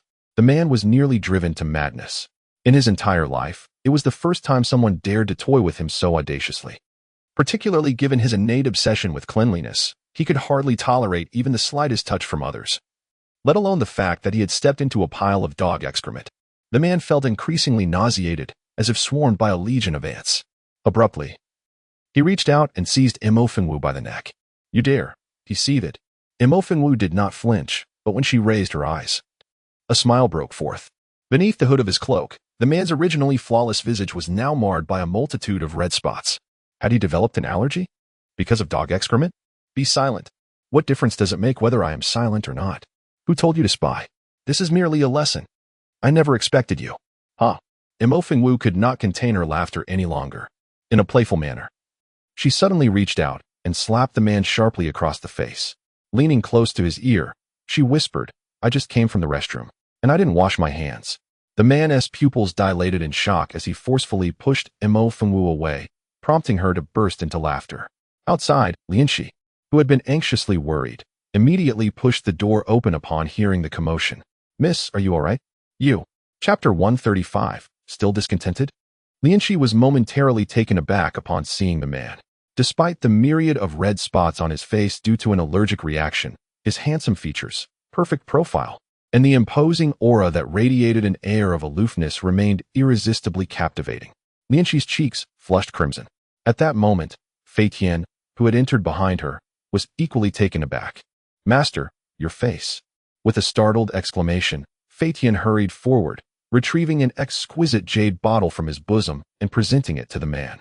His movements were swift, clearly indicating that such occurrences were not unfamiliar to him. The man, maintaining a stern demeanor, reached for the jade bottle. However, just then, a hand as fair as jade abruptly snatched it from his grasp. Let me see. In the span of her words, Imo Fengwu tipped the jade bottle, and a pill tumbled into her palm. The pill, the size of a lotus seed, gleamed with a golden hue, emanating a peculiar fragrance, indicating its extraordinary nature. Imo Fengwu brought the object to her nose, took a gentle sniff, and then pinched it lightly, letting out a soft huff as she glanced at Fei Tian. You consume this every time you experience an allergy? Fei Tian was uncertain about the concept of allergy, yet he grasped the general idea. He nodded and replied, Indeed. My lord has suffered from this affliction since childhood, and each time it manifests, he must take this detoxifying pill. Is there a problem? Imo Fengwu held the detoxifying pill in her hand, then curled her lips in disdain. No issue. It's akin to using a cannon to swat a fly. And if taken excessively, it merely serves to cleanse the blood. Every remedy carries a degree of toxicity. Even the finest elixirs are not exempt. After all, every medication contains impurities. With prolonged use, these can accumulate within the body, and if not purged in time, they will undoubtedly have adverse effects. The consequences could range from sluggish progress in cultivation, preventing one from advancing in power, to severe blockages in the meridians, hindering practice or leading to a descent into madness, ultimately resulting in a weakening of the body, rendering one inferior to an average person. As a martial artist, Fei Tian was well aware of this principle. Upon hearing her words, his expression shifted, and he urgently inquired, What then shall we do? Does Miss Imo have an alternative method? No need for that. Imo Fengwu was momentarily taken aback. Oh, are you finding fault with it now? Retrieve the item from the third box on the left and dissolve it in hot water. Lianxi moved swiftly and soon prepared the concoction. After taking a sip, the man, with a stern expression, glared at Imo Fengwu. Moments later, he raised the cup and downed the contents in one go. Remarkably, within a mere quarter of an hour, the man, who had previously been tormented by an unbearable itch akin to a swarm of ants, suddenly felt a wave of relief wash over him.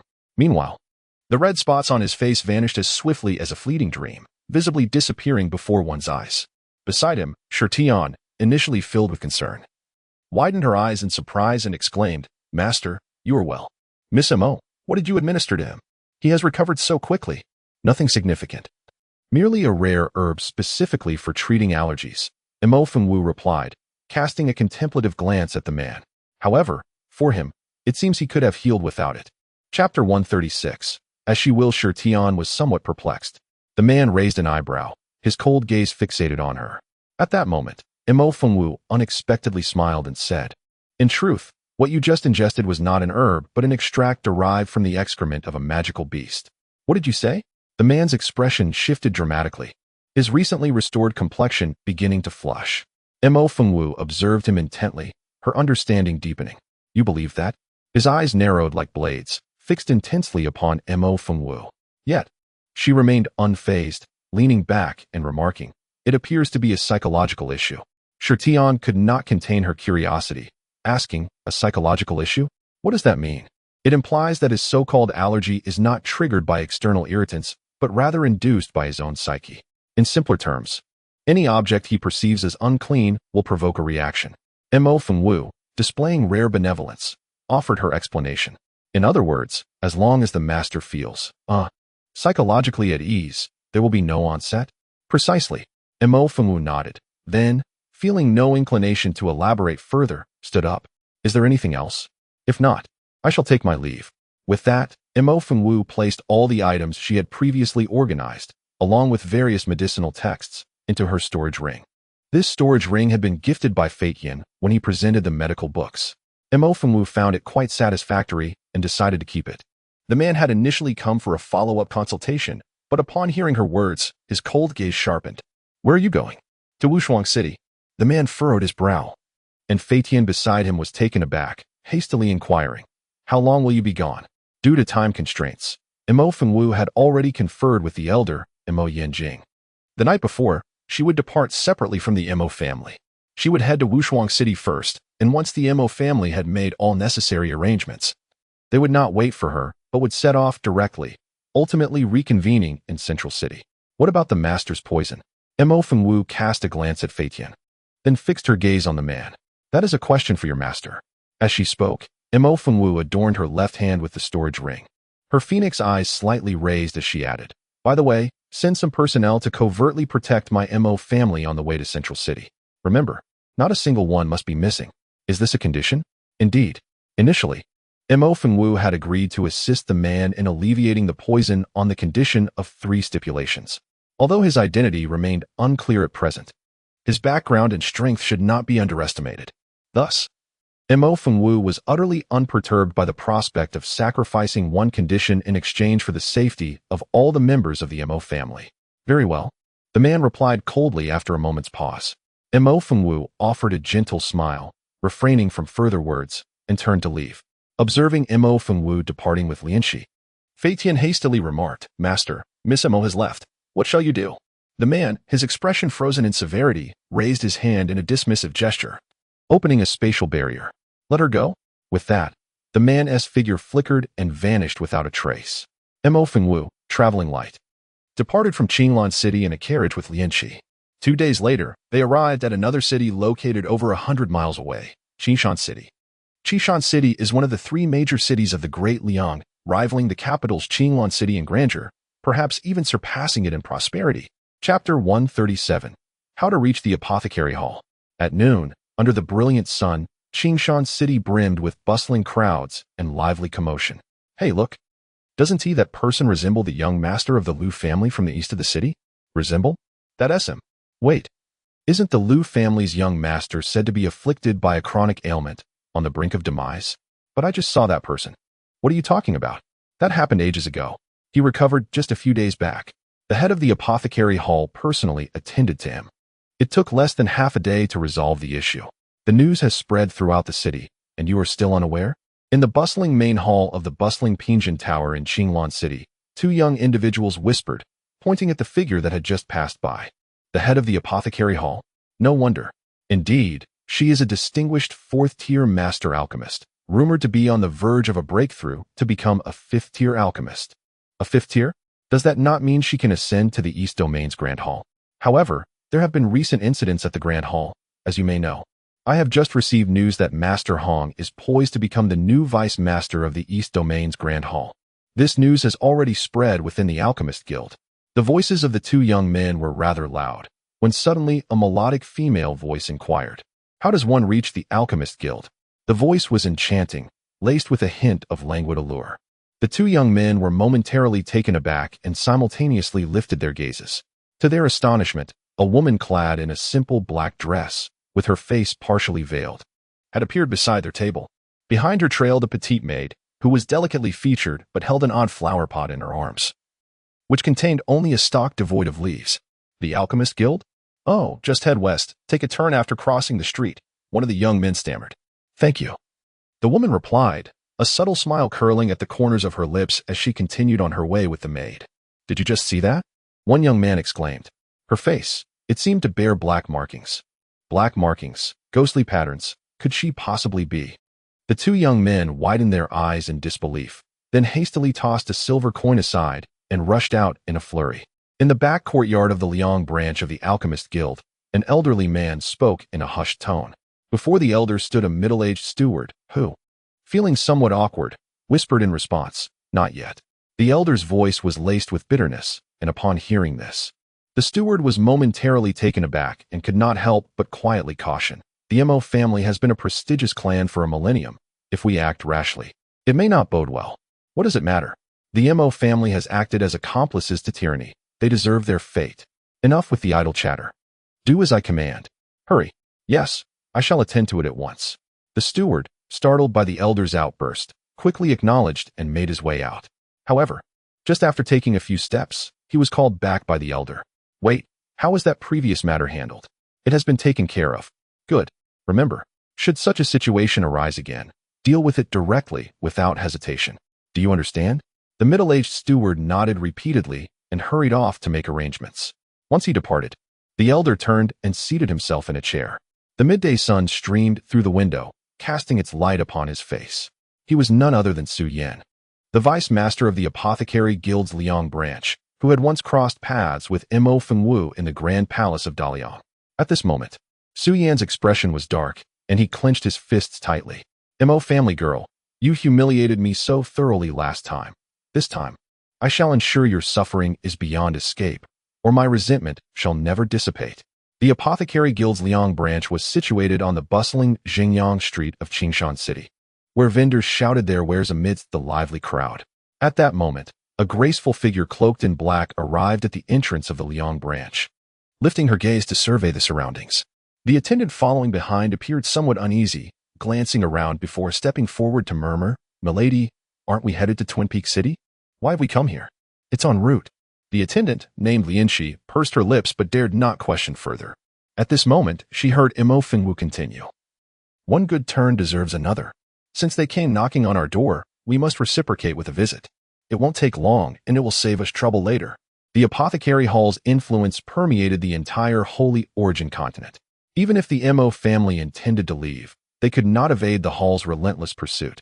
Lianxi pondered this and nodded, then asked with some puzzlement, "But milady, what can we accomplish by coming here? Will we be competing in medical skills?" Mo Fengwu chuckled softly. But before she could respond, a shout interrupted her. The surrounding populace paused in surprise as a woman stormed toward the entrance of the Apothecary Hall, exclaiming, "Su Yan, you old beast, come out here. Come out. You heartless old wretch, you killed my husband. Show yourself." She dissolved into sobs. The woman, appearing to be in her early 30s, wore a simple cloth dress and no makeup, giving her an ordinary appearance. As she pointed at the Apothecary Hall, she unleashed a torrent of abuse, bursting into tears. Her spectacle quickly attracted a crowd. "Isn't that Madame Chen? What's she doing at the Apothecary Hall? I heard the Hall's Deputy Master Su inadvertently killed her husband." "Really? Deputy Master Su? Unbelievable. Who says otherwise? In my opinion, it is sheer nonsense. How could the esteemed Deputy Chief of the Apothecary Hall possibly be responsible for someone's death?"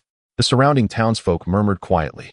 At that moment, perhaps alerted by the commotion, several individuals emerged from the Apothecary Hall. Leading them was a middle-aged steward named Lu. Upon reaching the entrance and catching sight of the woman, his expression darkened instantly. He barked, "What brings you here again?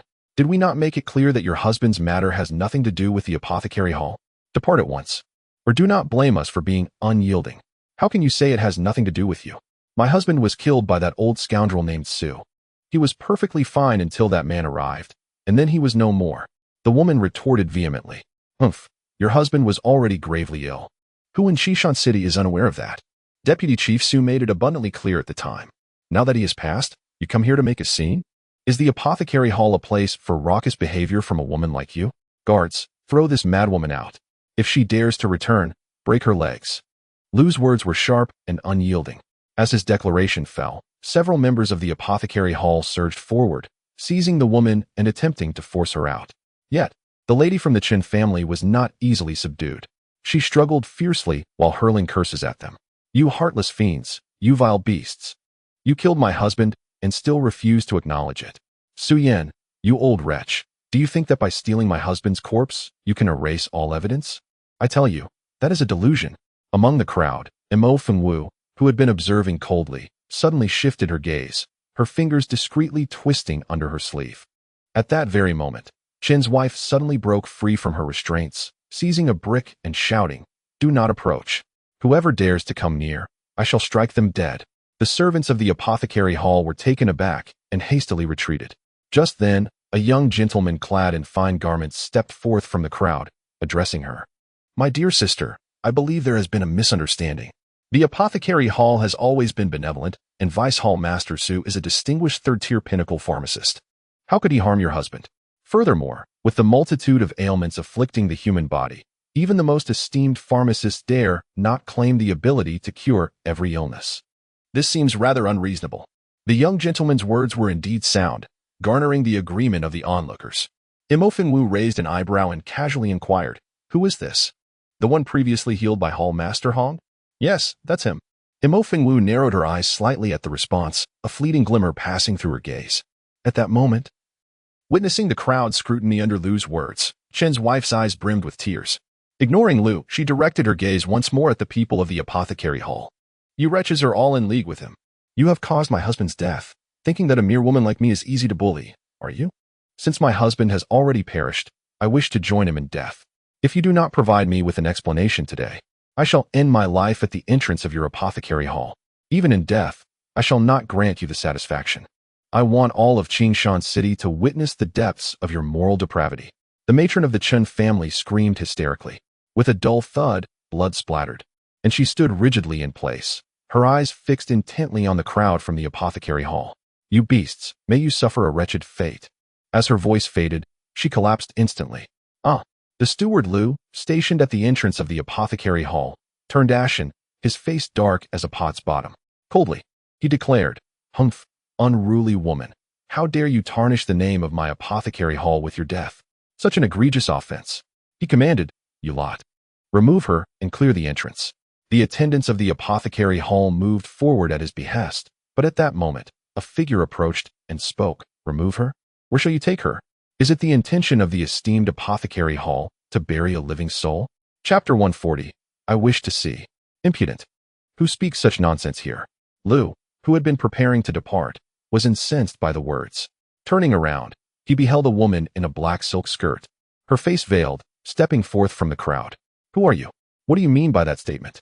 Burying a living person? Preposterous. That Chen woman clearly took her own life. How can there be talk of living burial? Such utter nonsense." At that moment, it was not only Lu who found her words absurd, the onlookers were equally bewildered. However, Imofen Wu paid them no heed and, after speaking, strode confidently towards the fallen matron of the Chen family. Begone. The attendants of the apothecary hall, who had intended to drag away the Chen matron, were momentarily taken aback. Just as they were about to retort, they felt the piercing gaze from the woman. Her elongated phoenix eyes were both enchanting and enigmatic. In an instant, the chilling intensity caused several attendants of the apothecary hall to shudder simultaneously, compelling them to retreat a few steps, almost as if possessed by an unseen force. Witnessing this scene, Manager Lu was nearly driven to the brink of fury. Meanwhile, Imofen Wu did not spare a glance at Manager Lu. Instead, as she bent down, she casually produced a needle and thread from her bosom. The needle was uniquely curved, and the thread was translucent. In the blink of an eye, while the onlookers were momentarily dazed, her fingers moved deftly, stitching the wound with remarkable speed. In less than 10 breaths, the injury was mended. She then retrieved a small vial from her garments and sprinkled some white powder over the sutured wound. Almost instantaneously, the once profusely bleeding injury began to coagulate. Though the injury on the head of the Chun family matron appeared alarming, it was fortunately not fatal. The skull remained intact, and there was no internal bleeding or formation of blood clots. At worst, she suffered from a severe concussion. Thus, after a simple suture and hemostasis, she should be well on her way to recovery. The delay in her consciousness was likely related to the concussion, compounded by the distress that had led her into unconsciousness. What had once been a cacophony at the entrance of the apothecary hall gradually fell into a profound silence. All eyes were fixated on the forehead of the Qin family matron before slowly shifting towards Imofen Wu, including Manager Lu's gaze. At that moment, Imofen Wu rose and gestured toward Lianxi behind her. Lianxi promptly stepped forward. However, before they could lift the Chun family matron for departure, Su Yan emerged from within, his expression cold and unyielding. "Esteemed Deputy Hall Master, the woman from the Chun family has returned, and she has even attempted to take her own life at the entrance. Following this, Manager Lu found himself at a loss for words. Su Yan, already in a state of agitation, grew increasingly incensed upon witnessing Manager Lu's stammering demeanor. With a cold tone, he demanded, "Was it not stated that the matter had been resolved? How is it that she has returned?" Well, Manager Lu's expression was one of distress. Su Yan, fuming with rage, glared at him and retorted, "Incompetent fool. You cannot even handle such a trivial matter. Let me see." As Su Yan spoke, his gaze shifted towards the entrance of the apothecary hall. There, he beheld a woman, her face marred with blood, lying unconscious on the ground. Beside her stood a delicate figure, a woman with her back turned, obscuring her features.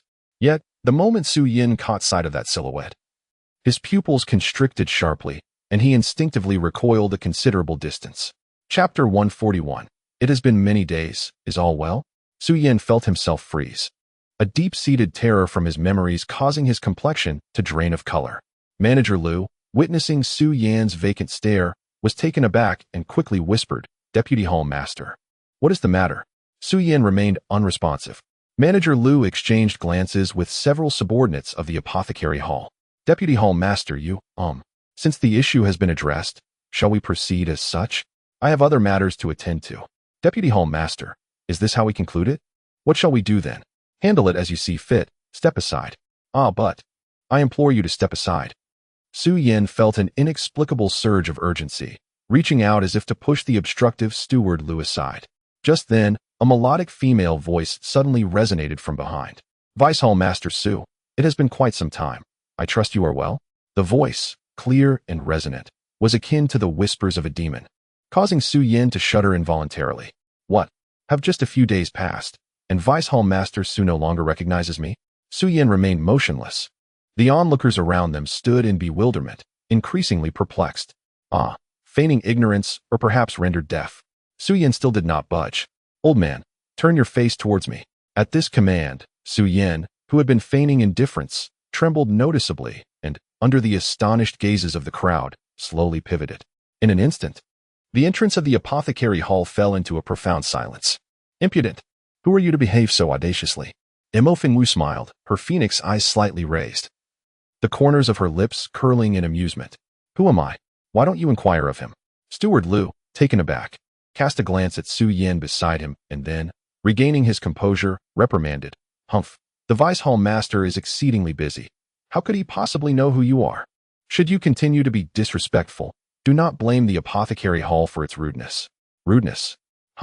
With that, Mo Fengwu boldly advanced, stepping up the stairs to stand before Steward Lu. Su Yan instinctively recoiled. Lu, perplexed, glared at Mo Fengwu, his irritation mounting. Yet before he could speak, the woman continued. "Rudeness? What can you possibly do about it?"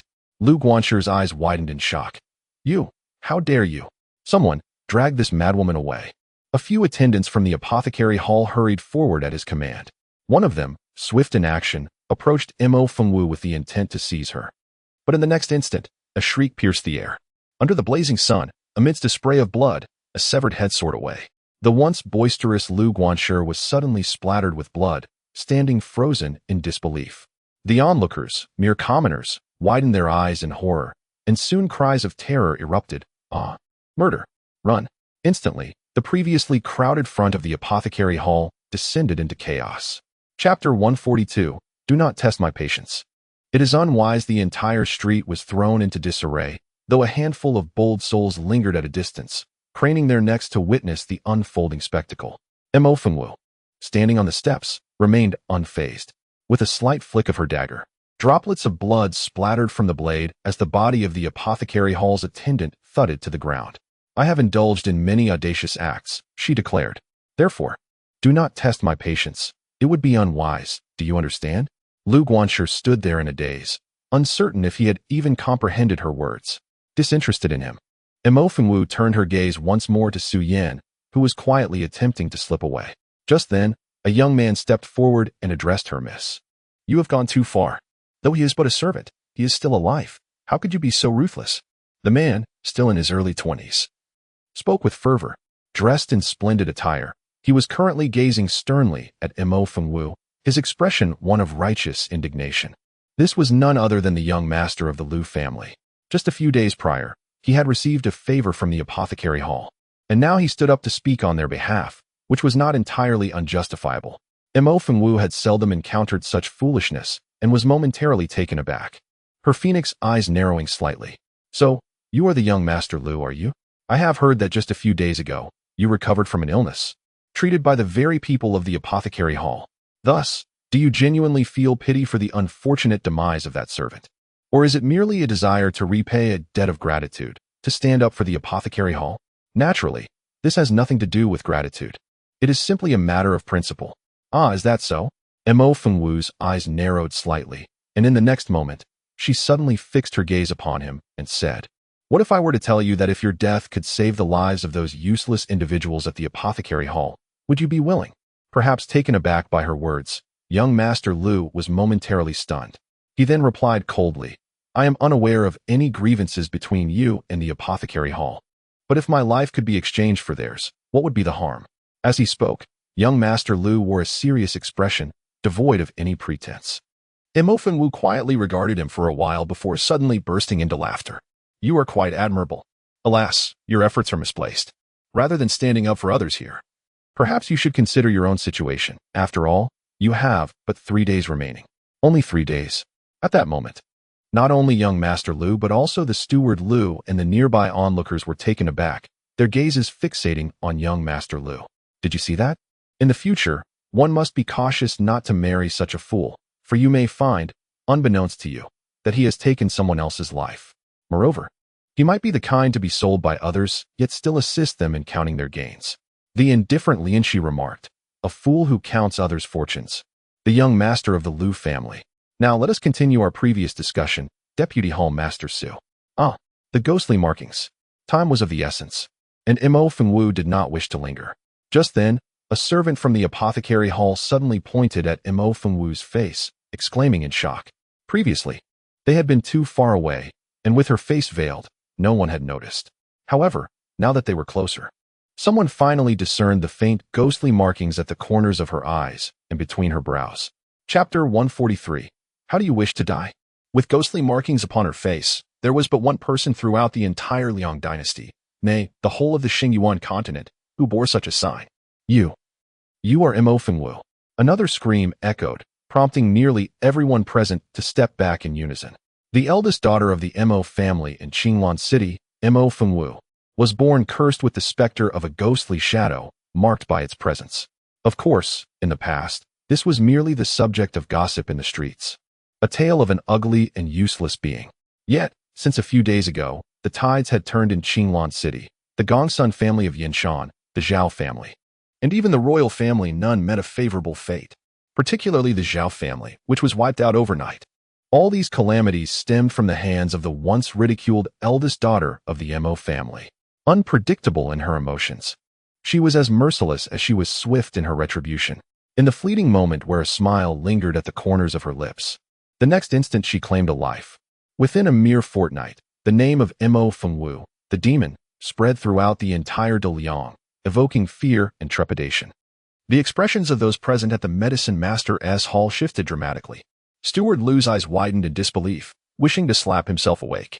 As for Mo Fengwu, upon having her identity revealed, she remained unfazed, continuing with a nonchalant demeanor. "Didn't you send someone to fetch me? Very well, here I am. Now, what is it that you seek from me?" Aye. Huh, what? Have you forgotten so soon?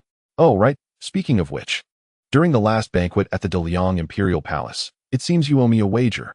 At the banquet for the Empress Dowager, Su Yan had been secretly arranged by Mu Baichuan to engage in a medical contest with Mo Fengwu. Su Yan boasted that upon losing, he would submit to her whims. However, the sudden appearance of the Gongsun family interrupted the proceedings.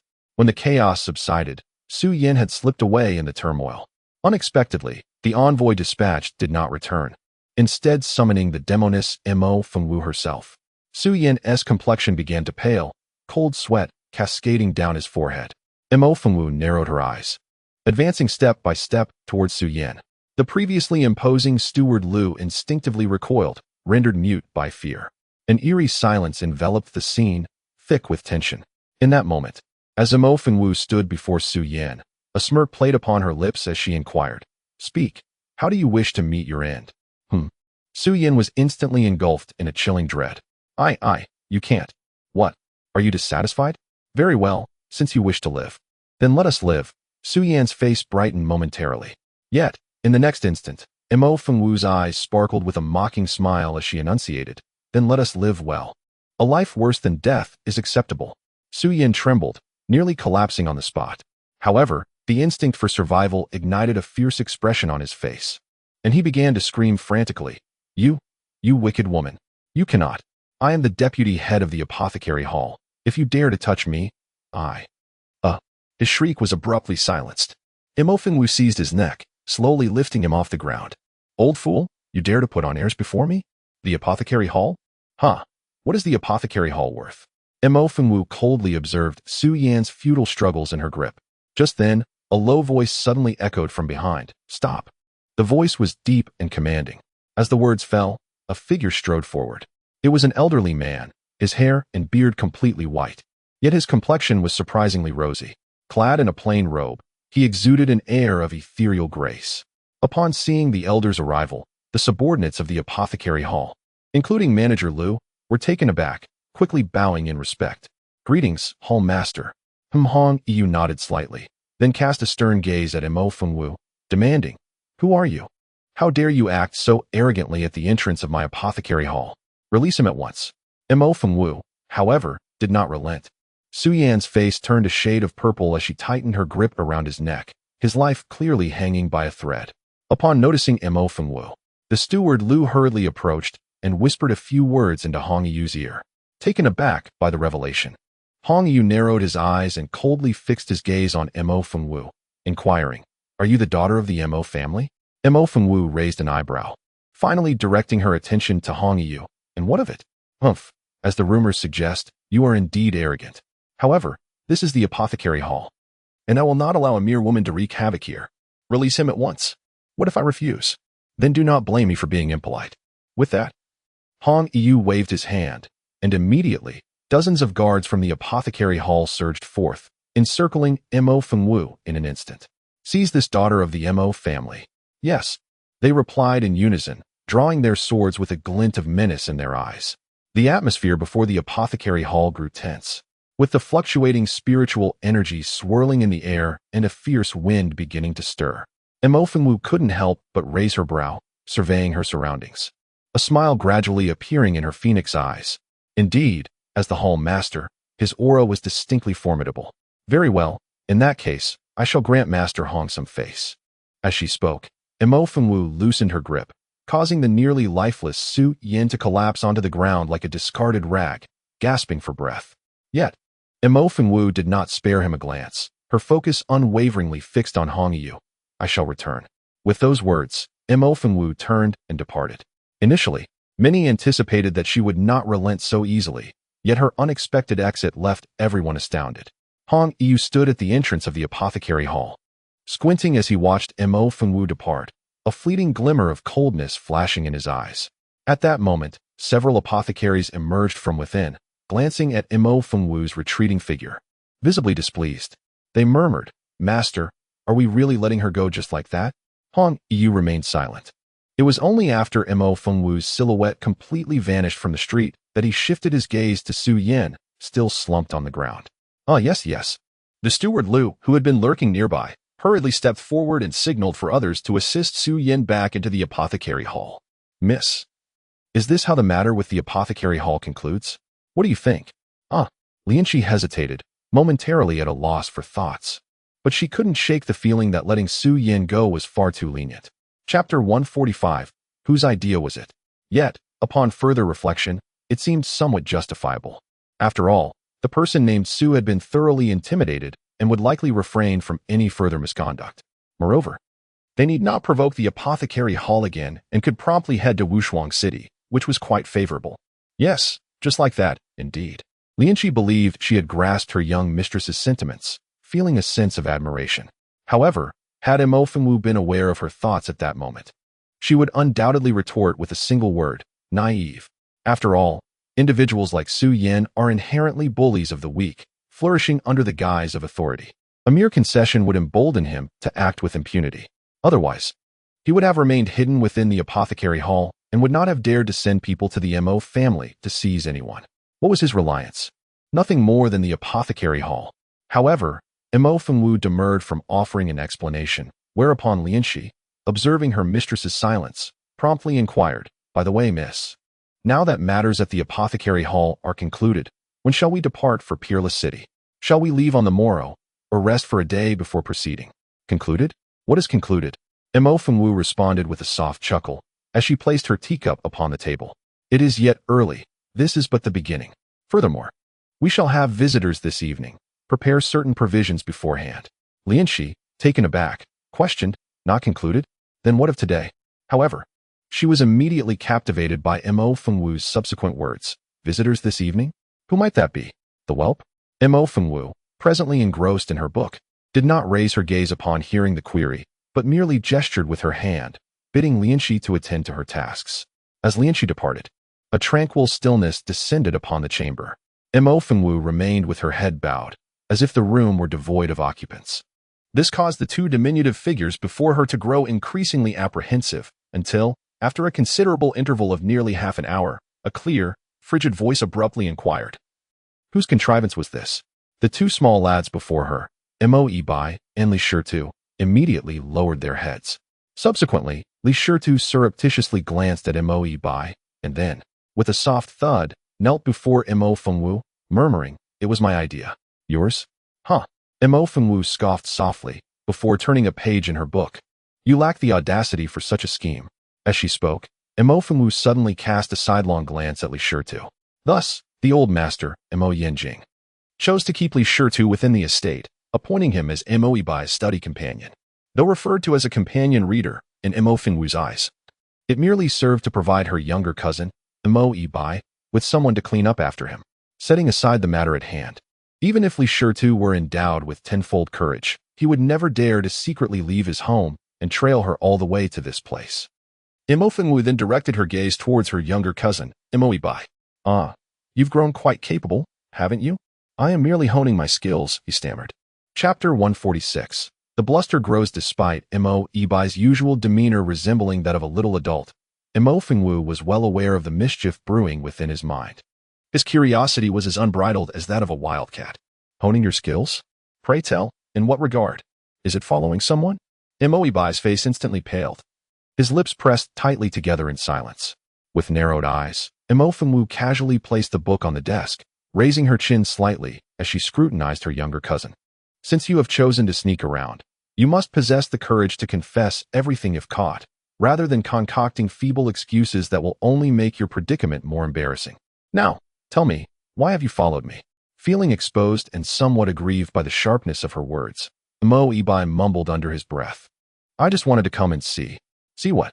"Anything you wish, as long as it is more entertaining than staying at home." "Oh." The innocence of youth can be quite exasperating. Mo Fengwu found herself at a loss for words, her fingers unconsciously fidgeting. "Have you informed the family?" "I left a note." Upon hearing this, Mo Ibai immediately looked up, clutching the hem of Mo Fengwu's garment, and playfully pleaded, "Cousin, please take us along. Rest assured, we shall behave impeccably and cause no trouble. Moreover, didn't grandfather mention the importance of experience? This indeed serves as our training. Wish to stay? Very well. You may remain, provided you fulfill the conditions I set forth." "Absolutely, whatever the conditions may be, we are capable of meeting them." "Ah, remember your promise." Mo Fengwu replied with a sly smile, which inexplicably sent a shiver down Mo Ibai's spine, as he belatedly realized he may have been a tad too boastful. Mo Fengwu had instructed Lianxi to prepare a few items that were not numerous, but rather elusive. Thus, when the door swung open, they were greeted by the sight of two small figures engaged in frog jumps in the corner of the room. It was unclear how long they had been at it, but with their hands clasped atop their heads, they looked on the verge of tears. Beside them sat a pot containing a peculiar, bare-stemmed plant devoid of leaves, swaying in a manner reminiscent of a stern and malevolent overseer, perpetually monitoring its laborers. It was an odd spectacle, yet absurdly humorous. Lianxi couldn't help but stifle a laugh. Mo Ibai, feeling disgruntled, looked up, only to witness the bare-stemmed plant suddenly lunge at him, flailing its limbs in a mock assault. Lianxi found it utterly amusing, but quickly remembered the matter at hand and hurried into the inner room to present the items to Mo Fengwu. Miss, you mentioned that someone would be arriving. Who exactly is it? As dusk approached, it seemed unlikely that anyone would arrive. However, the night had yet to fall. Lianqi was momentarily taken aback but refrained from further inquiries. She swiftly busied herself with dinner preparations.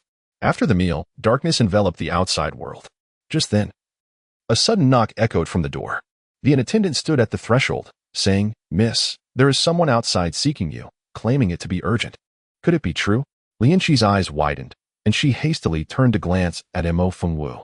Upon seeing Mo Fengwu gesture for her to proceed, she promptly approached the door to open it. Yet, upon recognizing the individual standing outside, Lianqi was rendered speechless. The visitor was quite young. With a pale complexion and striking features, it was none other than the Liu family scion she had encountered earlier that day at the apothecary hall. However, his current demeanor appeared anxious, with a slight frown that hinted at discomfort.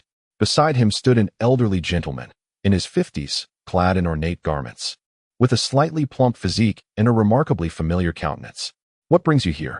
Lianqi inquired, her tone somewhat brusque, shaped by her earlier impressions of the Liu scion, which were less than favorable. The elderly man standing beside him quickly interjected, "Greetings, young lady. I apologize for disturbing you at this hour. May I inquire if Miss Mo is present? Is there a matter concerning my lady?" Yes, there is a matter. Might I request an introduction?" Lianqi maintained her stern expression, yet the earnestness reflected in the elder's face prompted her to relent, and she nodded, saying, "Please, come in."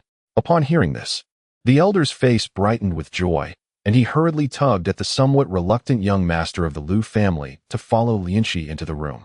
As soon as they entered, the elder beheld a woman in a black dress seated in a chair by the window, engrossed in a book. Her posture was casual, even languid, yet upon discerning her face, the elder was taken aback. The young master of the Liu family, trailing behind him, was equally stunned.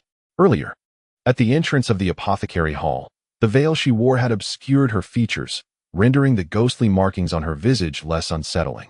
However, in this moment, Mo Fengwu sat there with her bare face fully exposed, her fair skin marred by an array of ghostly patterns, rendering her appearance grotesque and terrifying. Yet, for reasons unknown, as they gazed, an unusual sentiment began to stir within them, particularly in the way she focused, her head bowed and eyes lowered. There emerged an inexplicable and peculiar beauty. Observing the young master of the Liu family and the elder staring blankly at Mo Fengwu's face, lost in reverie, Lianqi's displeasure was palpable. "I am Liu Yong, and this is my son, Liu Fei. To be candid, half a year ago, my son suddenly fell gravely ill. We sought treatment far and wide, and despite consuming numerous elixirs, his condition worsened. It was only through the intervention of the esteemed Elder Hong of the apothecary hall that my son's life was saved. However, today I learned that Miss Mo had candidly proclaimed my son would not survive beyond 3 days, which incited a frenzy of worry within me. Truth be told, I do not wish to doubt Elder Hong, but he is my only son, and I cannot quell my anxiety. Thus, I am compelled to intrude upon your time late at night, and I sincerely hope for your understanding, Miss Mo. In truth, the events that transpired at the entrance of the apothecary hall had already spread throughout Qingshan City shortly after Mo Fengwu's departure. Upon hearing the startling declaration from Mo Fengwu that his son could only survive for 3 days, Liu Yong was initially taken aback, followed swiftly by a surge of rage. Wishing fervently to rush to the inn and confront Mo Fengwu, the revelation was indeed shocking. Liu Yong learned that not only was Mo Fengwu a merciless killer, but also possessed remarkable medical skills. In Chapter 148, Heart Disease, it was noted that when he declared a target for execution, it was done without hesitation. When he proclaimed the annihilation of the Zhao family, it was carried out that very night. Such a person could hardly be trifled with, especially regarding his own son. Liu Yong felt a wave of panic wash over him. Yet, it was the chief of the apothecary guild, Hong Yu, who had initially cured his son, a figure of considerable influence and one not to be offended lightly. Thus, after much contemplation, Liu Yong resolved to temper his emotions and wait until nightfall to hasten over with his son to inquire about the situation. Having dealt with ruthless individuals like Mo Fengwu before, Liu Yong understood that frivolous chatter would be unwelcome. Therefore, he spoke directly, elucidating the cause and intent of his visit. Mo Fengwu found this approach rather agreeable. Without lifting his gaze, he inquired, "What ailment did your son suffer from?" "According to Elder Hong, it was a heart condition," Liu Yong replied. A heart condition? Imo Fengwu paused, his eyes narrowing with interest as he turned to Lu Yong. Lu Yong proceeded to describe his son's previous symptoms, concluding, "That is roughly the case. Could it be that my son does not actually have a heart condition?" What? In unison. The expressions of both father and son shifted dramatically, their voices rising in astonishment. Even Lianxi, who stood nearby, turned to observe. Yet, Imo Fengwu remained impassive. Casting a sidelong glance at Lu Fei, he stated, "Return tomorrow." Lu Yong found himself momentarily bewildered, his mind a chaotic tangle of thoughts. He was not foolish. He understood that Imo Fengwu had discerned his lingering doubts, prompting her to speak as she did. But what did her words truly imply? Could it be that after tonight, his son would exhibit some form of change? Naturally, if everything proceeded smoothly, all would be well. Yet, if complications arose, would his son suffer the consequences of a night wasted? Miss Imo, Lu Yong yearned to inquire further. But it was evident that Imo Fengwu was reluctant to elaborate. She cast a glance at Lianxi, who promptly stepped forward. Lu Yong appeared conflicted, yet ultimately, he gritted his teeth and departed with his son. Just as they reached the threshold, they heard Imo Fengwu's voice behind them. "How is your son's talent?" "My son possesses commendable talent. He reached the second level of foundation building 6 months ago, and he is but a step away from the third level." Lu Fei, in his early 20s and lacking a prestigious lineage, could indeed be considered quite gifted. Upon hearing this, Imo Fengwu's eyes flickered with interest, and a subtle smile graced her lips. "Is that so? It seems he is quite talented." With that, she fell silent, resuming her reading with her head bowed. The father and son from the Lu family exchanged perplexed glances, and under Lianxi's urging, they departed. "Miss, did Lu Fei truly suffer from poisoning?" Upon hearing this, Imo Fengwu's lips curled into a faint smile. "Of course, I have witnessed it before." Chapter 149, The Outbreak Again. "What? Witnessed it?" Lianxi's eyes widened in astonishment. "But he seems perfectly fine, doesn't he? Just like my second uncle did back then. And the old master?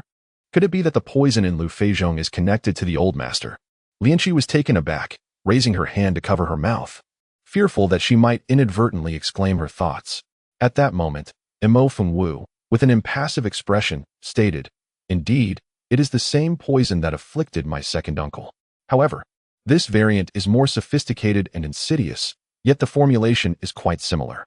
In 3 days, it shall mark his demise. Of course, he is not truly dead, but appears to be so, much like my second uncle did back then." As she spoke, Imo Fengwu suddenly shifted her attention to Lianxi. "By the way, what about that lady from the Chen family we encountered earlier? Tonight, be vigilant. When she awakens, bring her to me. I have inquiries to make." Furthermore, Imo Fengwu paused momentarily, then produced a small vial from her bosom and handed it to Lianxi, continuing, "Also, scatter the powder within this vial around the Chun lady's vicinity." Lianxi hesitated for a moment, uncertainty flickering across her face, but she obediently nodded. "Yes, miss. I shall attend to it immediately." This night in Qishan City was destined to leave many restless.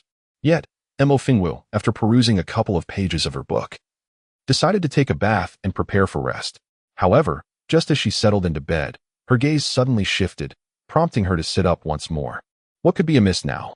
Accompanied by the voice of Imo Fengwu, the dimly lit room suddenly quivered like rippling water, and in an instant, a familiar tall figure appeared before her. The man was clad in a dark cloak, enveloping his entire being, exuding an aura of detachment and coldness. Alongside him was Fei Tian, whose expression bore a hint of gravity. Upon arrival, he urgently exclaimed, "Miss Imo, you must see this. The master has succumbed once more." Reclining on the bed, Imo Fengwu cast a sidelong glance at the man and then gestured to the side. Fei Tian immediately understood, assisting the man into a nearby chair. Just as he settled, Imo Fengwu draped a garment over herself and approached, removing her hat. Fei Tian nodded but hesitated, his hand poised to assist, yet suddenly halted. Observing this, Imo Fengwu raised an eyebrow, ready to speak, but the man, seemingly compelled, reached up to remove his hood. In an instant, his face was unveiled. It was a visage once flawless, yet now flushed crimson, his deep-set eyes marred by a web of blood vessels, appearing exceedingly terrifying. His lips were pressed tightly together, clearly suppressing something within.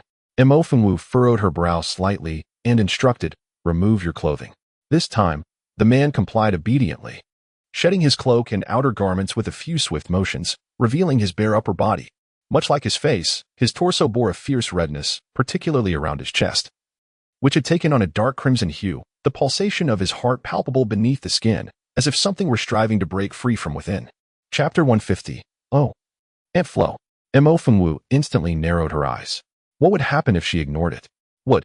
She hesitated for a moment, casting a glance at the man. At that moment, she heard him grit his teeth and coldly retort, "You need not concern yourself. Simply assist me in suppressing it." You. The man's gaze instantly turned icy, but in the next moment, he trembled violently and resolutely shut his eyes. Fatian immediately grew anxious. "Master, if it becomes unbearable, perhaps you should confide in Miss Mo." It was important to note that this episode had occurred earlier than usual and was more severe than any previous instances. If this continued, the implications were too daunting for Fatian to contemplate. Upon hearing this, Mo Fengwu raised an eyebrow, interjecting with curiosity, "Earlier? What do you mean by earlier?" Fatian glanced at the man, then gritted his teeth before replying to Mo Fengwu. "Miss Mo is aware that our master has been afflicted by this poison since birth. Originally, before he reached adulthood, the severity was manageable. However, since turning 20, everything has changed. Now, on the 15th of every month, he experiences an episode that lasts 2 days before subsiding. Yet, this time, it is only the 5th, and the situation has already escalated." Mo Fengwu, upon hearing this, couldn't he help but chuckle. Once a month? Ant flow. The man's expression darkened instantly. Although he was unclear about the specifics of ant flow, he could tell that whatever it meant, it certainly wasn't a compliment. Seeing the man's face burn with indignation, Mo Fengwu cleared her throat and inquired, "What happens during an episode?" Though Fatian agreed to clarify the illness with Mafengwu, he hesitated as the words lingered on the tip of his tongue. After all, the reality was utterly bewildering and, more importantly, difficult to articulate. Mafengwu cast a glance at Fatian but did not press further, stating, "If you prefer not to speak, then so be it. However, let me make it clear that due to your failure to provide precise information, I can only do my utmost.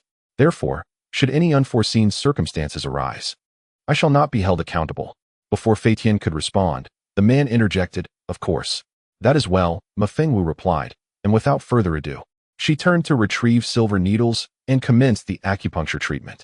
After several needles were inserted, stabilizing the condition, she penned a prescription and handed it to Fatian. "Go prepare this at once."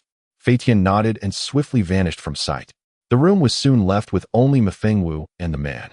Suddenly, the man heaved a deep breath, and blood erupted from his mouth in an instant. Mafengwu's expression shifted, her eyes sparkling with intensity as she swiftly raised a needle and pierced the man's chest. Instantly, he slumped, collapsing into the chair, resembling one pulled from water. Fortunately, the redness on his face and body began to fade at a visibly rapid pace. Observing this, Mafengwu finally exhaled in relief.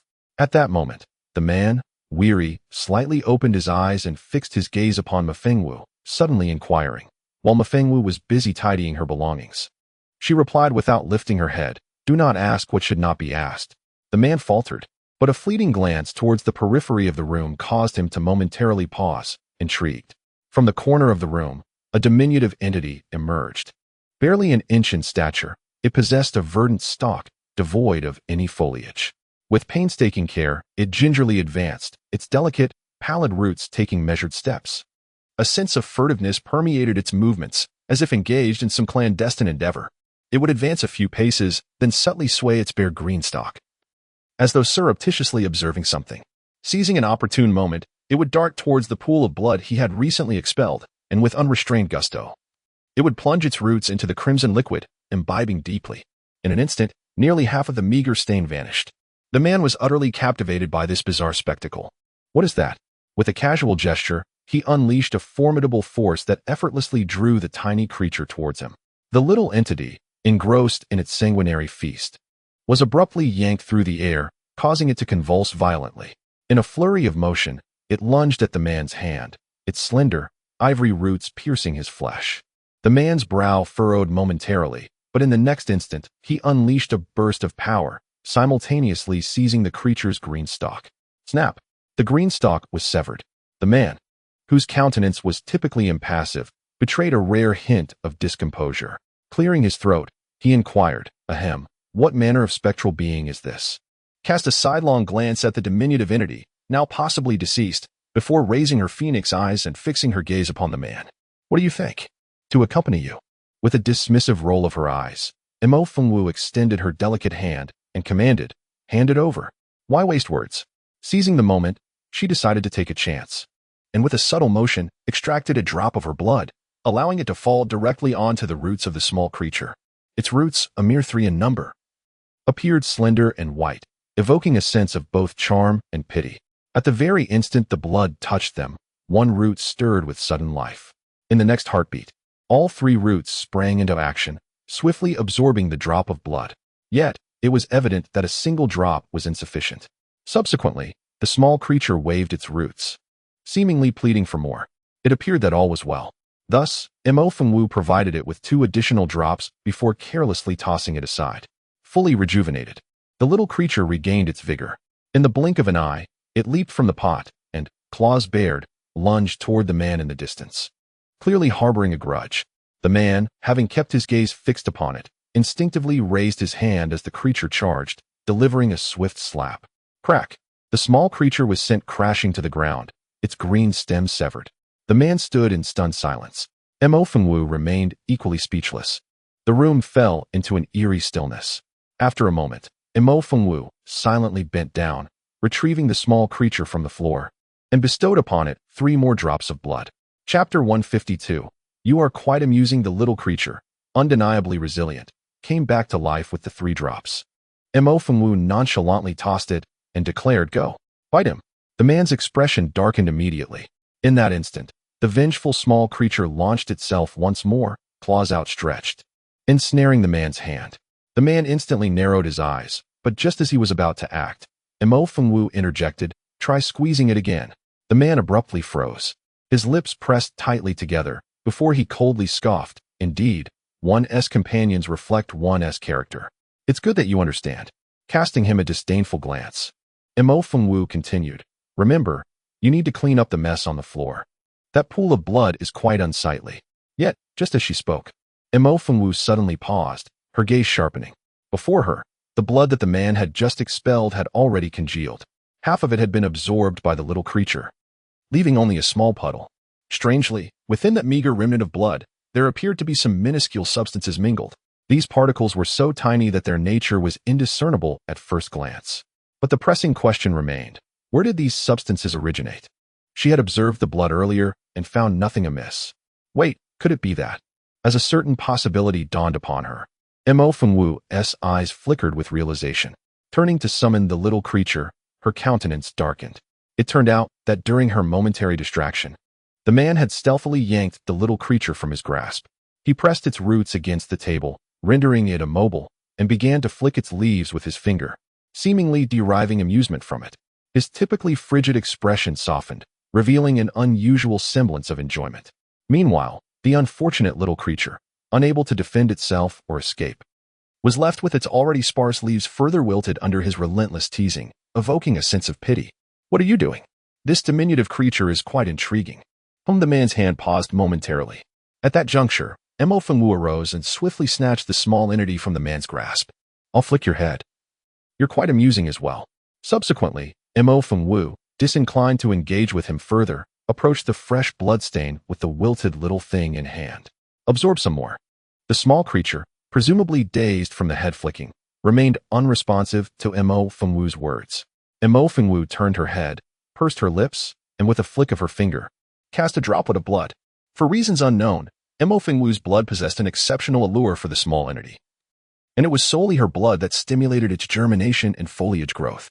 At that precise moment, as the blood landed upon its leaves, the small creature shuddered abruptly, absorbing it entirely and revitalizing itself. It was akin to a shot of adrenaline. However, the small creature evidently harbored a grudge.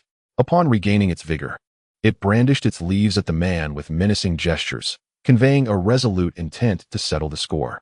The man raised an eyebrow, cast a sidelong glance at the small creature, and was about to make a move when he noticed Mo Fengwu glaring at him.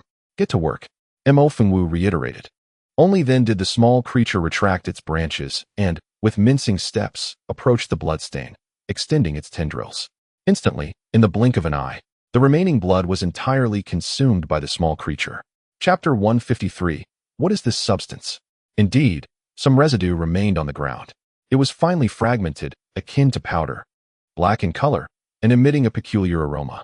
Mo Fengwu fixed her gaze upon it without wavering, her expression exceptionally focused. The man had just regained his composure and, upon donning his garments, noticed something unusual about Mo Fengwu. Approaching her, he leaned down for a closer look, and his brows furrowed in intrigue. What could this be?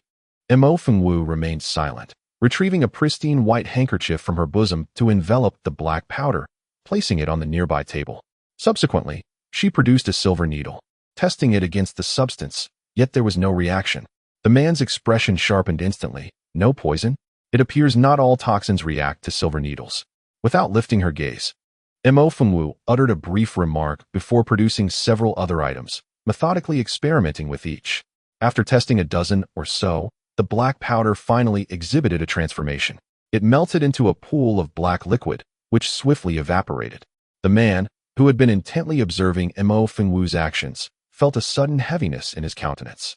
In this scenario, even someone unversed in medicine could discern that this substance was indeed poisonous, and of a particularly sinister nature. Mo Fengwu's expression mirrored his concern.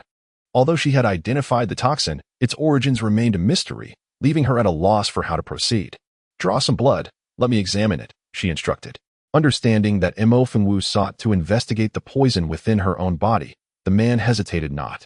In an instant, he raised his hand, allowing a droplet of crimson to fall into a teacup on the table. Upon seeing the blood, the small creature, without needing further prompting from Mo Fengwu, darted forward with alacrity. After a considerable time, once the creature had drained the teacup of its contents, Mo Fengwu swiftly yanked it out and tossed it aside. However, when she glanced down, she found the teacup utterly empty. As anticipated, Mo Fengwu felt a heaviness in her heart, then exhaled and said, "It appears this poison only merges with your blood at the moment of its onset. Alternatively, it could be said that this very poison incites your affliction. Is there any remedy?" Mo Fengwu shook her head, not at present. While she was indeed arrogant, she had always exercised caution in her medical practices.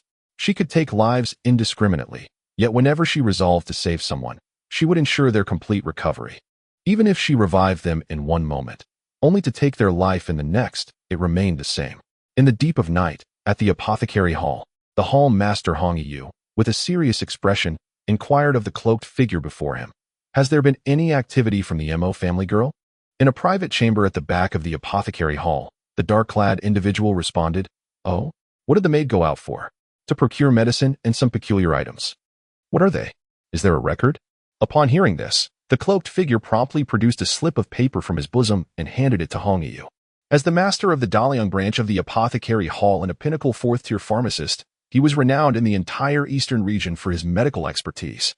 However, upon examining the note, he was taken aback. Scrawled upon it were names of various herbs. He recognized them all. They were of little value, with some barely qualifying as weeds. Yet, when combined, he found himself utterly perplexed, unable to discern their purpose. "Is that all?" The cloaked figure nodded. "Indeed, master. That is all." Additionally, when night fell, the Lu father and son visited the Shangyun Inn. Chapter 154, full of sincerity. The Lu father and son? Suddenly, Hong Yu felt a twitch in his eyelid and glanced again at the note in his hand.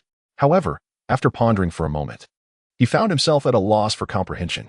Meanwhile, Su Yin, who had remained silent, changed countenance upon hearing the dark-clad man's mention of the Lu matriarch, and urgently inquired, "Are they heading to Shangyun Inn? Have they gone to find that enchantress?" The man in black bowed his head and replied, "It seems so." "Preposterous. Do they truly believe that my apothecary hall pales in comparison to that sorceress? Do they not regard my apothecary hall at all?" Su Yin, incensed, began to fume. Hong Yu cast a fleeting glance at him, saying, "What is the rush?" Su Yin suppressed his anger and reseated himself. Meanwhile, Hong Yu squinted as if recalling something, and then asked, "By the way, what of the woman who sustained a head injury during the day? Since she has chosen to forfeit her life, let us assist her on her journey. Handle it tonight, and remember, do not use a knife. Be more discreet.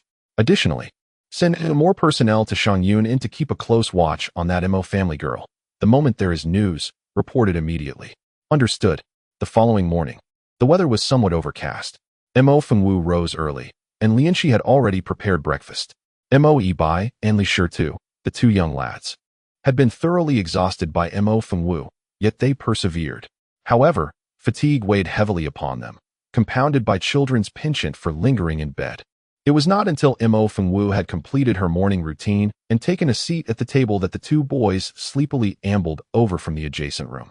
Mo Fengwu picked up her chopsticks and cast a glance at them. Not awake yet? The two boys instantly jolted, hastily shaking their heads. No, we're awake. Evidently, however, Mo Fengwu's remark was merely a casual utterance, as she had no intention of acknowledging them. Conversely, Lianxiu attended to the two children, meticulously wiping their hands and providing chopsticks. Wholly embracing the role of a caregiver, Mo Fengwu remained indifferent. After ensuring the children were settled, Lianxiu exhaled softly and addressed Mo Fengwu. Miss, I shall descend to check on Madame Chun. She should be awake by now, I presume. As Lianxiu spoke, a piercing scream echoed from downstairs. Ah, help someone. Murder. Help. The shrill cry shattered the tranquility of the inn. Lianxiu startled, and the two children perked up their ears, rushing to the doorway to peer below. Mo Fengwu, however, continued her meal, not even deigning to lift her head. She simply instructed Lianxiu, it must be her, go. Upon hearing this, Lianxiu was taken aback. She hastily gathered her skirts and hurried out. After a quarter of an hour, she ascended from downstairs, accompanied by a woman with a white bandage wrapped around her head, Madame Chun. Upon entering and seeing Mo Fengwu, Madame Chun paused momentarily before prostrating herself on the floor with a thud. Your immense kindness, miss. Please accept my gratitude. In contrast to her assertive demeanor at the apothecary yesterday, Madame Chun now appeared restrained. However, her sincerity was evident as her head struck the floor with a resounding thud. Lianxiu, speechless, quickly assisted her up. Chapter 155. A treacherous pit. The matron of the Chun family was remarkably pragmatic, catching even Mo Fengwu's discerning eye. However, Mo Fengwu had no intention of offering assistance without purpose. Thus, she straightforwardly inquired, to which the Chun matron was momentarily taken aback before nodding vigorously. At that moment, Mo Fengwu lifted her teacup, taking a delicate sip before stating, You visited the apothecary hall yesterday and claimed that a certain Mr. Su was responsible for your husband's demise. Please recount the events. The Chun matron was unprepared for such a question from Mo Fengwu, but, without overthinking it, she recounted the tale. It turned out that her husband, Chun Sheng, was a martial artist in Qingshan City. The profession of martial artist was quite common in the Xinyuan continent, predominantly chosen by individuals from humble backgrounds who possessed considerable talent. This was largely due to the fact that cultivation required substantial resources, and as one ascended in rank, the necessary resources multiplied.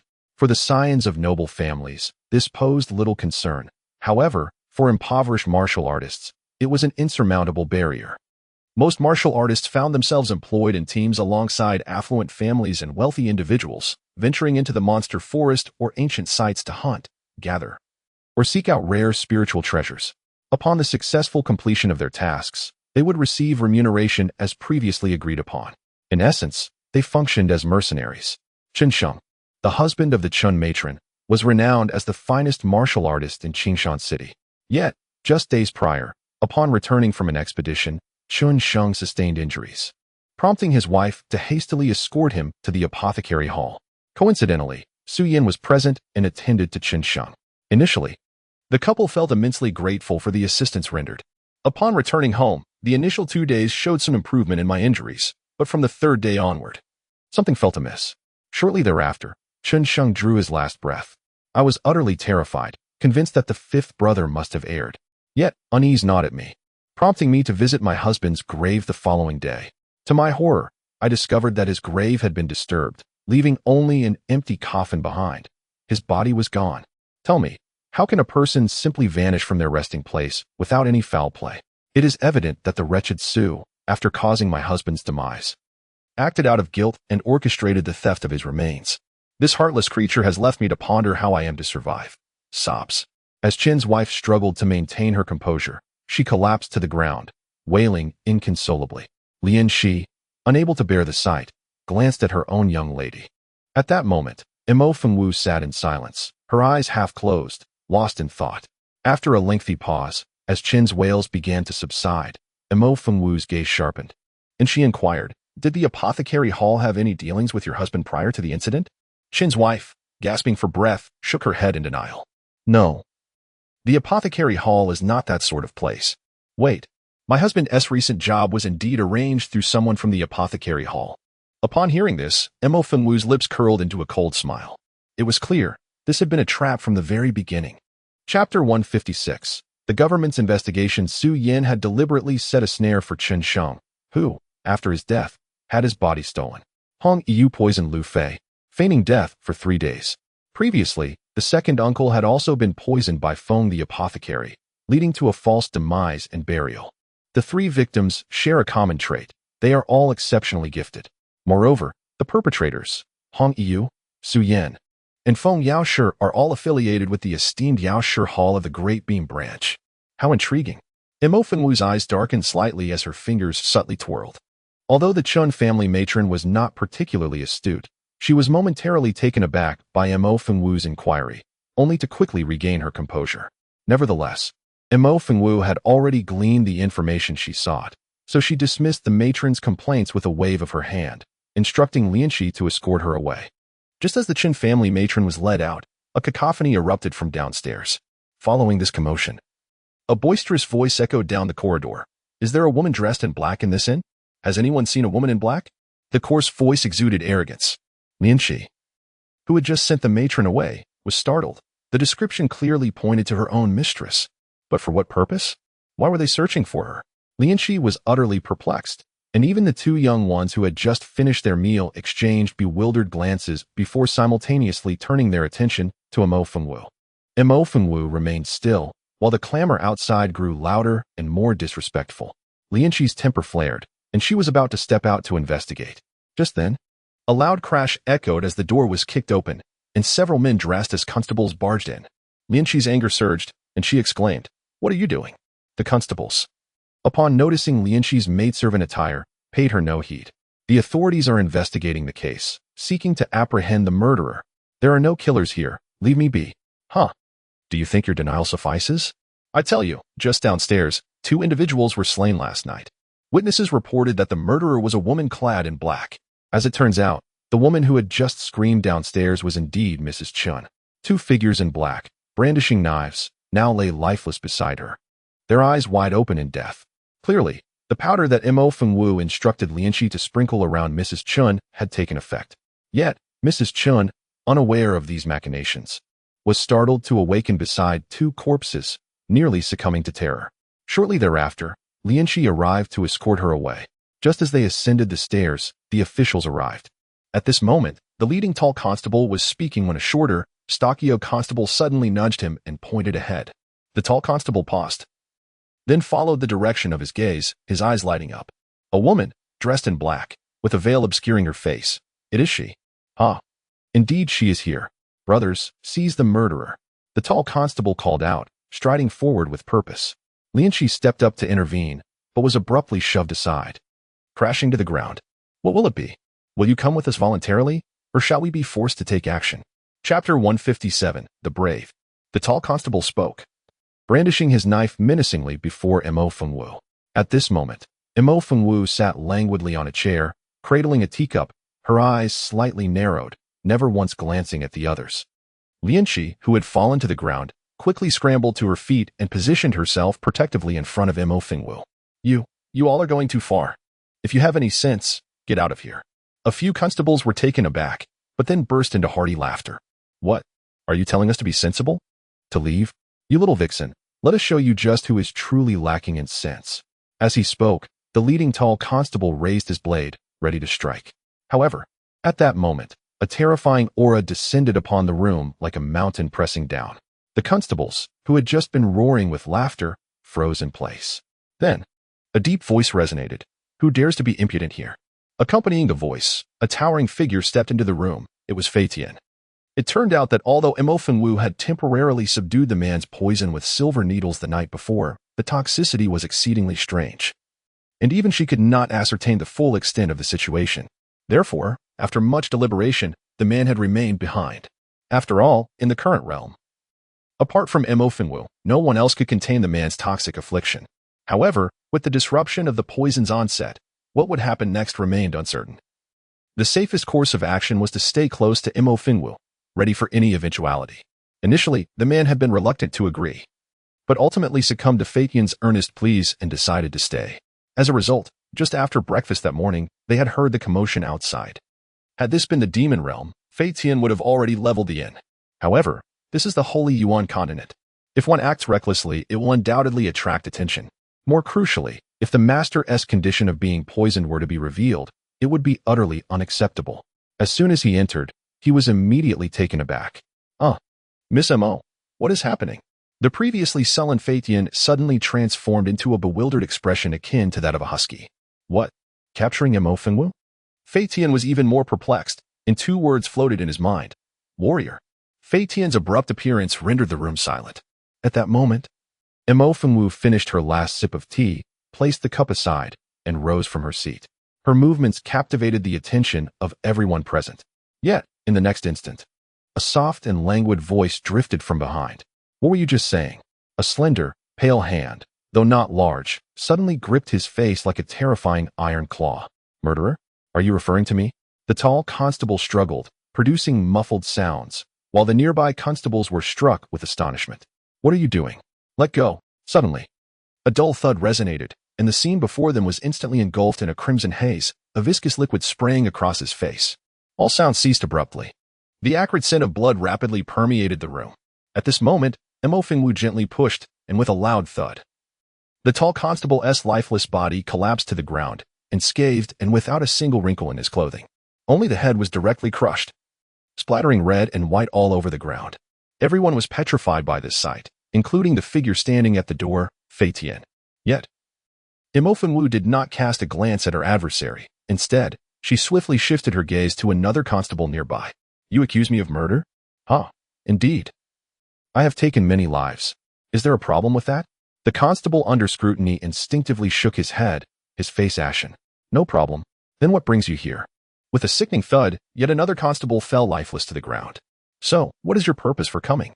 Mo Fengwu continued to interrogate the remaining constables. They shook their heads frantically. At that moment, one constable suddenly shouted, We are merely executing our official duties. It's a misunderstanding. Yes, we are officials of the court, You cannot. This constable, likely driven to madness by fear, was almost incoherent, desperately trying to invoke the authority of the court to instill fear. However, as soon as the words left his lips, Mo Fengwu laughed. The court? Are you referring to Mu Huaxiu? Mu Huaxiu, the former crown prince, now the sovereign of the Great Liang. And this woman before them had the audacity to utter the sovereign's name so casually. Who could she possibly be? At that moment, the few constables that remained finally sensed something amiss. To be frank, they had accepted bribes to come today. Having been informed that a woman clad in black and wearing a veil was wreaking havoc, having committed murder, and that they were to teach her a lesson. They had been promised 100 taels of gold up front and 1,000 more upon completion of the task. 1,000 taels of gold was an astronomical sum for these mere constables. Little did they expect to provoke such a terrifying figure. With this thought, the few remaining constables turned to flee, but Mo Fengwu was swifter. In an instant, she raised her hand, and a crimson light erupted, severing several heads that fell in the distance. The last remaining constable was so terrified that he lost control of himself, collapsing to the ground, weeping and pleading for mercy. Spare me. Please spare me. We didn't come here willingly. We were paid to do so. Oh, is that so? At that moment, Mo Fengwu stood before him, looking down with an imposing gaze. The constable nodded vigorously, but just as he was about to speak, he froze. Fear expanded infinitely within him. A ghost, the ghostly pattern. You are Mo Fengwu. His voice cracked under the weight of terror. Upon hearing this, Mo Fengwu curled her lips into a slight smirk.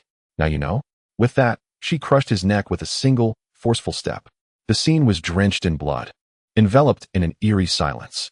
The bodies of the constables lay scattered across the ground in a gruesome display, yet Mo Fengwu remained indifferent.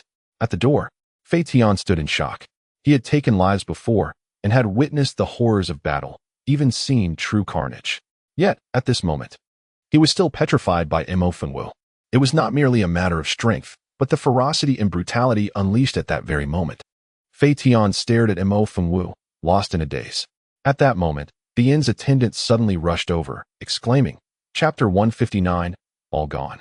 Miss yesterday's. Just as he uttered the first two words, his voice was abruptly silenced. In an instant, the attendant's legs buckled, his eyes rolled back, and with a thud, he collapsed to the ground, unconscious. The individuals in the room, including lineage, were taken aback. Mo Fengwu cast a cursory glance at the fallen attendant, remaining silent. She leisurely retrieved a handkerchief from her bosom to wipe her hands, then nonchalantly tossed it aside before striding out. Let us proceed. It is time to attend to our duties. Meanwhile, the inn remained tumultuous, particularly on the first floor, where the recent deaths of 2 individuals had stirred up a flurry of activity, attracting the attention of the constables. Guests were clustered in small groups, murmuring quietly amongst themselves. The innkeeper stood anxiously in the courtyard, frequently glancing up towards the second floor. Suddenly, a slender figure clad in black descended the stairs, prompting him to hasten forward. Miss, there has been an incident on the first floor. Some constables have just gone up. Are you unharmed? The innkeeper clearly did not recognize Mo Fengwu and was unaware that the constables had been instigated by another. Upon hearing his words, Mo Fengwu shot him a glance. I am fine. Oh, that is a relief, the innkeeper sighed, patting his chest in a show of reassurance. Yet, before he could fully compose himself, a figure dashed towards him, forcefully shoving the innkeeper aside. Miss Mo, my son, something happened last night. Please, you must help us. The newcomer was none other than Lu Yong, who had crossed paths with her the previous night. Indeed, after encountering Mo Fengwu last night, Lu Yong harbored a glimmer of hope. After all, Hong Yu had been the esteemed master of the Medicine Hall's Liang branch for over 20 years. Although he rarely made public appearances in Qingshan City, his reputation remained impeccable. The Lu family, as long-standing residents of the city, held unwavering trust in both the Medicine Hall and Hong Yu. Thus, even upon learning of Mo Fengwu's formidable reputation, Lu Yong found it difficult to accept the truth of her words. He could hardly fathom that Hong Yu, as the hall master, would ever poison his own son. There was simply no justification for such an act. In an instant, the entire Lu family was thrown into turmoil. Upon receiving the distressing news, Lu Yong's complexion turned ashen, and he hastily rushed to the inn with his son. In that moment, desperation consumed him. Without hesitation, he fell to his knees. Meanwhile, Lady Lu, who accompanied him, was already in tears. Although she had no acquaintance with Mo Fengwu, witnessing her husband kneel in supplication compelled her to do the same. As she pleaded earnestly for mercy, the guests who had been discussing the tragic events of the previous night were momentarily stunned by this scene. Suddenly, a voice from the crowd exclaimed, Mo, Miss Mo? The realization dawned. Mo Fengwu was indeed present. Instantly, the atmosphere erupted into chaos as patrons fled the inn in panic. The innkeeper, who had just greeted Mo Fengwu, stared in astonishment, paralyzed with shock and unable to find an escape, ultimately collapsing onto the floor. Lineage, who had been following Mo Fengwu, felt her expression darken. Yet, Mo Fengwu remained unfazed, casting a brief glance at the Lu couple. She nonchalantly settled into a chair in the main hall. Chapter 160. A favor in return. I can save your son, but I require a favor in return. Stated. Making no pretense, the Lius were taken aback, then quickly responded, anything. If you can revive our son, we will agree to 100 things. Very well. Picked up a brush and, instead of using paper, dipped it in the nearby tea and wrote a series of characters on the table. The Lius were surprised by this. They quietly stood and stepped forward to look at the table. After a moment, their expressions changed simultaneously. Stopped writing and tossed the brush to Lineage. Her narrow phoenix eyes lifted as she looked at the Lius and asked, is there a problem? Lu Yong trembled, unable to speak.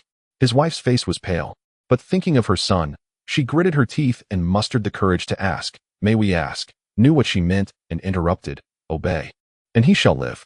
Disobey, and he shall die. The Lius exchanged glances, and after a moment of silence, they nodded. Very well, we will obey you. Having said that, the Lius took a breath. Then, Lu Yong instructed the servants to carry his son out. Aside from Lineage, no one knew what had written on the table. As the Lu family exited the inn, the Lu matriarch commenced a lachrymose lament, intermingled with vociferous imprecations. Alas, my poor son, I am culpable, succumbing to an egregious error in judgment by heeding her counsel. Had I not, this tragedy would have been averted. Woe is me, my son. It is all your fault, you wretched old man.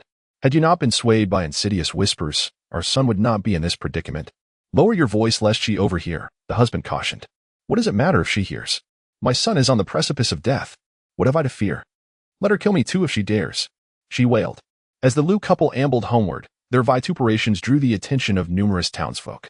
Some, unable to resist their curiosity, pressed for answers. Several patrons who had hastily departed the inn, embellishing the account with their own conjectures, attributed the deed to Mo Fingwu. Thus, within a mere half-hour, the news permeated the entirety of Azure Mountain City. At that very moment, Mo Fingwu, having observed the departure of the Liu family, rose to her feet within the inn. Subsequently, casting a glance upon the innkeeper, who remained prostrate on the floor, she stated, "A room upstairs, if you please." With these words, Mo Fingwu turned to depart. Yet, after taking but a few steps, she paused, retrieving a small vial from her bosom and tossing it to the innkeeper, saying, "Your conduct merits commendation. A single dose daily for 10 days, and your pulmonary ailment shall be entirely alleviated." How did she discern my pulmonary affliction? This is a secret known only to my immediate family. Even the inn's proprietor is unaware. The innkeeper, troubled and restless, turned his gaze to the small vial before him. After a moment of hesitation, he tremblingly picked it up and stood, making his way to the spot recently occupied by Mo Fingwu. He then stealthily glanced at the table. After a brief moment, he hurriedly wiped away the water stains left behind with his sleeve. Chapter 161. Do what must be done indeed, master, he affirmed. Moreover, the lady of the Liu family vocally condemned the daughter of the Mo clan, claiming she had succumbed to slander and had caused her son's demise. Is it true? My subordinate heard it with his own ears. It cannot be mistaken. Hong Yu fell silent, gesturing for the man to leave. Su Yin, who had remained quiet until then, quietly inquired, "Master, could it be that the Mo clan's daughter was merely putting on a show yesterday? It's perplexing." Hong Yu shook his head and replied softly, "It is also possible that the Liu family is merely acting. What shall we do then?" Hong Yu narrowed his eyes, and after a moment's contemplation, declared, "We shall do what must be done. I am keen to see what capabilities that daughter of the Mo clan truly possesses." 2 days later, as Mo Fingwu had anticipated, Liu Fei of the Liu family breathed his last. The entire Liu household was enveloped in profound sorrow, and 3 days hence, they conducted Liu Fei's funeral. As the sole son of the Liu family, his passing transformed a white-haired parent into one who mourns a child lost too soon. Naturally, the funeral was far from humble. The lady of the Liu family fainted from grief, and the procession, weeping, made its way out of the city to the Liu family graveyard for burial. Upon hearing the news, the citizens of Qingshan City expressed their astonishment, soon engaging in fervent discussions. Was not the scion of the Liu family hail not long ago? How comes he has perished so soon? Indeed, it is all too sudden. Pray, do you all recall that fiend of the Mo clan proclaimed before the apothecary hall that the young master of the Liu family had but 3 days to live? It seems it has come to pass. Good heavens, I had forgotten that incident entirely. Hush, what are you babbling about? Are you courting death? He is, after all, the esteemed master of the apothecary hall. How could he possibly? In any case, this matter is best left unsaid. Let us not spread rumors. We must not speak rashly. Such were their words, yet what lurked in their hearts remained unknown. That very night, under a sky adorned with a radiant moon and sparse stars, tranquility reigned outside Green Mountain City. Suddenly, a few figures clad in black emerged from the darkness, making their way directly to the burial site of the Liu family's young master, interred just this morning. Devoid of torches, they were enveloped in shadows. The figures exchanged a silent gesture, then produced iron shovels from their persons and commenced digging. As the burial had occurred only this morning, the earth remained soft, and before long, the coffin within was exposed. The figures ceased their labor, cast aside their shovels, and with practiced ease, opened the coffin. One glance within. Precisely. Make haste. The leader of the black-clad figures spoke, whereupon the others descended, lifting the young master of the Liu family, Liu Fei, from his resting place and preparing to depart. Hold. At that moment, the leader of the black-clad figures waved his hand, whispering, "Fill the pit properly. Let us not repeat the error of the past, lest we be caught out." The figures then set down their burden and began to fill the grave. Then they swiftly carried the person away, vanishing into the darkness. Once they departed, a group of silhouettes promptly emerged from nearby. "Miss, are we really allowing them to take away the young master of the Liu family?" Chapter 162. Congratulations to the home master. Why the hurry? Mo Fingwu squinted her eyes, gazing in the direction the cloaked figures had vanished. She then turned her attention toward the city of Qingshan. There was still one matter that required her attention. In the rear courtyard of the apothecary hall, the place was brightly lit. All the members of the apothecary hall, including several pharmacists, stood in the courtyard, their faces tinged with a hint of anxiety. At that moment, a sudden strange noise emanated from a side room, followed by an extraordinary green light radiating from within. The crowd in the courtyard froze for a moment, and then exclaimed in unison, "It worked!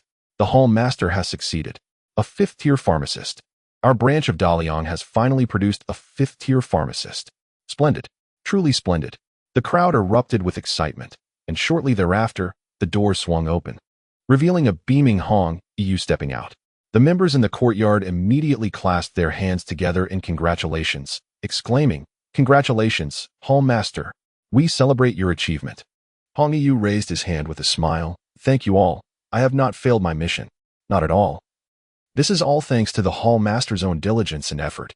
Indeed, your exceptional talent and relentless dedication to the study of medicine and pharmacology have led to this breakthrough. We feel truly humbled for not being able to assist." Indeed. Amidst the chorus of commendations, Hong Yu found himself quite gratified. At this moment, Su Yin stepped forward and remarked, "Hall Master, since you have now ascended to the rank of a fifth-tier alchemist, a rarity across the Eastern region, it is time for your promotion to the Eastern region's headquarters." Su, the Vice Hall Master, spoke with great relevance. It would be prudent to relay this news to the headquarters without delay. Precisely, such matters are best addressed promptly. Others echoed in agreement, and thus a throng of alchemists from the hall followed Hong Yu to an adjacent empty chamber. This chamber, though unremarkable in appearance, was vast within. However, it was devoid of furnishings, save for a rectangular piece of white fluorite embedded in one side of the wall.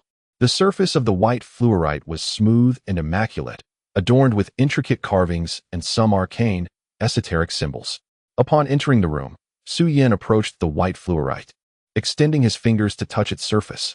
Suddenly, a surge of spiritual energy emanated from his palm and coursed into the fluorite.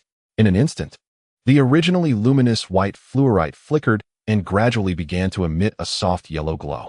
"Very well, Hall Master, please proceed." Hong Yu nodded and stepped forward, raising his hand to inscribe a message upon the stone. "Hall Master Hong Yu of the Daliang branch of the Alchemist Hall, having achieved the fifth tier, hereby respectfully reports." The pale blue inscription materialized before fading away. In the St. Yuan continent, each branch of the Alchemist Hall possesses such a white fluorite, serving as a means of transmission. Through the shadow transmission wall, various branches can promptly relay messages to the main hall, especially when it comes to urgently summoning certain medicinal herbs, proving to be invaluable. Each branch is attended by dedicated personnel at the shadow transmission wall throughout the 12 hours of the day. Thus, once a message is sent, a response is received almost instantaneously. Hong Yu's face lit up with delight, and he scribbled, "Tomorrow, we shall set forth." Just as he penned these words, an unexpected sound suddenly echoed from outside, followed by a piercing scream. Indeed, a low-ranking apothecary at the entrance reacted, but before he could turn to investigate, a graceful figure slowly approached. Chapter 163. Do you dare? Who goes there? The low-ranking apothecary was momentarily taken aback and sternly called out. The previously jubilant crowd standing before the shadow transmission wall froze at the sound, turning their heads in unison. "How lively it is," the newcomer spoke, her voice soft and languorous, exuding an alluring charm in the darkness. As she stepped into the light, her silhouette emerged, a slender figure clad in a black dress, her face veiled, with only her striking phoenix eyes visible, clear and enigmatic. "Mo Fengwu, Yu." Among the crowd, Su Yin trembled instinctively at the sight of the newcomer, gasping in astonishment. Not all the apothecaries were present at the apothecary hall that day. Yet such a significant event had long since spread throughout the entirety of Daliang, and these apothecaries were certainly well aware of it.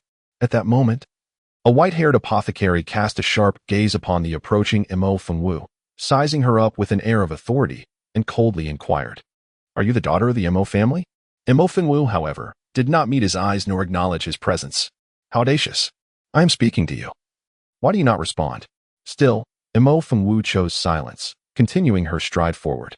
The white-haired apothecary, incensed, surged forward with alacrity, exclaiming, "You insolent wretch!"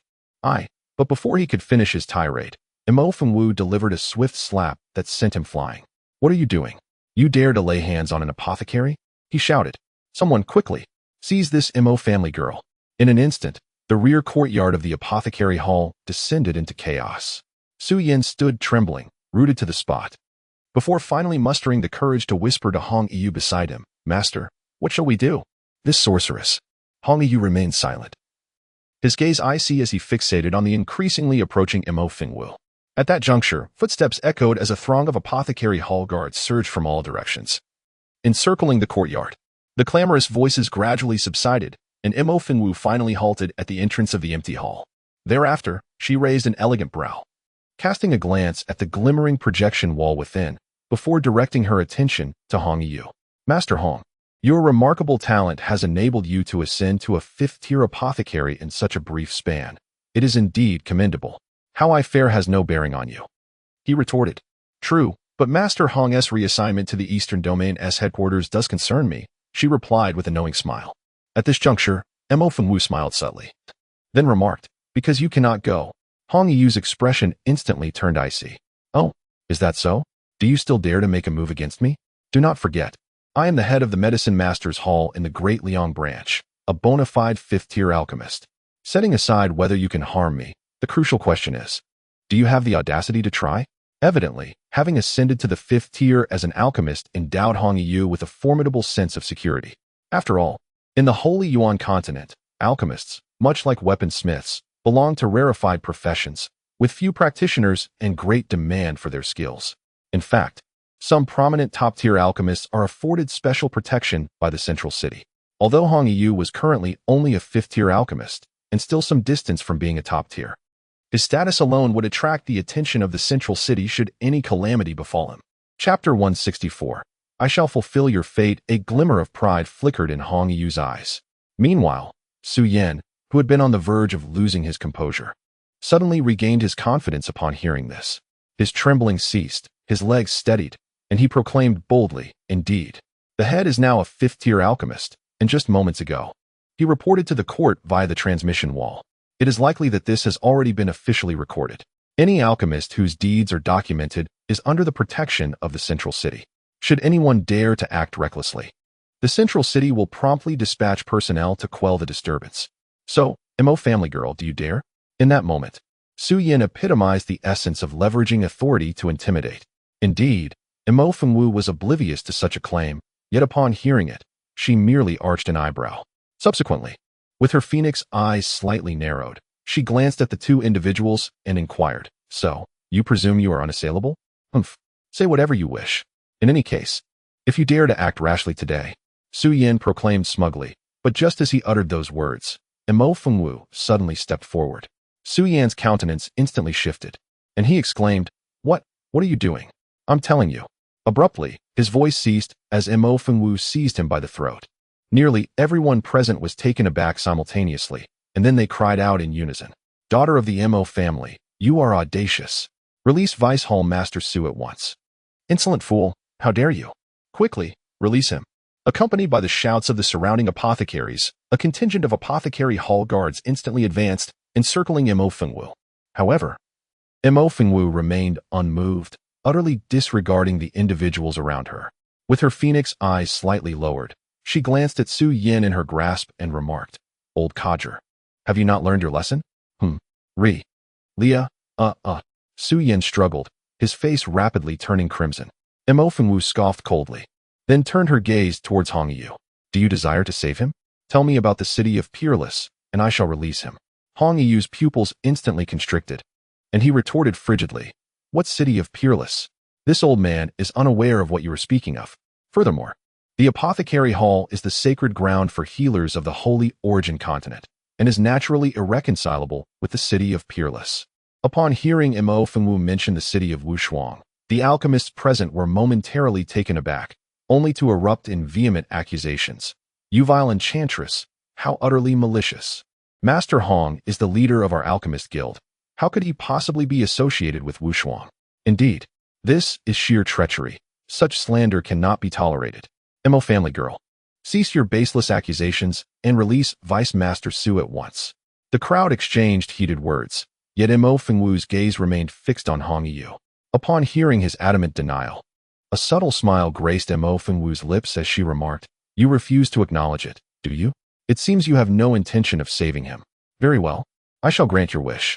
In an instant, before anyone could react, a chilling crack echoed through the air as Su Yan's body went limp, collapsing to the ground. his neck twisted at an unnatural angle, devoid of life. Su Yin was dead. The alchemists present were immediately struck with horror. At that moment, Mo Fengwu turned to address the assembly, her eyes sweeping over them. Who among you is familiar with Wushuang? The alchemists froze, some with fiery tempers erupting in outrage. Mo family girl, what do you mean? How dare you insinuate that we are connected to Wushuang? Chapter 165. Fear Mo family girl. What evidence do you possess to claim our association with Wushuang?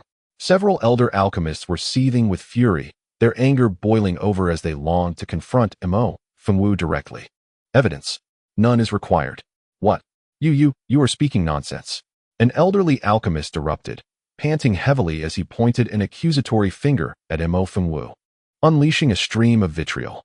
At that moment, Mo Fengwu narrowed her eyes slightly, and with a swift movement, she charged directly towards the old apothecary. The old apothecary's eyes widened in shock, only to realize that Mo Fengwu had swiftly passed by him. Almost immediately, a piercing scream erupted from behind. The old apothecary, momentarily stunned, turned to look, only to see Mo Fengwu gripping a middle-aged apothecary who had extended his hand towards him. This middle-aged apothecary had just recently advanced to the 3rd tier, boasting commendable talent. Strangely, he was the one who had just hurled insults. Yet it was this girl from the Mo family who had seized him. The old apothecary was utterly bewildered, while the middle-aged apothecary flushed crimson, struggling as he shouted. What are you doing? You demon, demoness. Let go of me.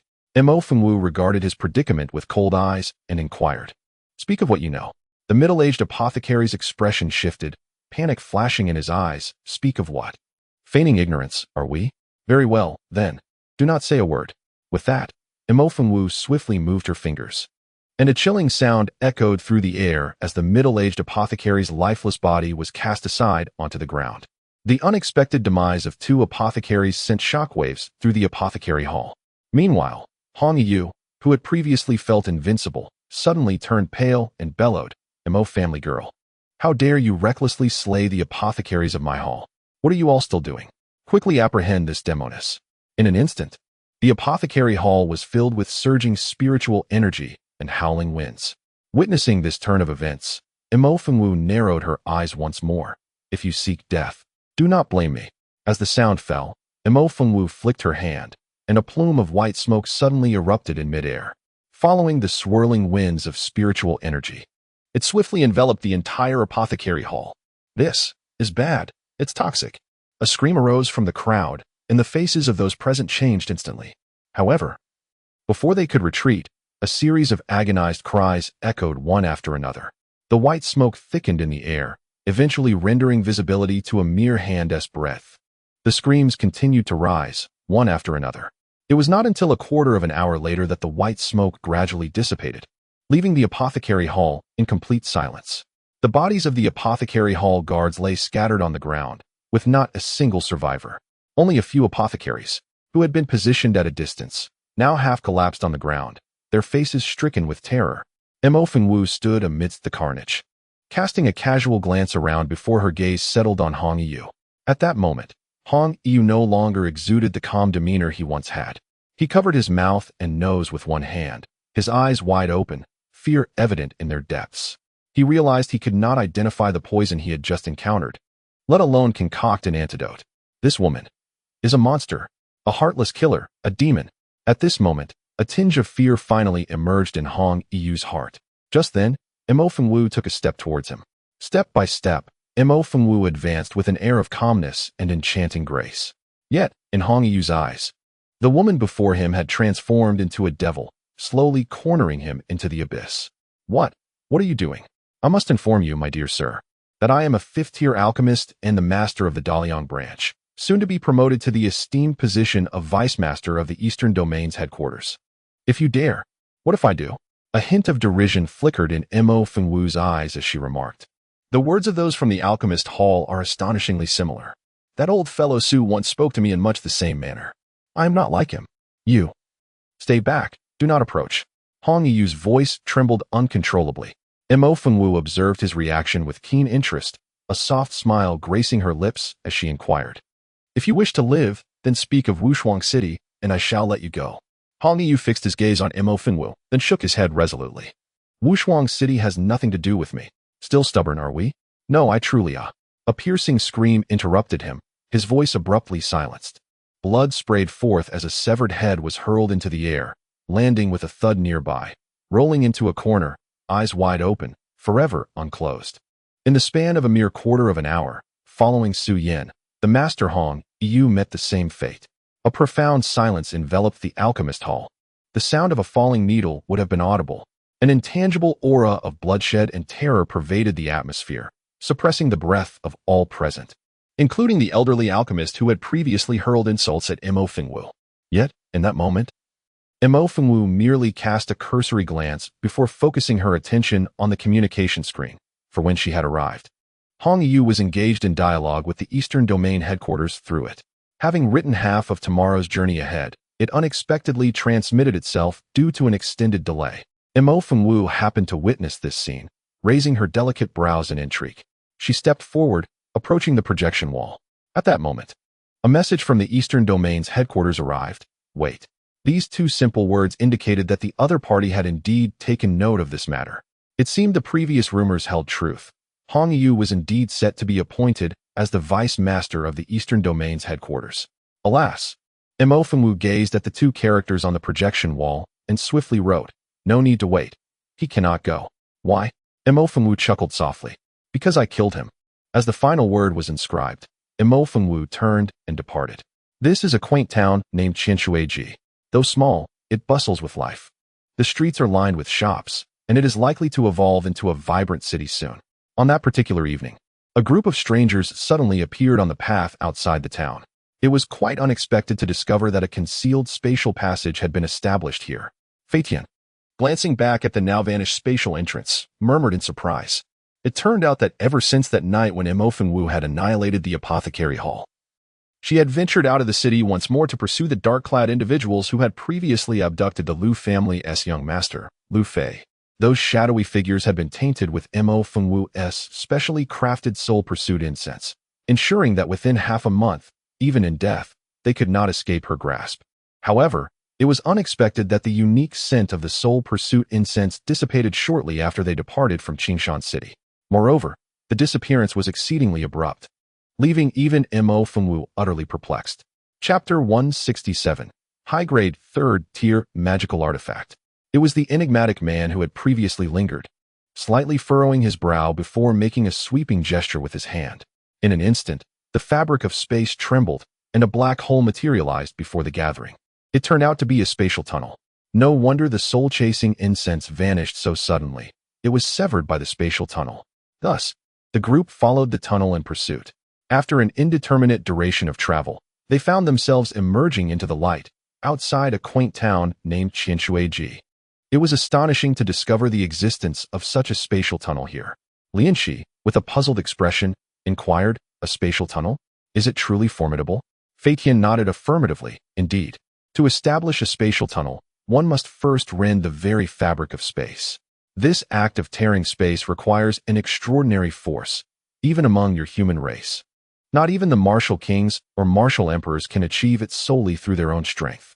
Only those transcending their limits, the saints, wielding the power of their sacred souls, can accomplish such a feat. What do you mean by your human race? As if you are not one of us? Lianxi murmured softly. Upon hearing this, Feitian cleared his throat and cast another glance at the now closed spatial tunnel behind them. However, this spatial tunnel is somewhat peculiar, and I sense no trace of sacred soul power. Master, what do you make of this? With that, Feitian turned toward the mysterious man beside him. The enigmatic man remained silent, but with a glance through his hood, he regarded the recently departed spatial tunnel and remarked, "A magical artifact."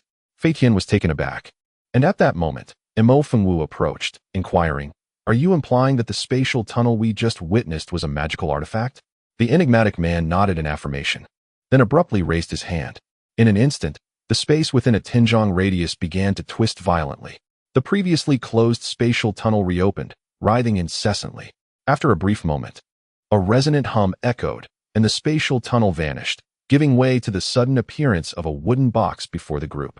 This box was merely the size of a human palm, entirely black, seemingly unremarkable at first glance. However, upon closer inspection, one could discern that the surface of the ebony box was intricately engraved with a multitude of tiny, mysterious runes, layered upon one another, abundant and complex. At its center lay a dark gemstone, enigmatic and peculiar. The mysterious man reached out and grasped the box, which flew directly into his palm. Fatian leaned in for a better look, momentarily stunned. A third-tier upper-grade spatial artifact? Quite rare indeed. Magical artifacts, like spirit stones, are categorized by tiers. The first to third tiers are considered mundane, while those above the third tier are deemed exquisite, with anything above the sixth tier classified as supreme. However, in comparison to spirit stones, magical artifacts are far more precious. Even the most ordinary first-tier artifact holds significant value. The wooden box before them was, astonishingly, a third-tier artifact, and an upper-grade one at that. Its worth could hardly be overstated. More importantly, it was a rather rare spatial artifact. Yet, the mysterious man merely cast a glance at it and remarked, "Trivial items. The spatial soul stone atop it is somewhat commendable." With that, he tossed it to Mo Fengwu as if discarding refuse. Mo Fengwu's expression darkened in an instant, yet she did not refuse. After all, even the smallest mosquito is still a morsel. It would be unwise to let such an opportunity slip away. Thus, she elegantly waved her hand, unceremoniously stowing the wooden box into her storage ring. At that moment, Lu Yong, unable to contain himself any longer, interjected, "Miss Mo, what shall we do next? Can we still pursue them?" Previously, in the inn, Mo Fengwu had enlisted the assistance of the Lu family, orchestrating the pretense of Lu Fei's death to bait their adversaries. Everything had gone smoothly. Lu Fei was buried, only to have his body exhumed shortly thereafter. Yet as a father, even with the knowledge that this was all part of a foreseen plan, anxiety gnawed at him. No artifact, no matter how advanced, could eclipse the importance of his son. Upon emerging from the spatial tunnel, Mo Fengwu soon detected the lingering scent of the pursuing soul incense. With a flicker of her phoenix-like eyes, she glanced toward the nearby town and remarked, "Why the haste? I told you, your son will not perish." "Indeed, I am not anxious," Lu Yong replied, though his forced chuckle betrayed his inner turmoil. Mo Fengwu cast him a sidelong glance, but chose not to comment further. "Very well, let us proceed," she declared. And with that, she strode purposefully toward the direction of the town. The quaint settlement known as Qianshui was even more bustling than it appeared at first glance. As they entered, the streets thrummed with activity, voices calling out in a lively cacophony that rivaled that of Qingshan City. Lianqi followed behind Mo Fengwu, cradling a flower pot, her eyes darting around in astonishment. "Miss, this place is so lively, and there are so many vendors selling medicinal herbs." The abundance of herbal merchants suggested the presence of a renowned apothecary nearby. It was likely that Wushuang City lay in close proximity. Fatian also observed the peculiarities of the town and remarked, "Indeed, it is quite extraordinary here." Lianqi, somewhat perplexed, nodded in understanding. "I see, no wonder. Should we just inquire directly?" "Oh, miss, where are you going?" Just as she spoke, Mo Fengwu abruptly turned a corner and approached a small stall by the street. It was a modest herbal vendor, yet the array of items displayed was considerable. After a brief glance, Mo Fengwu confidently stated, "I'll take this, and this, wrap them up." The stall owner, a man in his 40s, seemed pleasantly surprised by such a forthright customer. He quickly responded, bustling to pack the items while exclaiming, "You truly have a discerning eye, young lady. Though my stall is small, I assure you, every item is of excellent quality." As the stall owner rambled on, Mo Fengwu nodded in agreement. "Indeed, they are quite good. By the way, what is this place?" "This is Qianshui Market, the most bustling spot within 100 miles. How far is it to Qingshan City?" "Ah, Qingshan City, that's quite far. Let me think," the stall owner replied, contemplating. "It must be at least 1,000 miles away. Qingshan City lies within the territory of Daliang, while we are in Tiansong Prefecture. Are you planning to go to Qingshan City?" "Just asking casually." The stall owner then uttered a few more words before handing over the neatly packaged herbs. Suddenly, in a hushed tone, he remarked, "However, my dear lady, it is evident that you are from out of town. If you require lodging, do take heed of the inn to the west. I implore you, do not go there." Upon hearing this, Mo Fengwu smiled faintly and replied, "Thank you." After departing from the stall, she casually stored the recently purchased herbs as if they were kept in a spatial ring. At this moment, Lianqi could not help but lean in, whispering, "Miss, what did the stall owner mean by that?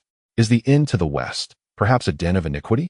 "Whether it is a den of iniquity or not, we shall discover once we arrive," Mo Fengwu replied. Chapter 169. Is your mother still alive? The Yunlai Inn is the largest establishment in Qianshuiji, situated on the western side of the town. Colorful banners fluttered in the breeze, and the entrance was bustling with patrons. At that moment, a group of individuals arrived at the inn, and the innkeeper promptly approached them. Good sirs and madams, will you be dining or seeking a room? First, we shall dine. Very well, please come inside. The innkeeper warmly ushered them into the main hall, where the ambience was lively, even at this evening hour. As the dishes were served, Lu Yong, who was anxiously seeking his son, could not restrain himself and quietly remarked, Miss Mo, could it be that my son has been brought here? Lian Shi, overhearing, discreetly glanced around. Is this truly a den of iniquity? It does not appear so. Indeed, within the inn's main hall, everything seemed perfectly ordinary. The proprietors were courteous, and patrons at the neighboring table were engaged in merry toasts, showing no signs of anything amiss. Even He Tian furrowed his brow slightly at this moment. Could it be that poison was added to the dishes? Lian Shi and the others were startled upon hearing this. At this moment, Mo Fengwu picked up her chopsticks and casually stirred the food, saying, Eat, there is no poison. The backyard of Yunlai Inn was quite spacious. After the waiter led the group to he said with a smile, This is a rural area, and everything is simple. Please forgive me, everyone. In addition, this area is surrounded by mountains and fields. Occasionally, birds and beasts may cause some noise at night, so please don't mind it. After saying a few simple words, the waiter left. Lian Shi watched the other party leave, then quickly closed the door and whispered, Miss, are we just staying here like this? Are we not going to take care of the Lu family's son's matter? Hasn't he already been found? Found. Lian Shi was stunned for a moment, and the next second her eyes widened. Could it be that the Lu family's son is right here? Upon hearing this, Lian Shi immediately covered her mouth and nodded. Oh, okay, I'll go right away. After dismissing Lian Shi, Mo Fengwu silently curved the corners of her lips. Soon after, the door was pushed open, and the mysterious man and He Tian entered. As soon as the mysterious man entered, he took off his cloak and threw it to He Tian. Then he plopped down in the seat next to Mo Fengwu and reached out his hand. This series of movements was simply effortless and natural. Mo Fengwu didn't even look up and asked directly, Do you sense anything? Yes, but not much. Remaining silent, Mo Fengwu continued her work, one hand resting on the man's wrist. After a moment, she remarked, It seems the silver needles can only temporarily suppress it. I anticipate another episode before long. As she spoke, Mo Fengwu gathered the sorted medicinal herbs on the table and inquired, Is your mother still living? The man's gaze turned icy. What do you mean? You were exposed to the toxin in utero, meaning your mother was the initial victim. Therefore, if your mother were still alive, identifying the source and nature of the toxin would be more feasible. Upon hearing this, the man's expression softened slightly. After a long pause, he whispered, She's deceased. This response was within Mo Fengwu's expectations. Then her remains will suffice. The man immediately turned, his gaze fixed on Mo Fengwu. His deep eyes were cold and distant. What exactly are you trying to do? Examine the bones. Absolutely not. Mo Fengwu glanced at the man and retorted, then continued to suffer. The man's face grew even colder. Fei Tian, who had remained silent, grew anxious and whispered, Master, please calm down. Perhaps Miss Mo doesn't mean it that way. Miss Mo, when you mentioned examining the bones, you don't intend to. Precisely what you're thinking. Fei Tian froze, quickly glancing at his master, whose aura had turned even colder. He then proposed, Is it possible to avoid disturbing the remains? After all, Miss Mo, you are aware that these are the remains of our ancestors. Since they have departed, if even their bones are. Mo Fengwu raised her delicate brows at the remark and replied, As long as we do not cause any destruction, that is acceptable. Without a moment's hesitation, she agreed. However, this cannot be accomplished until after the 15th of this month. After the 15th? Does Miss Mo have other engagements besides seeking individuals in Wushuang City? I shall also visit the marketplace in Tiansong Mansion. Upon hearing this, Fei Tian nodded in understanding, refraining from further inquiries. Thus, the matter was settled. And Mo Fengwu proceeded to administer acupuncture to the man. At that moment, an unusual sound suddenly emanated from the courtyard outside. Fei Tian, who had been vigilantly guarding the man, swiftly moved to the door and cautiously peered outside. Someone had entered the courtyard, their movements shrouded in mystery. In a hushed tone, Fei Tian remarked, Miss Mo, what shall we do next? Should I directly confront them and eliminate them? In Fei Qian's eyes, the individuals downstairs were nothing more than insignificant ants. In fact, he held all of them in disdain, were it not for their identities and the potential disturbance to the central city of the Xingyuan continent. He would not even regard Wushuang City with any seriousness. Mo Fengwu chuckled softly at his words, saying, "Why the rush? The time has not yet come." As she spoke, Mo Fengwu inserted the final silver needle into the man's body and instructed, "Call for me in 15 minutes." With that, she turned and settled onto the bed in the inner chamber, entering a meditative state. In the blink of an eye, she was enveloped in tranquility. Since awakening her spiritual roots at Shirley Ji, Mo Fengwu has not ceased her cultivation. However, due to recent events, her practice has been sporadic, leaving her at merely the second level of qi refinement. At first glance, this may seem insignificant, yet considering the short time since Mo Fengwu's awakening, it is indeed remarkable, almost terrifying. Moreover, Mo Fengwu enters a meditative state with remarkable swiftness, while others require at least a day or two to achieve such focus. She can almost immediately slip into meditation upon closing her eyes. This ability is less about innate talent and more accurately described as a state of mind. Only those who possess the highest levels of mental clarity can master such control. As Mo Fengwu retreated into the inner chamber, silence enveloped the space in mere moments. Fei Tian, who stood beside the man, displayed an expression of astonishment. Such an aura. Could it be that Miss Mo has entered meditation so swiftly? The man remained silent but cast a glance toward the inner chamber. After a brief pause, he instructed, "Form a barrier." "Understood," Fei Tian responded, raising her hand to conjure an invisible barrier that instantaneously isolated the entire room from the outside world. Just as she completed the barrier, a surge of spiritual energy emanated from within the chamber. The intensity of this energy escalated rapidly, culminating in a brilliant flash as it reached its zenith, followed by an explosive release.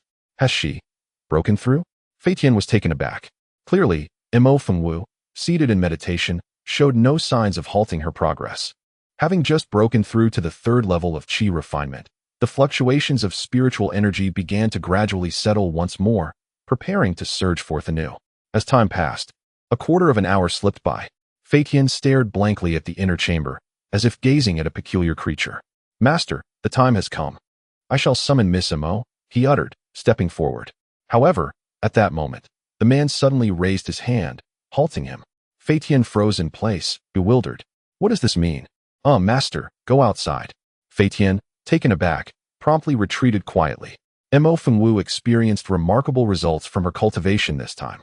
Upon entering a meditative state, her consciousness fully merged with her body, and she distinctly felt her mastery over spiritual energy becoming more adept. Eventually, after a sustained effort, she broke through to the third level of foundation establishment, finally exhaling a sigh of relief as she regained her awareness. Upon opening her eyes, she was enveloped in darkness. Wiping the sweat from her forehead, a sudden realization struck her. This is bad. Hastily, she descended from the bed and exited the inner chamber. Thanks to her recent transformation, Mo Fengwu could see clearly even in the dark. In that moment, she noticed a tall figure seated in a chair outside. The man remained bare-chested, adorned with silver needles, busily toying with a small object. He shifted it from left to right, seemingly engrossed in his amusement. The once vibrant little object now appeared utterly disoriented. Poor little leaves drooped sadly, with only a few delicate roots clinging to the edge of the pot, desperately holding on for dear life. Mo Fengwu's expression darkened instantly. The atmosphere was quite exhilarating. A gentle voice echoed through the darkness, causing the man to freeze momentarily, instinctively pushing the flower pot back. However, the force was excessive, resulting in a resounding crash as the pot shattered upon hitting the ground. Mo Fengwu, the man. An eerie silence enveloped the room. Mo Fengwu suppressed her urge to commit murder and stepped forward to light the candle. The flickering, warm glow dispelled the darkness, illuminating the room in an instant. Mo Fengwu glanced down and then reached down to lift the feeble little creature from the ground. With a swift motion, she turned her gaze towards the man before her. Chapter 172. Do you believe I cannot end your life? Do you believe I cannot end your life? A rare blush of embarrassment flickered across the man's typically icy countenance. He averted his gaze and retorted, "It jumped over by itself. With such a large flower pot?" Mo Fengwu kicked a shard of the broken Yixing flower pot beneath her foot, remarking, "It certainly has some strength." The man cleared his throat. Ahem. Well, it must be time for the needle. Mo Fengwu narrowed her phoenix eyes, coldly scrutinizing the man for a moment. Then, she tossed the feeble little creature onto the table, flinging 3 drops of blood after it. With a huff, she proceeded to extract all the silver needles from the man's body. In that brief interval, the little creature, nourished by the blood, instantly regained its vitality. Its vibrant green stem quivered as it leapt from the table, twisting the 3 delicate leaves adorning its body, before pouncing fiercely towards the man. The man seated beside her briefly lifted his eyelids, his fingers inexplicably twitching with restlessness. However, at that moment, a delicate hand suddenly reached out and forcefully slapped the small object onto the table. Is that not enough humiliation? Away with you. With a dismissive wave, Mo Fengwu sent the small item flying. Then, disregarding the man beside her, she nonchalantly tucked away the silver needles she had just retrieved. Observing Mo Fengwu's demeanor, the man awkwardly rose and began to don his clothing. Just then, he suddenly paused, and with a swift motion, extinguished the candle flames, plunging the room into darkness. Mo Fengwu, who had been tidying up, was momentarily taken aback, but in the next instant, her gaze sharpened. She swiftly stored all the silver needles into her storage ring and silently approached the door of the room. Gently, she cracked the door open just a sliver.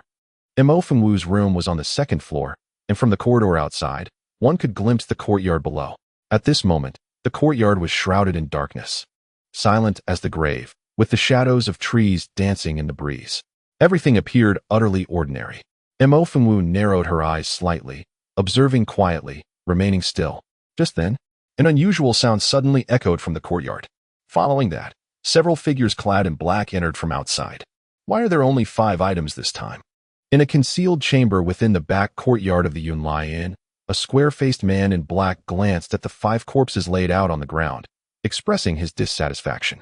The innkeeper, dressed in a long robe, hurriedly explained, Lord Shanwei, it's not that I have been remiss in my duties.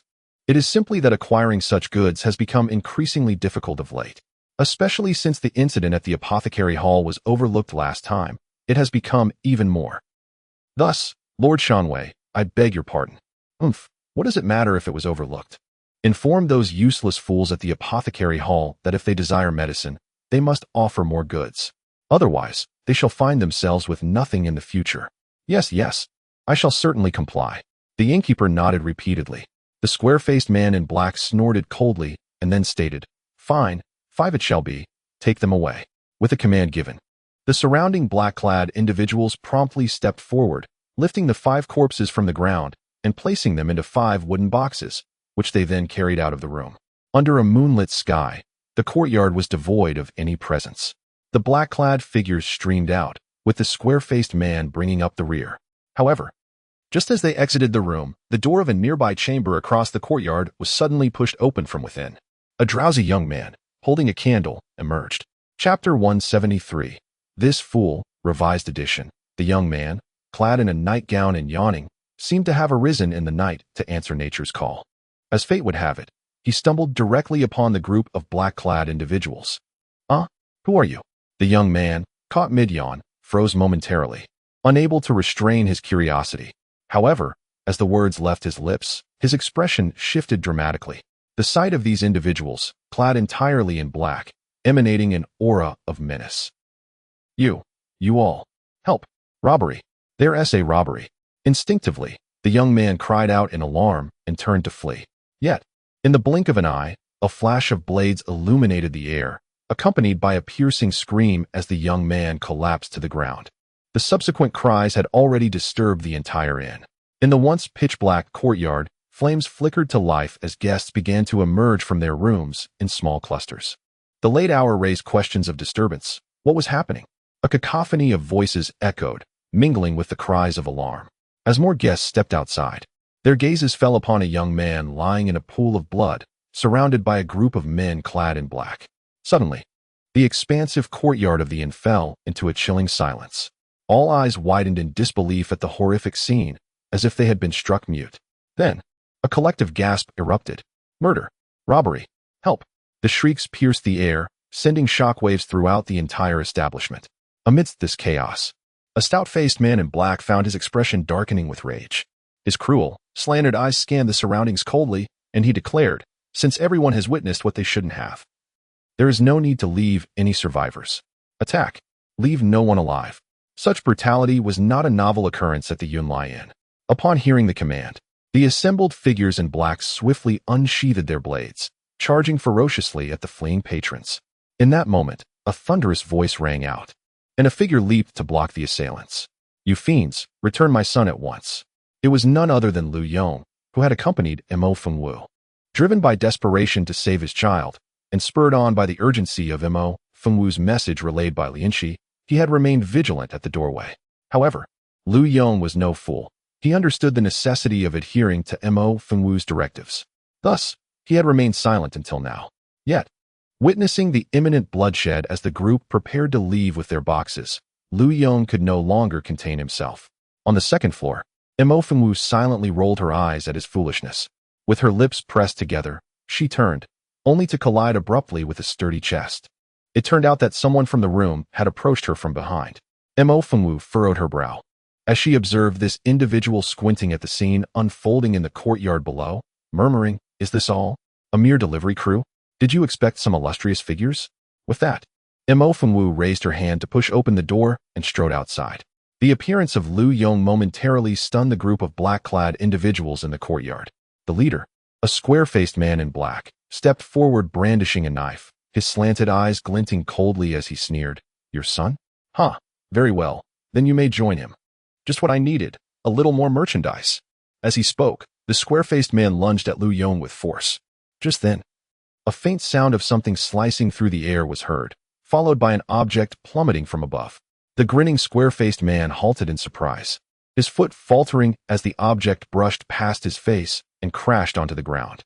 A soft crack echoed through the expansive courtyard, and as everyone glanced down, they discovered shards of a purple clay flower pot scattered on the ground, half embedded in the stone surface. The man with the square face, dressed in black, suddenly changed his expression, lifting his head instantly. "Who?" Silence enveloped the surroundings. "Show yourself," he bellowed, his gaze cold as he scanned the area. His eyes soon fell upon the staircase at the corner of the second floor. A young girl stood there, seemingly appearing out of nowhere. Looking down at him from a height, she was graceful and clad in black, her face veiled in a thin fabric. She seemed to merge with the night, her eyes alone shining with a clear and mysterious light amidst the darkness. The square-faced man narrowed his sinister triangular eyes and coldly inquired, "Who are you? The one who will kill you?" "Huh?" The square-faced man was taken aback, but in the next moment, he burst into laughter. "Ha ha ha, kill me? Did you all hear that? This little lady actually said she would kill me." The laughter of the surrounding black-clad men echoed his own. Yet, just as the square-faced man was laughing most boisterously, a flicker caught his eye. The girl who had been at the staircase had suddenly appeared right before him. The laughter around him ceased abruptly. His pupils constricted, instinctively wanting to retreat, but he was instantly seized by the throat. "Is my statement so amusing?" she asked. "Cough." You, let go." The square-faced man struggled, his formerly mocking expression now replaced with pain and fear. "Let go? Oh, very well." With that, Mo Fengwu tightened her grip, and a sharp crack echoed before she finally released him. The square-faced man in black suddenly collapsed to the ground, his neck contorted into a grotesque angle, lifeless. The act of killing was executed with such swiftness that it seemed merely a blink of an eye. A profound silence enveloped the surroundings. At this moment, Mo Fengwu, with a flicker of her phoenix eyes, surveyed the remaining figures in black and inquired, "Is there anyone here familiar with Wushuang City?" "No one." "Then you hold no value in living." Without further adu, Mo Fengwu raised her hand, and a plume of white smoke erupted in midair. A quarter of an hour later, tranquility finally descended upon the inn's backyard. Lianxi had descended from the upper floor, her face paling at the sight of the lifeless bodies strewn about. Nevertheless, she promptly approached, diligently searching the bodies of the men in black for any useful items. Following closely behind was Fei Tian, who joined her in the search. Meanwhile, Mo Fengwu merely cast a casual glance before directing her attention to 5 wooden chests not far away. "What are you waiting for? Don't you wish to save your son?" It was not Lu Fei, however. Lu Yong paused for a moment, then hurriedly opened the second and third chests. Ultimately, upon opening the last one, he discovered his son. Chapter 175. Someone knows Lu Fei lay in the same state as when he was buried. There was no heartbeat, no breath, as if he were truly deceased. Liu Yong finally found his son and exhaled in relief. At that moment, Imo Fengwu nonchalantly retrieved a small vial from her bosom and tossed it over to him. Here, administer this. Ah, splendid. Liu Yong exclaimed joyfully, quickly pouring the black pill from the vial and cautiously placing it into his son's mouth. The poison that Liu Fei was afflicted with bears an intrinsic similarity to that which ensnared the second master of the Imo family, Imo Qingyun. Having anticipated such a predicament, Imo Fengwu had meticulously concocted an antidote. Thus, shortly after ingesting the pill, Liu Fei stirred slightly and, after approximately a quarter of an hour, finally opened his eyes. At that moment, Lianqi approached and whispered, "Miss, I discovered this among them." As she spoke, Lianqi presented a wooden plaque to Imo Fengwu. This plaque, seemingly ordinary, was not particularly large, square in shape with smooth, rounded corners. The front bore the character, while the reverse was inscribed with the words. Indeed, these individuals hailed from the city of Wushuang. Imo Fengwu cast a cursory glance, but in the next instant, her brow furrowed, and she took the plaque, bringing it to her nose for a gentle sniff. "What troubles you, miss?" Lianqi inquired, unable to restrain her curiosity. Imo Fengwu slightly furrowed her brow and after a moment replied, "It's nothing." With that, she discreetly stowed the plaque away. Meanwhile, Fei Tian had removed the corpses from the other 4 wooden chests and laid them out upon the ground. "Miss Imo, what shall we do with these individuals?" The 4 before them, much like Liu Fei, exhibited lifeless expressions, and their ages were notably youthful. The eldest appeared to be just over 30, while the youngest looked scarcely in their teens. Lying motionless on the ground, they exuded no breath. Imo Fengwu surveyed them without uttering a word. At that moment, Liu Yong suddenly pointed at one of the men in his 30s and exclaimed, "Is that not Qin Sheng?" Was taken aback and turned to look over. The man of the Qin family lady? A look of shock crossed Liu Yong's face. However, had already anticipated this. She simply did not expect to encounter it here. Thus, she wasted no time and directly instructed Liu Yong, "Give them the rest." "All right." Liu Yong quickly nodded, then assisted in feeding the remaining pills from the small vial to the 4 individuals, one by one. At this moment, Lianqi suddenly expressed her concern. "The people of Wushuang City are utterly despicable. How can they be so ruthless? The young master arrived early. Could it be that?" No. The young master is blessed and will be unharmed. But miss, what shall we do now that these people are dead? Given that they have taken over here, it implies that Wushuang City must be nearby, not far at all. Perhaps I should search tomorrow. It should." Fei Tian interjected. Just as he spoke, suddenly narrowed her eyes and remarked, "No need to search. Someone knows." Lianqi and Fei Tian were momentarily stunned. And before they could inquire further, a sudden, piercing scream erupted from the nearby bushes. Ah! The cry was chilling and accompanied by the sound. A gaunt figure abruptly leaped out from the foliage. It was none other than the innkeeper, but at that moment, he appeared disheveled and covered in blood. A small green plant, about an inch long, clung to his face, its delicate white roots protruding frighteningly into his left eye. Lianqi gasped in horror. After all, although this little creature had previously bitten people at home, it had never been this vicious. "How come now?" Raised an eyebrow slightly, and then said, "Come here." As her voice fell, the little creature, which had been clinging desperately to the innkeeper, shook its leaves and, with a swift motion, leaped down from the innkeeper's face. It then hopped over to, its delicate white tendrils dancing as if to present its achievements, swaying its leaves. Was instantly amused, reaching out to pick up the little creature before approaching the innkeeper. "Where is Wushuang City?" At this moment, the innkeeper, half collapsed on the ground, was covering his eyes with one hand while lamenting. Upon hearing her voice, he looked up and, overwhelmed with fear, cried out, "Spare me. Miss, please spare me." "Utter another word of nonsense, and I shall have your head," interrupted softly. The innkeeper, who had been weeping just moments before, immediately stifled his sobs, rendered speechless. After a considerable pause, he cautiously glanced at and murmured, I don't. I know. Please spare me. Wushuang City is located in the Yansha Mountain, 100 miles from here." Continue. Absent-mindedly stroked the leaves of the little creature, not lifting her gaze. The innkeeper trembled and continued, Well, this is a communication point for Wushuang City. Those goods, no, those people are what the elders in the city require. But I am unsure of their exact purpose. Is that all? And no. There's more. There was also that square-faced individual named Sun Hu, a sentinel of the city. Each time he entered the town, he was required to present a specially crafted city pass, adorned with the exclusive emblem of Wushuang City.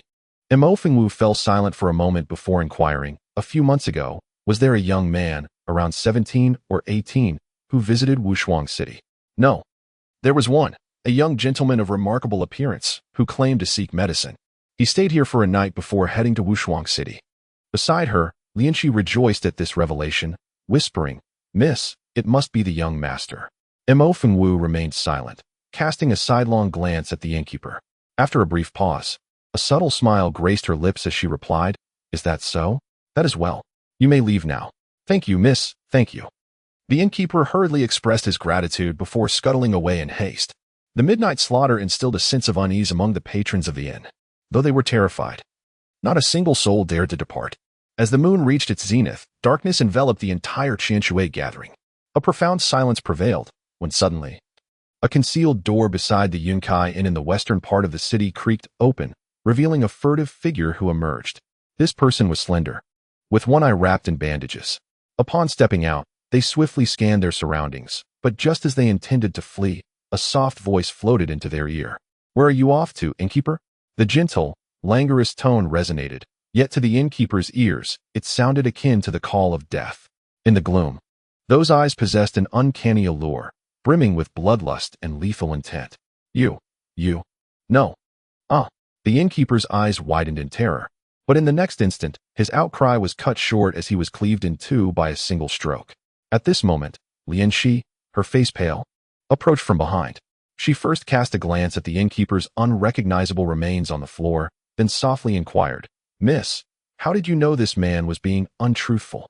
"I never asserted that he was being untruthful," replied her mistress. Lianxi was taken aback. "You didn't? Then why did you?" Furthermore, the mistress continued, "Although the city of peerless valor has a dubious reputation, its medical prowess is said to be remarkable. There must be a considerable number of individuals seeking remedies in the city. If you were in his position, would you recall who stayed here months ago?" Understanding dawned on Lianxi in an instant. "Indeed. But miss, why would he act in such a manner? Could it be that this innkeeper was already aware? The Mo family may hold some renown in Great Liang, but within the territory of Tiansong Prefecture, the Mo family is of little consequence. And within the entire city of peerless valor, there is likely only one person who knows of the Mo family and Xinqing's existence." As she spoke, Mo Fengwu casually discarded the silk handkerchief, a subtle curve gracing her lips. That would be Zhao Xueyan, on the Holy Origin continent. At the Eastern Domain Alchemist Guild headquarters, outrageous. Utterly outrageous. In broad daylight, they dared to massacre my Alchemist Guild branch and slaughter the chief and deputy chiefs.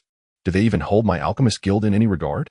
In the inner hall, a chief elder roared in fury, his face contorted with rage. At this moment, the other elders of the main hall wore grim expressions and promptly remarked, "Our apothecary guild has always been dedicated to healing the world. Even in the face of conflict, matters should be laid bare with integrity. It is the first time I have encountered such audacity. Who exactly is Mo Fengwu? Wait, that name sounds somewhat familiar. Oh, I remember now. There was a girl from the Mo family in Daliang, born afflicted by the ghostly poison of the shadow orchid, with a visage akin to a specter. It must be her. However, this girl possesses abysmal talent and still lacks a spiritual root, rendering her utterly worthless. Are we to say that our Daliang branch has been slaughtered by a mere waste?" As the elders spoke, at that moment, an elderly man with gray hair seated at the head of the table suddenly struck the surface, and the room fell into an immediate silence. He then spoke in a hushed tone, "The Mo family girl has slaughtered our Daliang branch. Such a crime is unforgivable. Moreover, the hall master Hong Yu was already a fifth-tier apothecary prior to this incident, thus I have reported this matter to the Central City's Criminal Hall, and a decree to punish the traitors will be issued shortly. Nevertheless, the Criminal Hall has its own regulations, and the Apothecary Guild has its own protocols. Therefore, I shall immediately issue an edict in the name of our Eastern Region Apothecary Guild." At this juncture, the gray-haired elder paused slightly, his gaze turning icy as he declared, upon encountering the Mo family girl, "Kill without mercy." Chapter 178, A Perfect Pair in the Evening. A luxurious carriage slowly approached along the mountain path of Yinxiao Mountain.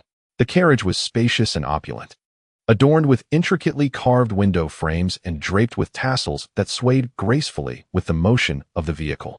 The individual hurrying the carriage was a man in his early 30s, somewhat gaunt, with a hat obscuring his features. Following closely behind the cart were two similarly slender men, their expressions solemn. The group moved at a leisurely pace, traversing the mountain path until they soon arrived at the foot of the misty cloud mountain. At that moment, two warriors clad in green suddenly appeared, blocking the path of the carriage. Who goes there? The carriage came to an abrupt halt, and a long-faced man stepped forward from behind the carriage, stating, "My young master is afflicted by a rare poison and has come to Wushuang City in search of a remedy."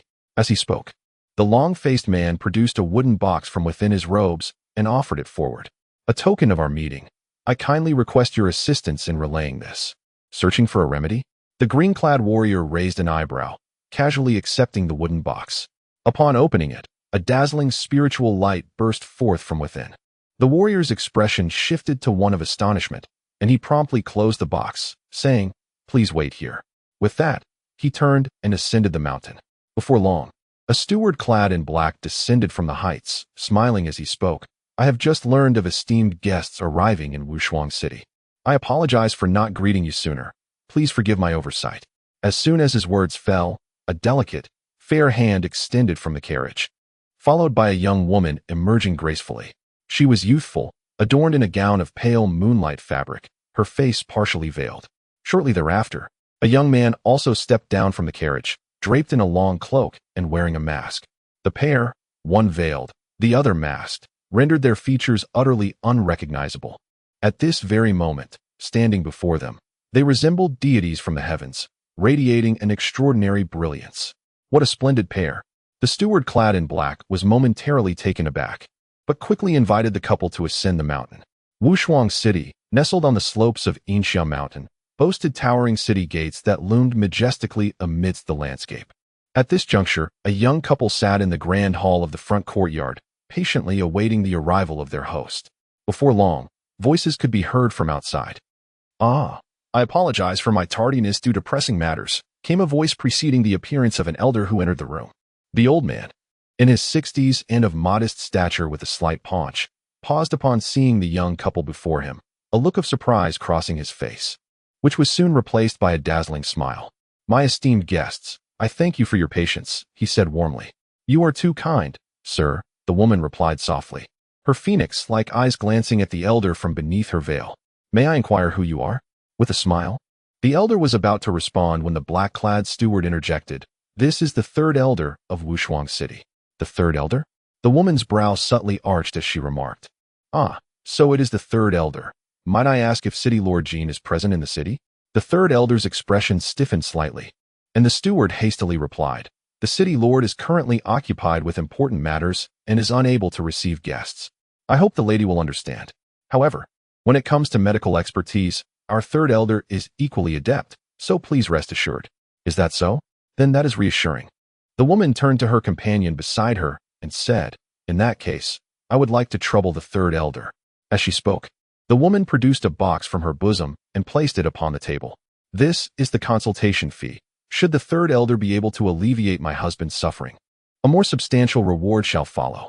The box appeared quite ordinary, unremarkable in every aspect. The third elder was momentarily taken aback, then signaled to the attendant clad in black, who promptly approached to accept the box. "Ah, madam, you are too kind. Our city of Wushuang is renowned for its medical expertise, dedicated to the service of humanity. It is our duty to assist." With that, the third elder's gaze shifted to the man beside him, whose face was concealed by a mask. The man stood tall, and even seated, his upright posture was evident.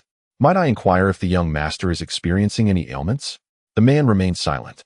The woman beside him interjected, "I apologize. My husband is not fond of speaking. Third elder, please proceed with the pulse examination." "Very well." That night, within a guest chamber of a certain courtyard in the city of Wushuang, after dismissing the two maidservants, Wu turned her keen gaze upon the elixir resting upon the table. This elixir had been sent to her after the third elder conducted a pulse examination on the man. It was entirely golden, the size of a fingernail, faintly shimmering with light. Indeed, it was generous. A mid-grade spiritual elixir was presented without hesitation. Alas, it was the lowest tier among them. Just like magical artifacts, elixirs are also categorized by rank. The first to third ranks are deemed inferior, the fourth to sixth ranks are mid-grade, and those above the seventh rank are classified as superior. Although this elixir could be regarded as mid-grade, it was merely the most elementary fourth rank. The third elder was indeed meticulous, ensuring not to engage in unprofitable transactions. As Imo Fengwu spoke, she casually picked up the elixir, lightly inhaling its scent before delicately pinching it between her fingers. Moreover, this substance appeared to hold little value for you. It neither poses a threat to your life nor offers any salvation. The man, who had remained silent in his seat, couldn't help but cast a glance in her direction, remarking, "It is indeed too early." While it was somewhat premature, time was of the essence, leaving no room for delay. The night had only just begun to fall, rendering it less than ideal for probing the secrets of Wushuang City.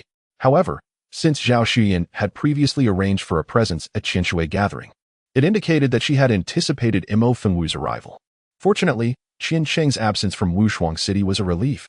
Had he been present, Zhao Xuyan would undoubtedly have seized the opportunity. Thus, waiting any longer was not an option. Action was imperative to locate Qiansheng. With this thought, Imo Fengwu did not wait for the man to speak again. She swiftly departed the room. The night in Wushuang City, stripped of the grandeur of daylight, exuded an intangible terror amidst the towering ancient trees that surrounded the area like a monstrous beast lurking within the forest, grotesque and fearsome. At that moment, a shadow silently traversed the courtyards within the city, eventually arriving at the rear hall of Wushuang City. The rear hall was spacious, yet sparsely furnished. Nevertheless, Imo Fengwu felt an inexplicable sense of unease. Instinctively narrowing her phoenix-like eyes, she began to scrutinize her surroundings. Moments later, her gaze settled upon a bookshelf nestled in the corner. The bookshelf appeared unremarkable, adorned with a few scattered tomes that, at first glance, seemed innocuous. Yet, within the expansive emptiness of the rear hall, it evoked a profound sense of dissonance.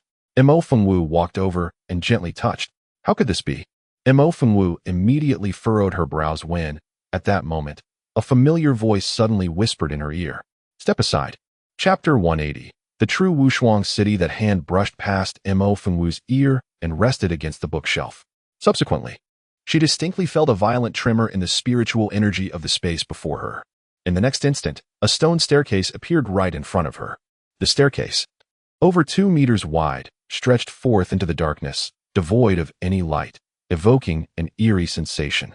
Imo Fengwu's brows twitched as she turned to face the man behind her. "What brings you here? Take a look." Imo Fengwu gazed at him silently for a moment before shifting her focus back to the stone staircase. "Why is there a spatial tunnel here?" "It is not a spatial tunnel, merely an illusion." As he spoke, the man reached out, and the surrounding space gently warped. A palm-sized jade tablet swiftly flew from the top of the bookshelf. The tablet appeared quite ordinary, yet it was etched with intricate runes. Embedded at its center was a tiny black gemstone. A spatial soulstone? Imo Fengwu had encountered this spatial soulstone before outside the Qianshui Gathering. At that time, a third-tier spatial artifact had been adorned with such a stone. However, compared to that spatial soulstone, the one before her was minuscule, likely not even 1/10 the size. No wonder it could only create an illusion and could not form a true spatial tunnel. It seemed that all spatial artifacts were determined by the energy capacity of these spatial soulstones. As Imo Fengwu contemplated her surroundings, her gaze fell upon the stone staircase tunnel before her, prompting her to descend once more. The darkness enveloped her, particularly after reaching the bottom, where visibility was utterly obliterated. Fortunately, the tunnel was not extensive. After merely a brief moment, a formidable stone door emerged ahead. Imo Fengwu scrutinized the door, then reached out to gently trace the crevices of the stone door and tunnel. With a subtle tug, a resounding rumble echoed as the stone door slowly creaked open. However, as the door parted, Imo Fengwu's pupils constricted in astonishment. Beyond the threshold lay a majestic spectacle of towering palaces and clustered abodes, resembling an underground metropolis. Above this subterranean city, dozens of luminous night pearls, each the size of a child's fist, hung suspended, their cool radiance dispelling the darkness and enveloping the entire underground realm.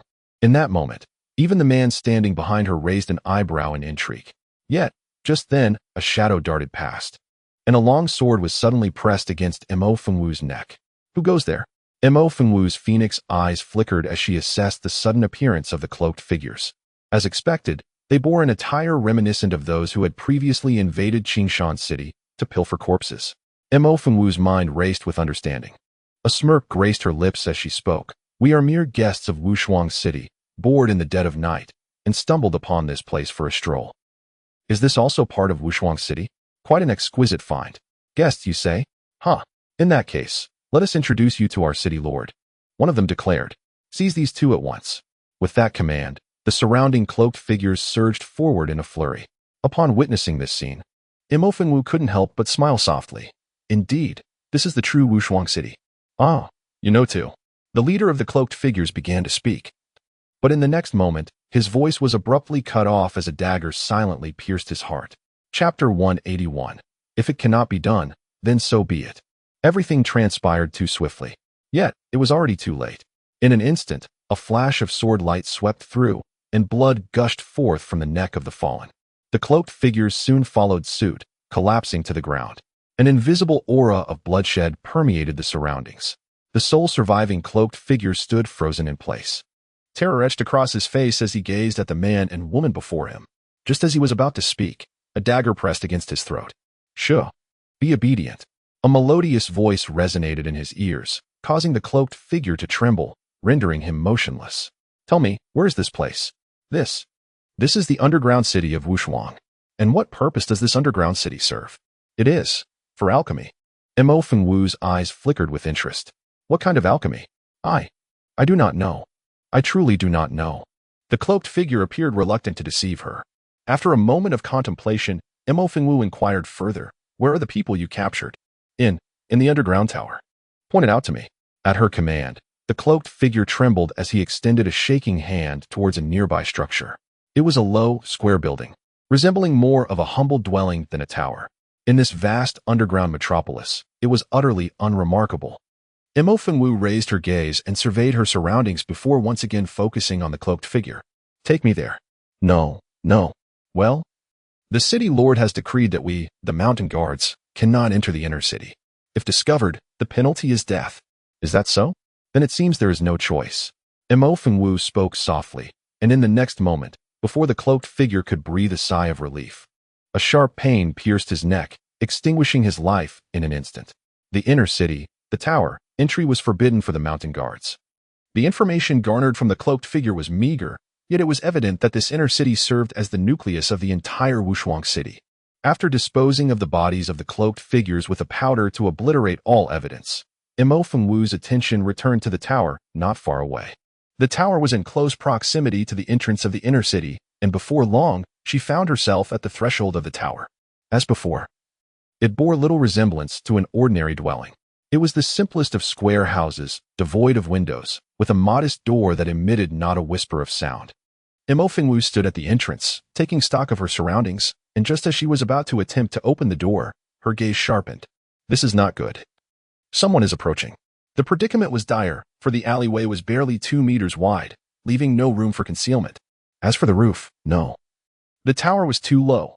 Merely tilting her head would reveal her presence, offering no sanctuary. Imofengwu furrowed her brows, and then her gaze turned icy as a dagger silently appeared in her hand. At that moment, a large hand suddenly grasped her waist, swiftly maneuvering her to the wall. Imofengwu instinctively held her breath, watching as they drew ever closer. Strangely, the figures clad in black seemed oblivious to their presence, continuing on their path without so much as a glance in their direction. Chapter 182. This is not up to you, spatial cloaking? Imofengwu realized suddenly. Yet, to be prudent, she silently leaned back. However, just as she retreated half a step, she collided with a solid chest. Momentarily startled, she then felt a force gripping her waist tightly. A subtle, almost imperceptible fragrance wafted into her senses, fresh and pure, akin to the dew that condenses on cool bamboo in the early morning, not overpowering, yet quietly enchanting. Raising an eyebrow, Imofengwu leaned fully against the man behind her. He instantly stiffened, instinctively wanting to push her away, but ultimately remained still, maintaining a cold demeanor. Thus, they stood in an ambiguous posture in the corner. At that moment, the group of black-clad figures that had just passed halted abruptly. Imofengwu's eyes flickered as she detached from the solid chest behind her. She then observed the leader of the black-clad men stepping toward the entrance of the underground tower, knocking on the door. 3 knocks echoed, 2 short and 1 long. Shortly thereafter, the door was opened from within, and a man dressed in blue peeked out. Was something amiss? No. The leader clad in black nodded, and then turned to lead the group away.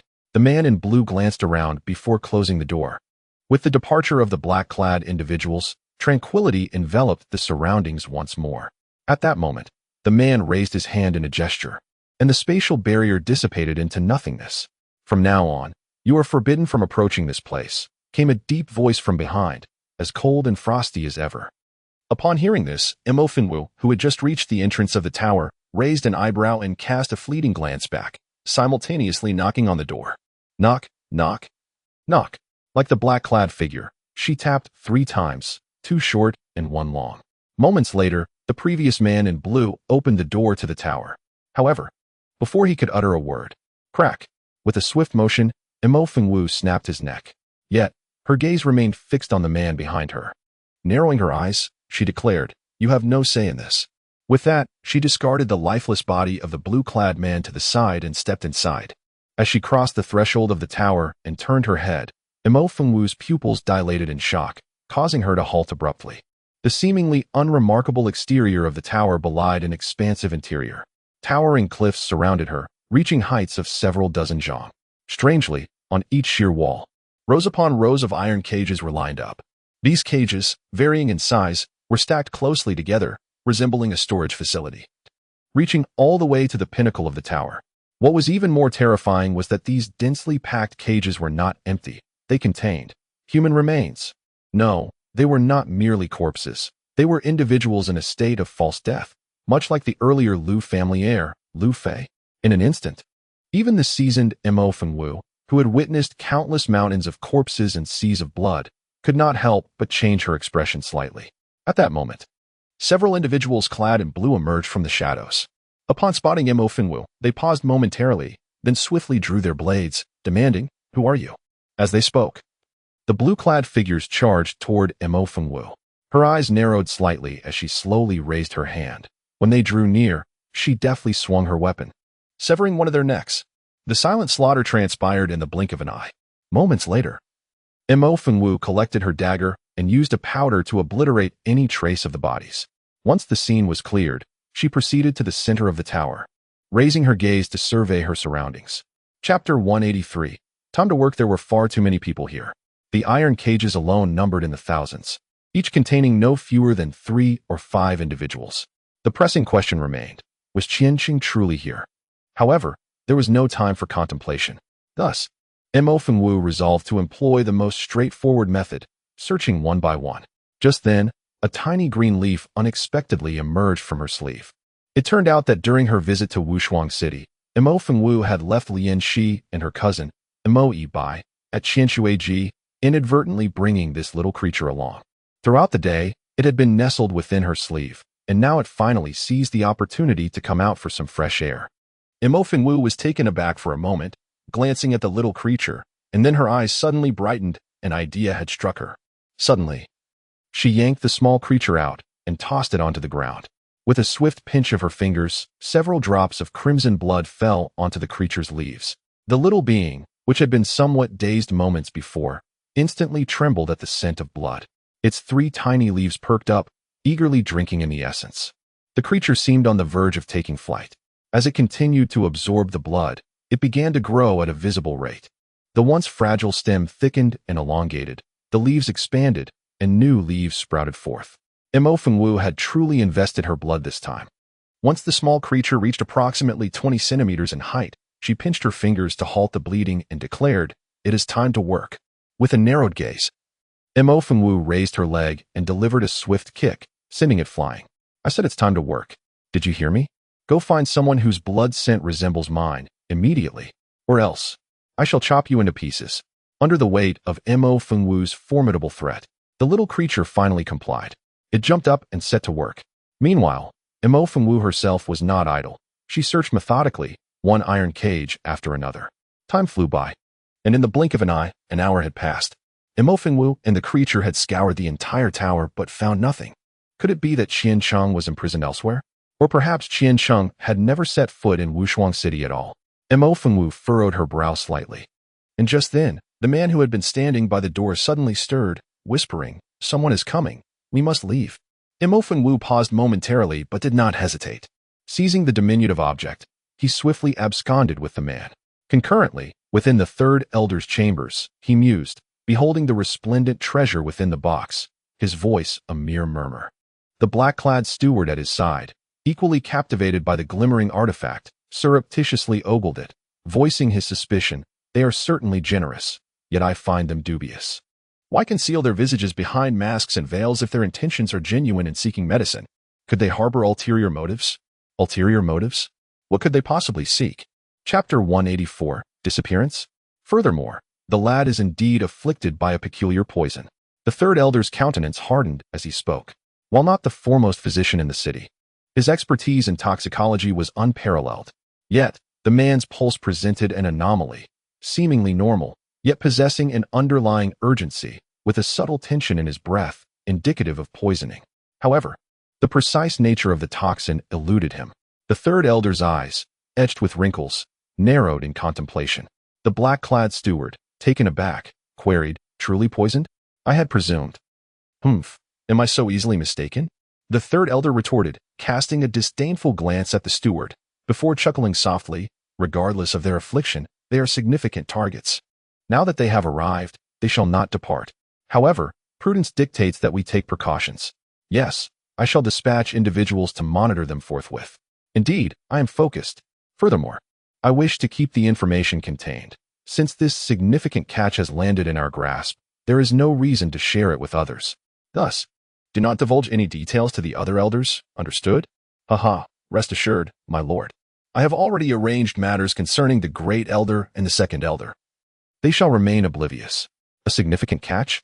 At that very moment, the great elder raised an eyebrow upon receiving the report from his subordinate. "Indeed, my lord, this evening a young couple arrived from the mountains, displaying extraordinary generosity. However, upon their arrival, they were intercepted by the third elder's men and their information was subsequently sealed. My lord, the third elder is acting excessively independently, completely disregarding your authority." The great elder narrowed his eyes thoughtfully and after a moment, inquired, "Where are they now?" "In the guest quarters below."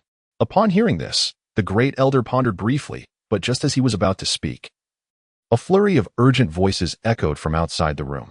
"Great elder, there is a situation." The great elder paused, then gestured for the door to be opened. Immediately, a figure clad in black hastened inside and whispered, "I report to you, great elder, the guards at the entrance to the underground city have gone missing." "Missing?" "Yes, they have indeed vanished. Subsequently, my subordinates inquired with the shadow guards within the city, yet those guards reported no unusual occurrences." The great elder's eyes narrowed sharply. "Immediately go to inspect the Earth Tower and other areas of the underground city to ascertain if anything is amiss. Furthermore, send someone to search the city, leaving no stone unturned." At this point, the elder paused slightly, then lowered his voice to continue. "Especially check on the couple who arrived on the mountain this evening. Hurry."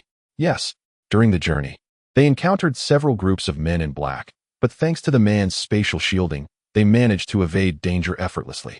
As soon as they entered the room, the man staggered and let out a low cough. Mo Fengwu, who had been lost in thought, immediately turned her head. "What's wrong?" The man remained silent, his steps unsteady as he sat down heavily in a chair, his breath ragged. Mo Fengwu raised an eyebrow, about to light a candle, but then hesitated. Instead, she stepped forward and grasped the man's wrist firmly. "Has it flared up again?" The man nodded silently. Mo Fengwu glanced at him and swiftly tore off his clothing, producing a silver needle to pierce his chest. Chapter 185. I planned to sleep. The silver needle penetrated his body, and after a brief moment, the man's complexion began to ease. However, Mo Fengwu furrowed her brow slightly and asked in a hushed tone, "Did it flare up due to the activation of spiritual energy?" Although an antidote for the poison within him was yet to be found, the method of using the silver needle to stimulate acupoints could temporarily suppress it. After a day without issues, it suddenly manifested now. There seemed to be no other explanation aside from the activation of spiritual energy. Indeed, the man, feeling considerably better now, nodded in response. Had this occurred before?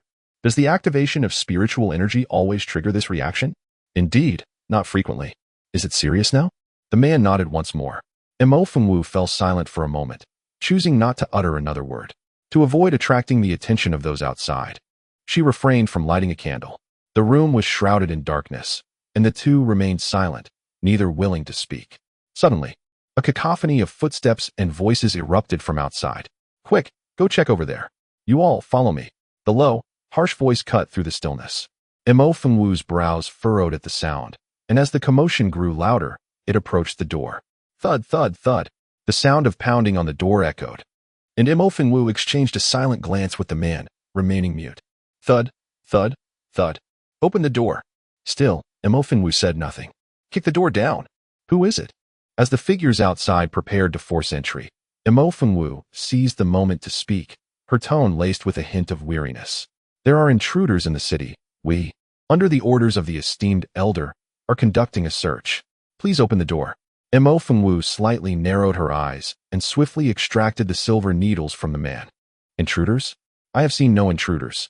My husband and I have retired for the night. We shall discuss this matter in the morning. Enough with the nonsense. Open the door as instructed, quickly." Mo Fengwu signaled to the man, who promptly rose and retreated into the inner chamber. Meanwhile, she hastily removed her outer garment and let her hair cascade down. Lighting a lamp with a flick of her wrist, she approached the door and opened it. As the door swung wide, several figures clad in black surged into the room. Upon entering, the leader of the cloaked figures swiftly surveyed the surroundings before fixing his gaze upon Mo Fengwu. "Who was in this room just now?" he inquired. "What do you mean by that?" "It was only my husband and me. Who else could it be?"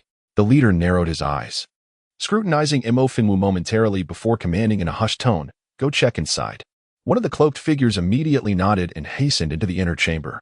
Soon, he emerged, having seen a man lying on the bed, seemingly in slumber. The black-clad man paused, casting a glance around before retreating from the inner room. The leader continued to fixate on Mo Fengwu, but noticed nothing amiss. Upon hearing the report, he silently nodded and turned to leave, followed by his entourage. It appeared they had already made their discovery.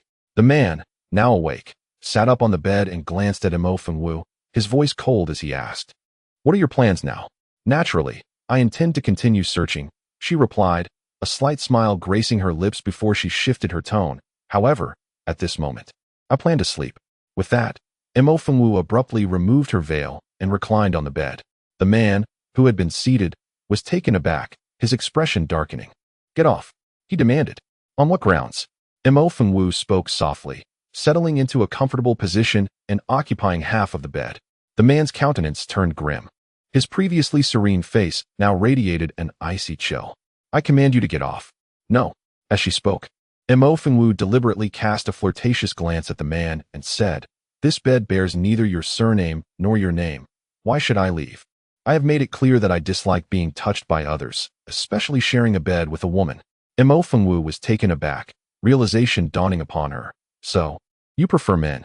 "Silence. I have never liked men." "Then you must be ill." The man felt an overwhelming surge of anger directed at the woman before him. For a fleeting moment, the tumult within him, which had only just settled, surged once more. His face began to redden, and Mo Fengwu noticed his reaction, immediately breaking into laughter. "Is this what triggers you?" However, just as she was about to continue, her expression suddenly shifted, and she swiftly tore down the gauzy curtain from the head of the bed, its delicate fabric falling to obscure the two on the bed. The man's expression hardened, his icy gaze fixed on the outside of the room. At that moment, a shadow darted in from outside, revealing the black-clad leader who had just departed.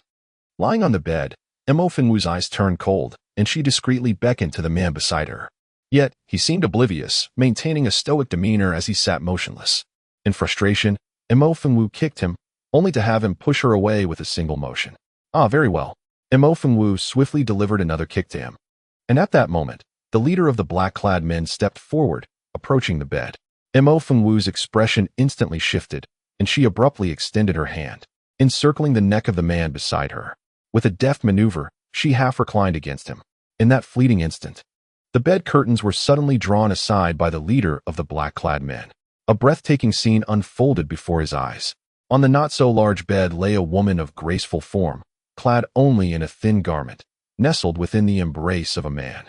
In the shadows, although their faces remained obscured, their cascading long hair intertwined, and the delicate fabric scattered across the bed, creating an exquisite tableau of intimacy.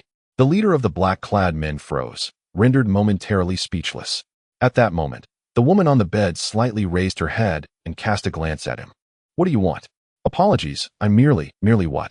Come to observe how we, as a couple, share our slumber in the dead of night? Is this how the city of Wushuang treats its guests?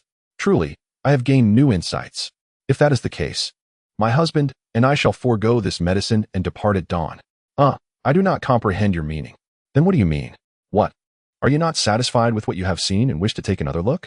Mo Fengwu's voice grew increasingly sharp, leaving the leader of the black-clad men visibly embarrassed. He cleared his throat softly and turned to leave. Chapter 187. What can you do? Silence finally enveloped the room once more. Mo Fengwu slightly narrowed her eyes, gazing outside the bed, remaining still. At that moment, the man, who had been partially leaning against her, abruptly raised his hand and forcefully pushed Mo Fengwu away.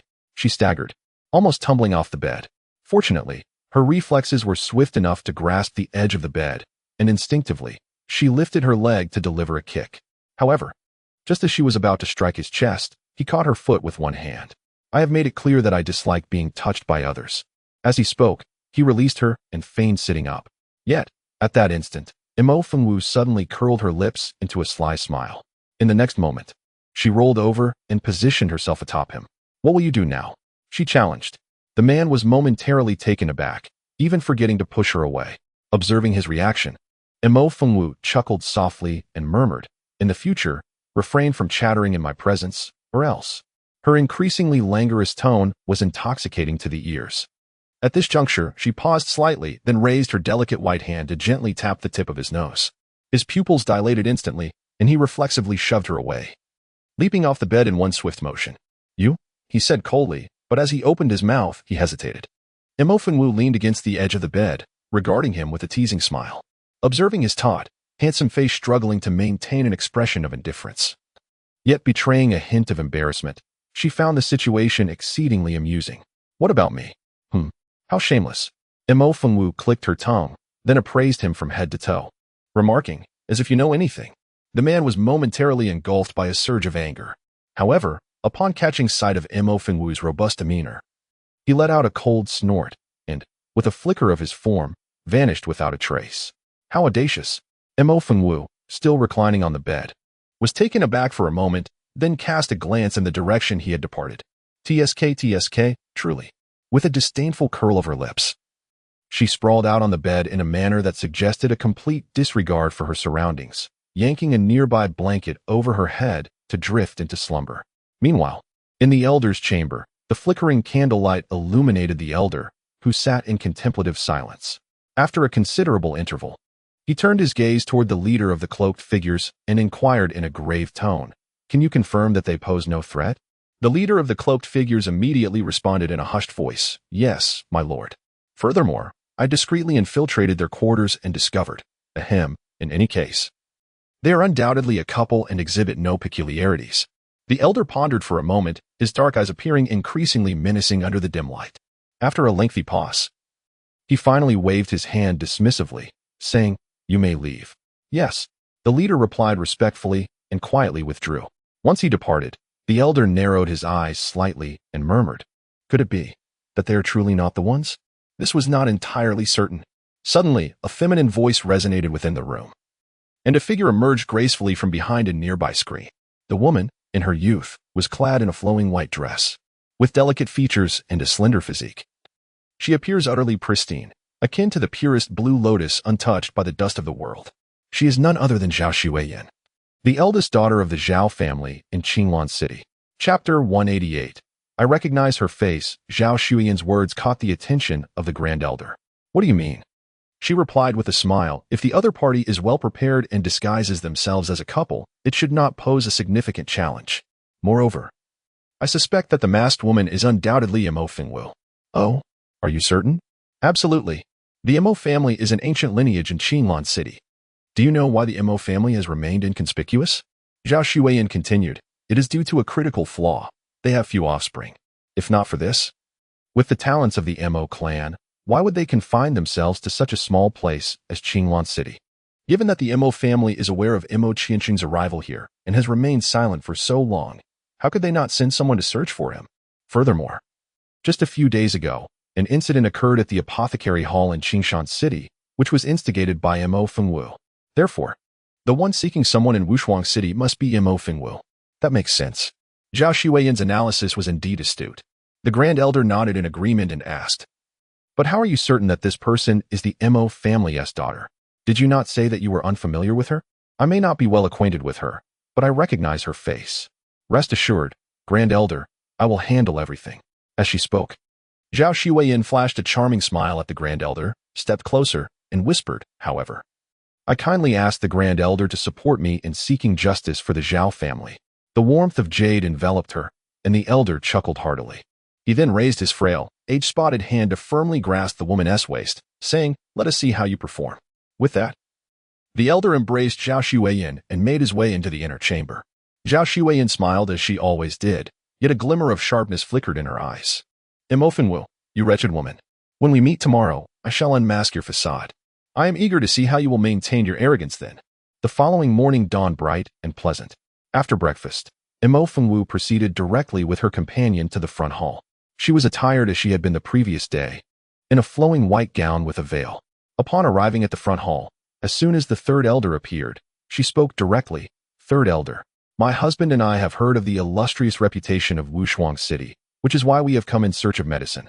However, last night, your city's guards inexplicably breached our guest room in the dead of night, claiming to be in search of evildoers. How amusing that they should find us instead. What is more outrageous is that, after their initial intrusion, they returned after my husband and I had retired, brazenly lifting the curtains. I must inquire, is this the manner in which guests are treated in this world? Even if, by some measure, my husband and I are not considered guests, is it acceptable to be spied upon in our marital privacy at such an hour?" Mo Fingwu's voice, laced with cold authority, conveyed her displeasure without needing to raise her tone. Her succinct remarks left the Third Elder visibly uncomfortable. He quickly stammered an explanation. Madam, please do not be angered. This is merely a misunderstanding, There is no need for further words, Third Elder. My husband and I have already conferred on this matter. Since your esteemed city does not welcome my husband and me, we shall take our leave. The Saint Yuan continent is vast. I refuse to believe that only your unparalleled city can cure the poison afflicting my husband. After all, money can compel even the most obstinate of individuals.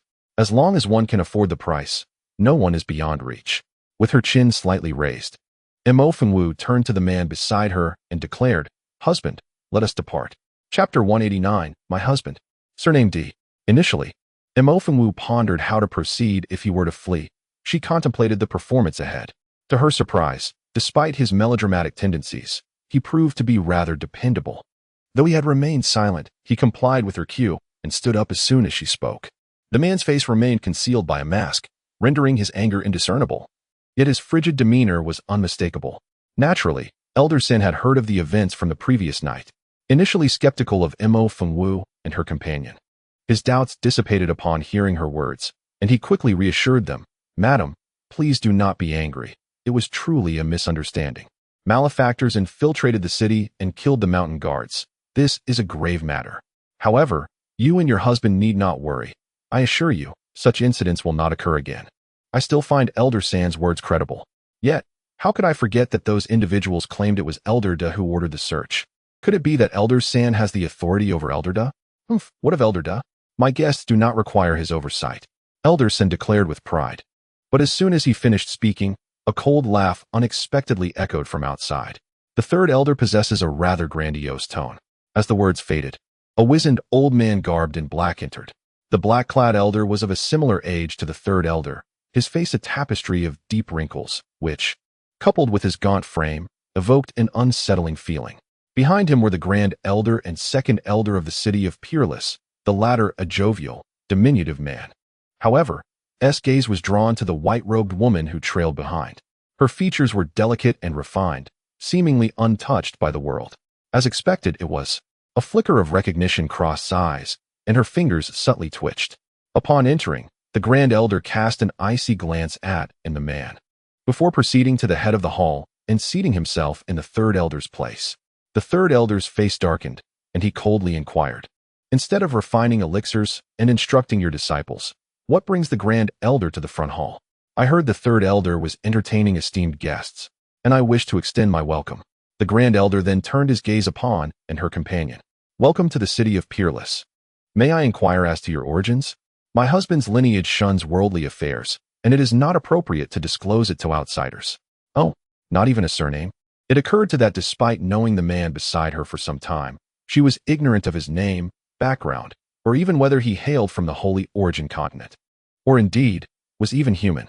In that fleeting moment, Mo Fengwu, who had been conversing fluently, momentarily hesitated. However, in the next instant, she spoke directly, my husband, the emperor. Mo Fengwu intended to casually fabricate a response, but unexpectedly, the man beside her, who had remained silent until then, abruptly interrupted her. Mo Fengwu was taken aback and cast a sidelong glance at him. The Grand Elder was also momentarily stunned, then fell into brief contemplation. An emperor? Which family in the Holy Yuan continent bears the surname of emperor? Why had he never heard of it? Or could it be that these two individuals truly hailed from a concealed lineage unknown to the world? Chapter 190. Behold, she is Mo Fengwu. The Grand Elder hesitated as the hall fell into silence.